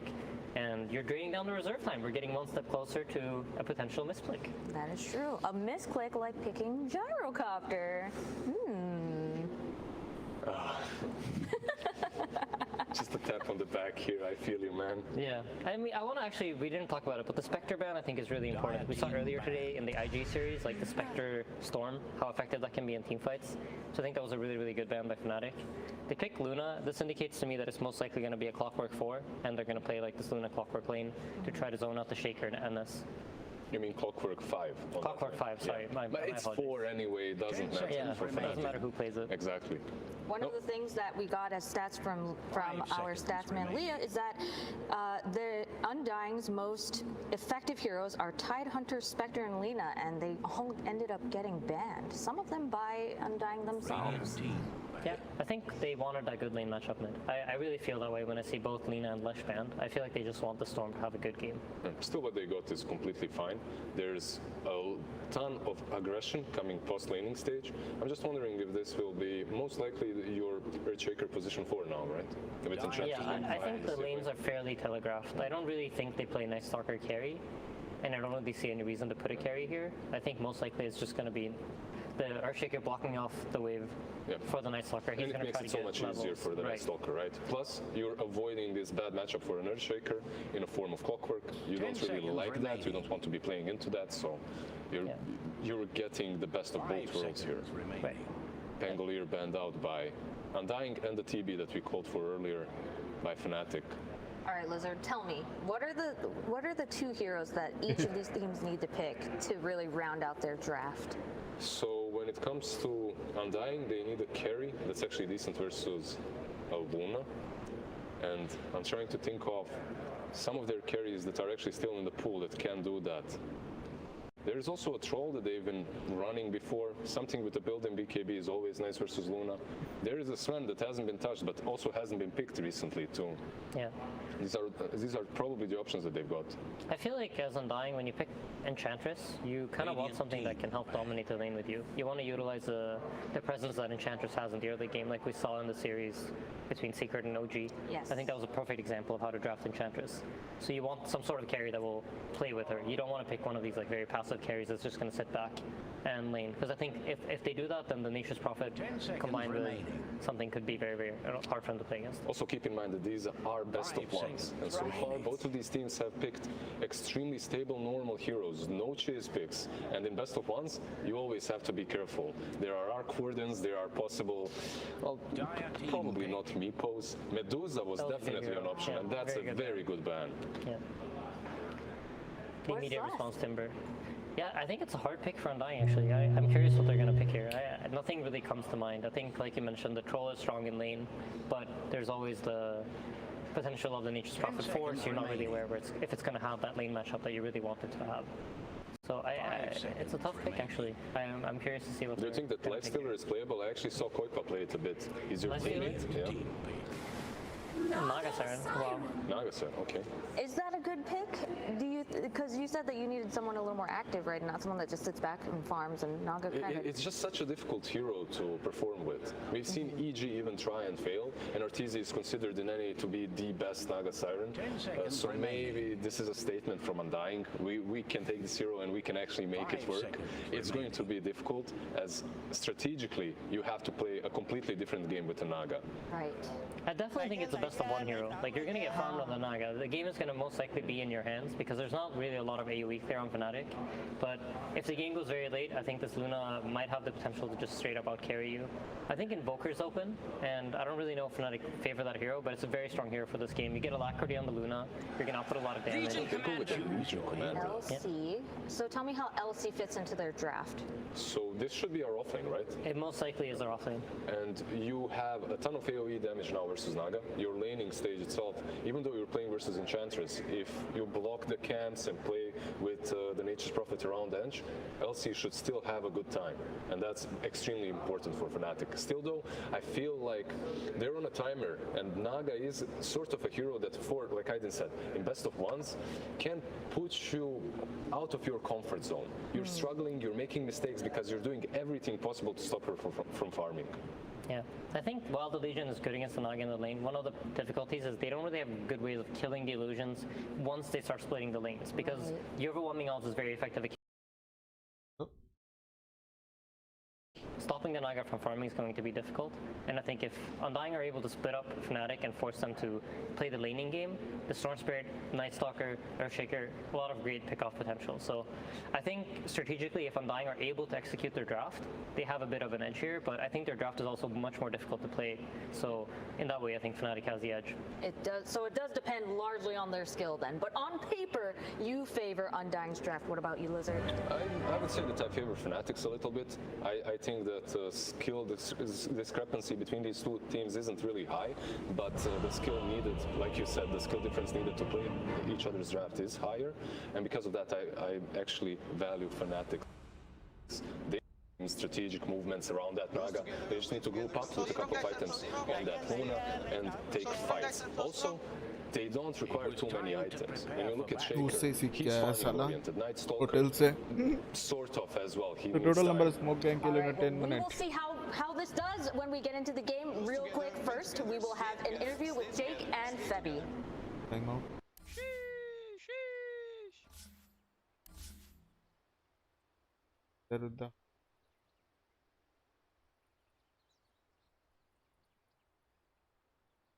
अंडा को support कर रहा हूँ. What? Prediction still has hope.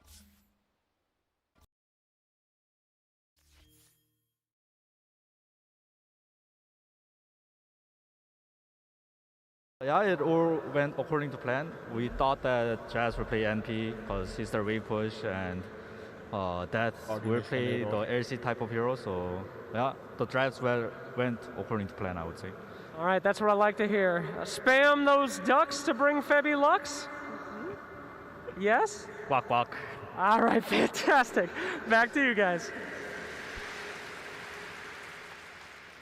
Thank you so much, Slacks. And yes, Trent, we are here. It's all come down to this. Enough of the upper bracket shenanigans. We're getting down to the muck. It's the lower bracket. Oh! Great, everyone out there. I hope you're doing quite fine as well. And I know you are, because it's the best day of TI other than the finals. We have 4 best of ones. The day started, the matches were so good, both the opening series and then to go into best of ones. This has been an incredible start to a TI.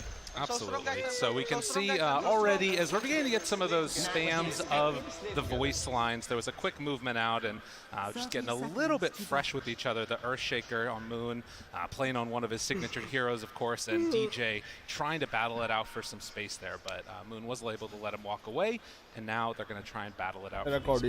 So the panel was talking a little bit about this Naga Siren hero like a garbage.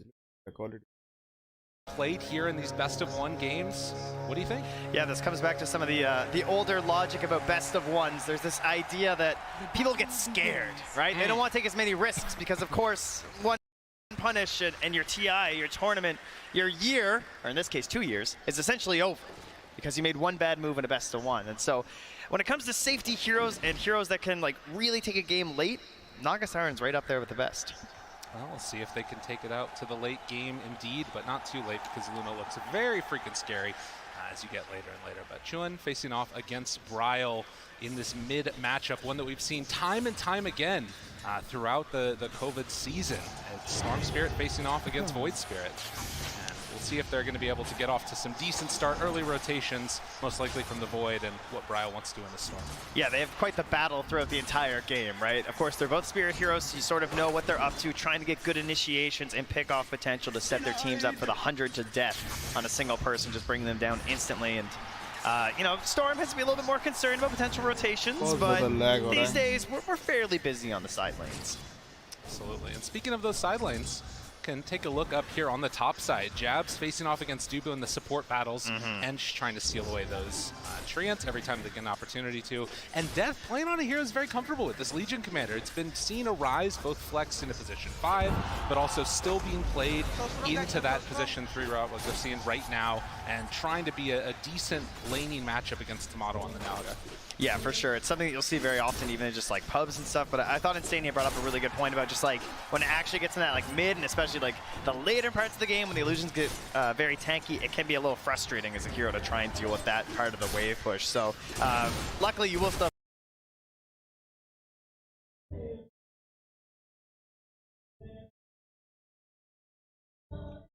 एक minute.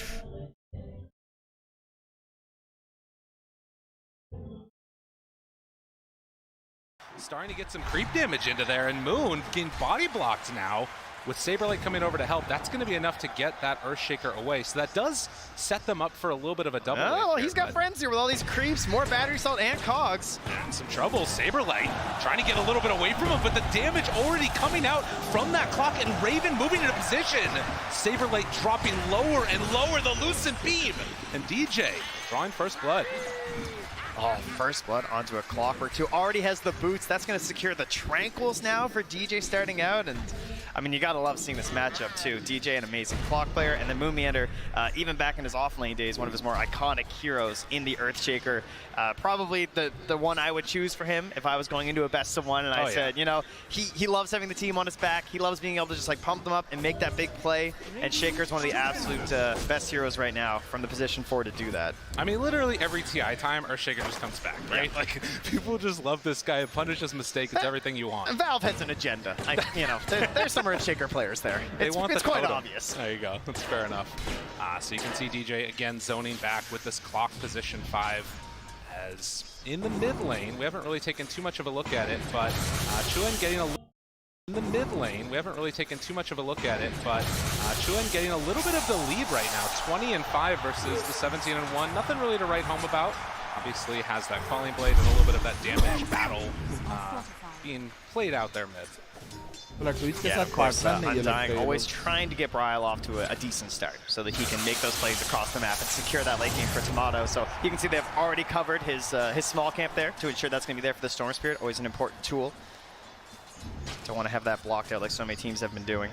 Right, and because of that, you're seeing the rotation that comes over, both supports wanting to ensure that they don't get a runa, but Chuen still able to get it. 2 supports rotate to his lane, and he still gets a water rune. Pretty good play. Nah, that is definitely not ideal. On the other side, though, Dubu does secure the boundary rune up top, which, of course, Jabs is now coming over to check. And, well, Jabs will find that his own camps have been messed with this game, thanks to Dubu. Very well played. So, yeah, a little bit of a steady start as we go into this best of 1, but the rotation's coming now from Dubu. They want to try and slow down this Void Spirit if at all possible. And for the moment, at least, you know, Naga Siren just completely free, heads off into the jungle. Tomato left alone. Yeah, Jabs is like wandering around up here like, guys, I think they're just gone, you know? They've blocked off the hard camp themselves to take away a little bit of fire from Tomato. Now Jabs will send in the Trance to scout, but now he's just helping bottom. Down bottom, but saved by Moon. Tomato, Jabs rotation, not able to bear fruit as Saberlight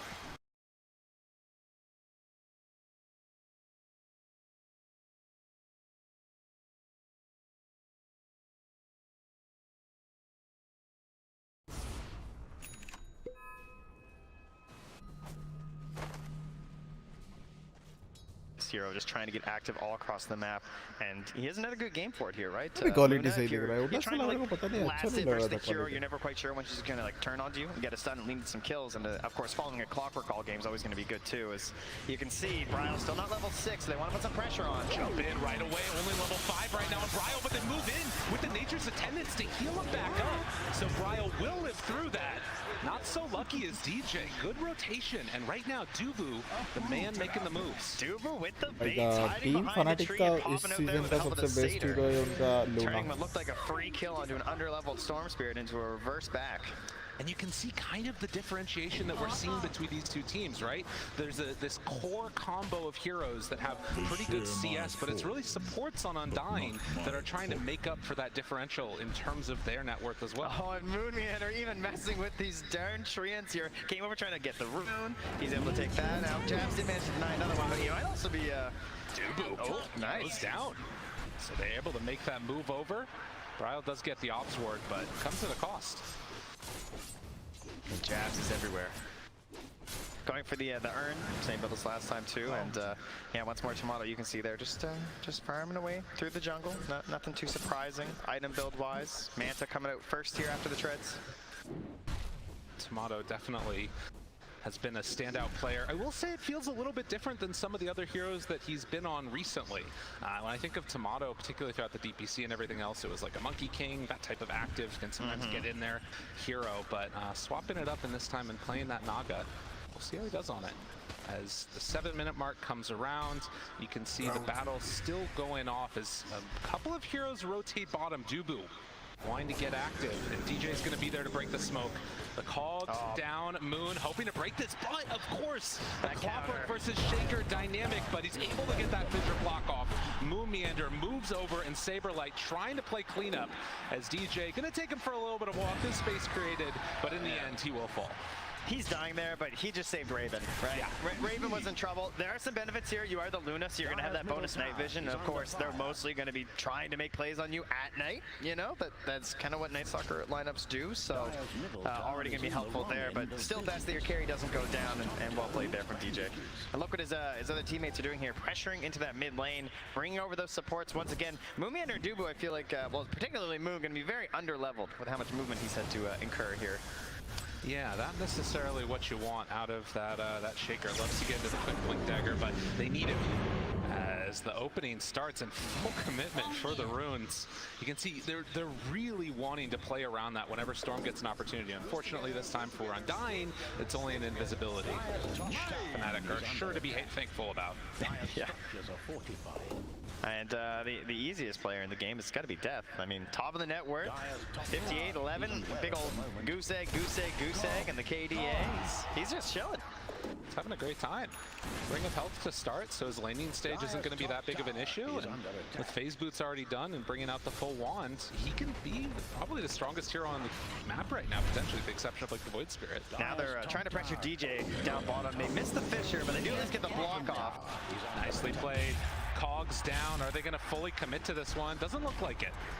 And instead, they will let him live for the moment as top tier 1 tower goes down. They're trying to mirror this move and put some pressure on the bottom lane. The second Dougal couldn't contest top. He TP'd to the bottom lane. Down here, grab a creep. Of course, one of the weaknesses of Enchantress. You're not exactly the best at going from one end of the map to the other if you've recently enchanted a creep, but we'll just grab some creeps here and start hitting away. Top lane, yeah. Undying बोल रहे हैं क्या कर रहा है इधर ज़्यादा नीचे नहीं आ गया तो as the chase down comes, and yeah, there was just absolutely nothing Death could do as soon as Bryle was there. And also, on the other side, find themselves one kill, pulling back onto Moon. Look at this, Fnatic making the moves that they need to as they find 2 in return. काटेगा game है पूरा. Yeah, perhaps if I am supporting somebody, what he's doing up there, right? Being that far in the lane, I'm sure expecting that a rotation will be. They're the Southeast Asia, but they're the Chinese. It was to even bring him down there, right? Taking 2 of the core heroes, so easily able to jump here. Yeah. And again, DJ gonna be caught. Tomato trying to run him down with those illusions, but they don't have the ability to chase any further. He has wasted so much of their time. He really has. Yeah. So he's trying to take the crown of most annoying support player on Fnatic, it seems, because it feels like they're just constantly chasing him, bullying him back. I mean, think about when they dove him behind that tower. That tower is still up down bottom. Yeah. After all that, right? Still plenty of space here, and gives Raven a little bit of safety as you move through your own jungle and up to your Ancients. You can see the line even being drawn by DJ saying, all right, bottom's mostly done. We're going over the top side of the map here. I want to push them away from our Luna's new camps here. So in towards mid they'll go yet again onto Saberlight. The pullback, the rundown. Do they have enough though? Doesn't look like it. But the clockwork hook shot in afterwards. They got Moonmeander locked down and killed. Last time Saberlight gave up his life. This time they turned around and take down Moon instead. And now it's pressure onto the middle tower here. The next lane to perhaps go down here. Cannibal Wave is here. Saberlight being zoned back. And they just can't do anything. And in fact, Saberlight, if he's not careful, he might also fall. So Chua and DJ making the moves, taking down this mid tower, and if Undying aren't careful, they're going to get shut out of their entire map. I see 5 heroes, I see 4 points Lunar Blessing, and I see 1 very dead tower. This is deadly for Undying. They will also deny that tower down bottom. So even when they're finding tower and objective kills on Undying, it comes at a cost. Undying picking up some extra gold from that one. Oh, now? Surely they got to get this one, right? Oh, DJ. Toy. It's just away. They're playing it too clean right now in Fnatic. Really solid Dota. I feel like you heard. Oh, I'll have to wait for this one. Oh my God! Immediately into the Cogs pushback. Dude, DJ is everywhere. The amount of resources that have just been wasted DJ is absolutely ridiculous. Like, I mean, Story, you need every bit of mana right now, right? You're playing a hero down. They're willing to bring 5 heroes to a fight. You are not.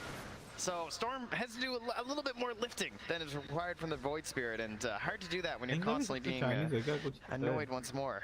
Well, and some of this obviously is going to be, as we see Jabs also there, denying one of the bounty runes with those treants. That's the other thing that he was doing pretty consistently. But they haven't really been able to find good runes for Storm, even though they've gotten each of them. The Invis that one time we saw just now an illusion rune picked up as well. Not necessarily there for kills, but this one at least will allow him to play a little bit more aggro.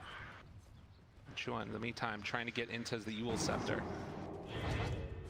One thing that I really like is that Fnatic aren't panicking about the Legion commander, because sometimes you'll see a Legion who just like starts hunting and smoking and everything, but like why? You know what I mean? I feel like Death's just having a free game. Yeah, he sure died the one time, but it's all right. Oh my God, is DJ gonna get away yet again? Ryle pops it, the Earthshaker vision. Oh. Tries to bring him down DJ at some point in the end, but they kill off the Storm. What a cost! Echo Slam afterwards, trying to find something right now for Undyne. Can they get any more? Juan backs away, but there's the duel gonna connect now onto Saberlight.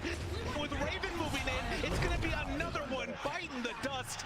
Undyne lose 2 in exchange for 2, but it's much bigger with the mid and off lane going down.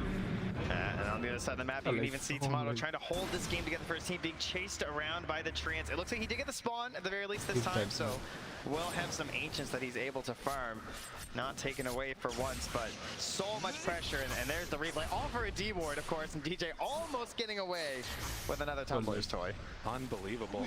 And just so much damage. Press the attack right there, too. Yeah. Just a little bit. Oh, unbelievable. And then the Echo, obviously, to try and turn whatever they could afterwards. But by that point, having lost the Storm, it already felt so bad. And a quick and easy duel rundown. So with that, Fnatic take a 2,000 gold lead. At the very least for Undyne, the saving grace, Tomato. Been able to get some AFK farms sitting top of the net worth. What does this Naga need to do in this game? Well, wants to contribute sooner rather than later. So currently eyeing up an Orchid, which I would say would be quite a good option here. Yeah, Void's going to have the Yules early on for sure, but you know, Storm's not going for an Orchid right away. Tend to try and avoid that item these days on the Storm Spirit. As DJ will shove back his opponent there. both team काटे का टक्कर दे रहा है. अभी तक Naga game में नहीं उतरा है. Maybe one of the best Tumblr's toy games that I've seen in a while. Able to make a lot of escapes as well as a couple of those initiations. Didn't quite connect that time. But still, Saberlight backs out, and you can see that Undyne are not being completely zoned out of the map. They're still getting some good farm, able to farm all the lanes. Yeah, there is a bit of the vacuum effect happening, though. This tends to happen with your Terror Blades and your Naga Sirens, where maybe you have a greedier support on your team, right? Like perhaps an Earthshaker. We'd love to get a Blink Dagger at some point, but it can be very difficult to actually find that safe place to farm because you've got Naga Sirens pushing out these waves and getting the creeps further and further from your base because you're just so necessary that you pump this Naga Siren up as much as possible. And you can see right there as well, they brought in Bryle to bottle that bounty rune, worried a little bit about those treants taking it away. So 15 minutes now as the bottom lane will get pushed in again by these illusions, and Raven feeling fairly comfortable trying to queue into that BKB next. Yeah. I definitely worry for Undyne when this BKB comes out on the Luna. I feel like it's going to be very tough timing for them to fight. And you're also looking towards a BKB next onto the Legion Commander melee. But eventually, looking for a kill. And look at this. Wants the first duel win of the game. Saberlight, oh, gets caught off in the trees. Not often you get the Night Stalker at night. But when you have that clock vision and initiation, it's easy as pie. The Max Lunar Blessing is just so good this game. Like, it's such an excellent idea to use this versus the Night Stalker. Just run into their territory and take away that advantage the hero's supposed to have. Like, it's difficult to prep for the setup that you're supposed to have this edge over your opponent. Oh, Jabs, he's hunting. He's looking. Ward behind. Oh, they got him off in the trees. Fnatic, they find themselves a target. Echo just to try and escape, and they won't be able to. Now Bryle looking to try and turn onto this, but another call to push back. The fissure onto Luna, getting a little bit of separation. And back here. Might have gone a bit too far finally, but the rest of Fnatic is moving in as well. They jump forward, find a kill on the moon, trying to get that finish. DJ jumps in, but Chuan right on top of him as well. The jump from death turns to the kill. Saberlight wants to clean up, but do they have anything left in the tank? Chuan gets the TP away. Raven, BKB, TP's out. A good escape from Fnatic. पकड़ लेगा ये. Might be able to play a little bit of cleanup there. Death, Blink and one. Blink. Gets out. Not going to catch any of the stragglers. Overall, I would consider that a pretty big रात को win इनका for considering how that Tej first हो लिया हो जाते हैं लोग. Oh, well, even more so, perhaps. He stuck around to juggle for a second. I think everyone else is ditched, though. They're not coming. We're fine. Yeah. But yeah, they hold the tower. Right now, that's the name of the game for Undying. They're just trying to slow things down, extend this game out as far as they can, and it's only a 2K lead, where it feels like for a lot of this game, Fnatic have been in control. It's true. That's the thing that's kind of interesting about it. And using that first BKB charge, if they do start to wear down a little bit low on Fnatic, that's where maybe you're overextending slightly and things could get a little bit dicey. By the way, Orchid done on Tomato. Gotta be careful here, Fnatic, as they smoke into this. Oh, and Dubu, they need Tomato here. They're gonna break it immediately onto Dubu. Oh. Ends up dying with a hook shot, looking forward for more. Saberlight, he's also caught. Has to back out of there. He's dropping down lower and lower. And Undying, they wanted to hit that timing and take the fight, but they were already too dead. This is such a good game क्या for match चल रहा है? because your opponent is trying to stall. They're trying to hold things out, and so when you get these little picks, Still Naga का farm कम नहीं हुआ. Naga is like भाड़ में जाए team. मैं यहाँ पे हूँ. मेरे को चुपचाप खेलने दो. He's gonna hook shot way into that back line and keep that fight going. Get that +1 kill. Now looking for more. So many times, how many moments have we seen a Naga song in the Roche pit? Have to be careful about this opening. No Blink Dagger yet done on Shaker. This is the scariest time. Naga के देख के उनकी फट गई. Illusion देख के. Fnatic respecting it. Jump forward though. They find one again. It's Dubu. Song immediately afterwards. Thinking about jumping. They want to get the vision. Moon can get it right on top. And with the silence afterwards, do they have enough for the fight? The Fisher comes out. Sugar. Trying to find more, but Raven walks up the high ground. Look at that rolling odds. They do so much damage, but is it Oh, Naga is dead. on top and catching two in the cogs. They bit off more than they can chew, and Chuan was happy to give it to him afterwards. As Bryle does a little ring around the rosy, tries to TP out, and Zephyr should have zagged. Fnatic not quite able to catch him. Oh, that Orchid follow-up there, just not enough to get the finish in the air. In the end, coming off. Not sure where the press the attack. Yeah, it was the press attack on the Void Spirit. Figured that had to be it because it was looking really dangerous. I thought the Soul Burn was going to kill him for sure. So excellent play there from Death to get the save, and that's going to put them right into the Roche pit. With this, no Naga song and Fnatic in the pit. It should be first Aegis of the game and a 4,000 gold lead right now for Fnatic. Moon has to back out. Still not at that Blink Dagger. Blink Dagger अभी तक नहीं आया. You know, oh man, it's like I just get home and sell the stick, like please. Sell the quelling, but sell anything. If the danger is there, it'll be all right. And we can wait 50 seconds for that to pop out here. But mid lane, Dubu. वो Blink Dagger होता ना last game में तो fight ये लोग जीत जाते. And now a flare even. DJ, you know, he wants it. That was close. Hook shot almost able to connect. They will Quelling Blade it down as Dubu pulled back into position. DJ now moving also into the two committed. They find another kill, taking him down. 50 dual damage on the Legion. Yeah, and of course this comes back to another discussion of just like delaying the game and waiting things out. And there is an additional punishment there. Clockwork is getting these hook shots, is giving you like 2 kills instead of 1 at times, but also infinite scaling. So strong. Every time we win one of these duels, we're gonna pump that damage up now up to 50, hitting some big numbers here. Multiple reps for Dev. Let's get huge. They will take down that tier 2 tower in the top lane as well, which opens up the outpost. Fnatic trying to put their grip really on this Saberlight down here. Ravens in the area too. Trying to catch a cheeky little pick, I think. Just thinking about how these teams have gotten here as well, and Undying's path and sort of the love affair that they've had with Southeast Asia Dota throughout the past couple of days. You know, the turnaround where they're winning over EG, put T1 in the upper bracket, and now facing off against Fnatic to potentially eliminate them. And Fnatic looking like they might be able to do it here. And look, these same plays we saw before. You have the treants in your area, like in your side of the map all the time. So it's nothing surprising, but you can also just smoke and follow them as Fnatic. This is a play they'll like to do every once in a while because they feel like these stupid annoying things you can just run up and kill, but every once in a while 4 heroes pop out and you know your biggest core is going to die. Sometimes it's good to bait a hero, but if you can bait treants, that's even better. But will they fall for that bait? Time will tell. Blink Dagger done. Fnatic Ooh, does he think about going? I mean, they've got vision up top on that pillar, so they actually see Tomato farming.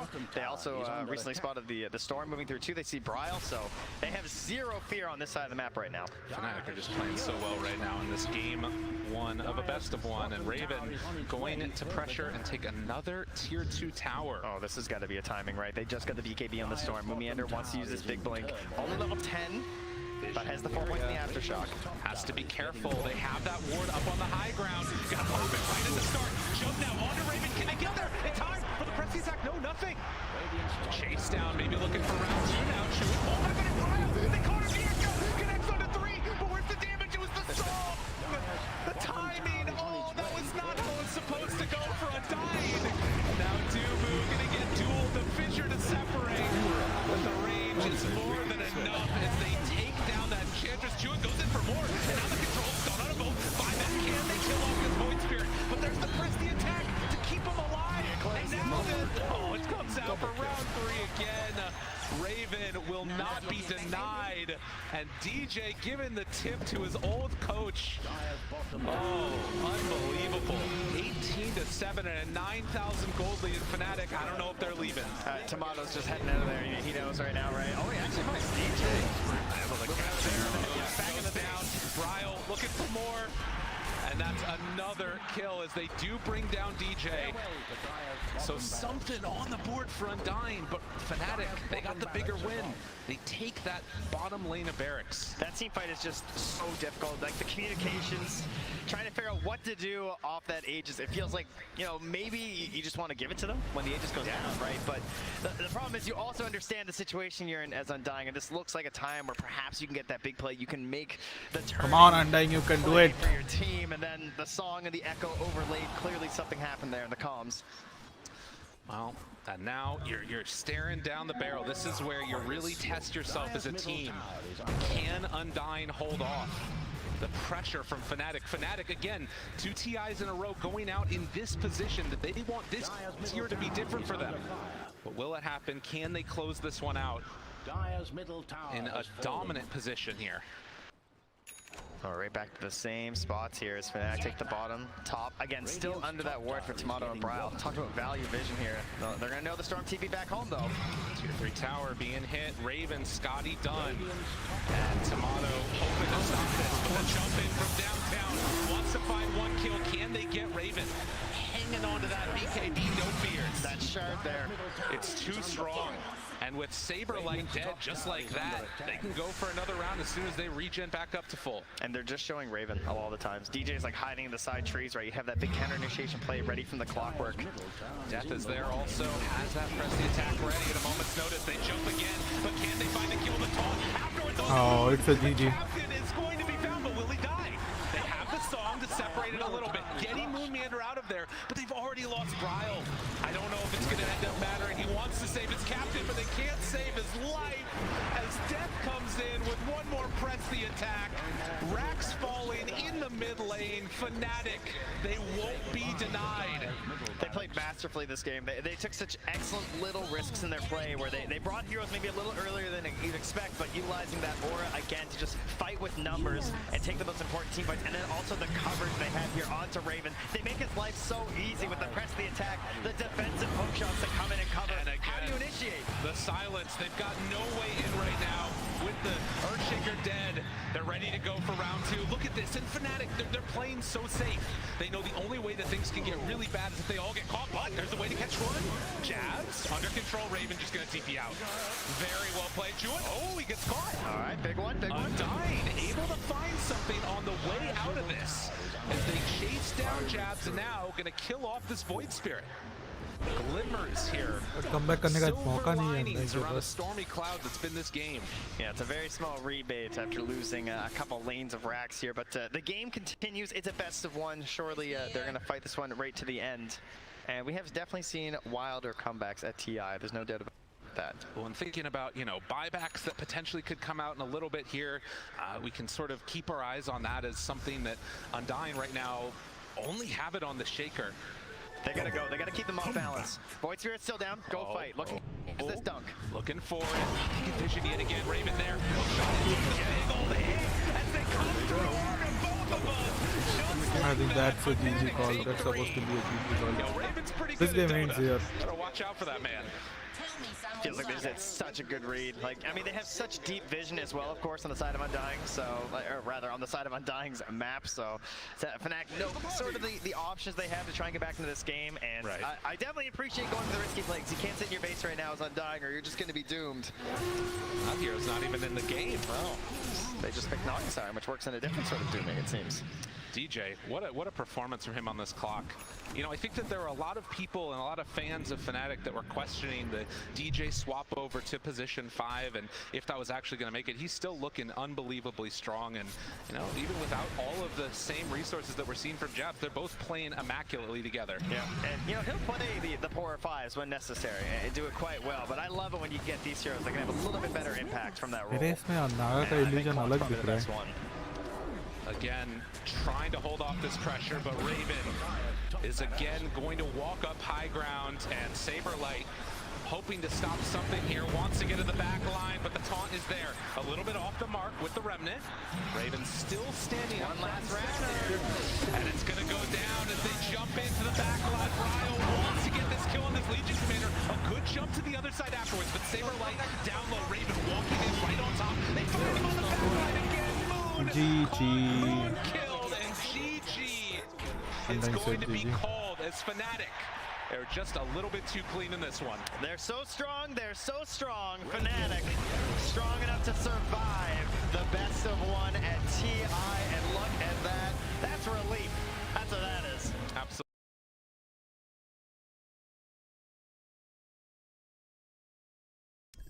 That's what. And again, you know, you think about this roster at various different points, and Dubu there, obviously, heartbreaking loss for Team Undying, and Fnatic able to move on for the first time in a couple years past this round, as they will win the best of ones. Man, what a series, what a story, and it's only 1 of 4 today. Yeah, that was some beautiful Dota. I think Fnatic really just showing the strength of a unit there, right? That was some very crisp team play that we just saw. Well, as these teams will exit the stage, we get ready for the rest of the best of ones, and of course, head on back to the panel again. A fantastic performance from Fnatic here. They survived that best of 1 first round here in the lower bracket. They, of course, got a long run ahead of them, but at least from this point onward, it's best of 3s. Big relief for sure. Of course, Undying, they didn't pull through. It didn't work out for them, and it was a rough game. We're going to, of course, talk to one of the winners, but I want to break down this game first because Gareth, this game got out of control pretty fast. I kind of felt like it wasn't too close of a series, of a game rather, as we were expecting. Yeah, it started down in that bottom lane, right, with First Blood, and like the cast was brought up, Lyrical was saying that DJ swapping to that 5. There was a lot of talk about that. They had Jabs leaving because he didn't want to play 5. AU brought in as the captain and that position 5. I feel like now they found a pretty good balance in terms of farm attribution, figuring out who's going to get gold, where. Jabs obviously playing that lane push, but DJ on a Clockwork was spectacular. He's not a 5. They don't have a 5, right? Oh, God. It's Yeah. whatever.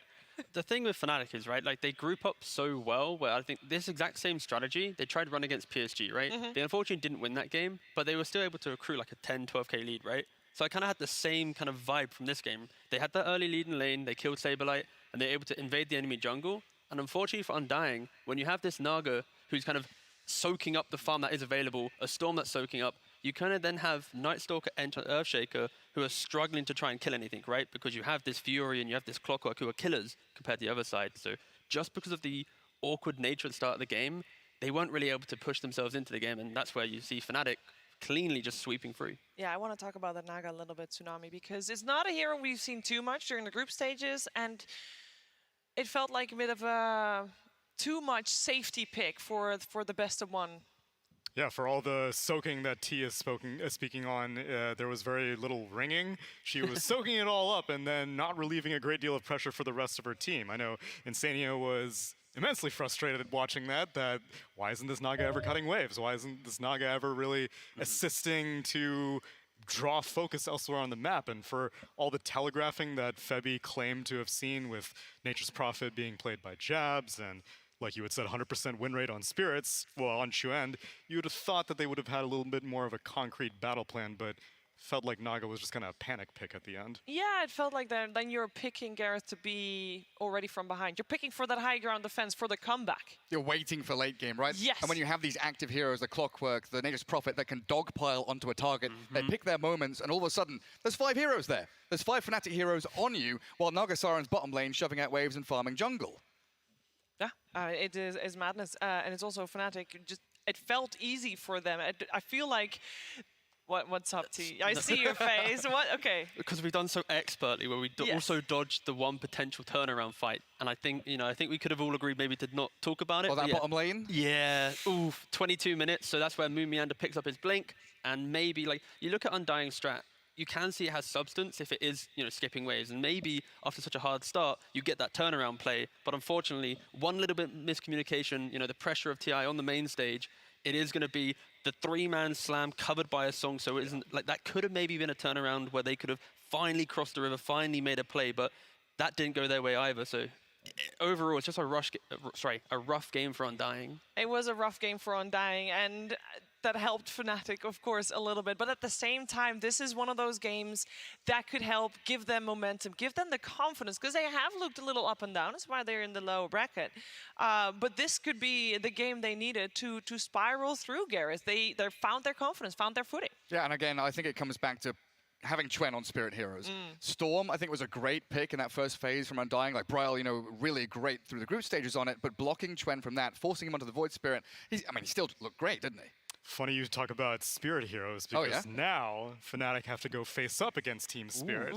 They have defeated the North Americans. Now they need to face up against the Eastern Europeans, who fell to IG earlier today, and that was a nail-biter of a series. And overall, I felt that Spirit were no slouches against what seemed like maybe even favors for this tournament against IG. Absolutely. It's going to be a tough battle ahead. That series is already tomorrow, by the way. So all you Fnatic fans, make sure to mark your calendar, or just make sure you tune back in tomorrow regardless. There's no sleeping anyway with all this Dota to catch up. Watch all the games. Watch all the games, which you should do probably anyway. I want to talk about Chuen because he had a good game on this Void Spirit, and he was able to make his mark on this game. I know that he has, on the Spirit games, great games, but sometimes it's a little shaky. This one, not so much, T. Yeah, this is the type of game on the Void Spirit where he was able to farm up and he didn't have to overreact early on. I think when you bring the Engined Earthshaker to bot lane, because your Naga is just kind of free farming top, and then Def is free farming top lane as well. I think he was hitting tier 2 at like minute 9, 10 or whatever. It does allow Chuen to have that kind of simple entry to the game. It's like you're not seeing supports run at mid, which is somewhat uncharacteristic a little bit because, of course, most pro teams nowadays, it's win side lane, bring everybody mid, go for the rumble, take that tower, see what happens. But this was a kind of the opposite game where Undying allowed Chuen to have his free game, allowed him to just to enter at his own pace, and then he demolished any Moon Meander or Dubu who was lingering when poor old Saberlight TP top lane. He was instantly there, capitalizing on those kind of squishy supports and just accelerating his own game. So yeah, very much, this is the perfect game you want in a best of one, because tomorrow they're like, look at us. We just did that in a game. Let's try and replicate that again. Like, this was like what you want if you want to make a lower bracket run. Absolutely. I think also it speaks volumes to have the Legion Commander picked overall last for Fnatic. He had a Master Tier Tsunami on the Legion Commander, and it's an elimination game. You want to go for those comfort heroes, but he showed up big. The reason I'm even privy to that is while covering the Southeast Asian qualifiers, Death's good friend Ponlo, I was like, oh, Death Legion Commander. I don't really have too much intel on the guy because I've only been seeing him out of OB Neon, and Ponlo was like, oh, that's a signature. And then he picks up like a Timber Saw. Oh, that's a Death signature. These are all Death signatures. The man has a surprisingly deep hero pool, and the fact that it was able to slip through until the end of this draft kind of speaks to maybe Undying's overconfidence, that they were like, okay, fine, have Jab's Nature's Prophet, have a Chuen Void Spirit, have Death Legion Commander. It was maybe a little too tunnel vision-y on what their game plan was, rather than being like, I don't want Fnatic to get their comfort. All right, well, we have talked about the man of the match a lot. We have talked about the MVP of this best of one game, and it can't go to anyone else other than DJ on his Clockwork. And Jake is sitting with him right now. Absolutely. Thank you so much. We are here, of course, with DJ, Clockwork extraordinaire. You survived, buddy. No more best of ones, best of threes from now on. How you feeling? We're feeling really good, and because now we're best of ones, and we're just so happy that we get through the best of ones. Yeah, you prefer best of threes? Yeah. Hey, some teams, they like that tricky best of one, but you guys played absolutely fantastic on that one. Looked like a completely different team from group stage.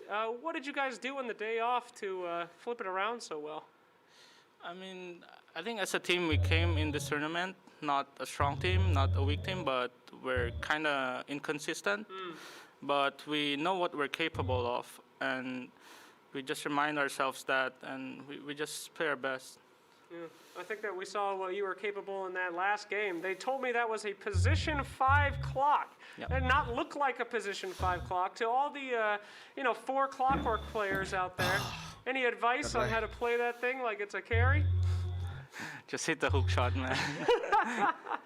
Just hit the hook. Well, you certainly did. Congratulations, DJ. It's great to see you guys continue, and yeah, we can't wait to see some more from you. So Thank you. Thank you, and we'll throw it right on back. Thank you very much, Jake and DJ, of course. It is crazy to think that DJ is one of the guys that comes out of SCA that is one of the most talented guys there, that especially position 4, now turned position 5, but definitely one of the most talented players from the region. And if I will tell you, this is his 5th TI. Oh, you think, oh yeah, great. Of course he's played at many TIs. Only makes sense.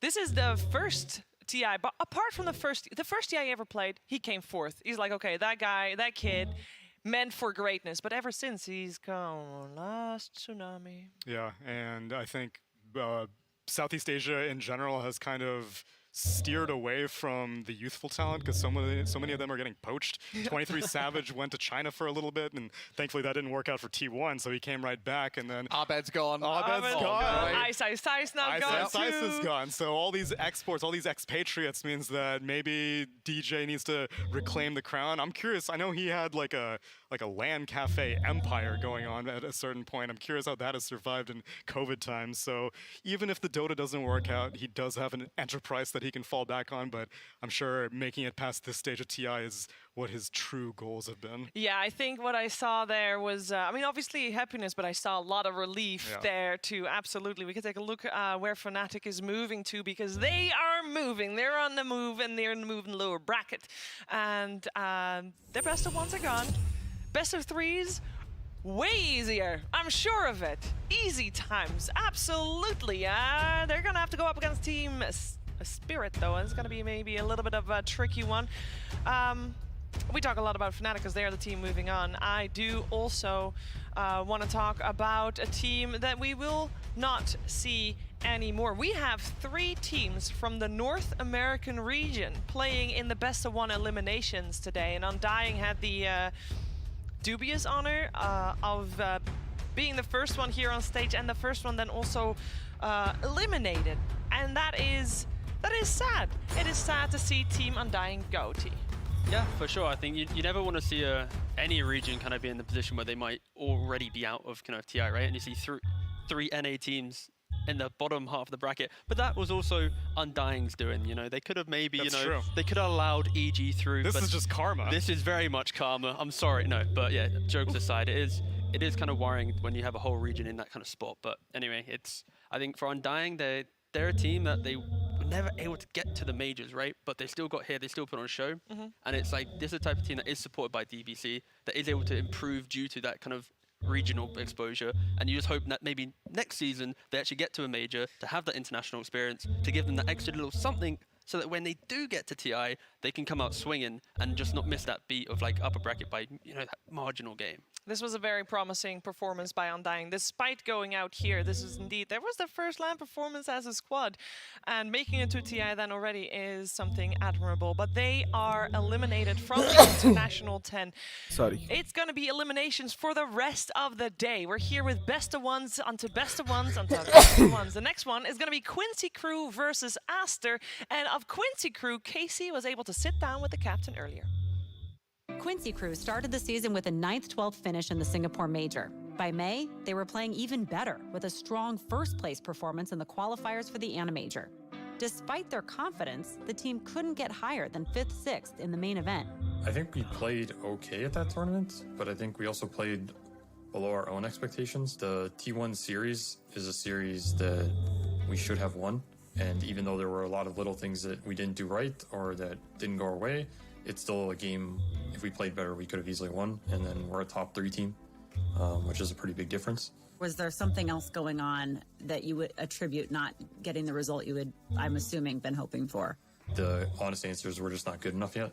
I kind of knew that we would have some of these holes because that was literally the first tournament we've ever played at with our roster even.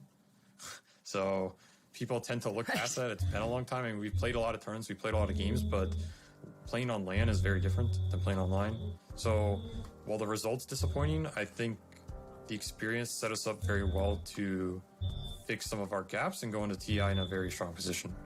LOA says it's his job as captain to keep his teammates focused on the common goal of just playing good Dota. But he also acknowledges that comes easy to this group because of how long they've played together. There's been a lot of talk from a lot of captains over years that TI is not a very democratic tournament in terms of teams don't function well when they're pure democracies. And the teams that tend to go deeper are the ones that have a very strong center point that they rally behind, because things will always go wrong for every team. Nobody plays a perfect tournament. At least it hasn't happened yet. So There is something about TI where you have to prepare for the unpreparable, for lack of a better term. So how do you prepare for the unknown at TI? there's some amount of uncontrollability. Like you might have to play teams that are way worse matchups for you than other teams. You might have to play on days where people are feeling sick or out of it, or there's certain games you play and it just feels like nothing's going your way and there's not much you can do about it. I think those are some of the uncontrollables of TI. Focusing on that in itself is not that valuable, I think. It's more getting people to understand that there's value in playing the game at a new level that no one's seen and trying to get there. I have a bone to pick with one of your players. I go on maternity leave, I come back, and I discover CCNC is calling himself Quinn. That's Quinn. I need him to go back to CCNC. Can you ask him? I can try, but the name is stuck in the system now, right? So it's unchangeable. Damn it. Okay, I'll talk to Gabe. Unchangeable. I mean, at the moment, they're also called Quincy Crew, Casey. That's going to be a tough one to change. Or it's very easy for you to choose which team you're cheering for because, hey, how can you root against, you know, the namesake of your child? That's just not possible.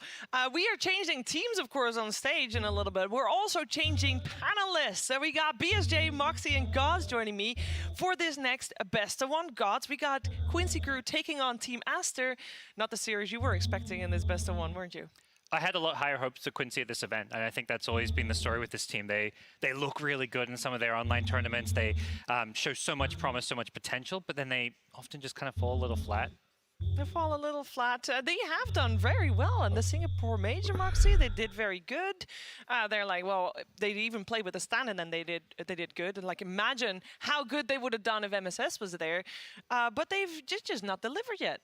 No, they definitely have a lot of potential with the way that they play. They have a lot of really wonderful players as well, but they just can't seem to really hit that stride consistently. And I'm hoping that, you know, this boot camping and everything will really have given them that opportunity to really just show us what they can do. Yeah, we have seen what Aster can do already. They didn't do too well at the start, of course, in the group stage. They were still playing with the stand-in, and they are still recovering from COVID, but they're negative. They're good enough to play on the stage, and they are a scary team, right, Brian? Yeah, I mean, they're coming out of the strongest region, at least so far, proven by the results of the teams throughout the season as well as throughout TI. And there's a lot of factors that we know are happening within the team that are outside of the Dota game itself. But now that we've come down to this best of one, I don't know if this would be the team I would necessarily pick to choose to play against. No, I want to get this out of the way. I didn't do this with the previous series, but I am very curious who you guys have as a favorite for this one, because it is so up in the air. You can make a case for either team. Brian, you want to go first? I honestly think Aster will win, but on my bracket, I put Quincy because it just felt wrong. You want to be you're heartbroken one more time. Yeah, just one more time. Moxie? Aster really looks strong, especially now that they have the mid player back and whatnot, but again, I'm an SA Dota fan, so I'm used to having a lot of hopium, and like I'd really like to see, easy for Leslau. I want to see that spammed in chat. So I'm a little. I would like to see Quincy Crew. I'm gonna go for it. I feel like both so far have gone for Aster on the brains, Quincy in the heart. Do you want to join that train? I have Aster. I've been disappointed too many times. I'm just numb to it now. I love the Quincy guys. Been following him all year. But yeah, Aster. To me, they're the favorites coming in. Yeah, they did, of course, really well in their region already. And Casey was able to sit down with the captain of Aster.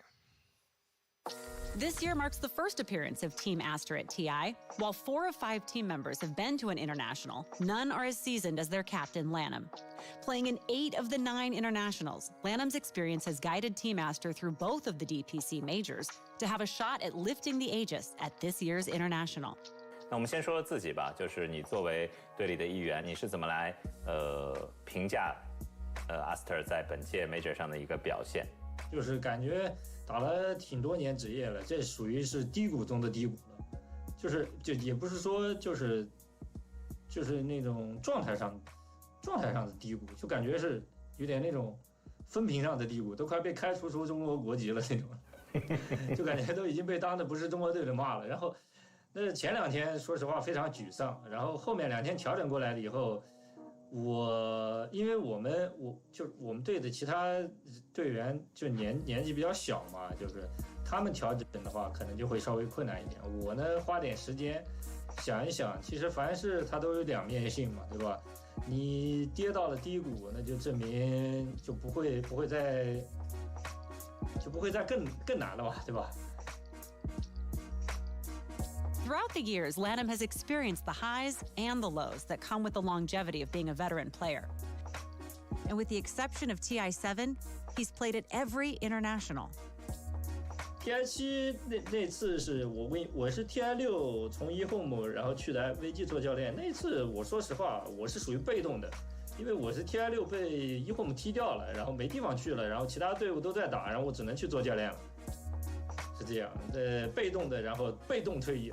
赛季初刚开始的时候，也和这边的Aster老板有过承诺嘛，说今年一定要带队伍进 TI， 但是按照刚开始的那个状态，练了2、3个月，就是整个队伍没有进步的状态，然后卡在一个点上没有进步，然后后来就只能自己上场去解决这个问题，而且又找不到合适的5号位，只能自己上场去解决这个问题。现在问题是解决了，那你说我。 这么老的一个东西了，你让我再去打 TI10，我说实话啊，我对自己都不是很有信心，就是这样。哎，我对自己唯一有信心就是我在场上还能多说2句话，这自己的这个操作啊，乱七八糟的，真的不是很有信心。我都得克服我自己这一关。那我们如果说回顾成绩打得不好的这个原因的话，你会怎么来认为这个事情会发生成这样？因为之前在国内的比赛当中其实是表现不错的，对吧 ？DPC 包括打这个联赛。说实话，战术上有点落后了，有点那种臭棋篓子互相下棋越下越臭的味道。啊，这个我一点都不否认，好吧？就臭棋篓子，就是最后其实也证明了这点，就每个赛区的第一都打得不是特别好嘛。 这是客观原因，但是主观原因还是我们选手的问题，好吧？我们自己的问题，这个锅你只需要就是3个字干回来就行了。 Lanham is the oldest player playing at TI and TI10 here, and he's a coach made player. And we know how that story goes for some of them, so we'll see if Lanham can follow in the footsteps of Seb. Aster, even though they came second and first respectively in the DPC, Moxie, they have not had an easy time at all, but they did make it, and we just saw them already a little bit waiting in the wings because they did make it out of the groups against the odds. It's Team Aster.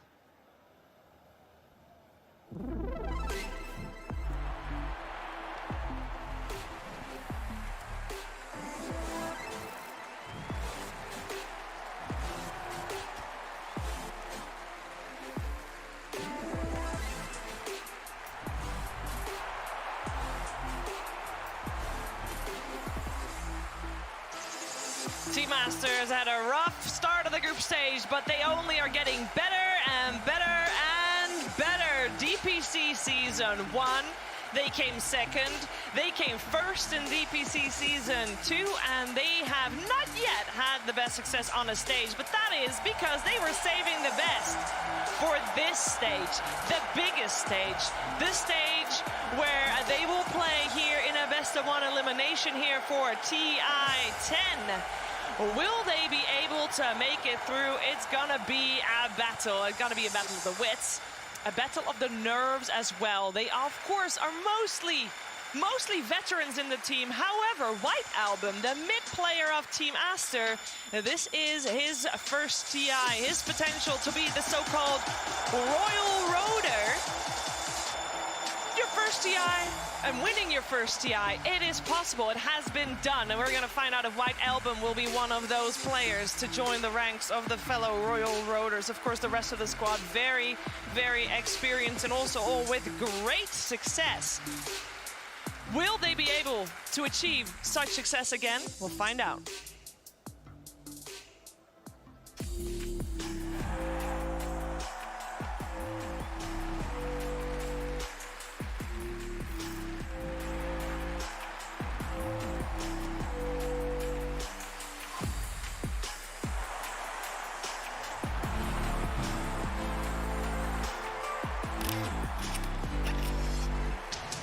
Quincy Crew is also ready to take the stage here in the lower bracket, a team that many people were expecting to see in the upper bracket. They were doing so well in their own region.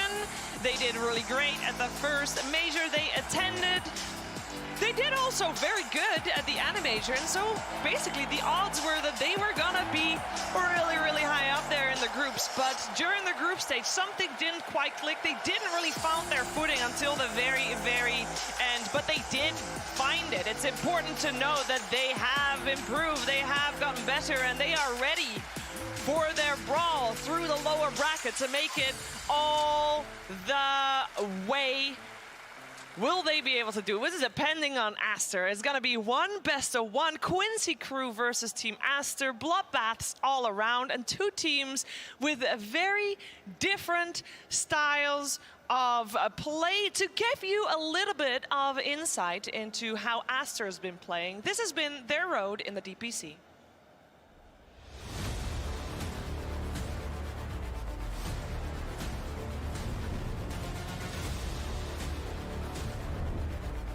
Lana moving forward, Boundless Strike, that's going to be through. Out of the Ricky, the popping hand disc. Now they've got the stun as well as the Abyssal Blade. But here comes Ame, he's going to pop the BKB. They've used the RP. White Album walks them down, takes out, nothing to say. Ame is gone, see you later. They're both going to buy back.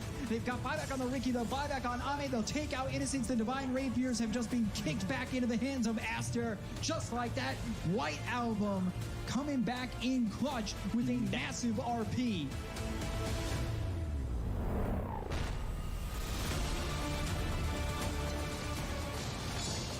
Fissure. And the totem for distance. Whoa! Blowing up the shroud and losing Lanham. They'll pop the BKB. They'll go after Monet. He's silenced up. The right clicks in. The reincarnation is popped. White Album looking for an opportunity to come through. The BKB popped the Monet as well as Amjad at the system deep, taking a lot of damage here. Right clicks through Sanity's Grog. Is it going to be enough? Wait, slam from Borax is big. They take out Ajit and they'll look towards the Rex. XSS is falling. X-Nova soon to go. Fade right behind him with a foot in the grave. They will take out 4, and the only one to survive is XM.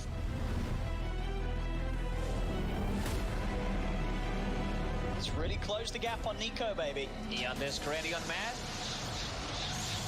Dual Scepter. See what they can do with this, Matt. He's able to dive away. White Album just laying down the Dream Coil, stopping Alliance from initially chasing any further. They're still trying to go for Matt. They'll put the Supernova. The arena's out. XXS is going to try and turn it because BKB is back up. He's able to get the spear connection onto Hanskin. Pins him straight over the wall. S4 comes in with a roar onto Monet. So they bring it down with Lanham. He's in. He's been able to find the black hole and everything. He found everyone. Doing Lanham again. Every single time. Yeah, Lanham is just too good at Dota. He just caught 4 people.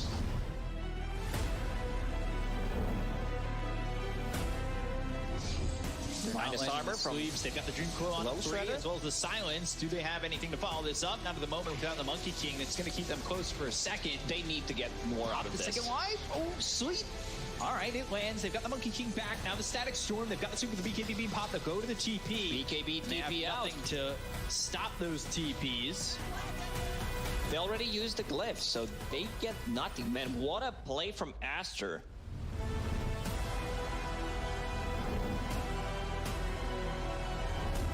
Storm becoming a little bit more scary.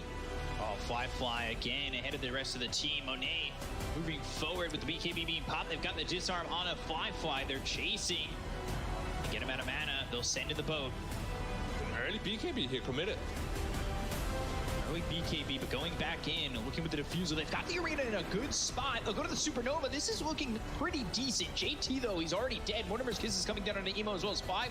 They need to be careful. All they got so far was Lanham. Monet going forward. The Ravage on a 4. That's going to be... Oh, my God. Kaka's already calling good game. That is ridiculous. Kaka, Emo, they go down. Fly gone. And once the Ravage was landed, he called it. Yeah, they didn't even die or anything. They didn't even die.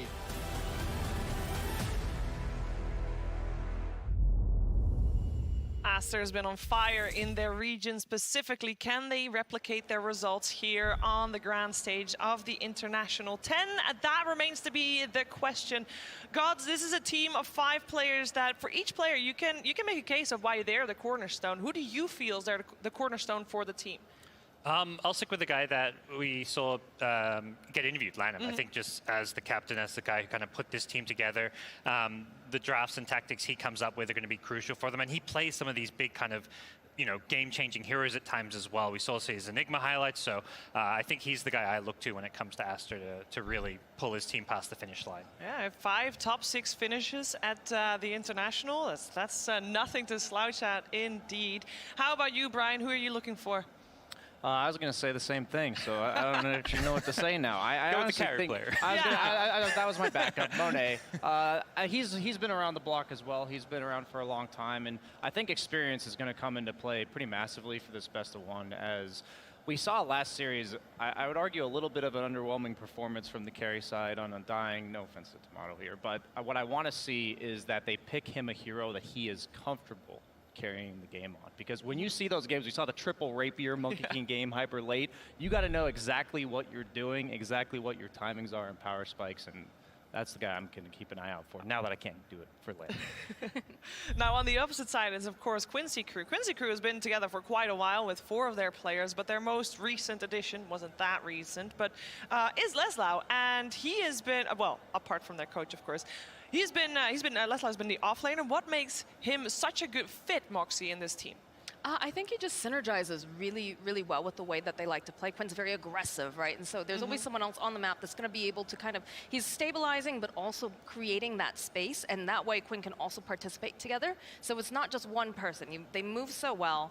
And it just, you can see all the years of experience. Lelis, he was Laposa beforehand, was a staple of the SA scene. And it's really wonderful to see this international Dota happening. We're starting to see these overlaps of the South American and North American players. And sometimes, they start going even all the way over to Europe, which we saw in the DPC as well. So indeed, it's a good player. Yeah, and this is actually his first international. I mean, he's very experienced, but on the international stage, a freshling, a newbie. Here, Gods. The other side, we got White Album, also a newbie. How big of an impact do you feel like that has on the players? I think for some of the young players, often you see these veteran captains really try and seek out the young players. Often they're going to play with less nerves, more fearlessly, just because they're kind of too young to know better. Obviously, the most memorable being like Sumail when he first won TI, but I think there's been a lot of examples where these really young players just seem to not get as affected by the pressure as much as others. If anything, I look at the players who seem to be affected by pressure. I look at players like Quinn, who's really underperformed this tournament. Some of the players who've been around a bit longer, and you have a bad tournament or two, that's going to be in your mind when you're playing at TI. It is indeed going to be in your mind. Quincy Crew, they have improved a lot. I think one of the things that I mentioned was that their most recent change is the coach. Kezu only added pretty close to TI. You'd argue that maybe there's not enough time for a coach to come in and actually make a big difference. Brian, what do you think of adding a coach this close to the international? It's a little bit questionable to me just because a team like Quincy Crew hasn't had too much international experience. Yes, I know they were at the majors, but I feel like they didn't get to show what they're truly capable of in their strategy so far. They've been bouncing back and forth, and I think that's a factor of they came in the tournament with not exactly the perfect meta idea, and I think the coach does pay off in the aspect of the adjustments that they made towards the end of the group stage that made it look like they had a bit more of an identity. Yeah, and there he is as KheZu on your screen. One of the things that is very similar for both of the teams on stage is their position 5. Obviously, we mentioned Lanham already. He started out as a coach for this team, specifically for Aster, and then turned player just over a year ago. And now he has a coach with him, Mad, but if you look it up, Matt is actually not listed as a coach. He's listed as an assistant coach because Lanham still coaches. Now, when you're thinking about Quincy Crew, for a long time, this team did not need a coach because they have SVG, now LOA, who is the coach. And he has been coaching Quincy Crew from the position 5 role. And so maybe, Gods, you could consider KheZu not the coach, but the assistant coach? Absolutely. I think that's a really good point. I don't imagine KheZu's coming in. He's not the guy who's going to be in charge of the draft. It's LOA who probably has the final word. He's still the guy in charge. It's still, his team. I do think we saw in his interview they are a bit more democratic than most teams. It's not like the way that it's structured with some of the Chinese organizations where you have the one guy who's drafting, who's in charge and kind of, moving the chess pieces around. With Quincy Crew, it's going to be more that collaborative, like players kind of deciding what their own hero is going to be and everyone having a voice when it comes to the draft. Yeah, there's one aspect that we haven't really talked about at all for all the best ones so far. This game, one best of one Dota game, could be 20 minutes, could be 70 minutes. One Dota game, extra $200,000. And I mention that specifically for this game, Moxie, because Quincy Crew is one of the very few teams that does not have a official sponsor. Like they're their own team, right? How big of an impact has that? I think that definitely puts you at a bit of a disadvantage, but you have to remember a lot of these guys have been playing together for so long, and they also have a very capable manager as well who's been able to assist them and sort of, figure out what they need. But it's not as comfortable, right? The idea that you don't have someone, necessarily paying your bills if things go not so great. I know that I asked them during one DPC, I said, what do you guys do? Do you guys have to work? And they were like, no, we can't do that. We'd have to, that'd be insane. We're playing so many hours of Dota. If we had to work on top of that, we would never be where we are. And that's a hard difficulty for them. Yeah, extra pressure to do well here because an extra 200K means you can play Dota for that many more years, right, Brian? It's a thing. Yeah, it's not just the 200K that you get for the single victory, but they could go deeper. Yeah. Why stop at the 200K? I mean, it ramps up pretty fast. Yeah, absolutely.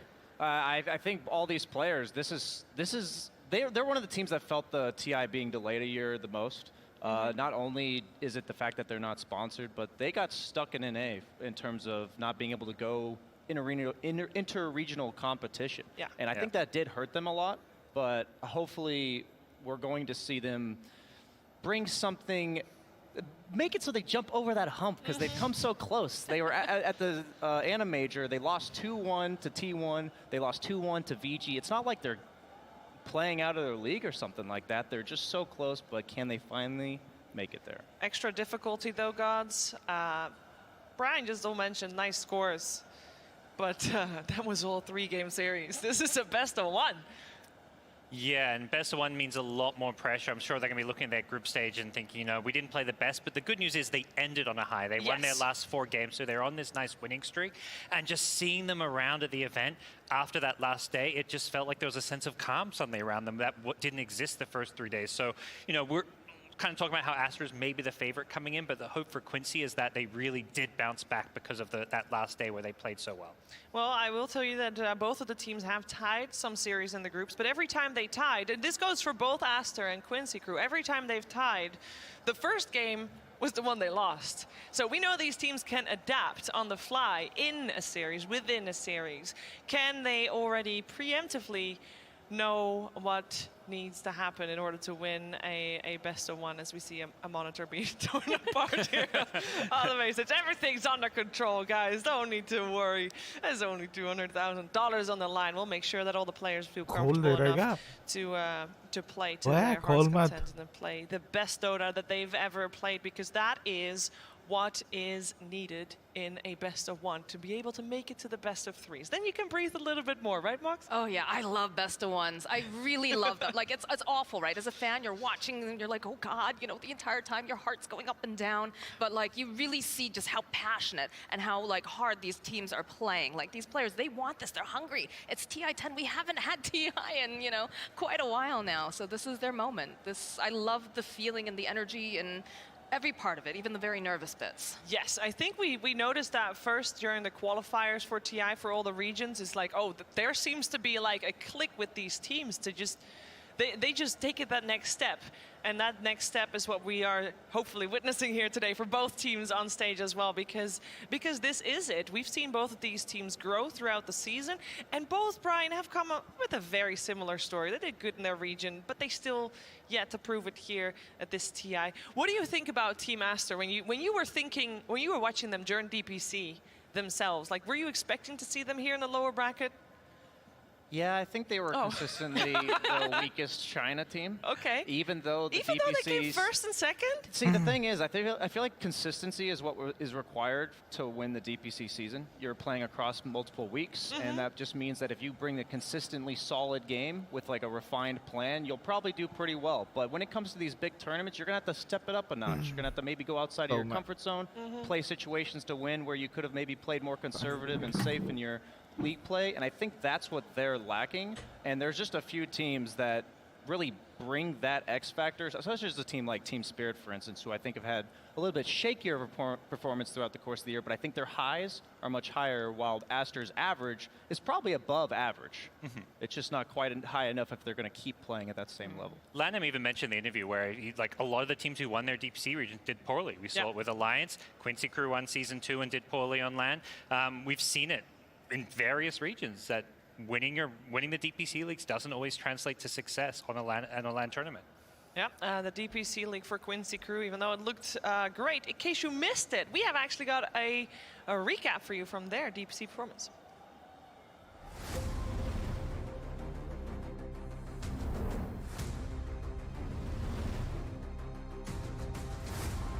Yeah, but timing here. They're gonna go for this fight. This is deadly. Gotta be super careful about that BKB. Silence onto one. They caught Quinn, but from the low ground. Slough has ulti if he wants to drop it, but Spike Carapace, it's too tough. No, he gets it on the three. Is there enough damage here? Trying to get that stun follow-up. Takes down Ice Ice Ice. Looking for crit now. Oh, and they do have him in their sights.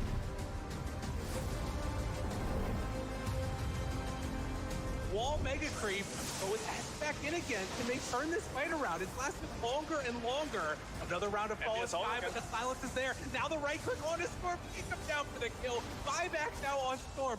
Envy tries to turn, wants to do the damage, but it's not gonna be there. Envy CBing. Oh, he's going. He's identified the win condition. Yuar's here though. Yuar's here. They try and turn for it. Can they take down the Storm? Oh, the rest of them are going. He's trying to hit it. Envy going for the ace. The giant spring. Okay, the turn, but they time him down. He's caught there for the moment. Tries to kill off Yuar. Envy. Eyes on the prize. Wants this so badly. The stun is there as well. The pushback. He can't take it down. Raffle. I can't believe it. The ballistics keeping him off of the ancient. The greatest alive in the history of Dota. And they already wrong so many prediction like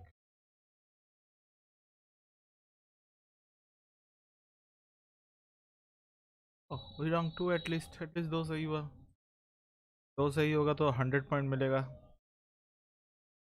दो at least सही हुआ, तो वाला wrong हो गया अपना।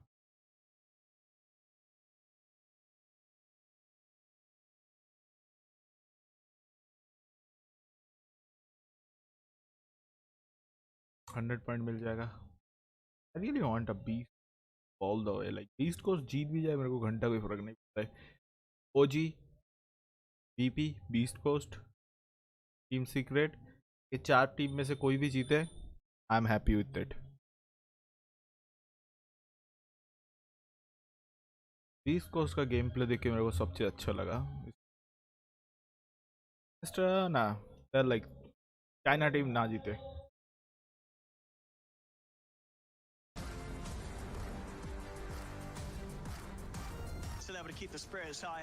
तो यही चल रहा है इधर इसकी अक. All in all, they may have lost the team fight, but they managed to start to get back over towards the pit before Roche fought. Quinn, can he look for a steal? He's going to head into the pit. And stadium पे schedule पे अगर देखें तो आज 12 तारीख है. आज already जो टीम हारे, ब्लैक अनडाइंग आउट हो गया गेम से हार के. ओजी के पास सेकंड मौका है एंड इधर से जो जीतेगा वो ओजी के साथ कल खेलेगा या कब खेलेगा? कल ओजी के साथ खेलेगा. लोअर ब्रैकेट में ओजी का मैच है सबसे लास्ट में. कल लाइक 4 ही टीम का मैच है.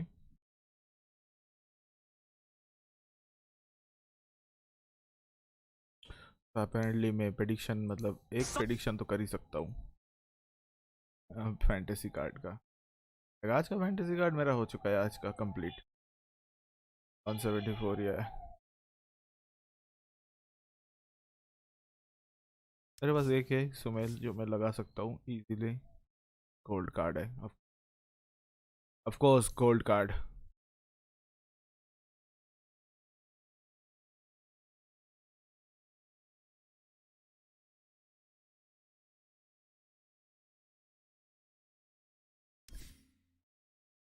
तो जो जीतेगा यहाँ से वो ओजी के साथ कल खेलेगा. No prediction भी मेरा wrong हो गया. Dive a little bit deeper into the players, and now on the side of Aster, XXX and Borax, formerly known as Baboka, this is their 3rd TI together. Moxie, this is a tried and true offlane duo right there. Yeah, there's actually a whole like little phrase that they use for the two of them because they're actually called the Sakura brothers. The what? Sakura. So what does it mean? like a cherry tree. Okay. Because they're as dependable as like the seasons changing, right? These are 2 players that have been on Aster since the beginning. They're untradeable assets. They will always be there. They're constant. And I just think that's like such a cool thing. You have this foundation because the guys are all going off. They're like, oh yeah, the mid player, the core player. Like, you know, this is cool though that they've stuck with it from the beginning. And it's crazy too to think about the fact that XXS started very, very young as well. He was actually, I think his nickname, I'm probably going to butcher this. Apologies in advance. Shao Shui Shang, which is primary school student, basically. Because when he was 16 years old, he was getting so good. His brother actually went on some forums and was like, yo, my brother is so good. How does he become a pro player? And he's still like this little tiny kid, you know? Like, he wasn't able to play during the week. His parents are like, no video games during. And then the weekends were the only time he could play, and he was that good. It's crazy because actually me saying like, oh yeah, he's got 3 TIs under his belt, but he's 22. Yeah, he's a baby. I don't have any excuses anymore. Everything I've ever said is a load of crap after hearing that he can only play for the weekends.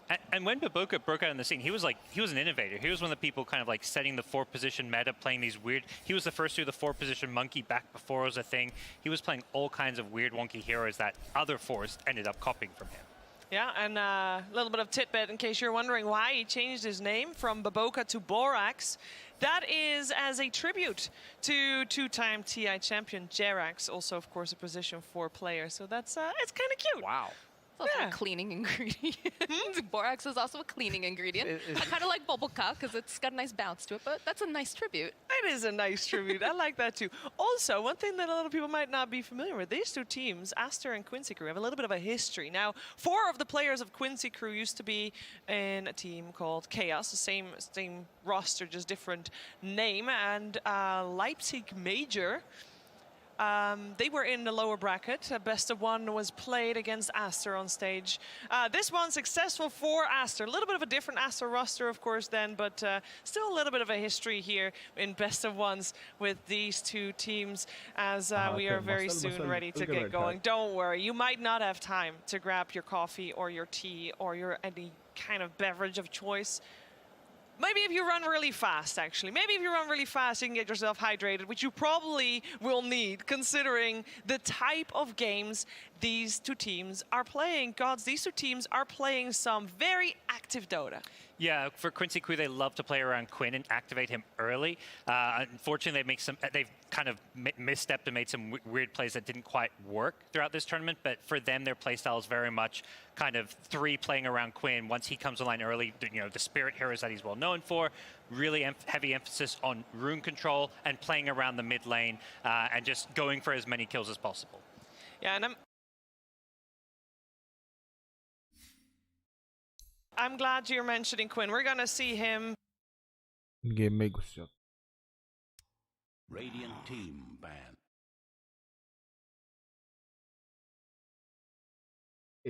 Team Aster versus Quincy Crew game 1, but it is a best of 1, so this is where they need to bring out all of the strats. Here with me to talk about this game are amazing Dota geniuses, Insania and Lizard. Gentlemen, don't laugh, you're geniuses.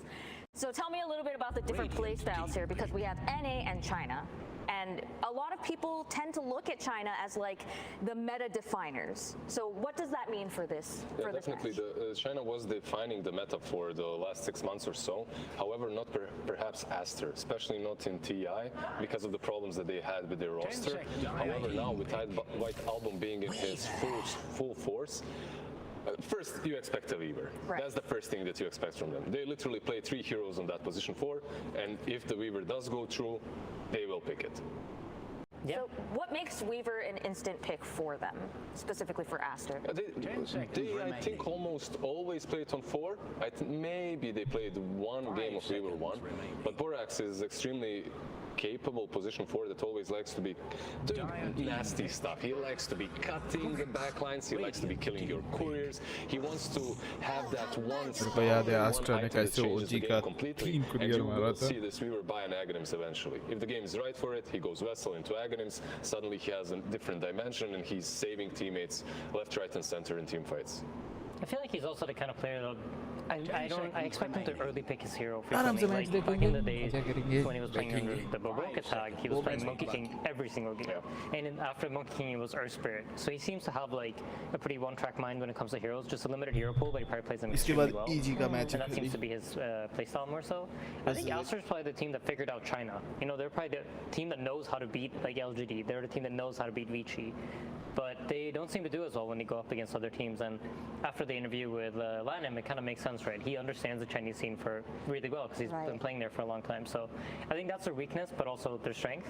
So if they get matched up against maybe like Elephant or one of the really big dogs drop down to the lower bracket, I think Aster will look really strong against them. But what about the side of Quincy Crew? They picked Rubik and Ogre Magi. So I think when you see Weaver nowadays, you kind of can almost expect Rubik. I think Rubik's like a pretty standard response, and I think it's one of MSF's better heroes. And I think what they realized throughout this tournament was that Dire team ban. Ты ждал, когда ты будешь работать на матче Астра, сказать, что они твои любимчики. Где Пудж? Там Бабока на Пудже играет. Ну, Бабока это парень. Safe lane, which will prevent the offlaners from actually having a good time. Meanwhile, Team Aster actually first phases Storm Spirit. This is a throwback to not only the last series, but Singapore Major, right? Storm Spirit was picked up quite often, even in the first stage. And yeah, I'm interested in seeing how well White Album will perform on the hero, considering that he has now fully recovered, as I have read, and in full force, this man is a beast. He is young, and pressure might get to him a little bit, but I'm sure he will perform on one of his signature heroes. So what about these bans? I feel like these bans aren't really that surprising, right? They're pretty standard. Is there anything that jumps out to you in the current bans? I think Doom is considered a pretty good hero against Storm Spirits. I'm not sure why they banned it, unless you're maybe eyeing up that Tidehunter, which has managed to slip its way through the draft. That's true. Tide was picked first phase pick throughout pretty much all of group stage, one of the highest contested heroes. Brazilian language. This is the new Brazil come. After the group stages, teams go over every single talvez. Mas tem um lapso temporal, né? Que, tipo, todo HC que clica pesado e precisa de tempo pra ficar nas TFs, né? Você pode usar o Weaver pra facilitar o jogo dele. Sim, sim. Cara, engraçado. Статистику надо добавить, так как это сделал я за 15 минут перед выходом в эфир. И увидели, что... Venezuela अकेला है, like 10 seconds remaining. ना पैसा नहीं मिला. I think we see quite a lot of player targeted bans as well from Master. I think both the It's Medusa a and the lot. Terrorblade are specific Yaour bans. He played both these heroes really, really well in their last series against Vici Gaming. So I think that's specifically why they banned it. They probably think they like those two heroes against the Chinese playstyle. That's a very interesting point, because Lawless, if you remember, he likes to be playing these Venomancers as well. And you really don't want to be playing that hero into a Spanish, right? You don't want to be playing into any sort of a spirit hero that can get on top of you without needing to buy that dagger or silver edge or whatever. So not only did they ban heroes that are good against Quincy Crew, but as you should, they're picking heroes that are naturally decent versus popular heroes that Quincy Crew is picking. So now that we have two bans that are specifically targeting Yaour, does that mean that, and they have two bans left, where do you think those bans are going to go to? Because there's still 3 heroes left on Quincy Crew's side. Well, I guess they're going to get picked, but what do you think is going to be prioritized now?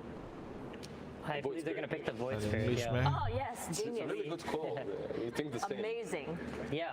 And there's no reason really needs to be added. I think it's very obvious to everyone watching why they picked the Void Spirit. It's not obvious to me. Can you explain to me? 5 into We saw 6. this earlier, right? This was played in, I believe, the last series.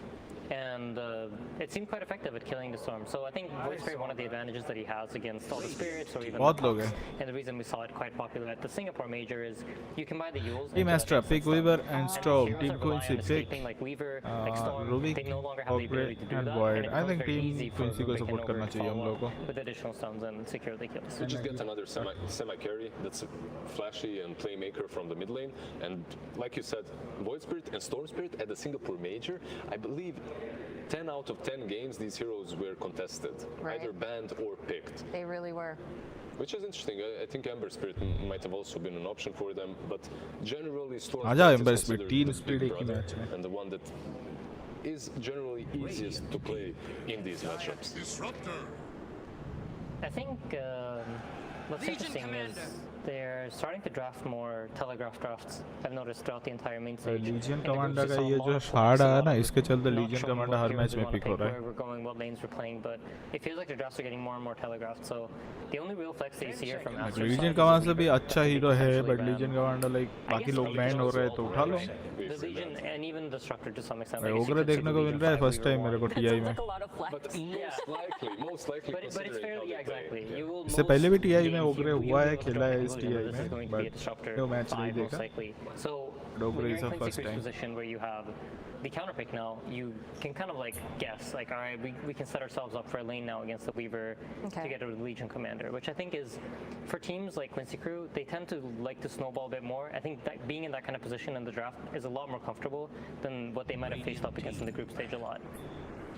And they go with the Spectre, a hero that has been extremely successful in the group stage on that position 1. I love the Aghanims build. We've seen it today as well. Actually, we've seen But Spectre इस game में अच्छा नहीं है. Aghanims at the TI on a Spectre with a 15-minute mark, something like that earlier.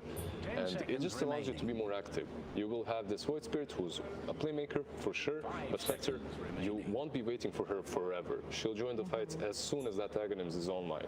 And you need to be joining the fights because you can't really be playing defensively versus a Storm Spirit Disruptor and a Weaver.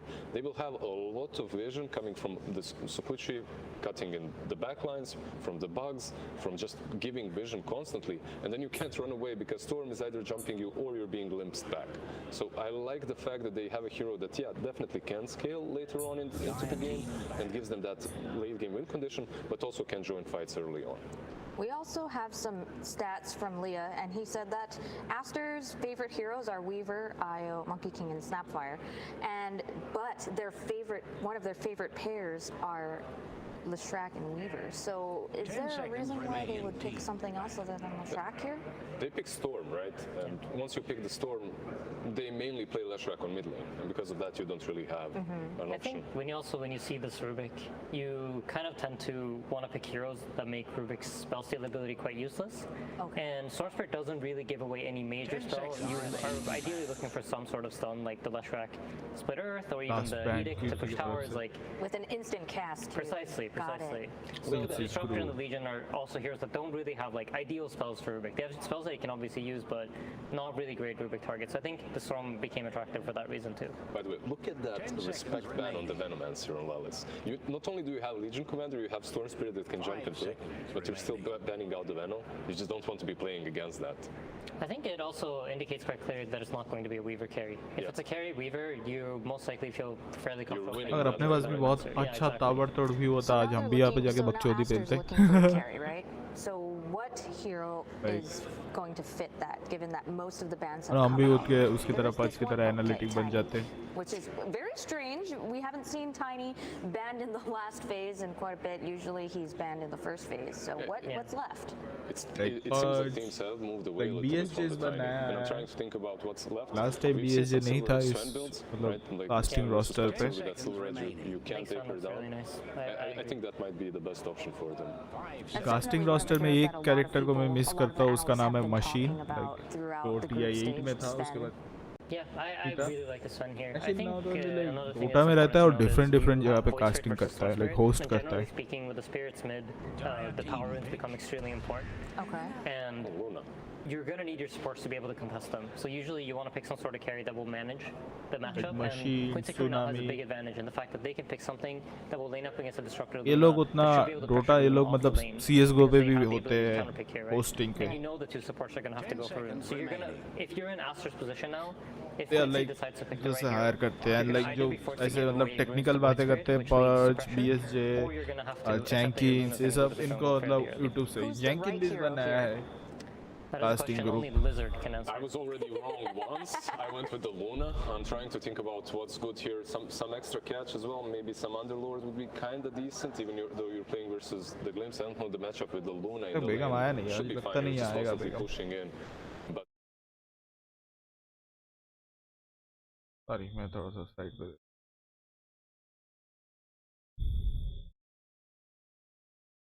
समझ आएगा नहीं. So I think kind of similar to the series we had before, I think Quincy Crew has a good draft, but they're going to be forced to play the map game, and they're going to have to make Aster run around them. Because if this game plays slow, I'm sure this Luna is going to outfarm the Spectre, and at that point it'll be very hard for them to fight into their ball. Quincy Crew are definitely on a timer. You have this Prophet that can TP mid, that can pressure the Storm before he hits 6. He's probably going to be building into that Orchid, just constantly pressuring the map. If they manage to do that and buy enough time for Spectre to hit that Aghanims before Luna hits the critical timing, I think they have a solid chance. Do you think we're going to see a lot more aggression from Quincy Crew as a result? They have to do this early because Aster has the late game. Do you think that, so that means they're going to set the pace of this match? Is that I correct? think if Quincy doesn't set the pace of the game, they're going to have a very hard time. All right, well, we will see how this match plays out. But first, an interview with Sir Action Slacks and Quincy Crew's new coach, Kezu. I don't want to hear it. Really. How you feeling about your draft, boss? You feeling confident? Feeling pretty good. We knew pretty much exactly what they were going to go for, considering their last games. So we got something that we wanted, which also at the same time addresses what they want to do. So I'm pretty fucking confident about this game. I do know about that hero Tiny. Have you ever heard about that one before? Seemed to have let them have it in the first stage and they didn't take it. Well, we knew what we would do against it, so why do we have to ban it? That's the confidence that we want to see. All right, well, best of luck to you, sir. Thank you so much for your time. And back to you guys. Let's get it on.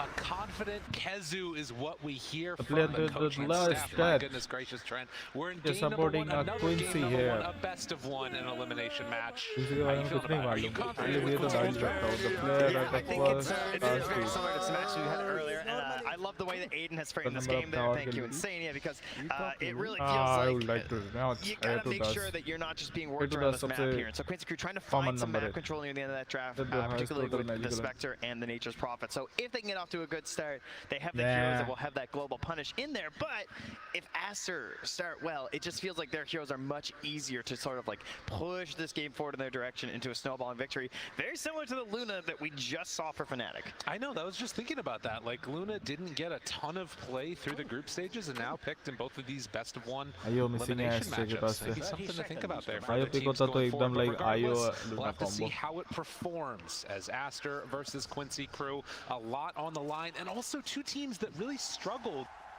throughout the beginning of the group stage and recently started to make a comeback. Both teams are coming in with some pretty good momentum in this.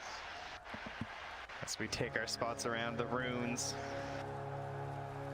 See Tower if we'll to get an support actual है brouhaha or just some fists being shook across the river by the looks of it here. And we once again have a Nature's Prophet. You know, another hero popping off here in the best ones. Now this time it's going to be the core Nature's Prophet, so a little bit more difficult to match that same macro map movement that you can see from Jabs on the support, simply because, you know, the core Nature's Prophet, he wants to make more use of his treants other than just blocking off the enemy camps. Yeah, you need to do a little bit more around the map for sure, and getting that level 6, making an earlier like rotation. सबसे ज़्यादा किसी का अगर voice use हुआ तो लड़की का voice use किया हंसने वाला. Teams feeling themselves and wanting to get off नहीं to तो a hot start here. you We'll dead. have to see. I will say I saw MSS the other day in the sort of canteen area getting ready for breakfast, and he was super duper pumped. It felt like the entire team had a bit of a revitalization. You have to imagine for Aster as well, finally being able to get out of their rooms and play on this main stage. They're going to be feeling really well prepped and ready for this game also. Yeah, you know, Quincy Crew, they were kind of already at the rope of just like, oh, we might be done today at the group stage, and perhaps with Aster not having faced that, and maybe Quincy Crew a little bit more relaxed coming into this, but we're also now moving on to the stage, and that has its whole new set of challenges with it. So saw a courier snipe right there that just happened a moment ago. The pullback as Leslau trying to put the pressure onto that Disruptor. Disruptor, an annoying hero sometimes to be played, running out there and throwing the Thunder Strikes on people. But also, once this initial pressure has been landed, can be a little bit I hate that. I love playing Disruptor. It can be really frustrating sometimes when the opponent tries to pressure you, like you can see with the Trans, because a lot of them can't do anything about Trans. Like, you have no tool, not, you know, the Enchantress last game, take a Trans, that's all good. So instead they're just focusing down MSS and trying to burn through his regen, and that's really all you can do in this setup. They did a good job of it right there as he stepped just a bit too far forward. No boots right now on that Rubik, instead opting for a little bit more regen in that laning stage, and so just a Fairy Fire in case the trades come out. As far as the mid lane is concerned, White Album versus Quinn. So often, I feel like both of these teams kind of rely upon their mid laner getting off to a hot start and then play the game from that position going forward. Yeah, of course, in North America, Quinn is well known for his ability to seemingly force the rune to spawn wherever he is. And throughout this group stage, it felt like that wasn't really occurring. So I don't know if he's going to have some main stage magic here or something, but those runes trying to enable yourself, a Storm Spirit players always hunt for those, right? Your team's going to ward for the rune, because that's how you get your first couple big ganks off. As we'll see a stun get thrown out there onto Borax. XXS on this Legion Commander. Another one of those heroes that has started to pop up a little bit more often with both the flex potential and of course XXS, very accomplished on that one as well. Down bottom, does look like there was a TP in actually, so don't know if this is going to be scouted. The Borax movement. This is a really nice play because the wave's pushing it up top, so he doesn't need any help up there. And of course, that's a good go. Moving in onto Slough, able to find him, trying to TP out, and able to get away. Not too bad there by Leslau. delay है like you know. Be feeding here today. Thanks to good counting of the stuns to ensure ensure मतलब mouse पकड़ के click करके उधर click करना पड़ेगा फिर. Prophet, he can come right back in. A lot of heroes, that's a lot of punishment to TP out of the lane like that. Maybe just stay and try and go for it again, but Nature's Prophet always gonna have that avenue to come right back on in. And in the meantime, as you said, mid lane, was pushing. All right, good. Careful, careful. As Quinn thought about going in more, Borax in the area reveals himself. कहाँ से आके ये देखे गया? They're able to get in भाग के आके देखे गया उसको. ले ले healing salve. Around to try and help out these other lanes. Yeah, could ensure the bottle is filled here as well. चलो over आ रहा है over Babu. And the fact that Legion is not being punished for this at all right now. We're all coming mid, by the way. Wait a minute. LOA, he's like, all right, I'll come help too. Don't worry. Oh, he's got top. MSS has got bottom. Oh, but he doesn't got it. Borax stole it right under his nose. But in the end, it's not for his mid, right? He didn't take the bottle or anything. Yeah, exactly. So that's a benefit at the very least right there for Quincy Crew. And you can see Quinn picking up that other water rune on the other side. Man, a very mobile early start to this game. But Nature's Prophet and then Weaver just zipping around all over the place. I'm curious if they're actually going to be able to I think इस patch का सबसे बड़ा plus point है mobility. Mobility game जीता रहा है. XXS, because he's just spin up here alone in this lane. He's absolutely killing it on the last hits right now. And I just see LOA like running through his creep wave at the moment, so it's tough. He's now just heading on back to the small camp because he can't seem to contribute quite enough there. Of course, you have a dispel on the Legion, so you can't really like stack up a bunch of the ignite. So just trying to bring that lane even further towards the tower for Yawar. And it's very interesting too, right? You think about the history of what Quincy Crew's team has been like, and it's very much a win the lanes and then struggle situation right now. Speed versus they're the ones speed. that are behind. Storm versus Void. Mainly off the back of that Borax movement as White Album pressure is going to come onto Quinn, able to catch him with the taunt. Good amount of damage out here, but they won't be able to do anything else. Such a tease, you know? It's getting there, but we've got the wand available and the sticks, so. Does have to walk home though. Well, that's going to open up an opportunity for Quinn here for the level 6 to be done before White Album. Down low bottom, and less loud. Easy for him as he was able to find that kill. Some momentum heading over to the side of Quincy Crew there as mentioned, Quinn now at that level 6, so would love to get Dota का सबसे ज़्यादा popularity English में ही है. For a kill. Can imagine there'll be some focus on that from Aster. See if they can actually help White Album get it this time, as well as get his level 6. Looks like Quincy's abandoning the mid lane for now to go farm some neutral, so that will be there for White Album at the very least. Quinn, can he get this one? We'll see if he gets lucky on the spawn. It's going to be up top where White Album gets an invis. Yes. TI Quinn, he doesn't have the rune Storm आगे जाके अकेले धकेल के आ सकता है पूरा. server thing or something. यहाँ पे अकेला है, फिर bottom lane पे जाके इसको भी मार सकता है. Well, XXS has had a completely free time of it. Spectre also getting really good farm on this top lane. And again, not all that much action earlier. They're going to try and do another punish here onto Leslau. They will have Glimpse available for Lenham. This is more like the best one we were kind of talking about before our first match with Fnatic and Undying. You know, you expect this hesitancy, this more, you know, staying on your own side of the map sort of deal, but a no rush 10 minutes, if you will. Yes, exactly. Of course, at any moment though, that can start popping off like down bottom. आ गया सबके सब. Gotta be careful.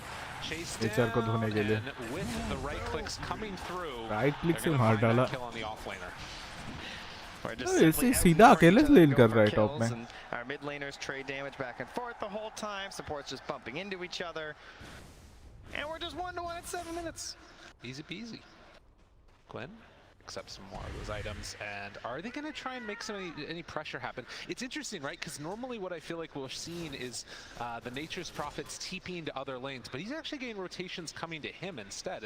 Oh my god, that is an early armlet on XXS. Straight armlet, no boots. I mean, when you're farming this well, you're just sitting in the wave, what else do you need, you know? They keep nerfing Helm and all to their options, and you're just like, yeah, okay, I'll just go armlet, you know, we're back to this. And obviously, Legion Commander just a fantastic hero from the item in the first place, so really suiting any offlaner that can go for it at the moment. Has LOA caught in the woods, not going to make any type of move, though, towards him. And it is instead White Album farming up this hard camp here. When you're vortexing the neutrals, you know, it's just a slow one. Exactly. Borax goes on in for the rune, and it's illusion. He can't get one. Quinn stuck up top there. Quinn, no runes, Callahan. Radiant's middle tower is under attack. And of course, Quincy को rune देना ही नहीं है, इनका कहना है. Rune कभी नहीं देंगे इसको. मर जाएंगे पर rune ना देंगे. Where do we see that first movement. I mean, I guess that's one of the things is like, if there's not an overextension, it's really hard to find any type of action. Yeah, it's, you know, maybe it's a good thing in the end that they're not diving too deep. You know, this Legion Commander, if you want a TP for good TP. A lot of mana use too. But, you know, let's say you try dive this Storm or dive this Luna. XXS is going to show up. It might be slow, but he hits pretty hard. Well, that was a fast hit. Nicely played by Less Loud. Come in with that ulti at the last second. Combos for the push, and now time to try and take that top, or rather bottom tier 1 tower. You can see immediately, you weren't wrong. It's making the same well.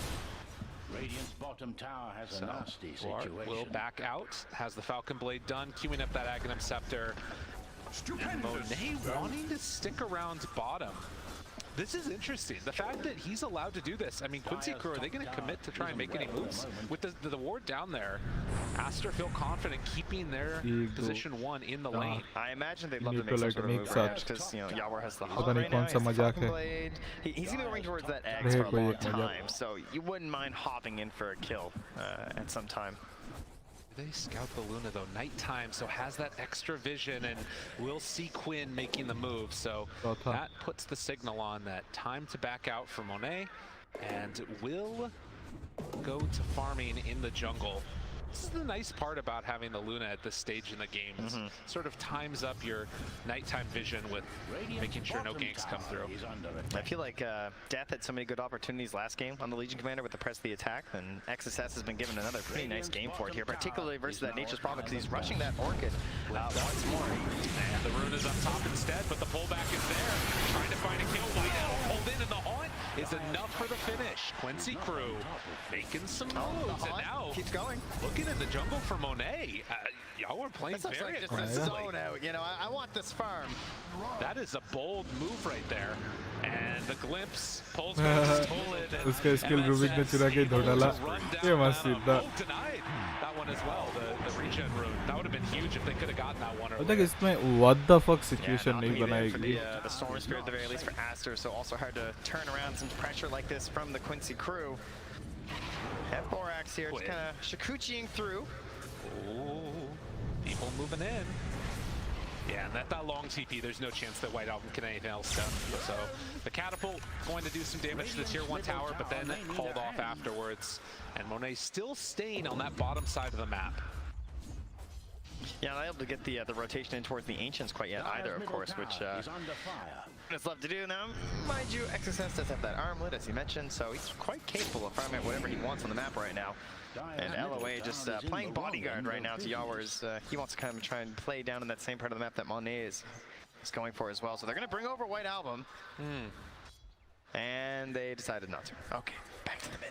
What's so interesting about this too is normally with Aster you'd be able to have like a big bank of Ancients queued up as LOA is going to get turned around upon. Although Quinn is here too. Wait a minute. Are they trying to go all the way in for this? They find Monet. Good amount of damage. Static Sword down. Do they have enough to kill one? Stolen Static Storm. Oh, they got their mojo back, and he secures a kill for them. And now the jump from White Album lifted again. MSS backs away, and so too does Quinn. But he's going to be glimpsed in afterwards with the Simulate already used.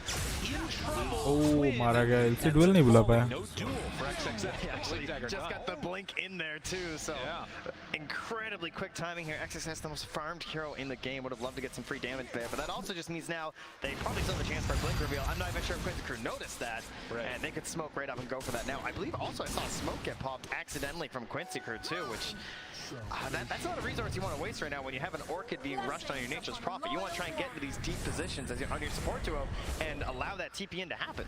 बहुत नीचे इसका farm 1k Spectre. That's to the benefit right now. Problematic है. If you look over on Radiant Ancients, these have been blocked out for a really long time. That Sentry Ward, they weren't able to get the D ward on it, and I think that Aster maybe thought that there were treants that were blocking it or something else, but that's huge economic damage. Yeah, there's a couple of very frustrating blocking spots you can do at the back, so, and we'll have to go for the second Sentry. Monet finds it now, so the Ancients will be back to opened up at 13 minutes.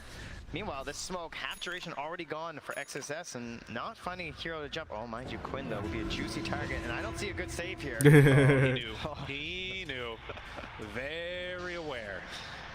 As they do have the Nature's Prophet Orchid done. So Leslau waiting for an opening. Where will it present itself? And look who's there to help set it up. It's MSS already having the Shikuchi level 4 stolen. This is why you pick the Rubik into the Weaver. It's one of the reasons why Rubik is making a little bit of a comeback right now, because it's such an amazing spell to steal. And XSS will not find an opportunity to jump onto this. MSS is already back to the mid lane. This part that's a little bit tough is, of course, only having that 1 point right now in telekinesis makes it a little bit more difficult to get the lift into Orchid from the Nature's Prophet, but we'll have to see how it goes. This game is tense. It really is. Like, we're staying on our side of the river, like no one wants to go the other way. Oh, and look at this. And I'm going to do a good job of killing off that Tramp before it can get in there to block at the 14-minute mark. So very nicely done by Aster, and now smoking a break. Oh, double cast. Milne nahi dega I bhai think hoga. his foot was touching the water. I think they're, they're keeping their territorial waters sovereign right now on Quincy Crew, and of course, very important to not allow your opponent to block out those camps, as you point out, because we're in a bit of a stalemate. And if you're just farming your side of the map and you have one less ancient camp, well, mathematically, that's not good. That's mathematics right there. That's as far as our math skills can go. That's true. NA Classic. That's Borax and XXS going to run through the river together. Smokes, hoping to find some. Borax ka naam ke upar kya likha hai They're is off to do mein? their job, locking out those ancients. But will Leslau get caught? Walk forward. Borax jumps in. May he be able to save this one? Can he do it? I'm not so sure. Sakuchi through. Leslau lives. There's the Orchid, and now MSS trying to chase. Nowhere's there. Pull back maybe to them. Anything to slow XXS. Will be able to get out of that one. Not bad at all. And at that, a 3,000 gold lead is starting to open up for Aster. MSS missing out on the Shikuchi. Does now have the press the attack, so what you could actually see here is them baiting out Quinn. This is what you tend to do is Rubik, right? You take your spell and you hope that you can. You have to rethink about like, what your hero is. Like 5.7 Legion Commander players, of course, they love to try and bait out another core, right? Make him dangle them out there a little bit. इसके पास अभी तक Agnum नहीं बना है. इसका Agnum के लिए भी 2 item बचा I है. imagine that's what MSS will be looking to do with Quinn. Just don't miss the save. Absolutely. A little tip out there for you support players. They tend to not want to go for another dangle when you let them die the first time. You're not wrong. As Borax there. Great scouting. Yeah, can they get the catch? The Hawk walks in afterwards, and there's the attack. Nicely played. That Orchid reveal not getting what White Album hoped. As MSS being the playmaker in this one. The panel talked about the fact that they felt like they wanted him on a stronger hero. We saw a lot of trees. No more trees. No more MSS trees. Rubik. That's the way to go. Yeah. And in the meantime, though, you can see Monet, top of the net worth. This Luna has been pretty much free to do whatever the heck she wants this entire game. And will we, of course, find a similar situation to our last match? Now, mind you, last game, like by now, with the Luna, you already saw so many group up plays, and they were just moving together as one. Oh, Luna number 1 पे. Nature भी पीछे नहीं है. Nature इनका position 3 है, but पीछे नहीं है farm करने में. ही जा रहा है, farm कर ही जा रहा है. Stance that Aster are taking. They're not trying to force it that hard. I do continue to worry about some of these gang possibilities for Aster. No one ने बोला छोड़ो. मेरे hope नहीं है. Catching the gank. Yeah, and that is okay as a support, to tanks in the ganks like that and try and slow down the smokes and the aggression as they try and hunt for your Spectre. But if they can transition this into an actual tower, that's where it becomes a problem. 800 gold away from the Aghanim Scepter for the Spec, which has so often been that big team fight winning and also sort of tempo increasing hero. Absolutely ridiculous, and we have a combo here. We had the Storm and the Spectre earlier today together. Now we have the Storm and the Nature's Prophet. The Spectre and the Nature's Prophet. Storm, one of the best items as a support. You can cast the ulti from the Nature's Prophet. You're going to try and find who I want to TP in on. And much like Storm Spirit benefits from that vision for initiation, Void Spirit feels the same way. You want that hero hiding in the trees for you to target first. Trees walking forward to get some vision, giving away some gold as well. देख अभी तक Quincy Crew का चल रहा है कौन जीत रहा है एस्टर जीत रहा है अभी देखने दे चालू कर लेते हैं This is on a knife's edge right हार गया OG. These fights are so interesting because we have so many great tools. बहुत बुरा आ रहा second match. First match तो फिर भी सही था. और खेलो पेंगो. पेंगो कौन खेला? वो क्या बोलते हैं? Woodwing.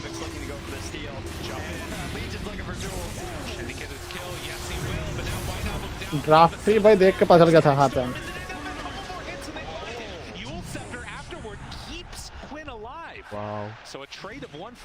पपी ने बोला वो हुआ ना उसके बाद इंटरव्यू, क्या कहना चाहते हैं ओजी को आप? तो पपी का हाँ अरे पपी वो एंटरटेनर है। हाँ वो तो पता है, मस्त मजाक के निकाल रहा। पपी मजाकिया है, फिर mehndi like one of the best. ऐसे उनके अंदर हेट नहीं है। हाँ वो तो पता ही है उसको। पपी के लिए लाइक नोटेल मतलब पपी का कैरी था एक टाइम पे टीम सीक्रेट का। नोटेल फ्लाई पोजीशन। कल मैच होगा ना ओजी का। हाँ इधर से जो जीतेगा इसमें से एस्टर वर्सेस क्यूंसी में से।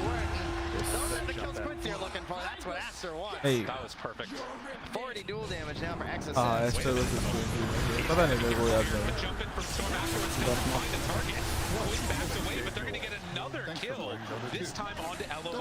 या फिर फैनाटिक के साथ हो सकता। वो जीत जाएगा, अगर फैनाटिक के साथ हुआ तो ओजी जीत जाएगा। वो ओजी तो जीत जाएगा। पर ऊपर रहता तो इतना जितना वो मेहनत नहीं करनी पड़ती, नीचे तब साला हर एक बार जीतना पड़ेगा। हर एक बार करो या मरो किसी सिचुएशन। पर आज का तो एक ही मैच में करो या मरो। कल से तो 2 मैच तुम्हारा बेस्ट ऑफ 3 होगा। तो बेस्ट लाइक बेस्ट ऑफ 1 है। तो उसके बाद इविल जीनियस का होगा। इविल जीनियस हार गया तो बोला भाग जा, मत बच गया कर जा। इविल जीनियस हारेगा, सुमेल इधर नोटों की बारिश करवाएगा। नंगा नाचेगा वो। सुमेल नोटल नंगा नाचेगा। PSG LGD वर्सेस भाई बहुत इंटरेस्टिंग मैच होगा। PSG LGD वर्सेस सीक्रेट का होगा। नहीं कल नहीं, आज अभी लोअर ब्रैकेट इसका है ना। EG वर्सेस PSG LGD है ना कि एलिफेंट है? एलिफेंट। PSG LGD अपर ब्रैकेट में है ना। हाँ उसका मतलब परसों होगा सेमीफाइनल या जो भी बोलते हैं, क्वार्टर फाइनल। मतलब उनको उतना मैच नहीं खेलना पड़ेगा जो टॉप में रहेंगे अपर ब्रैकेट में। हाँ तो वही तो अपर ब्रैकेट वालों को एक ही बार खेल मौका मिलता है, एक बार में जो करना है कर दो। कल लोग मैच खेलेगा उसके बाद फाइनल खेलेगा, मतलब नेक्स्ट मैच खेलेगा उसके बाद फाइनल खेलेगा।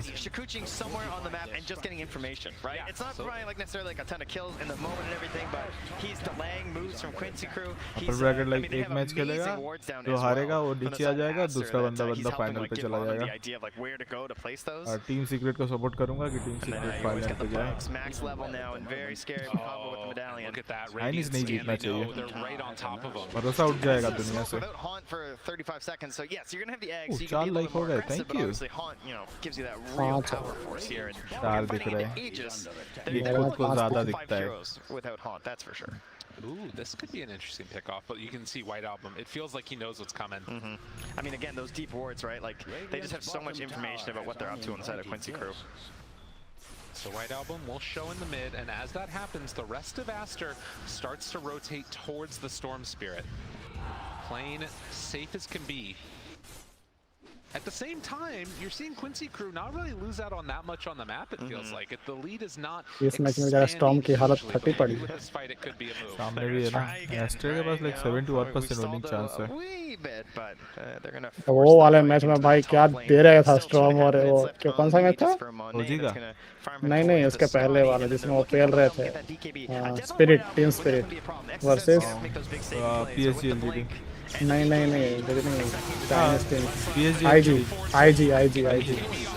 हाँ IG वाला नहीं खेल रहे थे, स्टॉर्म और ये स्पेक्टर का combo.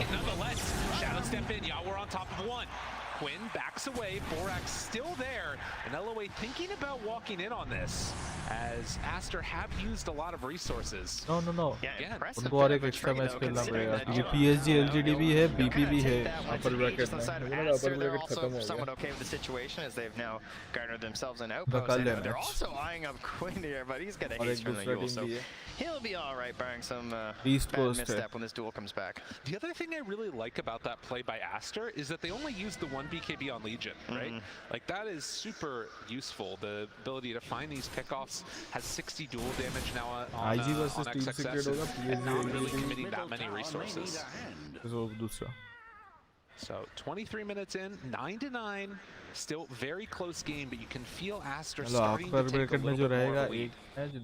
Yeah, and Quincy Crew 4 match खेलेगा TI कंप्लीट उसका. और ब्रैकेट में बहुत सारे मैच खेलना पड़ेगा. Terrifying tools. Their next big jump up. Lower bracket में तो उनको मतलब वो वाला मैच सबसे ज़्यादा खेलना पड़ेगा. फाइनल के डे पे सेमीफाइनल भी खेलना पड़ेगा. फाइनल भी खेलना पड़ेगा. Massive jump up in power anytime soon. लोना को पकड़ने की कोशिश में. Down to about half HP, the glimpse back afterwards. Quinn has to get ओ तेरी क्या था ये?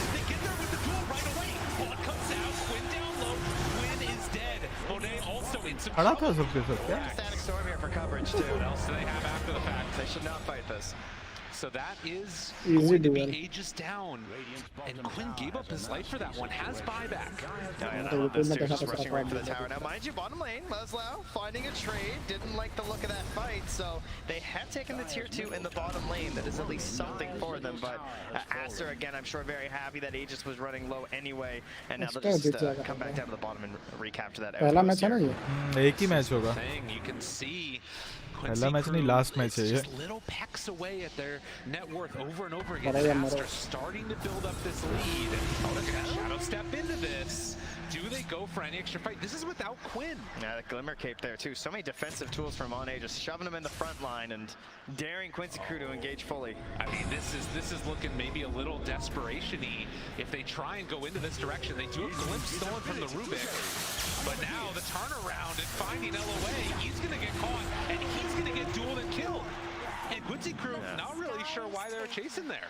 It was a long chase with little payoff, but again, it's the wards killing them. They saw Leslie just go up top. There's a ward in their jungle, spotting that he couldn't actually come through. Noise आ रहा तो बता देना up there, and his TP was, obviously he's not going to be able to like use the TP scroll to get down to that fight. इसमें तो कोई copyright नहीं आएगा, पर फिर भी अगर नॉइज आता है. गरबा है ना इसमें कोई कॉपीराइट नहीं. लोक संगीत है सब. किसी की गरबा का भी कॉपीराइट आता है. गरबा भी ये तो भाई लोकगीत है. ये थोड़े किसी इधर यूट्यूब गरबा वाले यूट्यूब में नहीं डालते क्या? ये कॉपीराइट का होता क्या है? मतलब मान ले कि मेरा कंटेंट कोई यूज कर रहा है, तब जाके मैं उसको कॉपीराइट क्लेम कर सकता हूँ, कॉपीराइट ये कर सकता हूँ. मतलब जिसके पास भी यूट्यूब चैनल है और उसके पास कोई एक वीडियो है और वो वीडियो कोई और यूज करता है तो वो कर सकता है या फिर नहीं भी कर सकता है. इसका कोई फिक्स नहीं है. तो गरबा पे नहीं जा रहा है.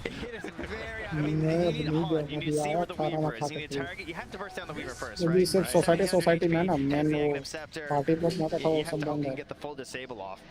Again, you know, they're going to be focusing down on you. So the way that Aster are just playing right now, grouping up together, you just have to look at last game of Fnatic. You saw how that could win a match very quickly, and why it's so hard to deal with.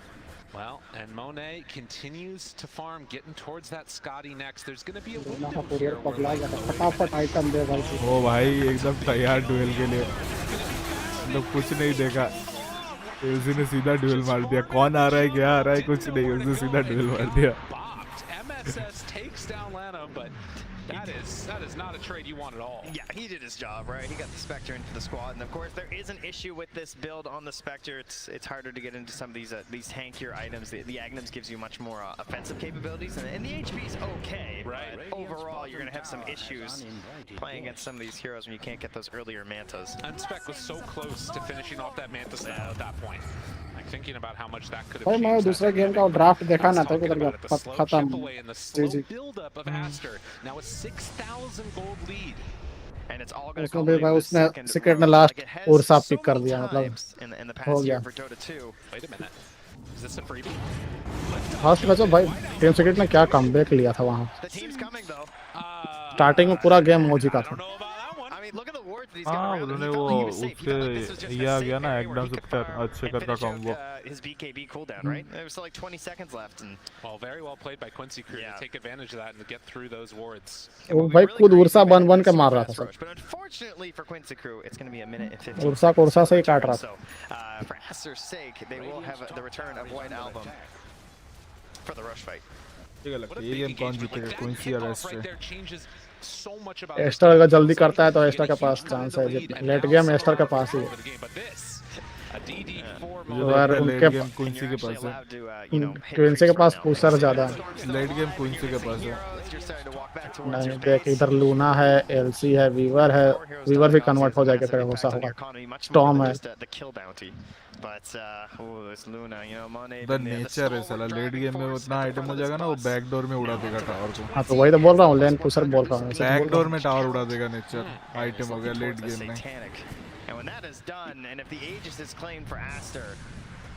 और वो shifter अकेला ही tank कर पाएगा इनको। Well, it is going to be a fight and a half depending upon if को जल्दी खत्म करना चाहिए एस्टर।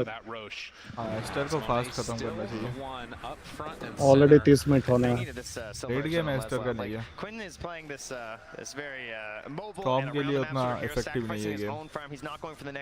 जैसे रूबी का रोगर खड़ा है पीछे, रोगर ने एग्नम लेके आ गया ना, धड़ धड़ धड़ धड़ करता रहेगा।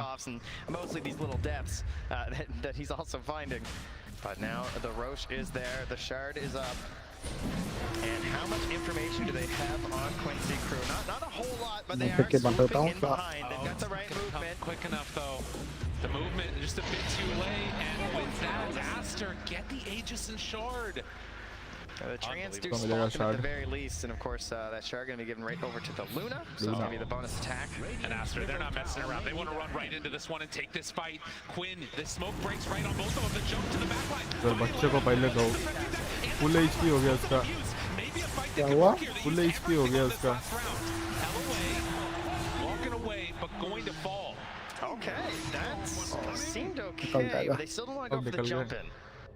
As you mentioned, many tools used by Aster, but if you don't actually go for the haunt and you don't bring in the Nature's Prophet, I don't think they're really going to get that full punish on that you might want. And Aster very running it down your mid lane. And what is the plan here from Quincy Crew? Because they're going to start knocking on the door mighty fast. This hurts. This one hurts a whole heck of a lot. Pushing bottom. This is his answer. Hoping to get a little bit of bottom defend karo. The team ko mobility karwayega Nature. Don't know how well that's going to work in Syrian Luna, but does have some chance to spot the pull back in, time lapse. And that's only a 20-second cooldown. How do you punish this? It's incredibly difficult, but you can see the counterplay right now from Leslau. He's taking that bottom tier 3 tower. And Yawar's even staying nearby too, of course, has some help that he can be globally available as well. So, Aster, the push and pull here. Not sure where to go. Leslau keeping him in this game though. You can see this pressure down bottom has completely forced back Monet.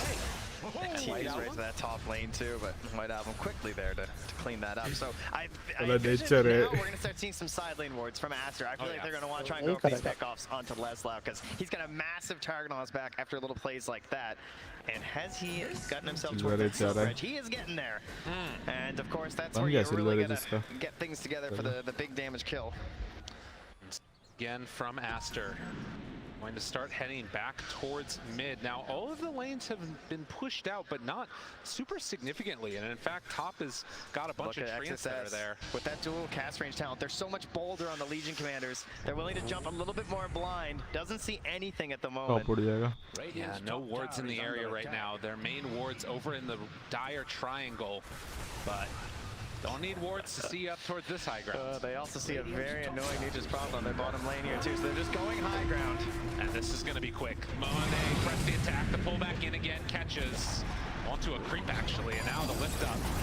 So they will focus down these racks, and nobody else from Quincy Crew can really make a play to contest this at the moment. When Luna gets ahead like this, you have to get something on the opposite side.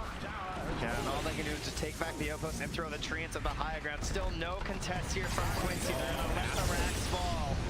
This is good, but the jump in afterwards, White Album forces out a bit of rotation, trying to cover his team's retreat. Thought about the stun, didn't call for it. And there's the press the attack, but you can see that this is going to be the trade-off. They get the tier 3 tower bottom. And a lot of damage on the range racks too. Yeah, not wrong. Well, wait a minute though. Wait a minute, the pullback. The haunt.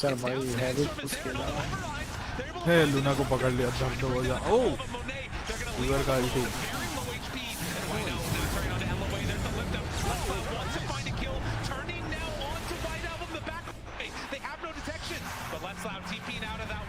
Oh, बच गया. The buyback from the disruptor And the buyback from LOA, they were able to get an okay fight, but they didn't burn through the Aegis. The TP outs this game. He's getting the big reads on Leslau to ensure he has the escape. But it feels like it's only a matter of time. It feels like it's just delay at this point before you actually need the massive clash. Sector बनाया क्या? Where's the sort of big item that turns this all around for Quincy Crew? I'm not seeing it. तभी उसने Luna को दिया A lot of items. I feel like they all go on your Spectre until she is absolutely massive. So Yawar doing his best to revive the Spectre with what is needed. Delay, delay, delay, but will it be enough delay? Because you can see right now, 8,000 gold ahead of the Spectre is the Luna. Like, that's a big hill to climb.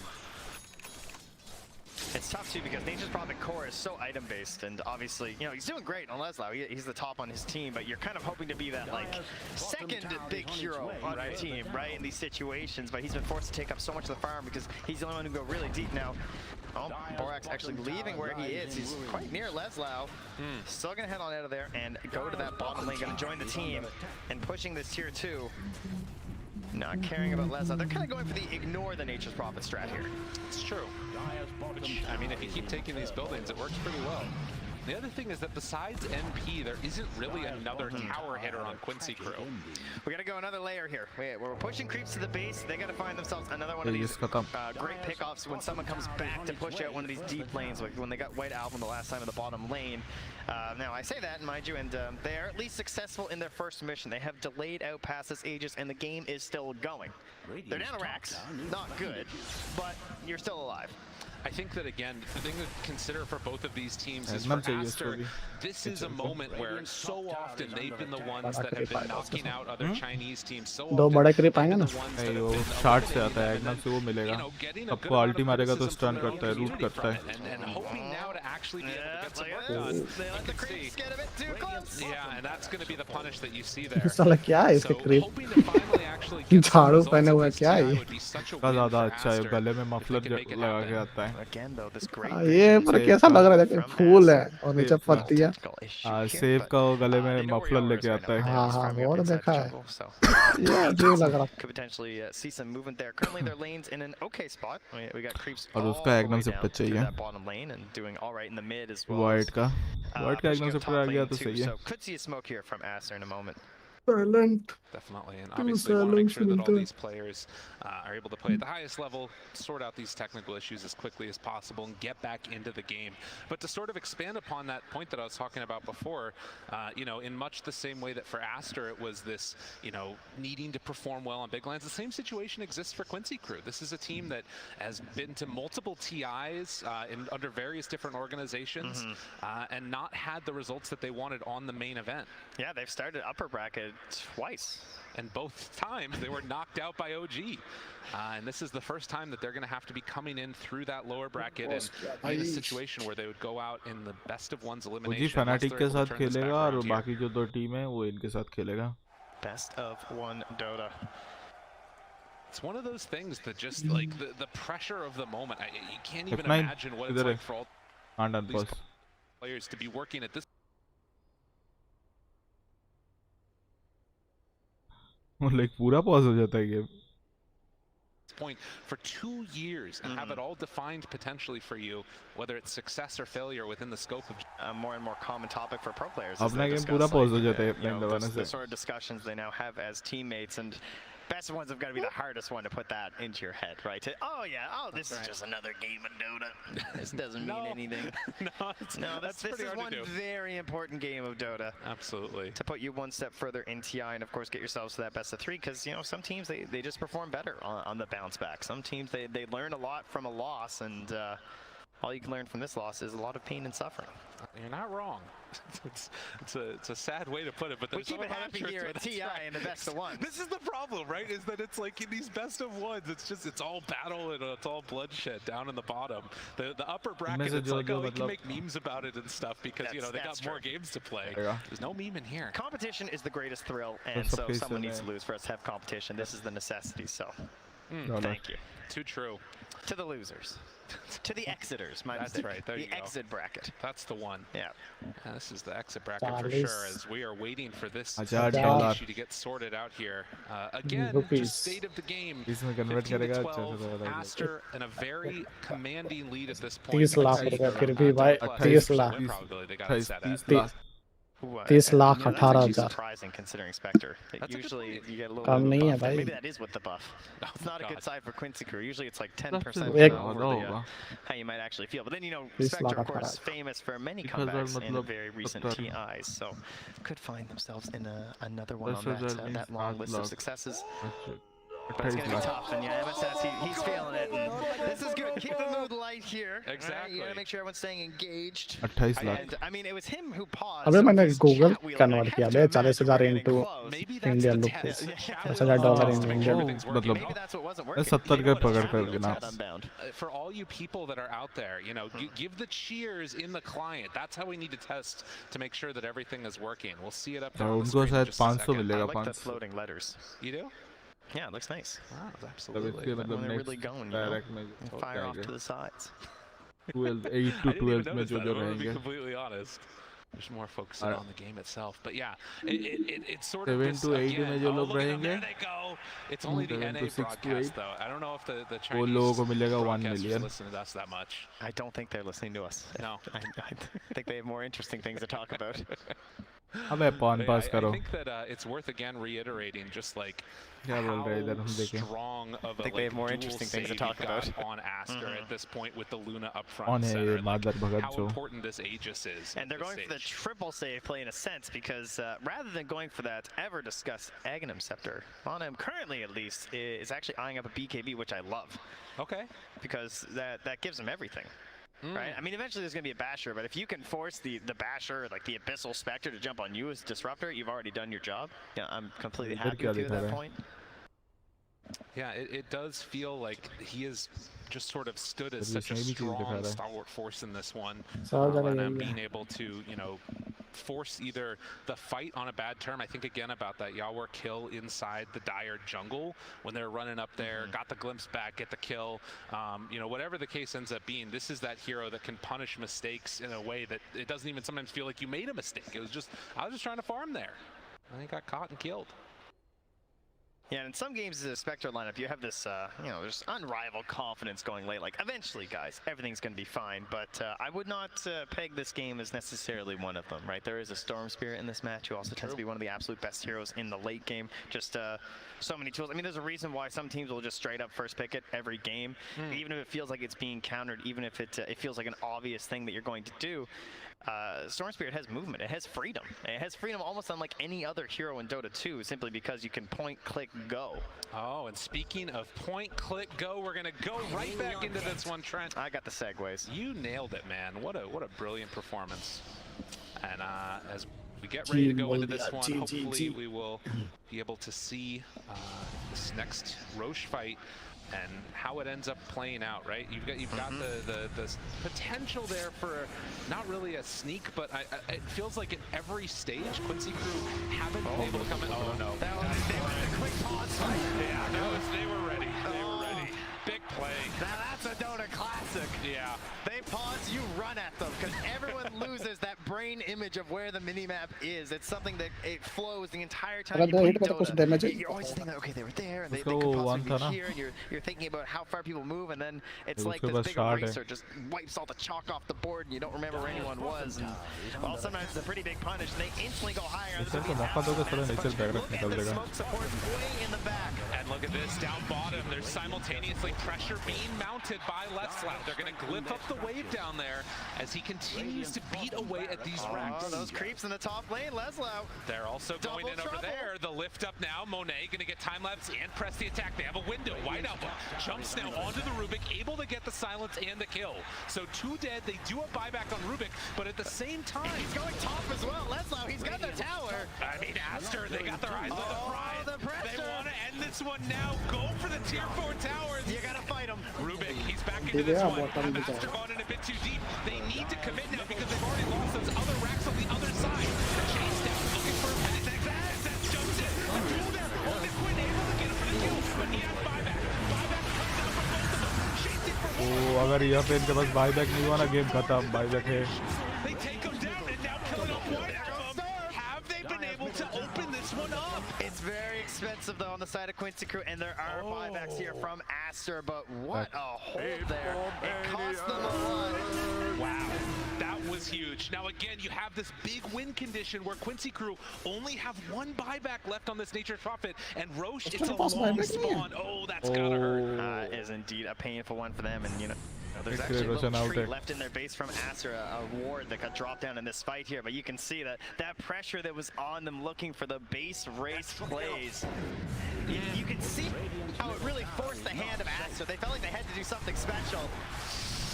Oh, wait a minute now. In the best of ones, things always become so tense, and they're going to try and force out the buybacks. You get it from the Luna, you get it from the Legion. Tier 2 dead, Tier 3 assaulted. He's jumping, testing the waters, but going to back out. How crazy is this? It's down to 4K gold lead now, and more importantly, like objective-wise, you can actually see a pathway for Quincy Crew to win this off the back. तो छोड़ा ना nature को अकेला छोड़ा एक मतलब उसको बिना हमारे पुश किया नेचर खत्म कर देगा coming to play here, and now we're going to be looking towards that Roche and wondering what'll be there as well. True. Gifted from Roche.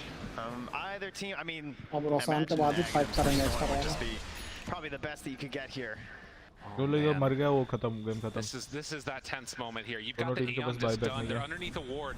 Aster going to D-ward now. But those like little random walks into a vision, it could so quickly go terribly. And now, if you're Aster, you also have to prep for potentially pressure onto tier 4s and throne of their own. Smoke up. 4 heroes. Gonna go around the pit. Still a minute before it's gonna respawn. In vision.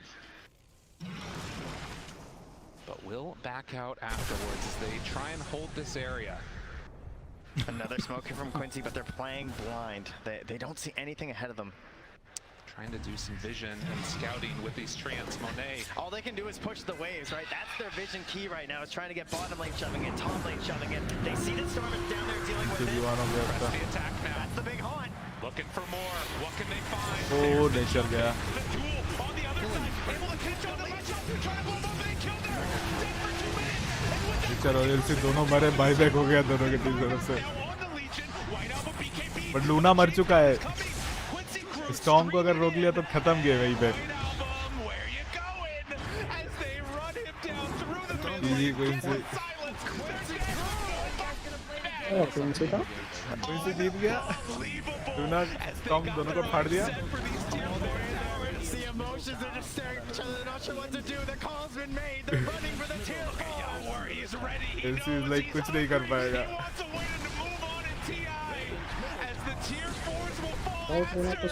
हाँ? बिना Luna का कुछ भी कर सकते हो. दीदी call हो गया. हाई नेचर पॉपिट ने मैच जिता दिया पूरा. He's knocking at the back door, and they didn't know what to do. They panicked, and Quincy Crew pulled an incredible fight.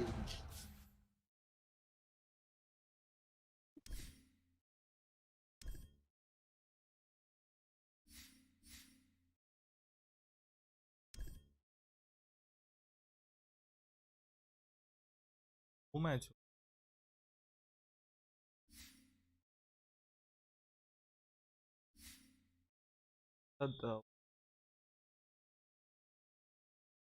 on at this TI. Unbelievable. Unbelievable. I really felt like Aster had it. They played so well that game. It seemed like they were hitting all their marks and they had a plan of where to go. They're getting the right items. They're pushing the right towers, getting the Aegis, getting the shard. And to just have that pulled out from under you so quickly. That really is best of ones here in Dota. You can see LOA just pumping up the team right now, keeping them in the booth and having a talk.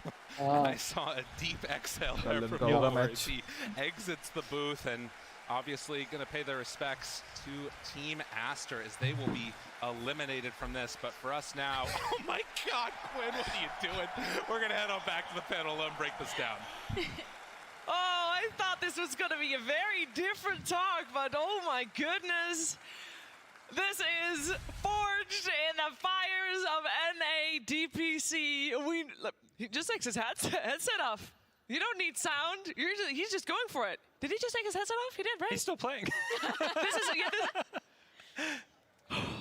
Look at that scoreboard, you know? And the coach reactions as well. Oh, that must have been an absolute roller coaster there. It was a roller coaster for us. It was a roller coaster for everybody watching. But Quincy crew, they do it. A big sigh of relief, big happiness that we saw from the players. Can only imagine what's going on in the Aster squad right now, because they were so close to being able to pull this one out. But yeah, we're gonna break it down, because of course this game, a game like this, it's all able to be broken down with logic, but nah, not this game. Never mind that. Let's actually head over to an interview with Lanham. Hello. Hello, we are here in the exit interview with Lanham from Aster. I thank you for your time. Thank you for giving us this time to allow us to interview you. 谢谢你给我们这个时间去采访你。不客气。 You're welcome. Lanham, you're the most veteran player in the international, so I just gotta ask you: does it ever get easier to be in this position? 你是 TI 最有资历的一位选手，就每一次站在这里会更容易或者更困难吗？还好吧，就这次感觉就好像没有那么大的特别大的起伏吧，就是情绪的那种起伏还好感觉。 It's alright. This time it actually doesn't feel that much of an up and down.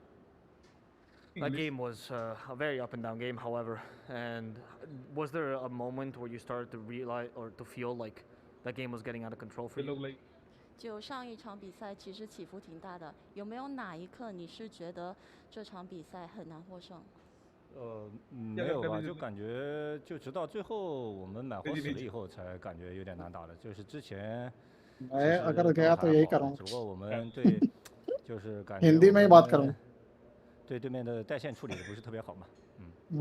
Not really. Up until our dieback, we actually didn't feel much of it, but we didn't take care of their ratting well enough.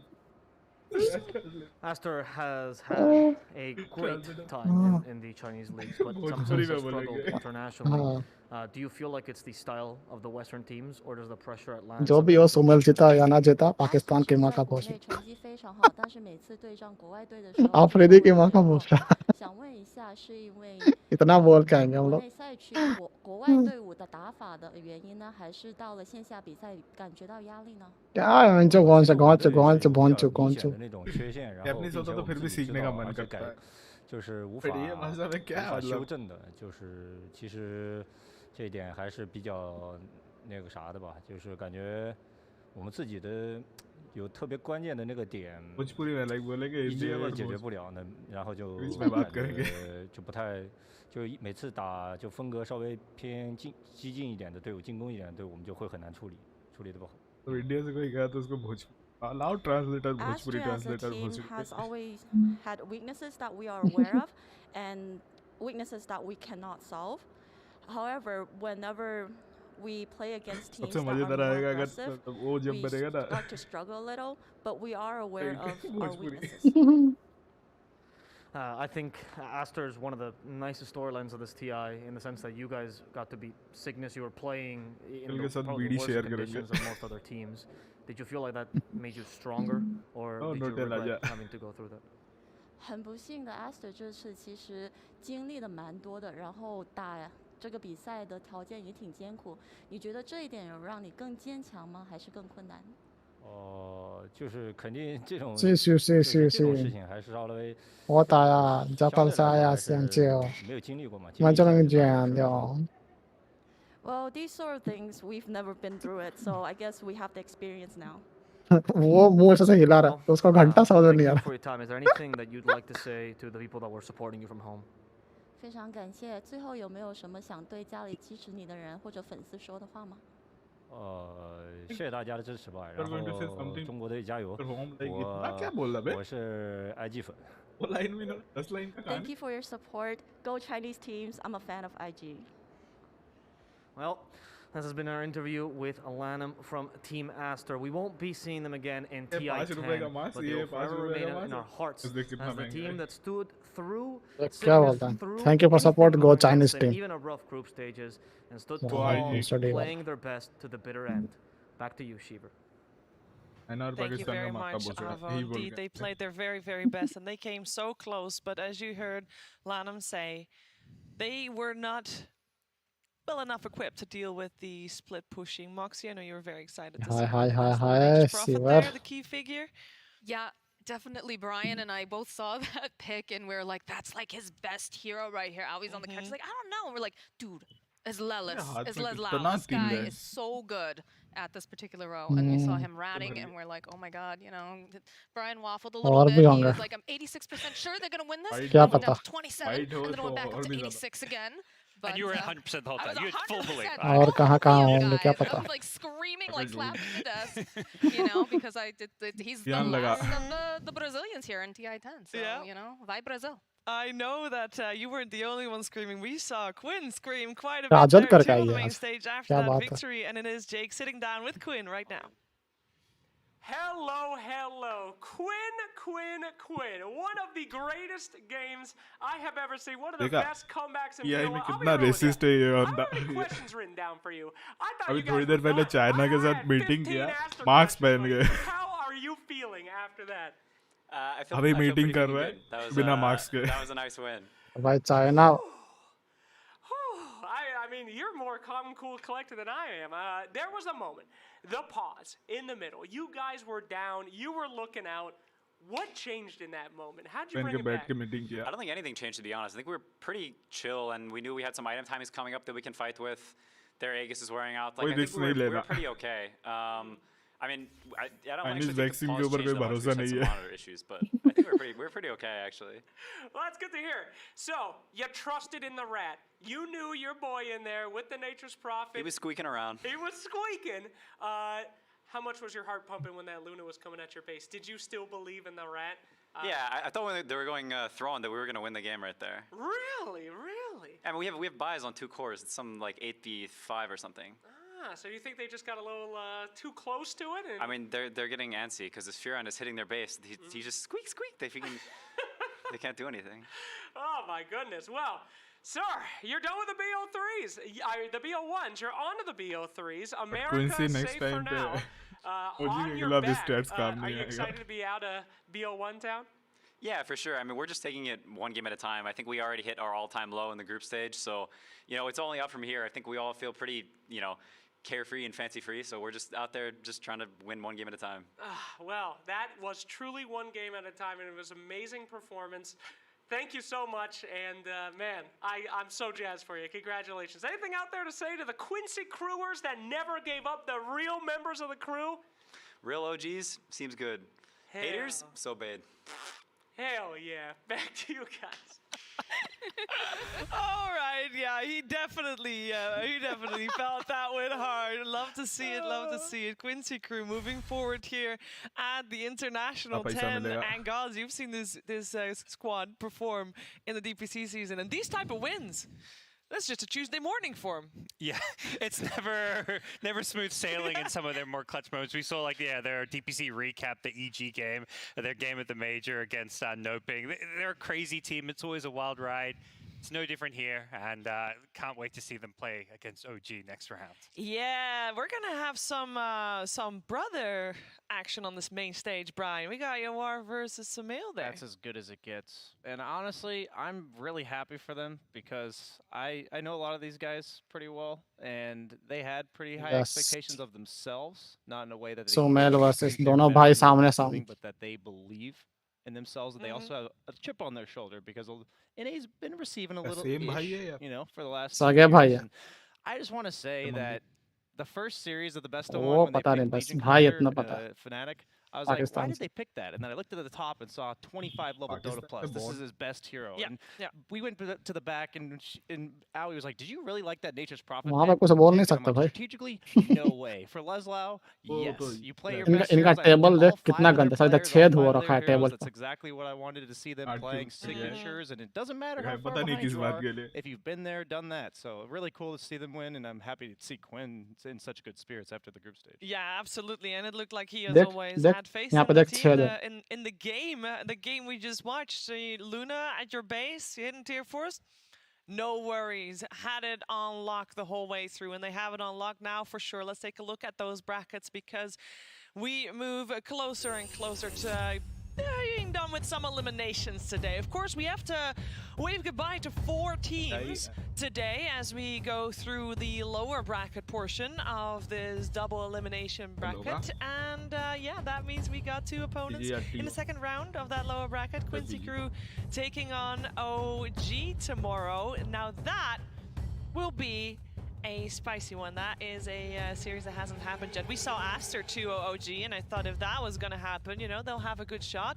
But Moxie, Quincy Crew versus OG.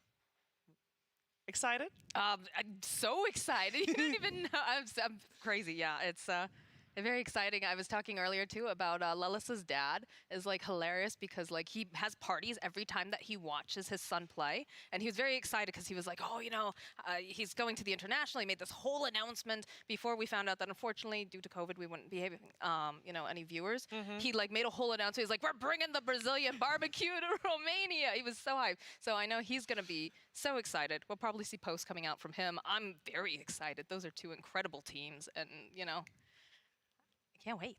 Can't wait indeed. Well, we're going to have to wait for a little bit because the best ones, as said, are not yet done. We are moving on with more eliminations. We said goodbye to Aster. We said goodbye to Undying. And our next 2 teams, one of those teams will also face the door. Will it be Beast Coast or will it be Alliance?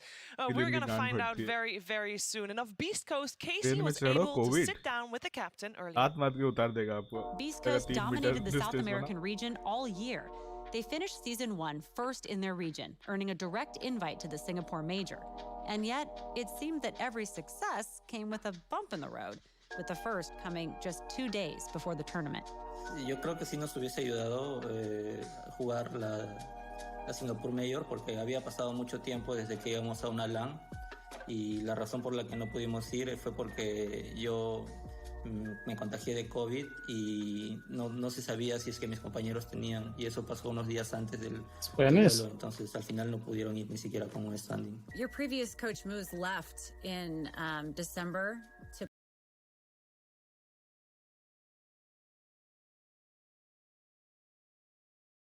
con un standing. Your previous coach Moose इसको तो बुलाते ही नहीं है. in December to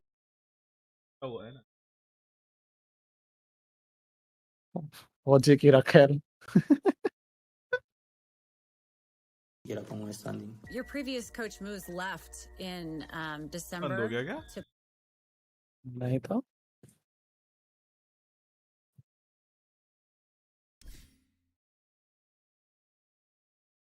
तेरा चिपकाया. Como que olvidarnos del meta. Recientemente estaba leyendo un libro que es sobre, acá lo tengo, es sobre on leadership's lesson from esports. Así que estaba leyendo o viendo también entrevistas en YouTube de cómo es que los managers o coach preparan a su equipo en cualquier deporte, ¿no? Como por ejemplo en el fútbol, que es uno de los más antiguos y más competitivos, por así decirlo. Lo que me he propuesto es aplicar estas cosas para mi equipo. Ironically enough, all of Beast Coast's dreams of competing in TI-10 hinged on the outcome of the tournament they were just eliminated from. After all the ups and downs of the season, it all came down to this moment in the Animajor. That single match was enough to secure Beast Coast a spot in the top 12 and a direct invite to the International. Me siento muy agradecido, muy feliz. He visto varios memes aquí en la región de te quiero mucho Arturito, que hay un polo con Artici ahí estampado. If you become the first South American team to lift the Aegis, what is the first thing that you'll do? Creo que me gustaría que mi mamá esté ahí o cuando lo haga, o si no, cuando yo esté en Perú, ir y decirle que lo logré, ¿no? Que siempre quise hacer eso y Arturito. Llegué acá, Arturito. Y vamos a ganarlo.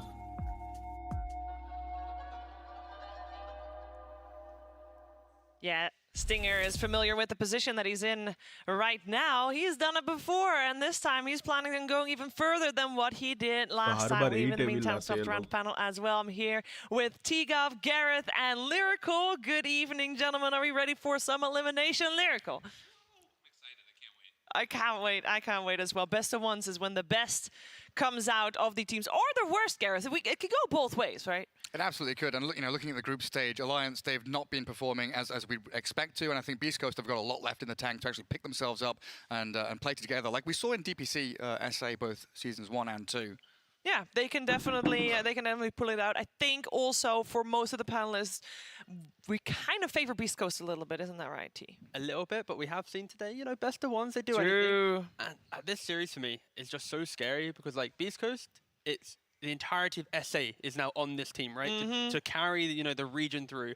And then, of course, Alliance is kind of like the proving ground, right? They've had the adversity of, being the best in the region, but not doing so well at majors. So I don't think they personally want to then instantly drop out of TI as well. So there's kind of like, this is kind of the best series in my opinion, just because there's so many like, ooh. There's a lot of moving parts for this series. So let's break it down. Let's break it down properly. Let's talk about Beast Coast because this is a team that, as we just heard Casey say, they did really good. They qualified for the first major, but then they had these expectations put on them, Lyrical. Break it down. These expectations properly. Let's talk about Beast Coast because this is a team that, as we just heard Casey say, they did really good. They qualified for the first major, but then they had these expectations put on them, Lyrical. These expectations because Thunder Predator did really well in the major that they couldn't attend, and that set the bar high, but they couldn't reach it. अबे mic सही कर ले. We can't hear you, but that's okay. Sign language, it works out. When you're the dominant team in the region, right? You're like the best. You have been there for years. Everyone kind of expects that real strength from you. Yeah, absolutely. This Beast Coast squad, though, I mean, I mentioned it earlier briefly, they are not unfamiliar with best of ones.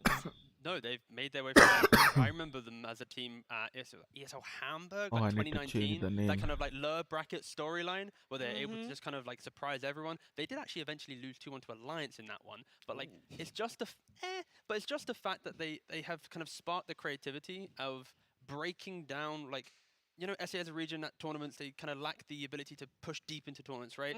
Maybe Thunder Predator Singapore, but Beast Coast, they consistently have like moved away from that kind of stigma for the region, and they can do anything in any series. Like, you could never count them out, and I think they are probably one of the scariest teams in the best of one we have today, because look at their heroes. They're dabbling in some CKs. They even were the first team I think to pick Enigma. Like, they're doing whatever they want to do, and when a team has that level of like self-confidence, that's when you're the scariest at the best of one. That's when you're the scariest, absolutely. So the big difference between Beast Coast and Alliance. Beast Coast, they, as mentioned, they played at TI 9 with this exact same roster. Sure, they added a coach in the meantime as well. But Alliance, they had a whole different... Twitch पे कुछ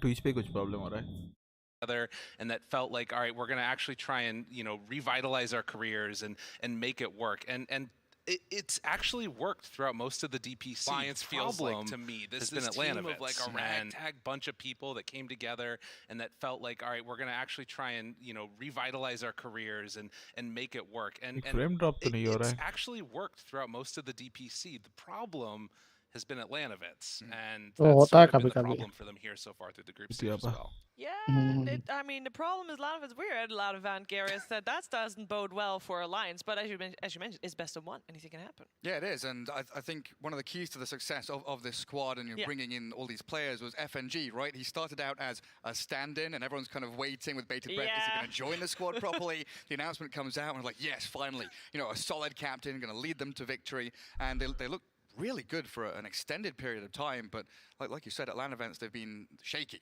They have been shaky. We're going to find out if that is something they have been working on.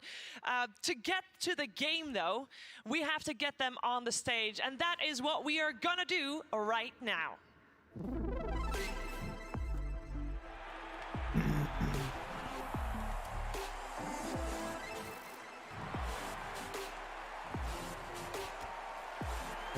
चालू किया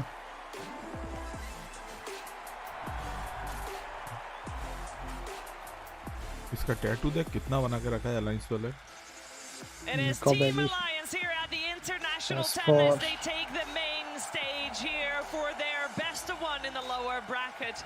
This team is a bunch of veterans mixed with some fresh blood. Of course, people remember Nico Baby. This is his second international. We saw him take the stage last year. Nico Baby का एक ही याद है, last time उसको दोबारा चढ़ा दिया था ऊपर। Making him a hot commodity for the season that came after that. And Alliance wasted no time to make sure that they were able to snatch him up. ने पूरा बुक लेके आ गया। And now we're going to see what he can do on the main stage here today. Their opponents, though. It is time बहुत समय की पहले की बात है, हम टीआई खेलते थे।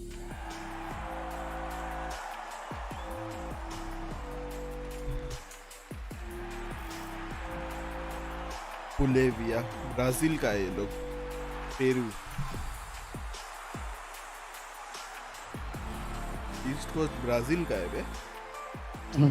हाँ पता नहीं, इसी तरह का कुछ बोलता है अलग अलग language. Peru, पुर्तगालीज।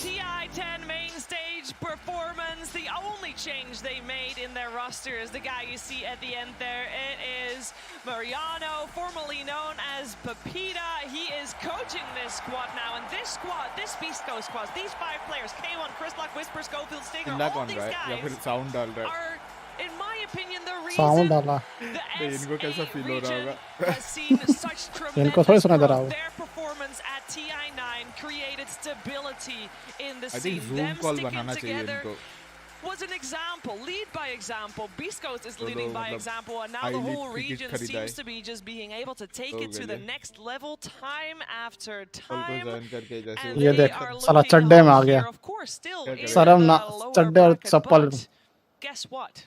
Beast Coast had to choose their opponents. They could choose. Was it Aster or was it Alliance? I don't think they took too long to think about that one, Lyrical.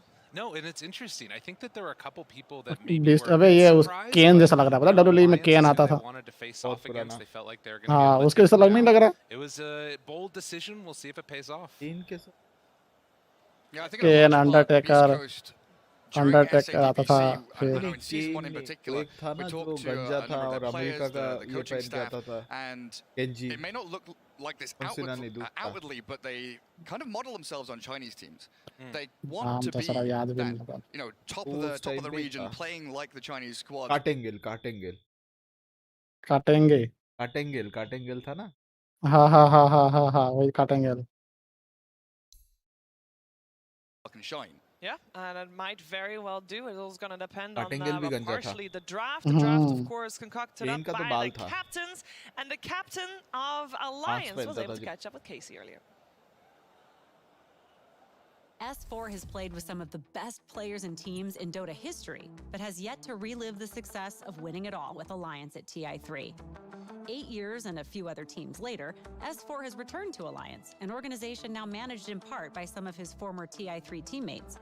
Gustav is playing for his old team with new blood, which is one of the things he says made him want to return to competitive Dota after taking a few months off. This was kind of the first break I've had in forever since I started Dota. I've never really taken a break, so I felt like I way worse at the game. How have you changed as a captain over the years? I know that's going to sound weird, but sometimes you need to like kind of say no commode to दिख रहा है people. इसके S4 And for me, that's something I've हाँ tried to S4 improve के on, घर पे and commode I दिख feel रहा like है I've पीछे gotten हाँ a हाँ bit better. पीछे टकटी I have some questions to ask you. ये आगे that तो you're देखना कुछ probably not ढाक gonna दिया like. Is that वरना all वहाँ right? पे भी कुछ No. Dream League Season 15, Western Europe DPC is Alliance. One of the bigger stories surrounding Alliance this season was their use of PPD as a temporary captain over the course of a month. Getting more? Our throne is in trouble. Our throne's in a little bit of trouble. I can push it. Yeah, I think that's it, guys. GG. GG. Specifically during the Animajor qualifiers, where event organizers emailed teams to let them know coaches would be allowed in the room during the games. When I first contacted him, it was because of a reason, right? We were gonna use him in game. This is a bit controversial. However, this is how I understood it. That I feel like other teams are gonna use this to their advantage. So I better get to it early to practice for TI if this is gonna happen. So you brought PPD on as a result of reading that email, Yes. not beforehand. Interesting. Okay. And so what was your reaction to the way that that ended up playing out? I was actually surprised that other teams were not using their coach already. In my mind, everyone was using it, but actually nobody was using it. So then I was like, oh, are we the bad guys now? I guess we're the bad guys. But yeah, in that sense, it looks a bit unfair. And I agree with some of them, but we just did what we thought was best for the current situation. Despite the controversy, Alliance shifted focus back to their main goal, making it to TI-10. S4 not only knows how it feels to play at an international, but also how it feels to win. Limp and Hanskin, I know, haven't been to a TI before. What sticks out in your mind about what that feels like as a player? How are you communicating that with your teammates to prepare them for that feeling? I'm always gonna say that they need to enjoy the ride, kinda, and don't focus on down the line what's gonna happen. Just focus on now and what you're gonna do next, and yeah, enjoy the journey also. Did you enjoy the journey? Definitely. I mean, it's a rough journey, but it's not really a regret. But I feel like at the end of it, you kind of look back and you're like, I could really like push myself to actually win another TI or 2 more TIs. You know, just be the best that I can be, kind of. मतलब 2 और बार ही रहेगा ये. And S4 definitely has had also tremendous growth, not just as a player, but as a captain as well. And his squad is actually, at the moment, the only team that does not have a coach with them at TI-10. However, Gareth, you got yourself in your squad F&G, former captain. Yep. You got Hansgood, former captain. Of course, you've got S4 as well. Do you even need a coach at that point? You've got Loda as well, right? You've got Loda as well. You've got so many people there. I do think there's always a role for, you know, a coach in terms of communication, analyzing, gathering stats, because it can be a massive workload. But if you're spreading that across 3-4 people, then potentially you can find yourself in a decent spot. Yeah, find yourself in a decent spot for sure, T. Yeah, I think the only concern I have for Alliance, other than them being low bracket and best of 1, is the fact that like out the 60 games they've played, they've only opened with the same pair like twice. Everything else has been slight shifts every single time, and like every opponent, हमारे India से कोई TI जाएगा तो उसके Jersey में कौन सा company we need होगा? to now maybe take that hero from them. And unlike other teams that often try and draft themselves, it feels like Alliance has very much shifted away from the DPC, where they were the teams, probably you could say maybe being boring, but winning, where they go like Tide Lion, Timber Lion, etc. Right? Like they would ground their draft out pretty quick. So like set a trend and exactly, yeah, they were the trendsetters. At TI so far, they have been kind of bouncing around a lot. So maybe this coach could have helped ground them out. So the one other thing that I would mention about is I feel like the time when the coach would be the most useful is during those group stages when there's so many matches going on, you can't catch up with all of them. If there's a time when it matters the least, it's right here in these best of 1 elimination matches. You had time to talk with everybody else, set your prep, and then get ready for the game. Absolutely. This is going to be their start of their lower bracket run. And for one of these two teams, for either Beast Coast or Alliance, it will also be the end of their lower bracket run. However brutal that sounds. I know that Beast Coast was the one that came in higher in the groups. And of course, as mentioned, they chose their opponent Alliance. But based on what we have learned during the group stage, are we feeling that Beast Coast is the favorite coming into this? Dream League or Dream 11 I think that they are. I think that this team has so often been underrepresented, underrated, that people are now starting to recognize, like, yeah, they're actually unbelievably good. I think it happened last TI, but more so than that, I think it's also sort of what you were talking about, Gary, that play style of like waiting it out and being willing to sort of take it to the later stages. I think that's proven to be effective this TI. It was kind of funny during SADBC. I'm just going to continue being biased.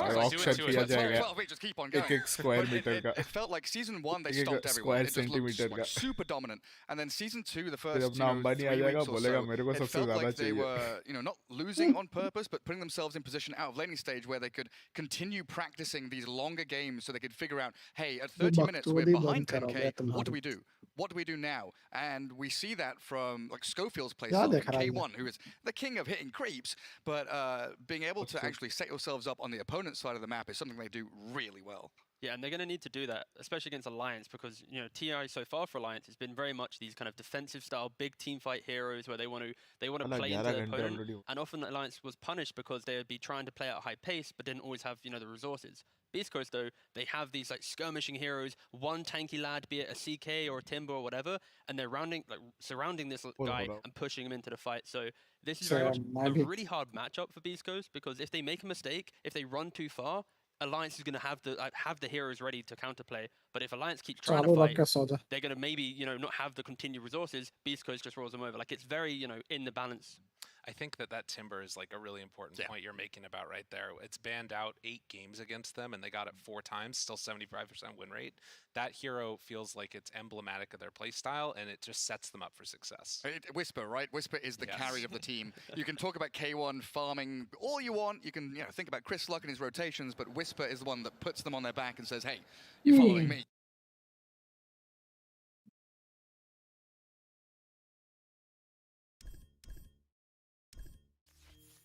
For a very long time. They've been around for, it feels like. This is their first TI, and yes, that is their first TI. They have played in a wildcards, but they didn't win it. And the rule is, if you don't make it out of the wildcards, you didn't actually technically play at TI. But they're gonna do it right now, nonetheless. It is time. One best of one. Will it be Beast Coast or will it be Alliance?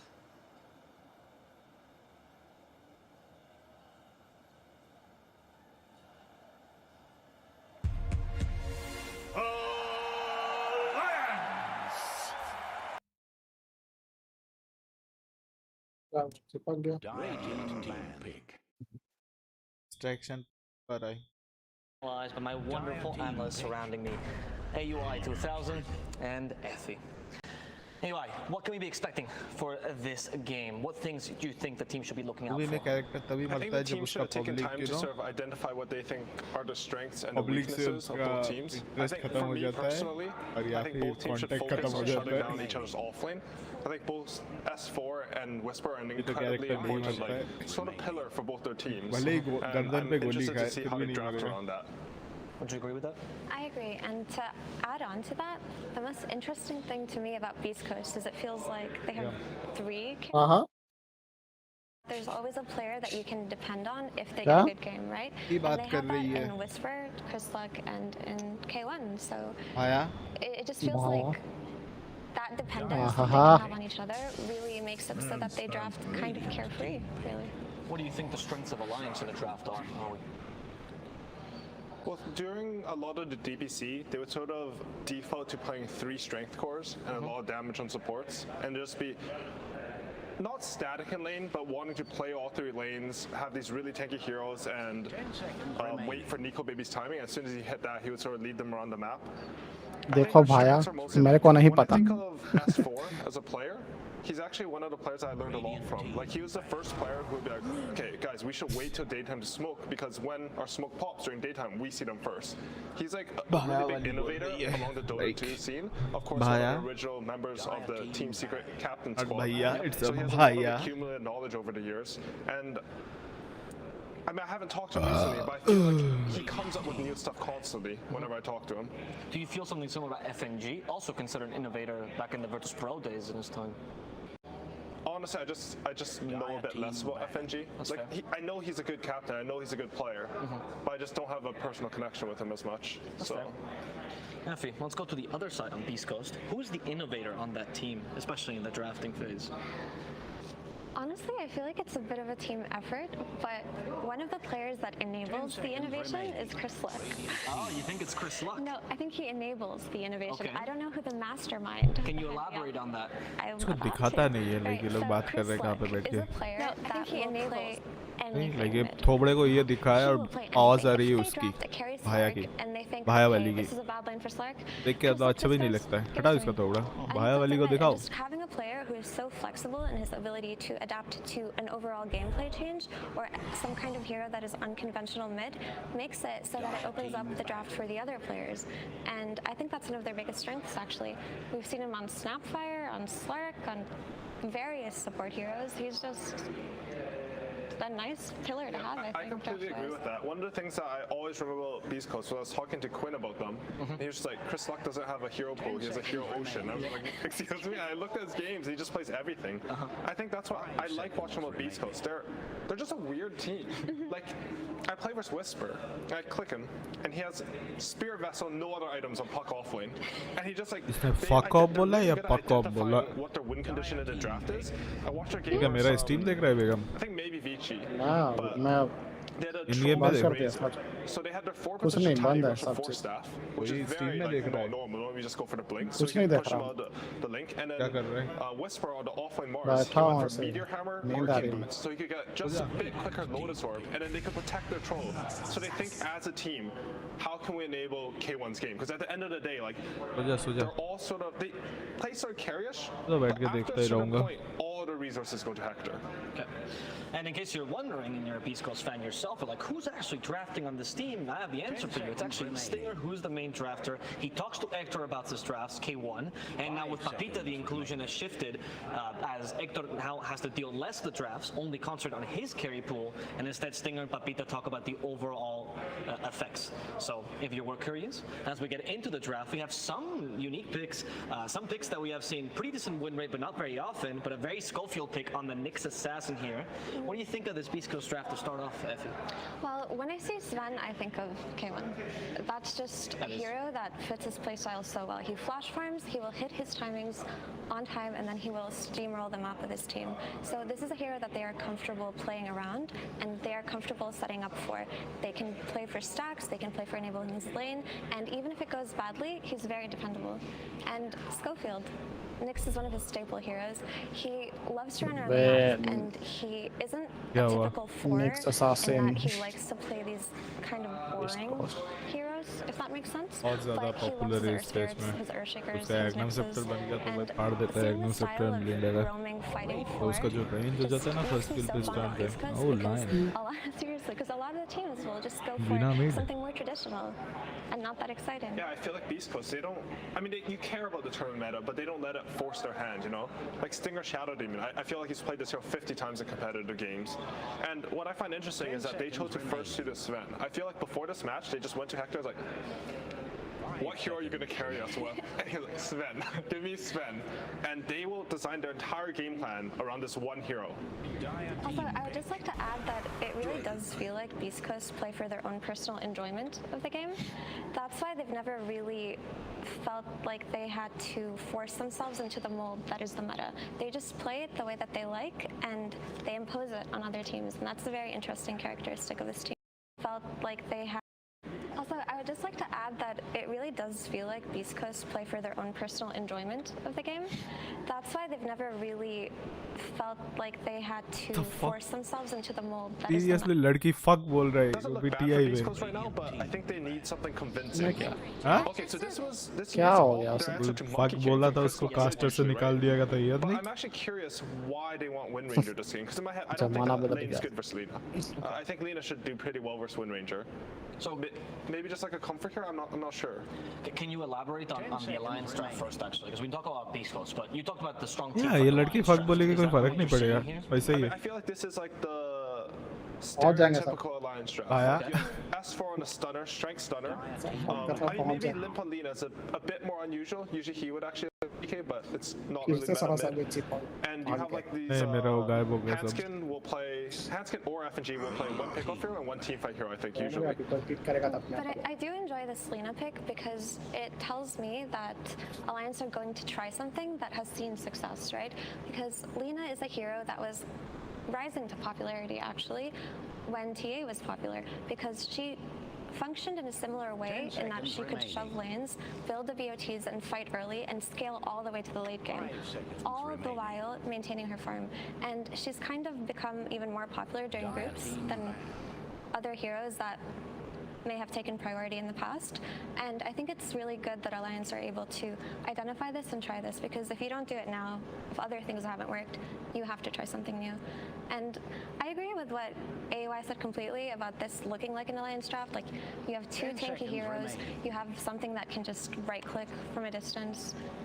5 seconds. And I like the idea of their draft too. It's like ET plus a lot of long-range nukes here, right? If they see someone, I mean, there's a little bit of counterplay with Shao Jin, but honestly, it's not easy. If they DK stun someone, throw nukes with an ET spirit from afar, it's very simple to play the team fights. You can sort of force Beast Coast to have to run into you and commit. And Effie, I think you were mentioning to me before that Beast Coast's lowest win rate was a lot against these big team fight heroes. I think Outer Titan should sort of fit that category, or what do you think? I think he fits that category a little bit, but I do feel like this is a hero that they play a lot, so they understand how to play against it as well, right? But I'm really glad that you brought that up, because if you look at Beast Coast's bans, their first one is Tidehunter, and they have lost every single game they have played against that hero.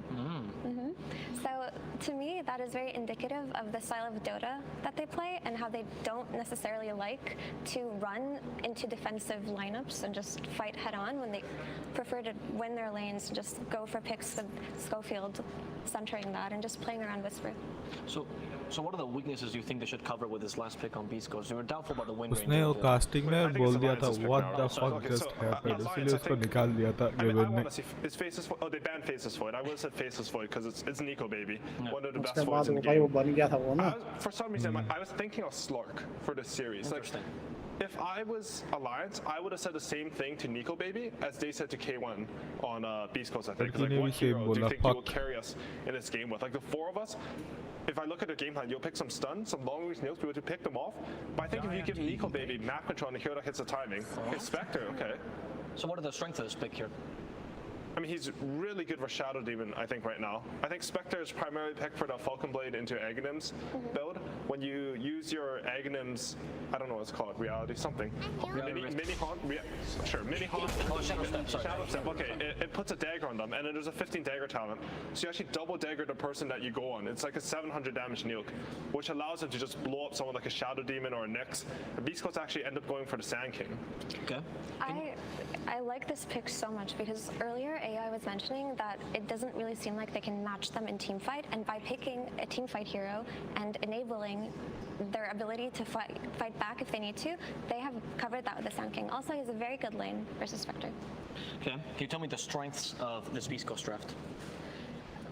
They're gonna farm this Ven, and they're gonna run at the rest of the team with these four heroes, and they're gonna play for picks, they're gonna play for map control, and eventually when Sven hits his timings, they're gonna just barrel through. Yeah, I agree with what Effie said. I think this game, still, it's all about how these offlanes are going to go. DK and Tanking, they're going to be the tempo controllers for both their teams. So I'm going to watch those lanes particularly closely this game. Okay, well, I'm going to have to ask an expert in this matter, which is Beast Coast coach Mariano, previously known as Papita, as Sir Action Slacks has him, so I can ask him some valuable questions. वाला बात हमें नहीं सुना देगा। Coach की बकचोदी सुनना भी नहीं है हमको, कोच की बकचोदी।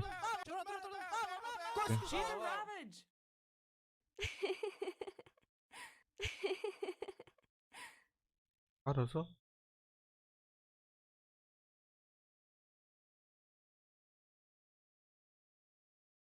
एक सुवेन का 12 ब्लेड है literally.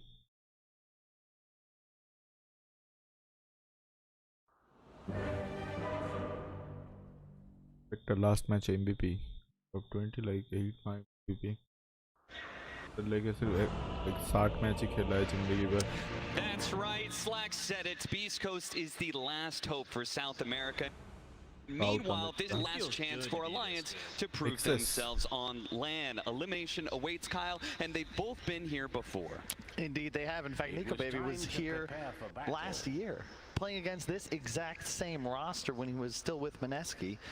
Obviously, they lost that series 2-1, and I'm sure he would like revenge. And Alliance looking for a little bit of vindication because, you know, a lot of people thought they might find themselves here in a BO1. Yeah? Who were those people, Kyle? Not me, but fair. Many. This team, incredibly strong online, has not had the same success on LAN, and I think it's just really interesting to look at the two personalities of these teams. You see them in the green room, Beast Coast dancing, having fun, enjoying themselves, and Alliance all serious. And I actually talked a lot about this because to me, you know, I think the teams having more fun are likely more confident. Sure, we take that principle from like OG, right? Yeah. Two-time TI winners. They have fun in the booth, and that shows inside of the game that they have some confidence, that they take away the nerves, right? Exactly. And I agree, Loda, different philosophy. Just because you're serious doesn't mean that you're not confident. And you don't need to have fun to win games of Dota, but I mean, that's fair. That's the wisdom of a TI winner right there. So definitely you can take different philosophies to how you approach the Dota 2 game, but there's no doubt that nerves are going to play a hand here in a best-of-1 elimination, as it has for the last two teams, and it will right here as our bounties are about to come underway here. We're going to have a little bit of a split here. Early stun on FNG, just a bit of poke, as the two teams will just split the bounty runes 2-2. And I'm personally going to be keying in on Whisper because, yes, Sand King, one of his best heroes. I think he's been one of the best offlaners at this tournament. But matchup-wise, like this is a hard Sand King game. Spectre Haunt cancels the blink. You're playing against a ton of disables, and Elder Titan as well. Very frustrating. If you catch Spirit before you're trying to blink in, all of a sudden it's on cooldown. And in addition, the hero dies after blinking in. It's the main issue with the concept. There's so much burst, and Alliance's lineup is incredibly durable as well. Limp with first two Lina should have a slight edge in the Wind Ranger matchup. So it sounds like to me Alliance, or excuse me, Beast Coast is going to have to make a priority in setting the initiation first in a lot of these team fights. Whisper's got a key component of that. Whisper, who has been honestly a star player for Beast Coast over the years, just incredible performances day in, day out by him, and he's going to have to give them one more in order to get out of the best-of-1 eliminations. Yeah, they're going to need to play some pretty damn good Dota because their lineup is, you know, it's a lot harder to execute because you're going to need so many more kills than your opponents to win the game. Right. If you look at the, Sand King, top lane, K1 Hector in a little bit of trouble. He does have the Fairy Fire, but the last hit is that going to be a S4. Playing the first blood, the captain of Alliance manages to kill that all-important carry of Beast Coast. I mean, this is supposed to be their anchor. K1 Hector has had marvelous performances on lands. He was held as one of the best carries to look at TI9, and well, he's already dropped an early kill against a Dragonite lane. This was their opening too, right? Yeah. And how classic is that it's the S4 DK, the Alliance Dragon Knight, that scores the first blood. They rode this hero all throughout the DPC to a bunch of victories, so no surprise they take it here facing elimination. Yeah, when they need it most, they go right back to what was most successful to them throughout the year. And they do have that, like, hard, let's say, durable carry in Nico Baby Spectre, which we just saw in the last series, right? It can really help you out to be able to know, just, hey, guys, relax. We have better late game. We've got this big carry that will eventually take over. It worked for Quincy Crew and Alliance. They're not losing their lane either. FNG looking for another kill here. but won't be able to find it. Schofield will sacrifice his own health points to keep Whisper alive. Hello. Yeah, really, if you look at the three cores of Alliance, you can argue they all outscale the opposing core on the side of Beast Coast, which is why, you know, the South American side is really going to feel pressure to make moves and find kills. They're lacking in tower damage, they're lacking in sustained damage, so you really need these lanes to go well and break out of the laning phase early. क्या body block था वहाँ पे, वरना easy kill था वहाँ पे. Like Lina may have got slightly nerfed, but this is still... Wait, Schofield? देखा तूने? Scorpion क्या कर रहा है? I think he's just keeping him here a little bit while longer. भाई क्या body block किया वहाँ पे Nexus से. What is happening? Yeah, I mean, what? I've never seen that tactic before, Kyle. Did FNG like Mango? Did he not expect him to have a spirit? I have no idea, but we saw the camera of Schofield. He didn't look. बोला भाई मार दे काम कर तू. Obviously intended for something to happen there. I'm not sure feeding away the second. अरे starting देख वो दूसरी बार वैसा किया उसने. पहले देख वो सेंड किंग को मारा था तो सेंड किंग को वाकई उसने स्टन मार कर रोक दिया. फिर दूसरी बार फिर से सेंड किंग को मारने गया तो वाकई बॉडी ब्लॉक करके रोक दिया. फिर तीसरी बार गया तो उसने बोला चल अब मार ही दे तू मेरे. Really anybody on the side of Beast Coast. You can see top 2 CS going the way of Alliance. Limp is winning his matchup against Chris Luck, and this has got to be a little bit concerning, Kyle, because Beast Coast, they chose Alliance, right? Yeah, and these lanes are not looking great. FNG, that caustic finale pop is doing so much damage, they underestimated. Nico Baby takes a huge chunk as FNG explodes, and they're going to keep going. They have the Burrow Strike. They have the nice healing salve to be able to tank up a few more tower hits. They just need a little bit more. Schofield's in. He takes away the healing salve. And that means Nico Baby is going to need some help from FNG. But और इसने मार दिया. Heal दे रहा है, इसको heal दे रहा ही नहीं है. मार दिया 10 लेके आ गया. Whisper has tended a little bit too far into the Alliance Forest. They are going to be able to get a third kill now. I don't know what to say, Kyle. This is Beast Coast playing with a little bit more loose than maybe they should. This is this TI, right? It's a best of one. These things happen. Yeah. Whisper, I think they might get the ये लोग पता नहीं क्या क्या कर रहे हैं. to creep twice, trying to get a caustic proc. And you don't get the kill. I understand the reasoning, but then you dive tower into an Elder Titan TPing in. Oh, it's a big risk for little reward. And this mid lane, man, Limp, considered one of the strongest mid laners in Dota 2 for some time. The question is, how does he play his mid to late game? That's considered his weakness. But right now, this is a comfort hero for him. Yeah. He is crushing this lane. Hector getting him a little bit low against, again, a Dragon Knight. I'm not expecting Hector to be so close to death against a Dragon Knight, notoriously a very low damage hero in the laning phase, just incredibly durable, but it looks like he's using that to be able to constantly assault the top lane. He is dead. What is, man, Alliance, what day at the Wheeze today or something? What? That's a solo DK. And FNG just beat it. Whisper पहली बार है ना, तो मजा ले रही. And Whisper is going to walk away with very low health. As Nico Baby has full control of the lane now, top 3 CS all going the way of Alliance. They're killing it in this laning phase, Kyle. Oh yeah. I mean, K1, he's known for prioritizing his farm. Surprise, he maxed cleave. So they really no threat whatsoever in this lane with only 1 point. Just keep on going. They're relying on the Caustic Finale to blow up Nico Baby, but instead, they just end up feeding more and more deaths. Nico Baby's going to be able to pick up that second kill on Schofield, while top lane is losing out as well. A late TP is not going to stop S4. He retreats cleanly. 2,000 net worth lead at 7 minutes, Kyle. Beast Coast is supposed to be known for being able to show up to Lance, to shrug off the nervousness that affects every single team, and yet they look like they're totally falling apart here. Seriously, Alliance, you know, this is the dream for them, right? If they were going to show jitters, you figured to be in the laning phase, but so far they're dominant, and every player is on a comfort hero. They outscale, and the concern with Beast Coast lineup is, like, look at the damage output. They need levels to do anything. Dude, Schofield, he's got to get out of here, otherwise he's just dead again as the dagger is incoming. Take away the sentry. Schofield will barely survive there. K1 Hector trying to do his classic farming creeps as he works his way back right in front of the enemy. But at TI9, when Chris Luck and Hector were doing that, it was cocky, it was fun, and it got into the heads of the opponents. Here, it just looks damn dangerous. Indeed.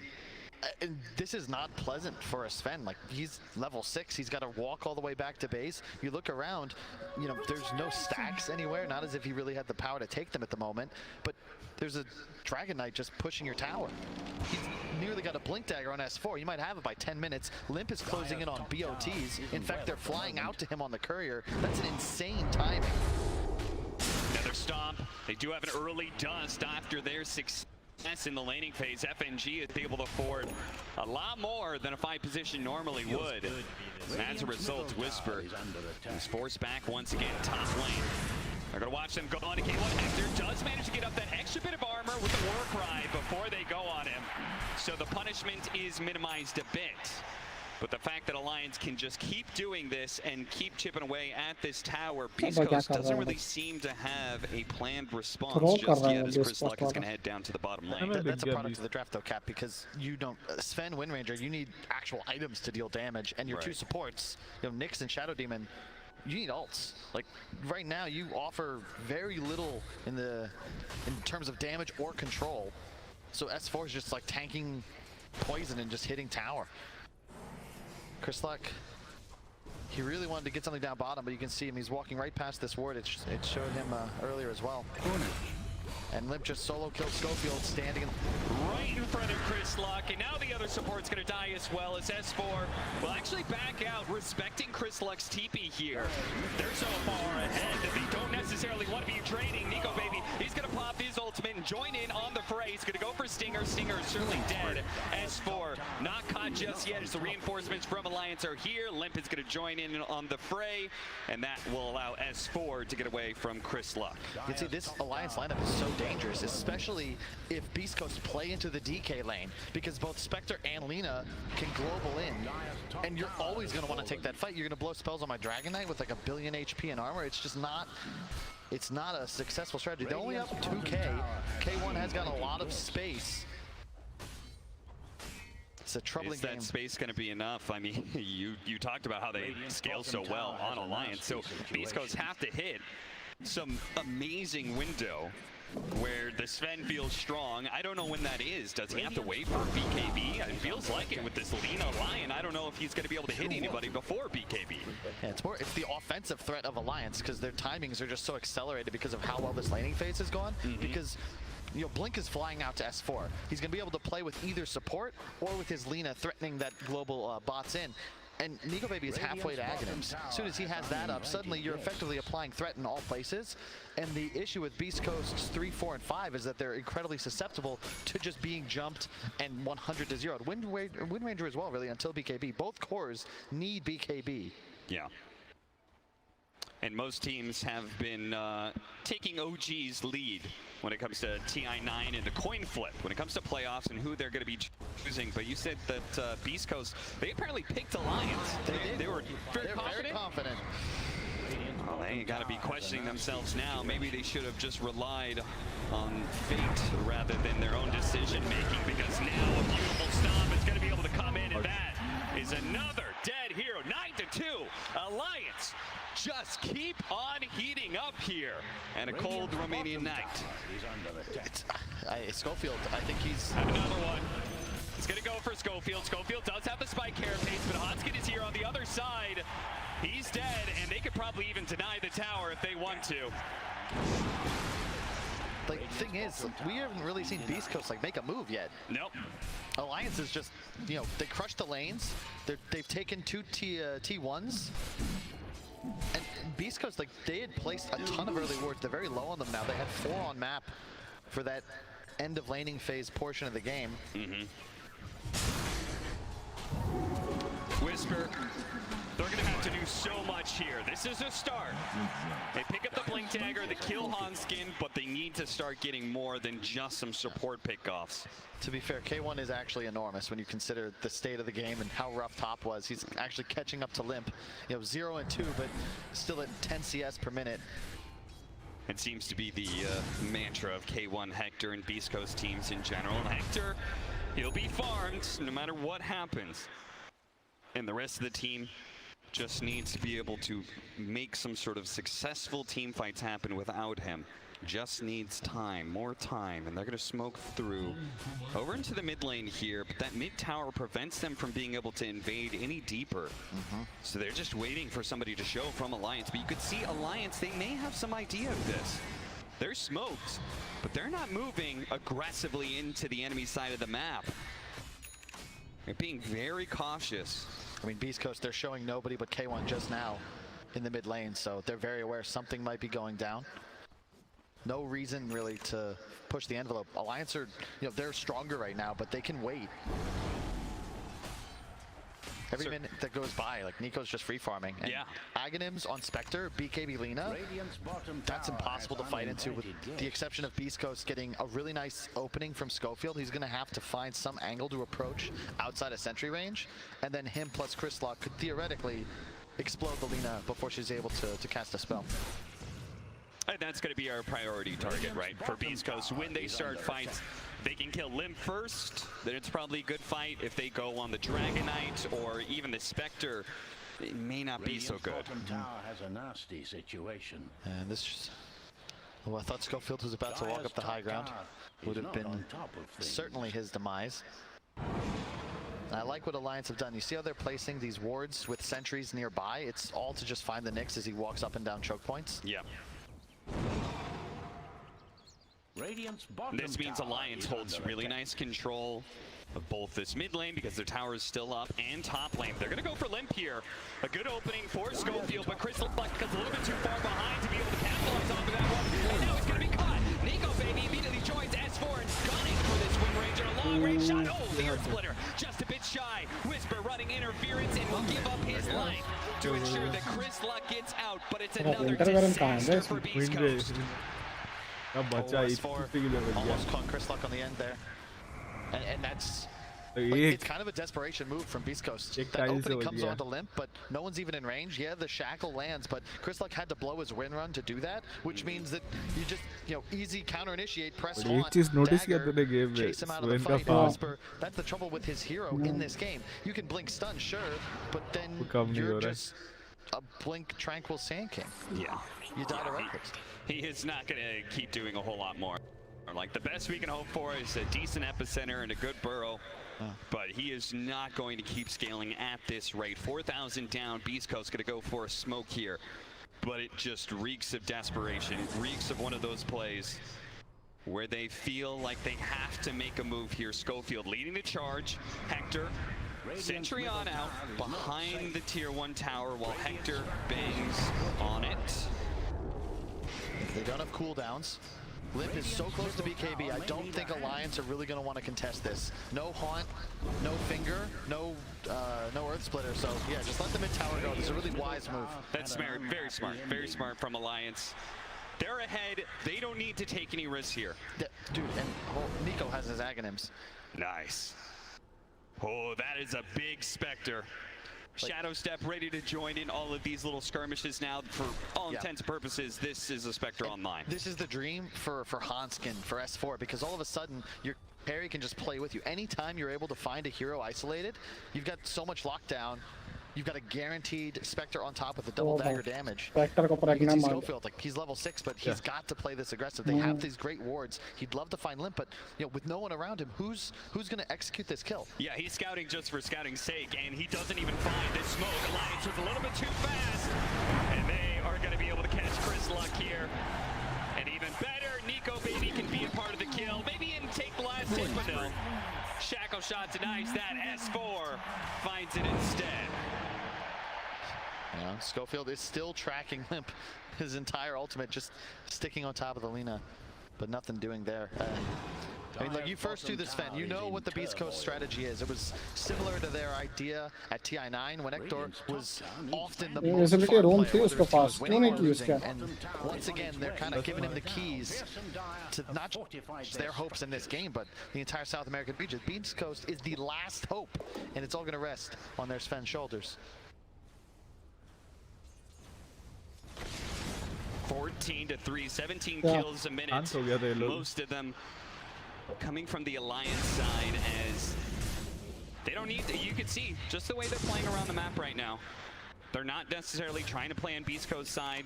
They're very happy just to keep the map split 50-50. They're going to go for an Orchid next for Nico Baby. So these supports, and even Chris Luck himself, is going to have a real hard time of things. And Limp, well, he now may be indestructible in these next team fights. If he does not get initiated on, which he might here, BKB goes on first. He turns around, goes for Schofield. Schofield should be run down pretty easily. They're going to pop the HUD here just to see, okay, is this a kill by itself, or can we get more? It's just the single pickup. A little skittish there from Limp, but he does get the BKB off in time. The concern, though, is Alliance just used a lot of cooldowns, and this is some breathing room for Beast Coast. Chris Luck, he's just a recipe away now from his BKB. 300, 400 gold. Okay. And it looks like K1, he's the same, 400 gold or so. So it would have been like Alliance, that was their big timing, and they got a kill on an Nyx Assassin. Yeah. The next engagement, you're going to have Beast Coast ready to go.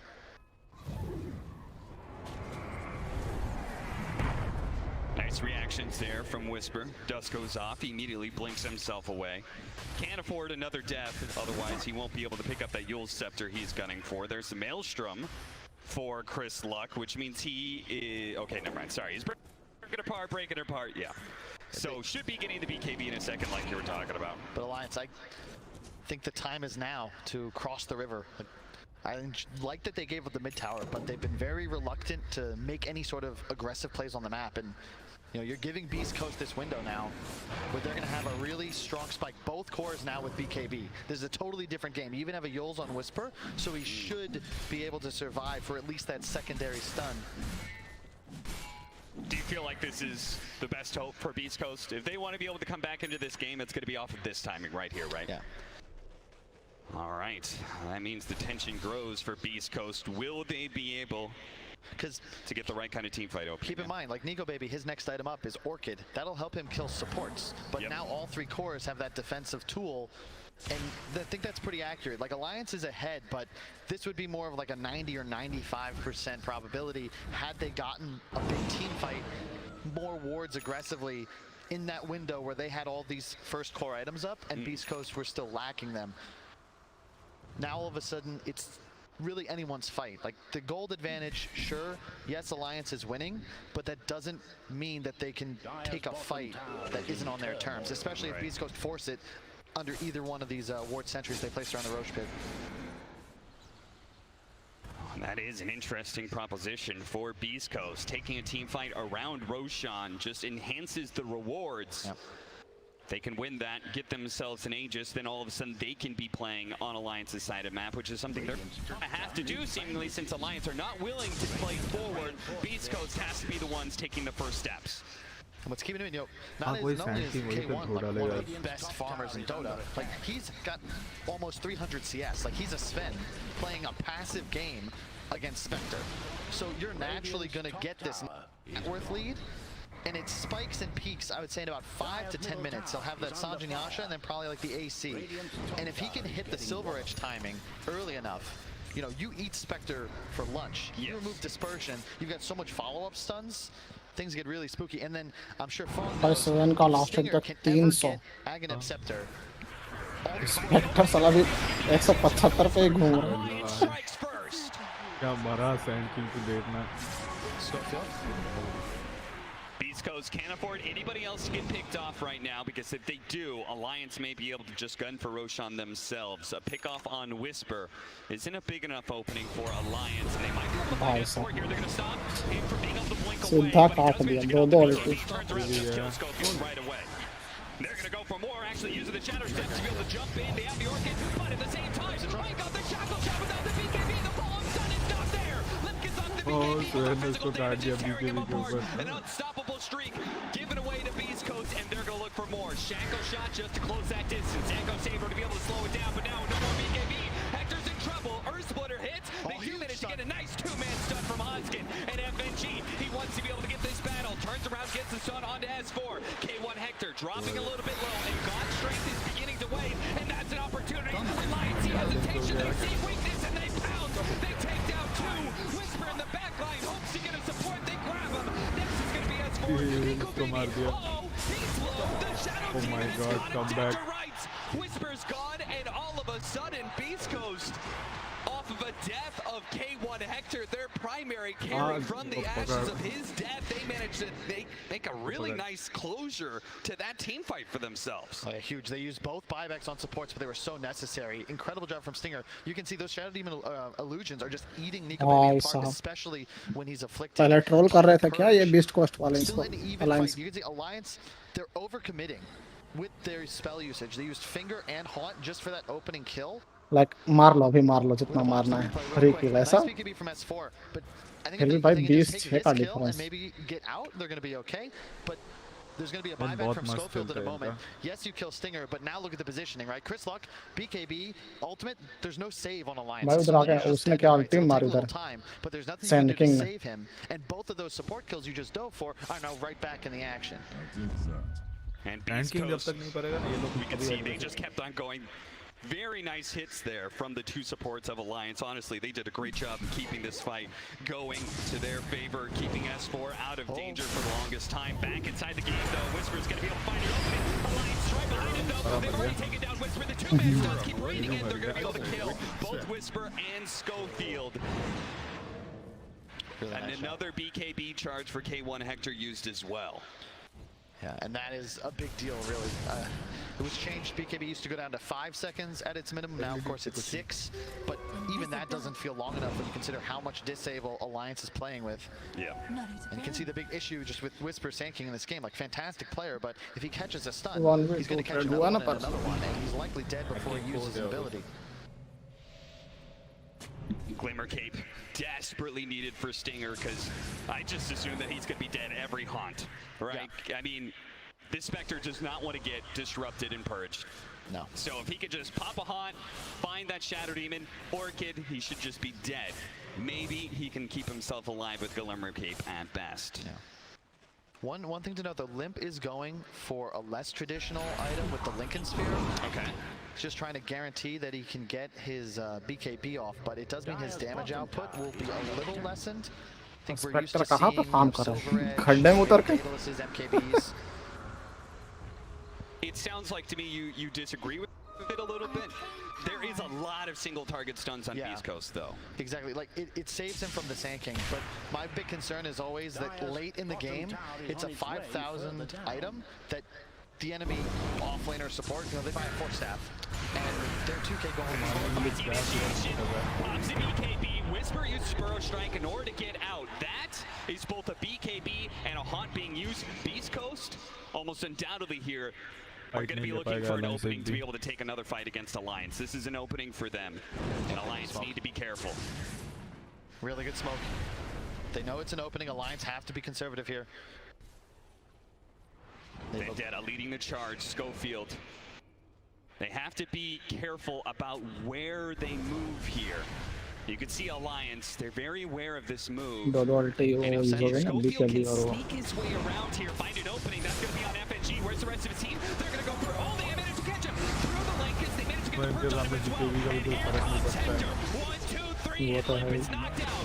FNG is going to be up next. Nice Earth Splitter, but Alliance seem a little bit skittish about going back in, as they should. No haunt on the Spectre, no reason to fight further. And what a baller. Whisper, that is so confident. Like, he blink, Yules to cancel and stunned immediately. So he's just in no man's land, trusting in his team to be able to finish the kill. Oh, Whisper is in again. The rest of his team was going for Roshan, and Whisper's like, I'm going to catch somebody from Alliance scouting the Roshan pit. And S4 is desperate to be able to get control of this area of the map. They're going to leave Schofield behind as he's orchided away by Nico Baby. The rest of Beast Coast coming back in, and S4, he's been pretty deep here, and he got caught. It's going out, but he managed to get the answering BKB off. Turns around. Keeping his distance here. Whisper may be caught by this line. The chain's disabled. He may never be able to get out of this one. Maybe he does. Burrow Strike through S4. Gets a little distance. S4 charging in. Gets met with K1 Hector, and down he goes. Limp is just now back, though, and Beast Coast are not going to be able to get the Roshan they were originally searching for. I think you're okay with that. Like, the Aegis would have been a huge window for BC, but you did have to spend a buyback on FNG, and a huge streak just went to Chris Luck. S4 was worth 613 gold.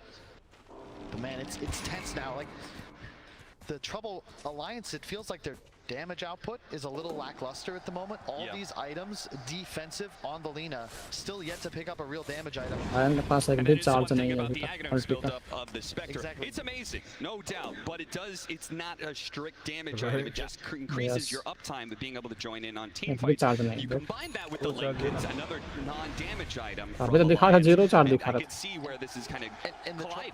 These items are not really built to deal with the enemy cores, so the Orchid timing is great. All 3 cores on Beast Coast have a way to deal with it, so your only real way to get the value you require is if you can pick off the Shadow Demon at the start of the fight.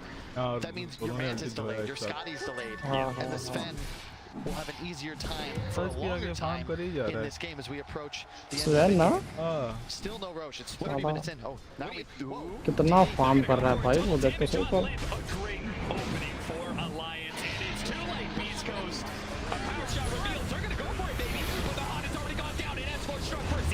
Whispers going to be able to keep him alive, and Escort's being ripped apart by Chris Luck. The damage of the focus fire, it doesn't matter how tanky you are or if you've got the BKB. It's Chris Luck Wind Ranger, single target damage is off the charts. And there's nothing you can do about that. Alliance have no save. Really heads up by Chris Luck. This is going to be his MO for the rest of this game. Utilize your BKB to kill somebody by just running next to the focus fire. And when you say somebody, do we have specific targets in mind, right? We still, like, Lina's still a big target, though he's now got the Aegis.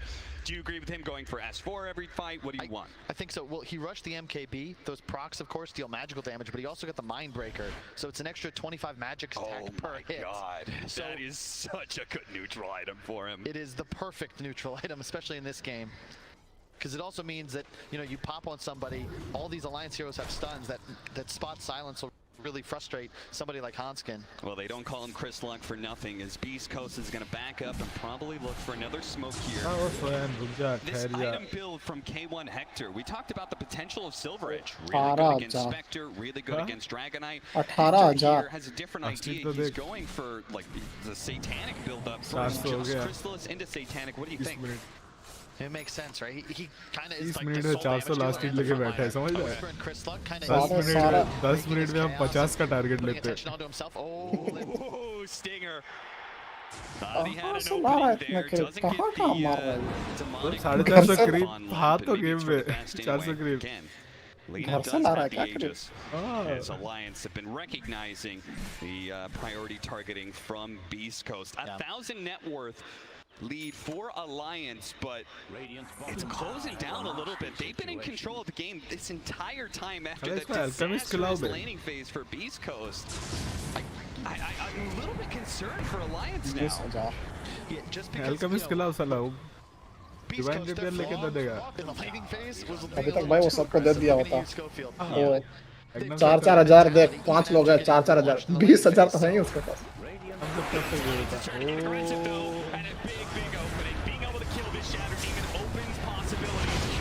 ओ मर गया. मरा नहीं. Tactic नहीं इसके पास.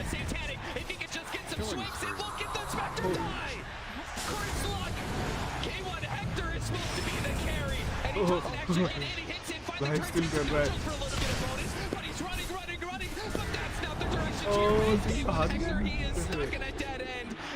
Going to die here. Alliance corral him, kill him, and now chase for more. भाग गया था. इसकी टीम अगर रहता तो मतलब आराम से सबको मार देता. Very easily a nice little cherry on top to a good team fight for Alliance. That was an intimidation buyback by Hanskin. He had no TP, so he wasn't actually relevant when he came back into the game. But I've got to figure that's what forced the rest of Beast Coast heroes away. Because Limp's BKB had faded. Nyx has his stun. Chris Luck has all the abilities. They were just a bit low and afraid of Hanskin coming back. I mean, that sound is terrifying, right? When you hear the buyback sound from an enemy, and especially when you're on their side of the map, where they can so easily rotate. You can definitely see how Beast Coast just wanted to call it quits there. But this initiation from Alliance looks so good. being able to kill Stinger, the damage they got on K1 Hector, and then kiting him off the Satanic. Look at the awareness. The shackle gets both heroes. Oh my god. और जितना time वो मरा रहेगा तब तक भी कोई आगे नहीं आ That is so sweet. And that was the thing. Those earlier fights, if you remember the one that they took when the supports bought back in their tier 2 mid, you know, he missed every shackle. If you start hitting these 2 hero shackles, so like in Whisper he had a stun, Schofield had a stun, but they were just too afraid. And it makes sense. No Satanic, no BKB, Sven ult is fading. Probably better to cut your losses, but You're just going to listen to K1 Hector and Chris Luck, who probably are both saying, like, we've blown our ultimates. We do not want to keep looking for a fight. Lincoln's up next for Chris Luck. You can see a slight difference in philosophy. Chris Luck focusing on damage first, then going back for the Lincolns. It doesn't really seem like damage is a problem for him, even against the tanky Spectre. I've been very surprised how well his damage just works against the Spectre. It's just insane. Last hit this one. And that's why it'll be interesting to see if he goes for the Silver Edge or the AC next. AC's going to help his Wind Ranger. Silver Edge, you know, especially against heroes like DK Spectre, like, you suddenly have the burst that can catch them. And I think that might be the direction he goes, just because Alliance, they're really suffering just because they have there's no save. Do they have a Force Staff on anybody yet? They do not. Like, somebody gets stunned pre-BKB, like, they're gonna sit there until they're either dead or finally able to get spell immune. Right. S4 does hit a really nice timing right now, though. He's got his Aghanim Scepter, and he's level 20. He's got their 20 plus strength, so Black Dragon online. S4 knows that, like, they're not going to be able to rely on the Spectre and the Lina alone to be able to carry these fights, so he's going to make sure that he scales well into the game, and he's going to build into an AC next. This is good for Alliance. I think, like, it gives you a little bit more hope about, like, okay, these fights have been kind of messy. We got such a good lead, but it's fine. We still have this really sick late game, right? No matter what happens in these fights, we can keep going late because all of our carries are going to scale. And you can see even in the network, like Chris Luck, they is solo killing Nico Baby, right? Even though he's behind the network. Oh, there's Alliance getting aggressive again and again, finding Stinger. Chris Luck teaming in late to a team fight with the Nyx Assassin who's already dead. Both support's gone, and Beast Coast are out. Now feeling themselves really nicely. One of the first fights we've really seen them take on Beast Coast side of the map, and they're actively taking objectives. Alliance feels like they're full of confidence now. Yeah, the supports can't save themselves. Schofield has Aghanims, but if he's not set up, if Alliance can just press their buttons like that, the Haunt giving full vision, there's just nothing you can do about it. Yeah, the Glimmer Cape is nice, but they have the gem on S4 now. Hunskin, he gets the Force Staff you were looking for, so they're going to have a little bit better saves to be able to keep some of their heroes alive when they get single targeted by this Chris Luck Wind Ranger. They're going to go for the Shadow Blade now, so it is going to be the Silver Edge pickup for Sven, it seems. Yeah. They've got it now. Level 25 is not that far away.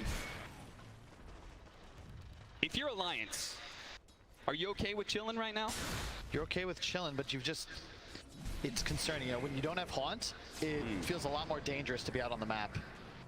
Yeah, and you can see maybe that's why they're playing, well, they were playing a bit conservatively, but now potentially challenging here.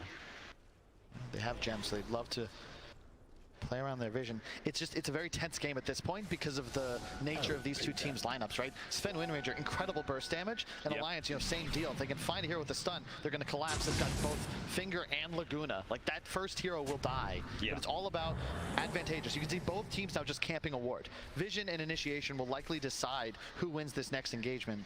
In which case, if initiation for a team fight is the most important thing, Alliance will always have the advantage, right? No matter how late the game goes. The danger is because of Hawk. It's the Wind Ranger and the Sven Vector. You're gonna have a Silver Edge Sven. If he gets a stun off, especially if he goes for the talent level 25, like, that hero is just going to die. Same goes if Chris Luck finds anybody with a shackle. Yeah. Actually goes for the Stormhammer stun duration. Yeah, I like that a lot, because you're just trying to utilize the full duration of the Silver Edge. Before that hero you go for pops BKB. There's a big item pickup, BKB for the Spectre. So when you picked up Silver Edge, and then you see the Spectre not only has that Manta, but also now has a BKB, I'm not sure how happy he's going to be about this item pickup, but it's something you kind of had to do. Yeah. It's also just so value now on Sven, the change.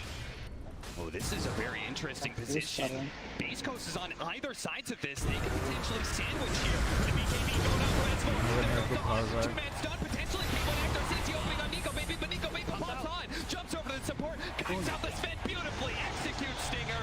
Executes Schofield. Those two are down. The scores? No. Turn around. Course turn around. Does get the kill up. S4. Nice shackle shot. It'll give K1 Hector some time to lay some damage in. But ultimately, these two are left alone with a swarm of Alliance heroes around them. Chris Luck is going to be caught shackle shot at the last second. Will not save his life. And Hanskin, he wants a little bit more. K1 Hector, Silver Edge on out. And Alliance will pull back. See if Roshan's up. Unfortunately for them, it's not. So Beast Coast will have a chance to contest. Oh man, if we can see that back. Shadow Demon dies because he's running in range with this old sentry on the high ground. Otherwise, he's going to live and pop his purge. That was... Sir, मैं बाकी का mobile में देखूंगा. It's going to make you cringe because you just die because there's this weird sentry that nobody noticed. Really nice plays there from Alliance though. A matter of seconds, like Nyx, if you get the stun off before the BKB, S4's probably just dead. When he does BKB, he stuns you, and suddenly you're caught in no man's land. Yeah. The MKB on them very effective because now he can just go toe-to-toe with Chris Luck. Yeah, the old veteran of S4 has been reacting beautifully. Yeah. We haven't seen him, I think, caught out by a stun first. Always getting off his BKB before the impale or the... Like, that was just so sick. Nico Baby, he goes up to the SC and you can see the sentry that's getting him killed. But like, that should be a dead Spectre. Instead, he collects the Shadow Demon, TP's base, and he's able to come back into the fight. Yeah, really sick by him. And being able to use the utility of that Shadow Step. As you can see here, he's back. Okay, he's got enough health to be able to survive. Chris Luck can't do a damn thing to him. Yeah. Alliance, another Shadow Step. Every single time, Beast Coast probably jumping out of their skin when they hear that noise. It's K1 Hector, they try to get a blank stun off of him. Silver Edge is not going to protect him. Magic damage, throw it in, and K1 Hector. There you go. They're getting there. They're going to find more. S4 goes up, but maybe a little bit too deep. He's got his BKB, though, but the damage is coming thick and fast. It's too much for him. Got the gem. Nice stun coming out. Bro Strike up next. FNG is going to be disrupted, so he's not going anywhere. K1 Hector is going to find this kill. But Alliance, they're okay with this. Yeah. That was a buyback from the Sven, a win condition, clear as day, available for Alliance now. This is the game. You're fighting in the Roche Pit against the Nyx Assassin with Aghanims. This is what Beast Coast want. They're going to smoke. There is the buyback on DK. 2-3 heroes now without buyback. Instead of holding their ground around the Roshan pit, they get into the triangle. Here, Alliance are going to actually read maybe some of this. They're moving to the right. S4 positioning himself between his team and the rest of the enemy. FNG's going to know. It's Spirit. He hit so many heroes. He knows they're all here. The Honda is going to go off. They're going to be able to get the initiation. Roshan goes out. But Sun actually hitting K1 Hector. He's way far away from some heroes. Chris Luck is going in. But S4, look at that smart TP. He gets out of the team fight. K1 Hector turns around with his satanic. Whisper may not be so lucky though. It's Hanskin. He jumps in, trying to hide around Hector. The name of the game is keeping away from the Sven. And Nico Baby, he's been tagged, he's been caught, and a 1400 crit. He brings him down. But if they buy back, if they can get Hector, he's gonna have a dive back here. All in on the Sven. That's the name of the game for Alliance, and they've got him. He's dead. 2 minutes at Alliance. They see their opportunity. Chris Luck is up next. Nico Baby catches up to him. One hero down. Next one coming up for Chris Luck as he's trying to get away desperately, and he just might. But Alliance flying high over the trees, flying high over the haters, will be able to find that next kill. No buyback on Wind Ranger, no buyback on Sven. Alliance is free to do whatever they want. That was insane. So FNG had a spear in the Roche pit, so they knew this whole time they're doing something weird. Haunt just gets popped for vision. Whisper goes in, but the Haunt's canceling everybody's blink daggers. Nobody can follow up. Limp is just a machine gun. The Scotty pick up huge because he's just kiting the Sven. K1, do you go for throne here, Kyle? Hell yeah, you go for throne. Hell yeah. You go for throne. Alliance, are they going to do it, or are they going to play conservatively? They know they've got a full minute. Whisper is looking to be able to cut the creep waves. He has to. He knows they are in such desperation right now, and they're going to make sure to punish that right away. He may have taken away the creep wave, but it will cost him his life, and that just means another hero gone for 2 minutes. And they know this. They know this for a fact. Sand King and Sven, both on cooldown. Chrislock could have it up, but he's out of gold. Backdoor protection is up, but a creep wave is on its way, and nobody from Beast Coast is in position to be able to interfere. You can see Hanskin bodyguarding this creep wave, ready to make sure if anybody tries to stop it, they'll be able to get the punish. Backdoor protection down now, 2 lanes of Alliance. Looks like with 2, they're just going to try and go for the trifecta here and make it mega creeps. But a team fight will be ensuing. 15 seconds for the Sven. Beast Coast, if they have a hope of this, they're just going to have to hold around Megas, it looks like. Disruption first, S4 immediately jumps on the Seeker. They want to be able to kill him. Gets on the BKB again. Really well timed. Nico Baby turned to go to the next assassin. Chrislock will be able to pick up the 1 on the Hunt again. But he's got the buyback in now. He does way too damage for Chrislock. K1 Hector needs to be able to do so much with this God Strike, but he may not do a damn thing. Activates the BKB. The Satanic going up, but the damage is just right. Too much. 2 buybacks from Beast Coast, but they do not have the heroes to hold. Damage दिया लीना ने. You want to pick us for an elimination match in a best of 1. You want to try and take us down. You think we're the weak team. Alliance finally proved themselves in the hype moment. They finally proved themselves on the biggest stage. Alliance get a win in playoffs here in 2021. And there we go. This is the first time I've seen them smile all week, but they earned it. What a match. They आधा dominated घंटे the का lane. Already stream हो चुका है They come इनकी through in the clutch. तरफ Shout से. out to Limp, my man. मेरी Played तरफ out से of his 12 mind, घंटे ends हो the game चुके. with 30,000 gold. Nearly the rampage. Oh, unbelievable. He crushed whole game. Laning phase, mid. उन्हें छोड़ दिया. मतलब डिस्कनेक्ट जीजी मतलब डिस्कनेक्ट भी नहीं हुआ, सबने छोड़ दिया. Laning phase, mid game. These later on team fights. I think the Scotty pickup just huge, but man, that's big. That's big. It's beautiful. Nico Baby gets his revenge. And Alliance, they get their first huge win on LAN. That's right, and that could just be the confidence that they need to be able to keep a nice lower bracket run going for Alliance. Really nicely done by them, and we've gotten so many storylines come to a head here, and that's why we're going to take a bit of a breather and go over to our panel. Thank you very much. Alliance indeed victorious here. The best of 1s for them are done. The best of 3s await for them. Not tomorrow, actually, the day after that. But yeah, they did it. And I'm gonna take this one back to the laning stage. T, you wanna take that one away? Yeah, sure. So basically, you got to, first of all, very commendable to Beast Coast, because after that start, Alliance played a absolutely beautiful game. Like this, reminiscing in like DPC kind of era of Alliance, right? They had strong lanes. They were killing S4 on the DK, killing Sven multiple times with this Lion. Very, very strong start. But no, oh, look how happy Limp is. Look at him. Oh, he's dancing. But yeah, like the fact that they were able to do that. And also, it was just so beautiful watching them find these quick pickoffs. You know, always have Horn available to go for it, the Axe build, etc. But then back to Beast Coast, they realized how scary it was when Alliance run at them. So if they, even if they're down like however many kills, if they set the pace of the game, if they run at Alliance, they're not going to care about this pickoff because they're the ones being the aggressors. And you have to, not many teams would have the, you know, the to be able to do that. So I wish this was a best of 3, I won't lie. This was, of all the games today, this is the one that I wish was a best of 3. Just the one. The rest, you know, Elephant, Yeah. EG, Move they're next, like, nah, next, yep. best of 1. I mean, this was a crazy game, Lyrical. Yeah, and it was sort of setting up to be one of those quintessential Beast Coast games where you have, like, you know, Hector being the most farmed, things feeling like it was going to completely pull apart for them. And then, you know, he was going to carry it for you, but then it just didn't end up pulling together in the end. And I think that it was a valiant effort. Alliance looked really, really solid. Maybe this is the beginning of something for them. That's the thing, right? You know, we kind of expected this kind of play style from Beast Coast. Laning stage, much poorer than we really expect, but it's that mid to late game decision-making, choosing their moments. But I think coming back to Alliance, we said, the panelists said for the draft panel, it's an Alliance draft. Stuns on stuns on stuns. That's their style. They like to play something that we criticized them for a little bit in our opening panel as well. They you know, showed that they doesn't necessarily need a dedicated coach, that they've got their style and they can play it. Yeah.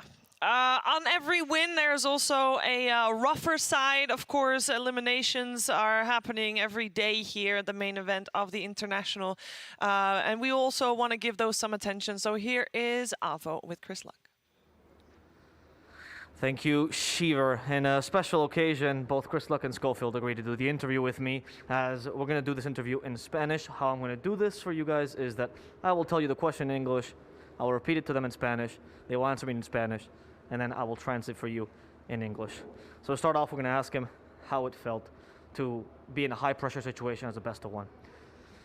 ¿Cómo es estar en una situación, en un mejor de uno, una situación de tanta presión para ustedes? O sea, no se sintió tanta presión, ¿no? Sino que creo que hicimos que ellos jugaran su juego y nosotros no jugamos nuestro juego. Creo que por eso es que perdimos, porque creo que hubo muchas ideas y las ideas se cruzaron, ¿no? Y es por eso que perdimos. ¿Concuerdas? Sí, yo creo que eso, sí, prácticamente es eso. They say that to them it wasn't a high-pressure situation. It was just that they proposed their ideas, the enemy team proposed their own ideas, and they weren't able to execute at the same level. And those ideas just couldn't quite combine, and so one team came out victorious.